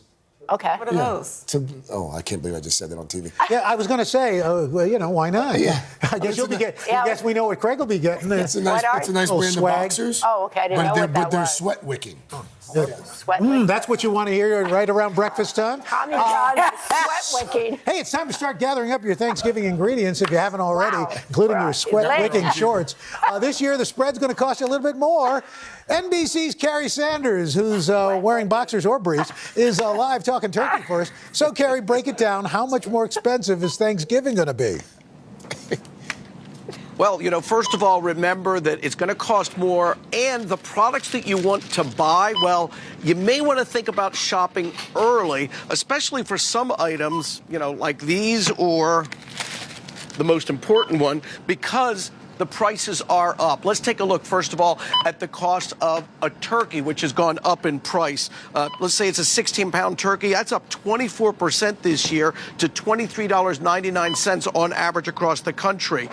Frozen pie crusts, that's up 20%, and fresh cranberries are up 11%. I'm at Doris's Italian Market and Bakery here in Florida, and they have what you want, but they're recommending, as is everybody, shop early. So 7 days to the big meal. Guys? What are experts saying? Where should you go to actually get what you need to serve and keep the cost down for Thanksgiving? Okay, so because of the potential of shortages, one thing to think about is shopping locally, not necessarily the big box. Try a smaller place. Consider buying frozen items. Sometimes people overlook that, but the frozen items are seemingly more in ready supply. You could try to share the responsibility at the meal by having what essentially is sort of a potluck. Everybody brings something different that shares the pressure to find everything and make sure everybody has what they want. And finally, some suggest this, have smaller portions at the table. Guys, I've never seen that on a Thanksgiving day, and I don't think I will this year either, but that's a suggestion anyway. How much did you buy? You're still in the checkout line? We're having a big meal. Aren't you coming over, Craig? The whole family, right? I'll be there. Yeah, that's right. You don't have reservations, so you'll probably go there. Thank you, Carrie. Thank you, Carrie. Carrie Sanders there in the checkout line in Coral Springs. If you are not hosting this year's Thanksgiving feast, there's a good chance that you're probably traveling to someone who is. We know that I'll be there. I'm going to get there if I have to drive. But we know that the airports are going to be packed. And now, apparently, Mr. Roker, you've been talking about this holiday storm as well. Yeah. Stephanie Gosk is at LaGuardia Airport here in New York. So, Steph, what's up there at the airport? What's up with the weather? Oh my God, it's a lot of pressure to put on me to talk about the weather with Al sitting right there. But you know what, I'm going to go for it anyway. Meteorologists are actually looking at a couple of different systems. One of the ones that is the most distressing potentially is one that could start around the weekend on Sunday from the Midwest and stretch all the way to the East Coast. And it could affect some of the largest hubs in the country here in New York and in Atlanta and Chicago. And that could be problematic on a travel system that is already strained. You know, we saw this last month with American Airlines and a few others when just a little bit of weather knocked everything out of whack, and it had this cascading effect. You have now all of the travelers basically are back to pre-pandemic numbers, but you have capacity issues within the airline industry and all across the travel industry, and that could potentially, with this weather, cause some headaches, guys. So, Steph, what are the airlines going to do to try to prepare for this crush potential weather situation? And are some airlines better prepared than others?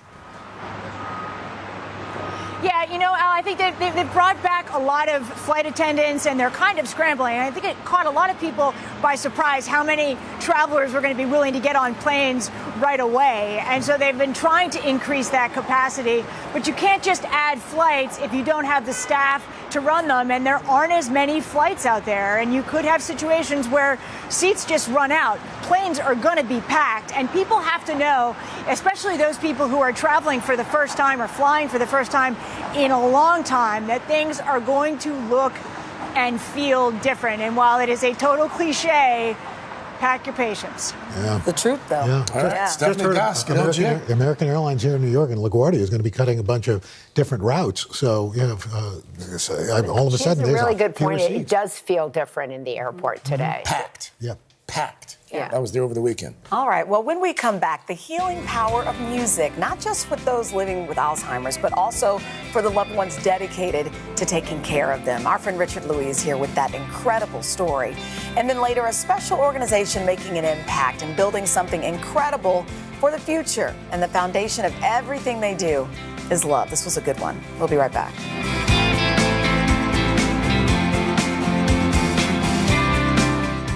November is Alzheimer's Awareness Month, and we're shining a light on the work done by caregivers with our special series, The Cost of Care.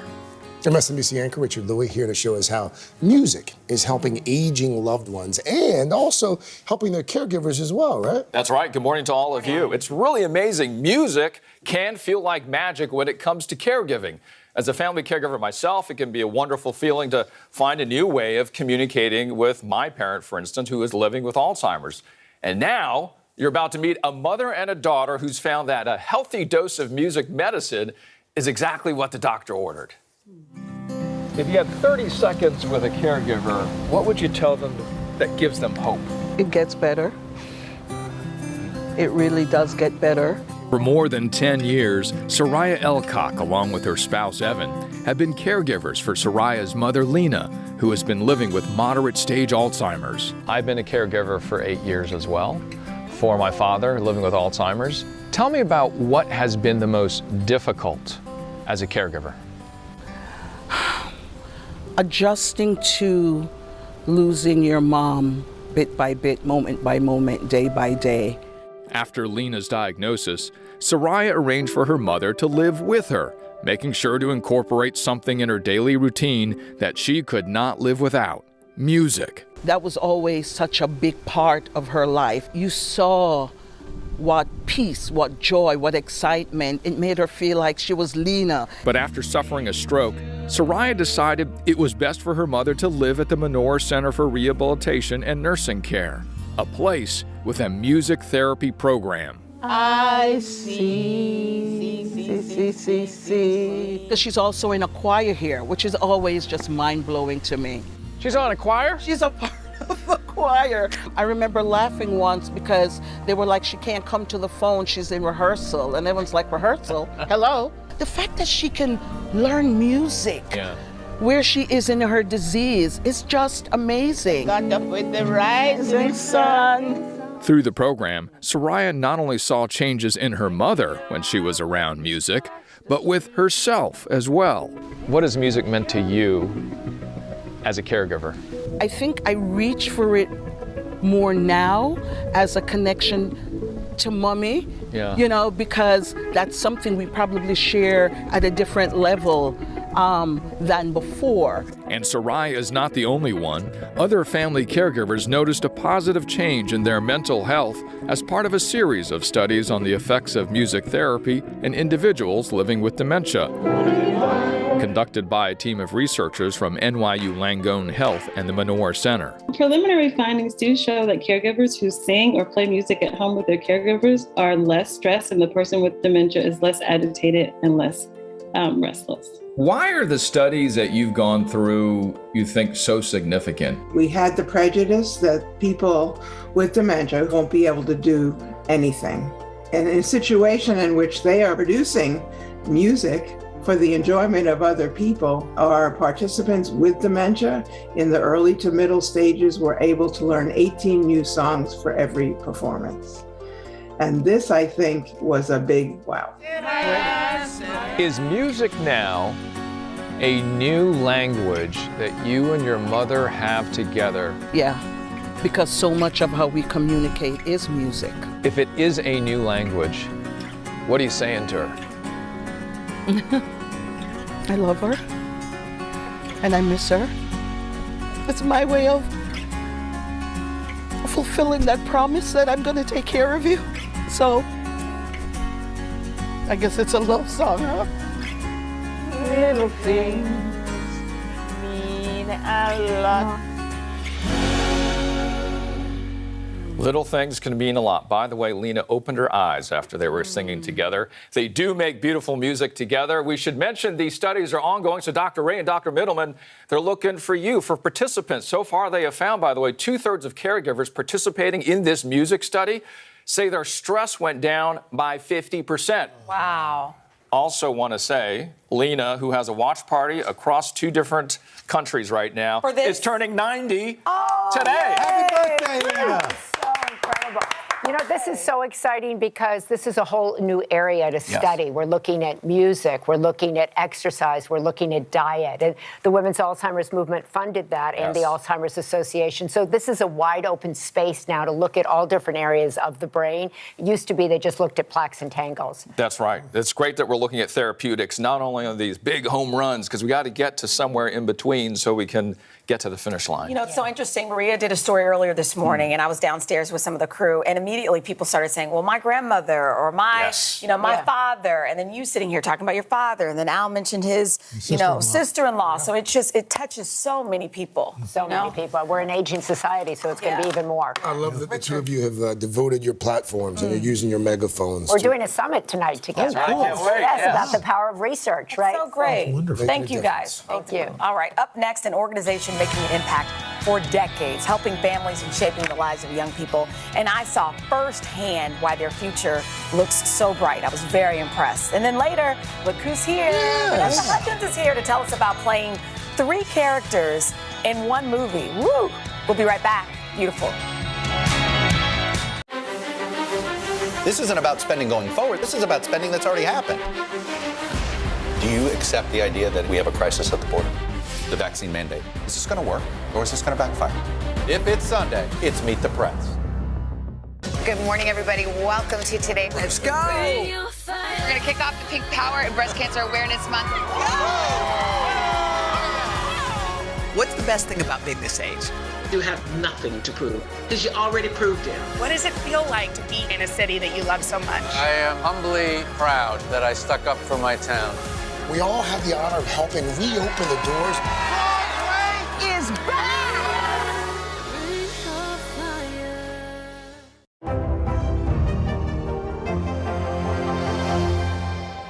Sometimes the news can be difficult and overwhelming for kids to understand. Will coronavirus come back next year? So to help make sense of it all, we've created a newscast just for them. Man, you know a lot. We hope your family will watch Nightly News Kids Edition. The Meet the Press Chuck Todd Cast. Free wherever you get your podcasts. Nearly a dozen hours after the Eye roared ashore. There is some late-breaking news. All right,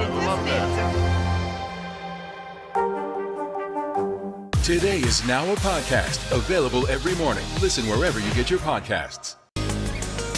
Today is Impact Thursday, and we're shining a light on an organization right here in New York City. For decades, the Brotherhood Sister Soul has been empowering young people to be agents of change in their communities and their personal lives. And after a difficult year, the future is bright.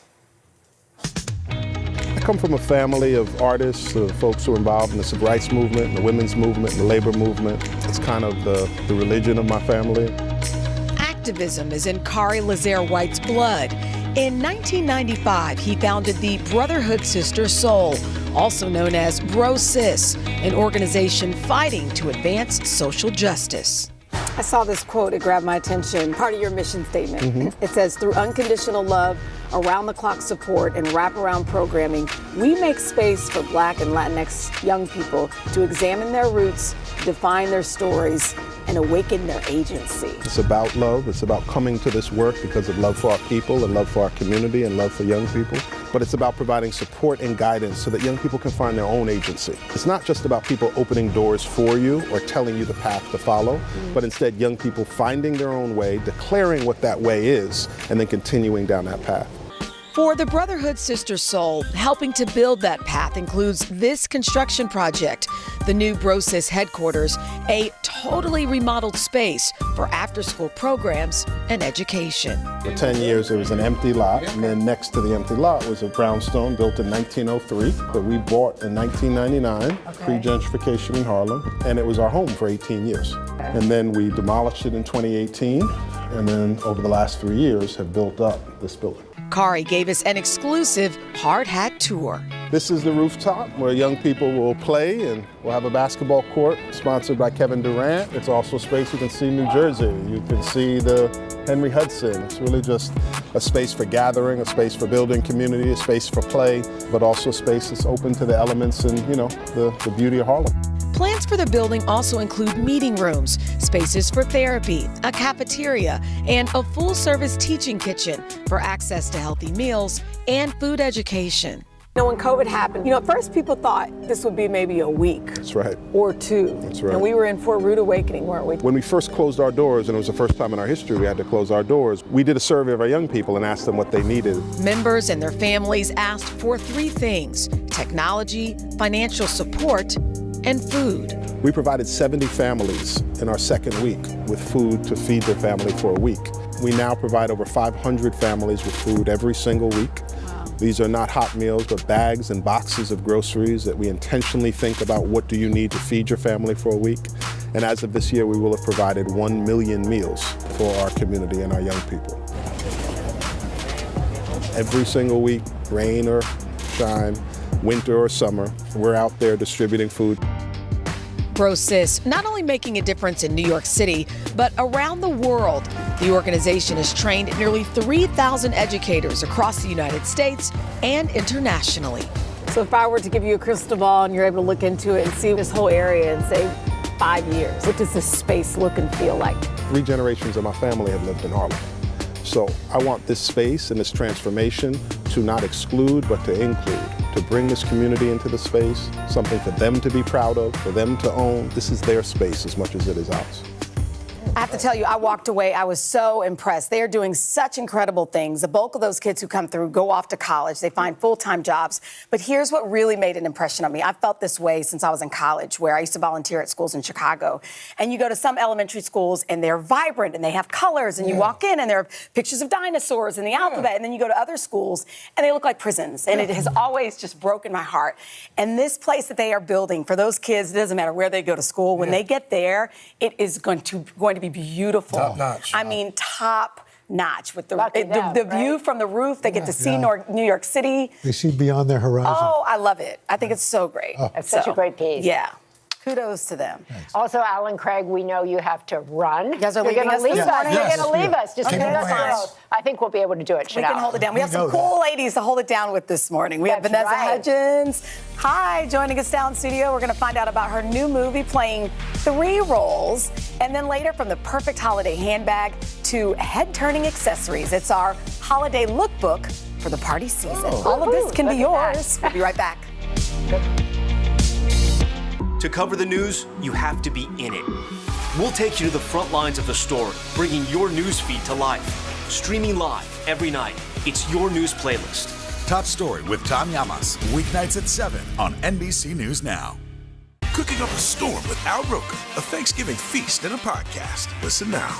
Sometimes the news can be difficult and overwhelming for kids to understand. Will coronavirus come back next year? So to help make sense of it all, we've created a newscast just for them. Man, you know a lot. We hope your family will watch Nightly News Kids Edition. News is more than a headline. It informs, it inspires, and it still matters. To cover it, you have to be in it. And that's what we're gonna do. Every night, we take you to the front lines of the story, where it's actually happening, with NBC News journalists on the ground from all over the world. We cover what you need to know and bring your newsfeed to life. In primetime and streaming live, it's your news playlist every night. Top Story with Tom Llamas, weeknights at 7 on NBC News Now. People really don't know what's going to happen. Nearly a dozen hours after the eye roared ashore.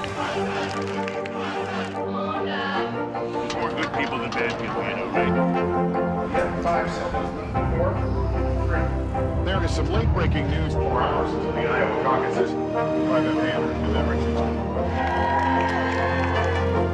All right, it just me too.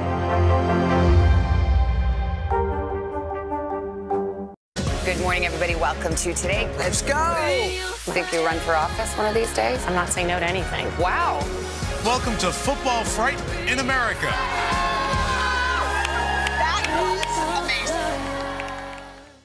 For breaking news in our changing world, download the NBC News app. Today is now a podcast, available every morning. Listen wherever you get your podcasts. Our next guest is a real triple threat. Vanessa Hudgens stars in the new Netflix film, The Princess Switch 3, Romancing the Star. She plays 3 characters: Queen Margaret, Princess Stacy, and Lady Fiona. When a priceless relic Maggie goes... could never pull it off. Why not? Oh, not to be unkind, Moo, but you certainly don't have the, je ne sais quoi. Minions, fetch me my champagne. I do not sound like that. Hello, Royal Six-Pack. Well, you sound exactly like that. I do not. You do. But I don't. But you do. But I don't. But you really do. But I... Oh, she's... How do you do that? Vanessa, welcome, welcome. But wait, 3 different characters right there. That seemed confusing. Was it hard to play like that? Yeah, you know, it takes a lot of time, and it's daunting in the beginning because there's so much to do. But with the support of an amazing cast and director and everyone behind the scenes, we made it through. Bouncing from character I was just looking at all the costumes. It's such a marvel. Tell me about that. I was reading, you have a favorite of the 3 to play, right? But one of them... Yes. Yes. Fiona is definitely Yes. my favorite to play. It's really fun because I'm an executive producer on this as well, so I am very hands-on with everything, including my costumes specifically. I'm making sure that each character has its own color story and palette, and their silhouettes are different, and it's a whole science. Good for you. So you were really involved in shaping them, dressing them, making sure that they were distinct, different. Are they different aspects of your own personality? Oh, 100%. I mean, I got like the normal girl who just like lives a normal life. I have like the a queen aspect in me that I see myself. We all do. We all You don't even have to show. She's lucky if she only has 3 characters. And then I'm like, I have my over-the-top, very dramatic side. So yeah, it's a little bit of all of me. That's so great. Now, you also have another film. This isn't the only one that you're dealing right now. You've been posting kind of on the red carpet for TikTok Boom. Tick, tick, boom, yeah. Tick, tick, boom, yeah. So I was interested because you've been in the public eye for so long and you have so many social media followers. So many young women look up to you. Do you feel that responsibility? And so many young girls say that they feel pressure from Instagram. I mean, I feel like I have the responsibility to myself to live my truest, most authentic version of myself. And that's like what I try to present the world every day. And I feel like if I can inspire people to do that, to live their truth and be in their own lane because no one else is going to be uniquely them, then that's like, to me, that's beautiful. That's what I love. And you're producing. I mean, you're doing so many things. Let's talk really quickly about Tick, Tick, Boom. We had Lin-Manuel Miranda here. Yeah. People are so excited for this one. Talk about it a little bit. It's so special. I mean, originally from the mind of Jonathan Larson, who most people know from Rent. Rent, yeah. And he was this musical theater genius. He was revolutionary in the way that he wrote musicals. Then we have Lin-Manuel Miranda, who is the same thing, you know? He is revolutionary in the way that he's written musical theater. It's amazing. And so you have these two geniuses together, and this movie is kind of like the love child of that. It's really just a nod and a look at the life of a struggling artist. What did you learn from him? Oh my gosh. I mean, from Lin? Yeah. Lin is the most humble person I know. I mean, he comes to set with such energy and such a positive attitude, and he makes everyone feel so seen. Like, you feel so safe. And I'm like, that is a choice that we can all make to really see each other. And so I'm like, I'm taking that. I love that. That is great. So That's good. a great takeaway. Yeah, we have like 30 seconds left. There are so many people who follow you on Twitter who want to ask about your dog, Darla. Oh. I guess we came across this tweet last month. Give us an update on how Darla is doing for people who don't know what this was all about. Great. She's so cute. I did a shoot for Architectural Digest at my house, and she made sure she was in every single shot. She Look at that. loves the camera. She's so cute. But she's great. She kind of bounces between me and my two girlfriends, so she's got 3 moms. She's a happy pup. Okay, so you have something else you want to say, and we want to get it in because we're going. It is my mom's birthday, so Mama G was good. Happy birthday, girl. You call her Mama G? Yeah, she's Mama that's G. my name as a grandmother. Really? Mama G. There you go. You guys are the same person. Mama Scorpio. Vanessa, thank you. Thank you so much for being here. The Princess Switch 3, Romancing the Stars, streams today on Netflix. All right, coming up, it is Shop All Day. Everything you need to be the perfect holiday host, including the ice cubes that maybe add a little something extra to your drinks. And then later, a Thanksgiving treat, a sweet twist on cornbread. We'll be right back.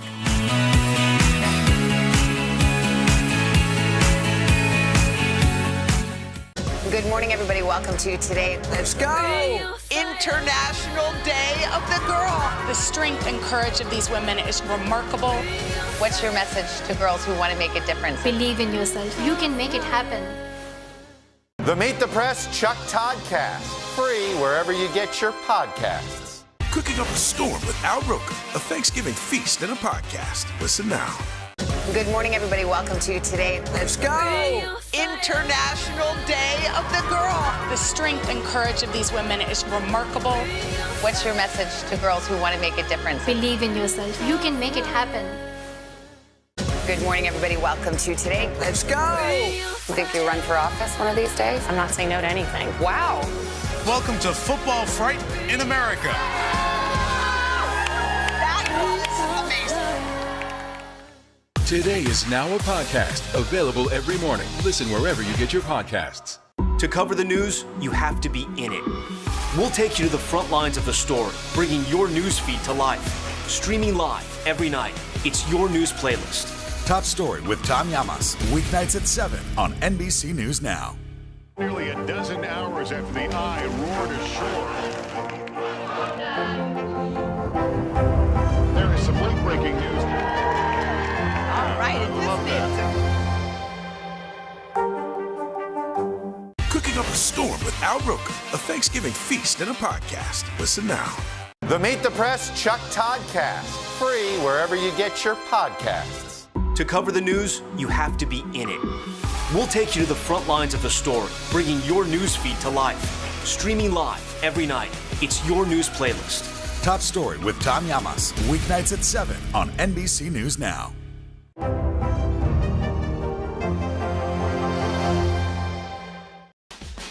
Guys, we're feeling festive this morning, and sometimes we have must-have items to help you prepare for the holidays. Ah, yes. Okay, so the theme of today's episode of our streaming show, Shop All Day, is Holiday Lookbook. And we have Shop All Day contributor Makoa Nlovu here with a preview. As always, you can scan the QR code right there in the bottom corner of your screen, and you can shop while we talk. Good morning to you. Good morning, good morning. So listen, when it comes to shopping for the holidays, we have you covered from style to holiday hosting, and we've got you covered on all these amazing items. So let's get started. Let's start with this one. This skirt. Can we all do the pleated skirt? Oh, you totally can. I've got a lot of room down there. I don't know if I can pull that off. Not at all. I love this gorgeous pleated skirt. So first of all, it's got that metallic detail, that shiny bottom there. It works in a bunch of different silhouettes. It works on women of all types. And guys, think about this. You can wear this with items you currently have in your closet, right? Your sweater, your t-shirts, your denim jacket. This is an item, right? Exactly. Your boots. You can dress it up or dress it down. So if you're going away for the holidays, you're going to a holiday party, this skirt for less than $50. Yeah. Black turtlenecks and a boot. Okay. Absolutely. So we all need a good purse. These are little purses. They're chic. And I just asked you, are these ageless or is this for her daughter? No, these are truly ageless. I love the mini size of it. That means that it is easy to carry. Another one that comes in 14 different colors. Exactly. I love the fact that you can grab this for yourself and maybe grab it for a friend as well. If you're going away for a holiday party, you're going away for a date night, right? You can throw this over your shoulder and then on the weekend, rock it as a crossbody. So it gives you that dual functionality. Oh, it makes it, you can make it longer. You can make it longer. So my new goal in life, would you like to hear, is to get Maria in a headband because she thinks that she can't pull this off. Well, like she said, she got it for her daughter, and if I came home with this, my daughters would be like, what are you doing? Your daughters are going to be like, Mom, you are crushing it. I can't get over this price point because you're getting 12 of these. Oh, it comes as a set. It comes as set, right? For less than $15. So when it comes to items like this, I say grab them for yourself. You deserve yourself. Treat yourself to this entire 12-pack or split them up with your friends and your family, right? It's cute. I love the top knot detail. I love that it's a satin hatband. And It's like just you mentioned, easy. it's easy. It's ageless. It's just complete style. Okay, and then what do we have here? Okay, when you talk about entertaining, these are a great addition to the house if you're going to be having people over. These are great for entertaining. With these wine glasses, these whiskey glasses, it's all about aeration. What does that mean? It's bringing the fine flavors out of the whiskey. But you can use these for more than just whiskey. You can use them for your wine, different spirits that you may have at home. fun. It is fun. It's like a conversation starter, right? So you're going to put on your skirt, you're going to grab your bag, you're going to put on multiple headbands, and then you're going to drink. Exactly. So you just kind of use your finger, gently roll it around, and that's what really brings the aromatics out. There you go. There you go, Maria. Isn't that fun? And you know what? I've had these, and people say, are they going to spill? They don't spill. No, they don't spill at all. You That's have the whole these? idea. Yeah. She has these. They don't Okay. spill. All right, last but not least, are these the ice cubes we were talking These about? are the ice cubes. They are infused with these amazing, delicious flavors. Guys, think about this. They're made with like peach, with like cucumber and watermelon, with orange bitters. They are great. They can last for up to 2 years without refrigeration. years. That's right, 2 Without years. refrigeration. That's right, Maria, without refrigeration. But when you're ready to use them, pop them in the refrigerator. I do want to mention that they don't contain any sort of alcohol in them, right? Oh. So you can throw them in your mocktail, in your cocktails, in your seltzer. But they are just so nice. When you just Blood like, orange ginger, that blood might orange. be yummy. And the peach too, cucumber and This is a watermelon. good kind of hostess That is gift. cute. It is a great hostess Along gift. with the headband. Okay, thank you so much for Thank joining us. you. And Thank you. today, Of and course, again, my if you want to pleasure. purchase any of these items, you can text the number or text shop to the number below. There you go, 34318. Be sure to check out Shop All Day Holiday Lookbook streaming today at 10 a.m. on Today All Day. And just so you know, Today works with affiliate partners and earns a commission on purchases made through our links at today.com. And up next, something to serve at your next holiday get-together, a twist on a Thanksgiving favorite, cornbread. It smells unreal. We'll be right back. To cover the news, you have to be in it. We'll take you to the front lines of the story, bringing your news feed to life. Streaming live every night. It's your news playlist. Top Story with Tom Llamas, weeknights at 7 on NBC News Now. Good morning, everybody. Welcome to Today. Let's go. You think you'll run for office one of these days? I'm not saying no to anything. Wow. Welcome to Football Fright in America.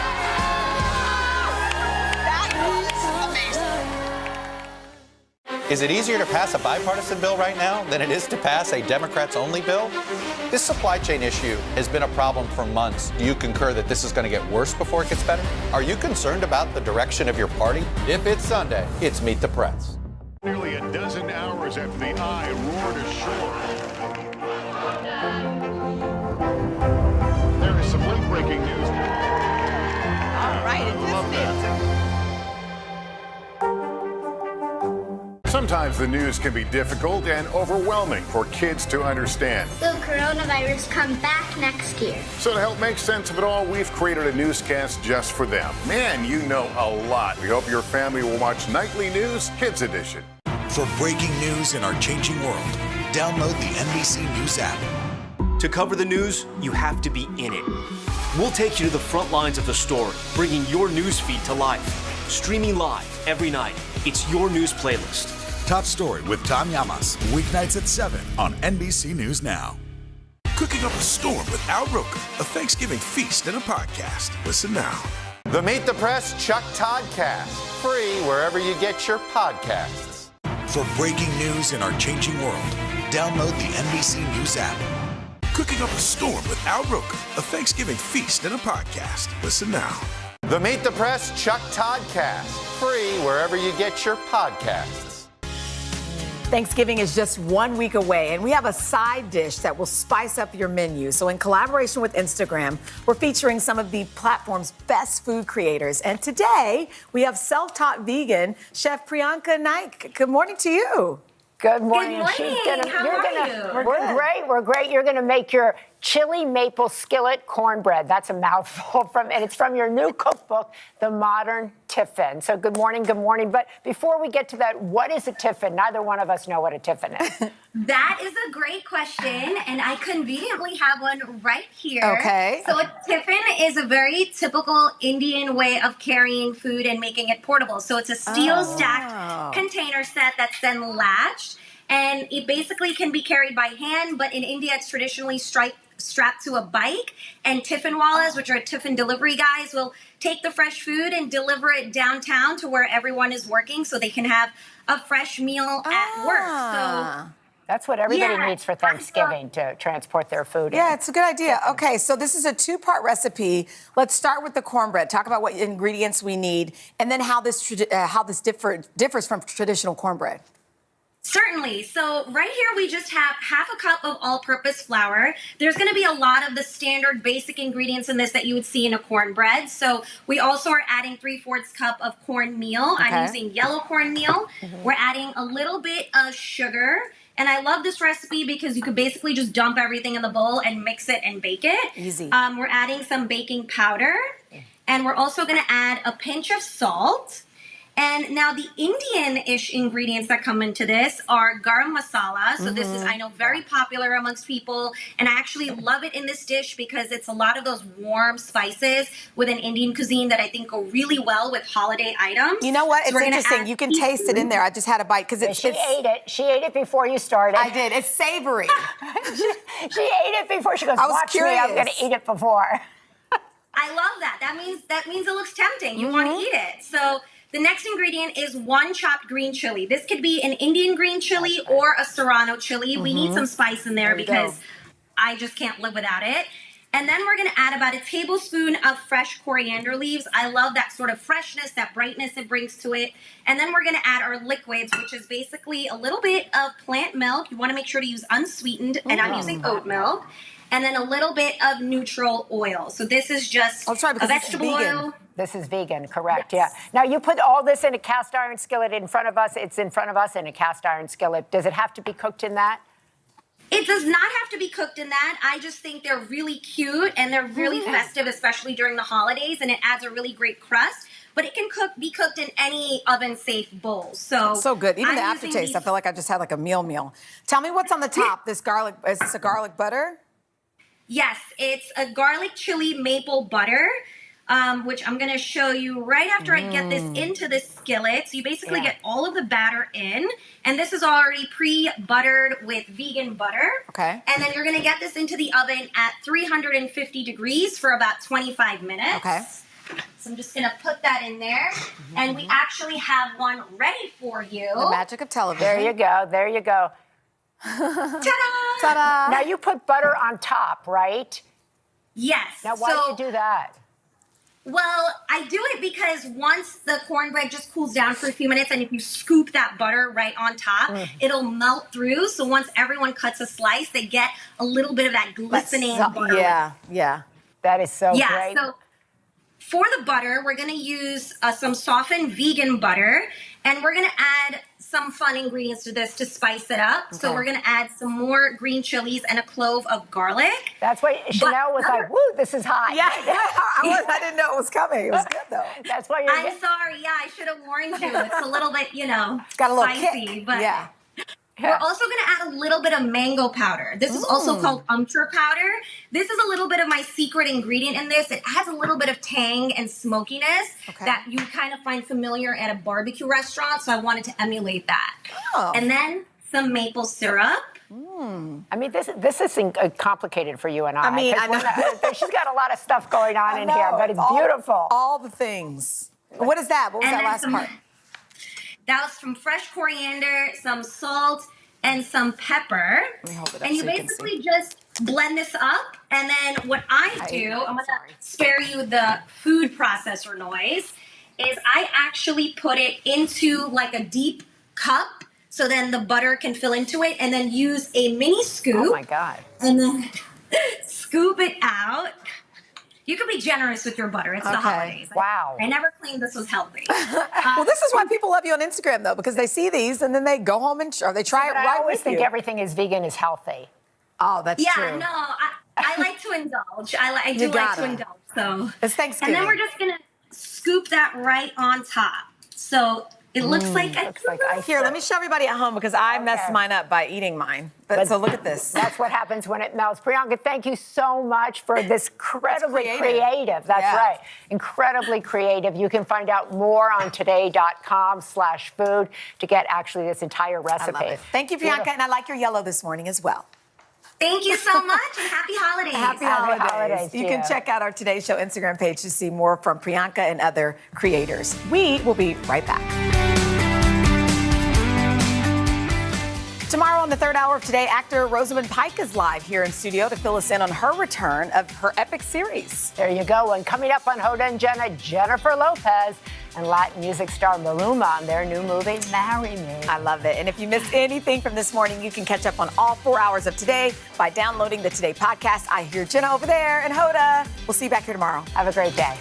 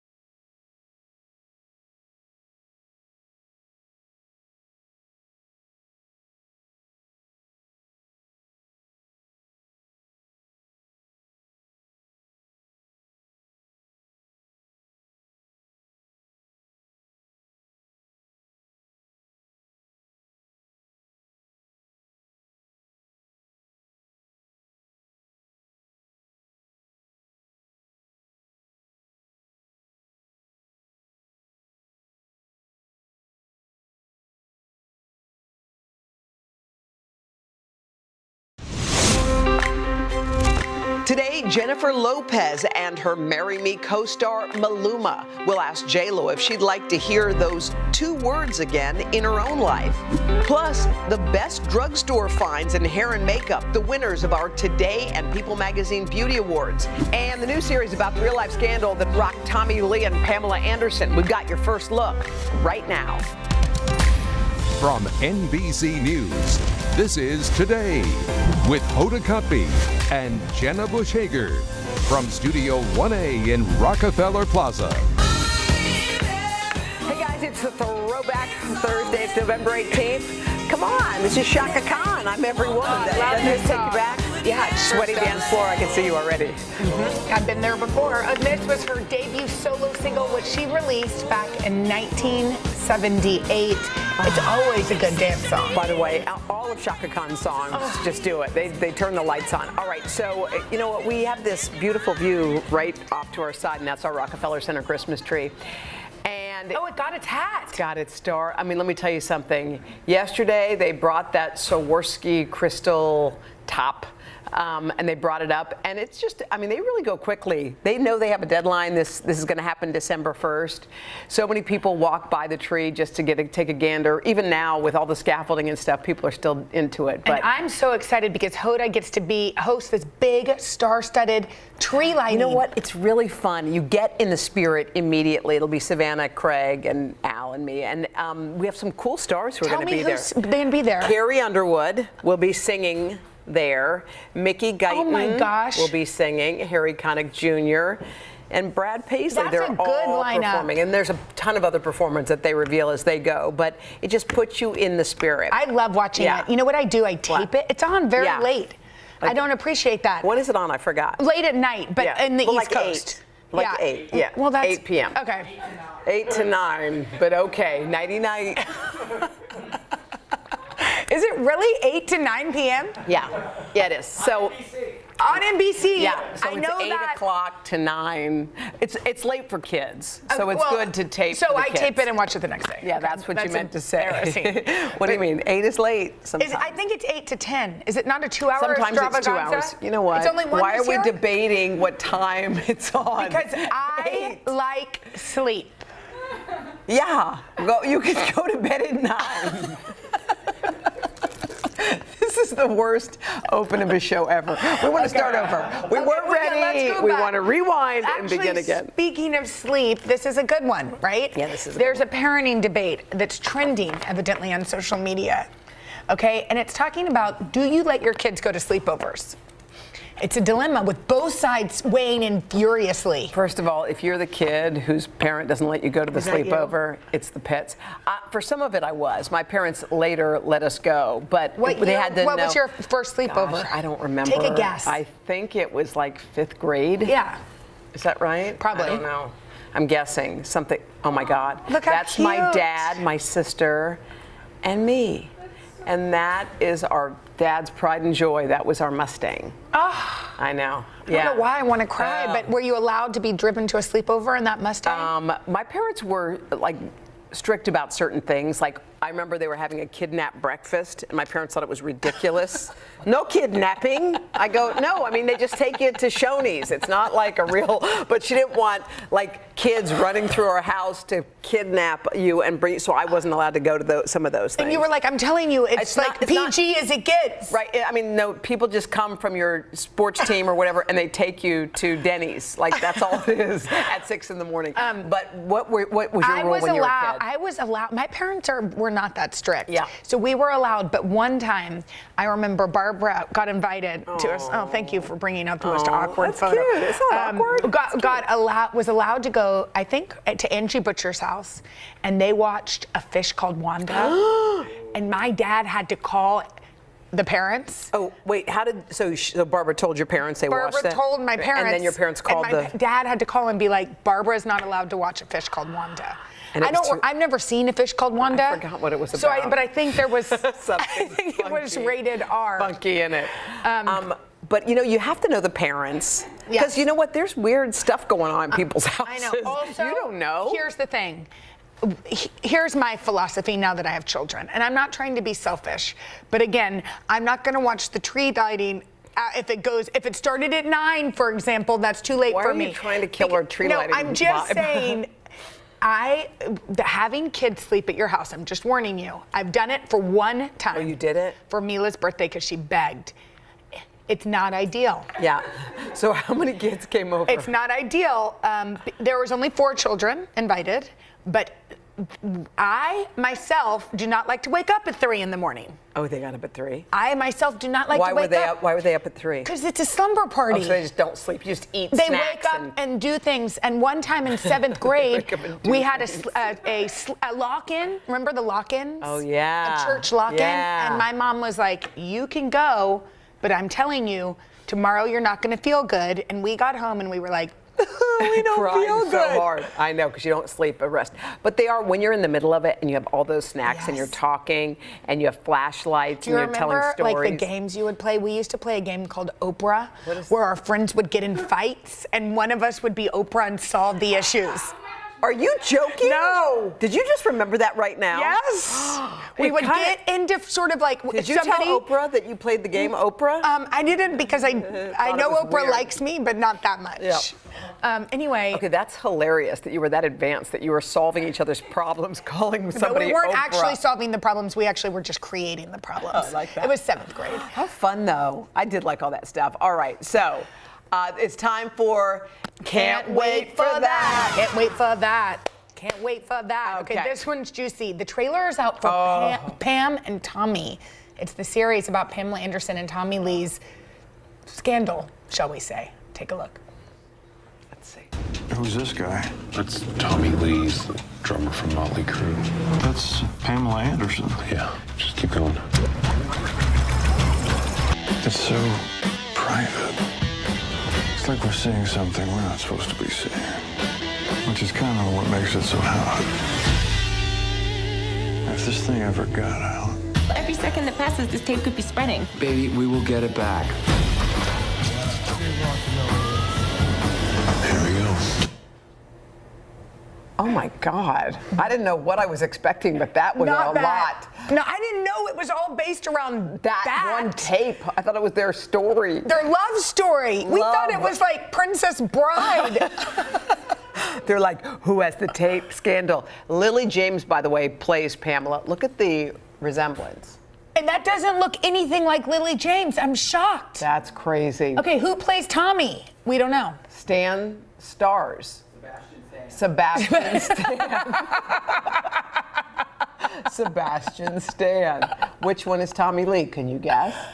Yes. Okay. The one in the white shirt. But I don't, that is something you cannot watch at a sleepover. No, Pam and Tommy premieres February 2nd on Hulu. You know everyone's going to watch it, by the way. Dying to see Can we it. give a big congrats to our good friend Thomas Rhett? Oh, and his wife Lauren. The couple just welcomed. Are we calling him? What time is it? 9? He we could just try. had a baby. Well, it's okay. Hold Let's up. just try. Just keep congratulating. Okay, they just welcomed their 4th daughter into the world. Thomas wrote, Lily Carolina Atkins was born November 15th, 7.5 pounds of pure joy. Lauren Atkins, you are my hero. This is not going to end Watching a child being born is legit a miracle. 4 under 6, here we go. You answered! Oh my God, we were just doing something on our show about you guys and your new baby. Hold on, can you put the picture back up of Thomas? Look. Wait, where's the baby? Can you we all show put the the baby up? baby? Hold on, Lily Thomas. Carolina? Hold on. Can you all put it back up in the screen? Thomas, Hang on. this Thomas, takes we're FaceTiming to a new level. We're so excited for you and Lauren. Oh, Here, hold on a second. is she there? Wait, what? Wait, what? Oh my God. Welcome to the world, Lily Carolina. We love you, Thomas. We're on the show and we were just talking about you and we were just getting all emotional, all your girls and you. How are you doing it? We're good. We're really tired, but we are we're figuring it out. Are you? Well, we love you to the moon. Congratulations. Congrats. Tell Laura we love her love and Lauren. she's our hero. Yes, we love Lauren. I Okay. definitely will. Okay. Thank See you. ya. Love you. Bye. Oh, we just met a new baby.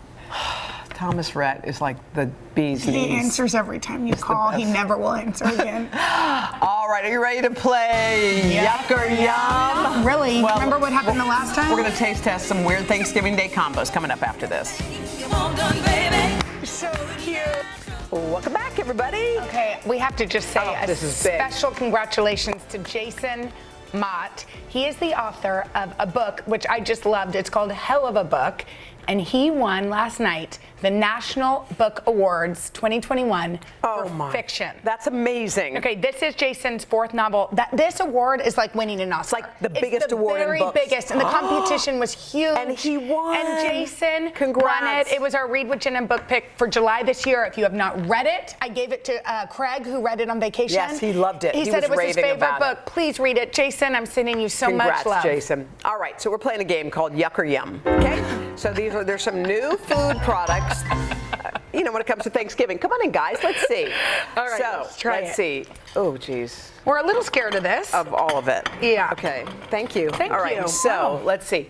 Jones Soda's turkey and gravy why, soda. y'all, please, turkey and gravy soda. I'm afraid I'm going to be sick.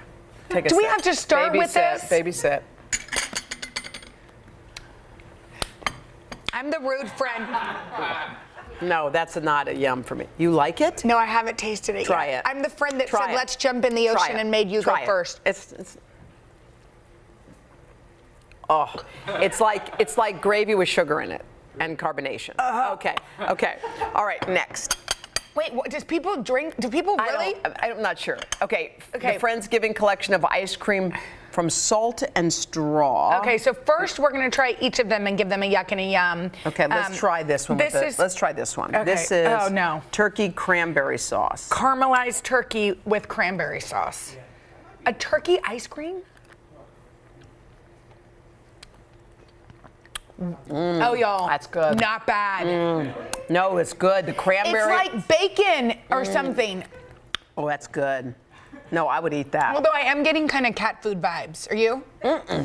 It's like cat food vibes. Why? Caramelized turkey. I mean, I haven't eaten cat food, but I assume if I did. No, but the cranberry makes it. Just slight cat food vibes there. Okay, well, we just. Get it in bits. Okay, hold on. The next one is, I'm kind of into Rolls? this. Rolls with salted butter. I Okay, love let's rolls. get in. Roll is my favorite Thanksgiving This food. is going to be good. There's actually pieces of bread in there. You're really for real, right? Do you know that Good. rolls, do you think it's strange that buttered roll is my favorite Thanksgiving food? No, I love. Don't you love the Pillsbury biscuits? Wait. Yes. That's if I had just Straight that. out of the can?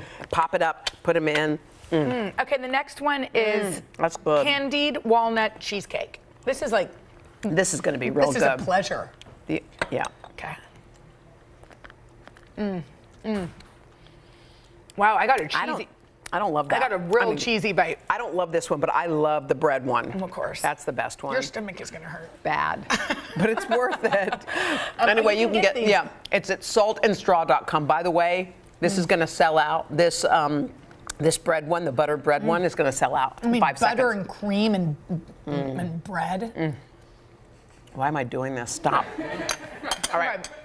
We love featuring awesome people and their stories on our show. And there's so many extraordinary folks out there doing amazing things who deserve to be recognized and celebrated. So here, we want to hear about them. So head to hodaandjenna.com, hit the connect button. We want to hear about these heroes in our midst. Yeah, heroes in our communities, the everyday people that don't always get recognized. Here you go. Cheers. Why are you giving me I'm two? not really going to drink it. Cheers. Coming up, the drugstore mascara Don't forget, taking don't- over TikTok. That's forget. worth all the hype. People Magazine's Beauty Awards and Hair and Makeup coming up after this. That. Coming up tomorrow. Hoda and I are blindfolded and sent off on another Mystery NYC adventure. Plus, Insta-star and all-around funny lady Heather McMahon is here. And Donald Skian whips up a delicious holiday dessert. It's all Friday on Hoda and Jenna. Nearly a dozen hours after the eye roared ashore. There is some late-breaking news. All right, Is it easier to pass a bipartisan bill right now than it is to pass a Democrats-only bill? This supply chain issue has been a problem for months. Do you concur that this is going to get worse before it gets better? Are you concerned about the direction of your party? If it's Sunday, it's Meet the Press. Cooking up a storm with Al Roker, a Thanksgiving feast and a podcast. Listen now. Nearly a dozen hours after the eye roared ashore. There is some late-breaking news. All right,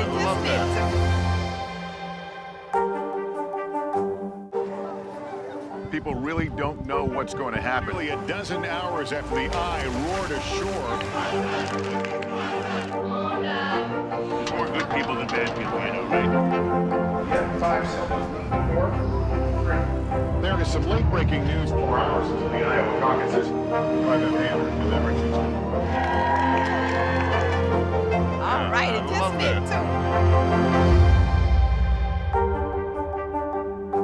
Today is now a podcast, available every morning. Listen wherever you get your podcasts. The Meet the Press Chuck Toddcast, free wherever you get your podcasts. Okay, yesterday we showed you the best drugstore finds for your face and your body, and today we're all about hair and makeup. Today is teamed up with People Magazine, trying out hundreds of products for its annual beauty awards. And back to reveal some of the winners is Today lifestyle contributor Jill Martin and People Style and Beauty director Andrea Laventhal. Okay, shop along with us. We did yesterday, which was so fun. You can scan that QR code on the bottom of your screen.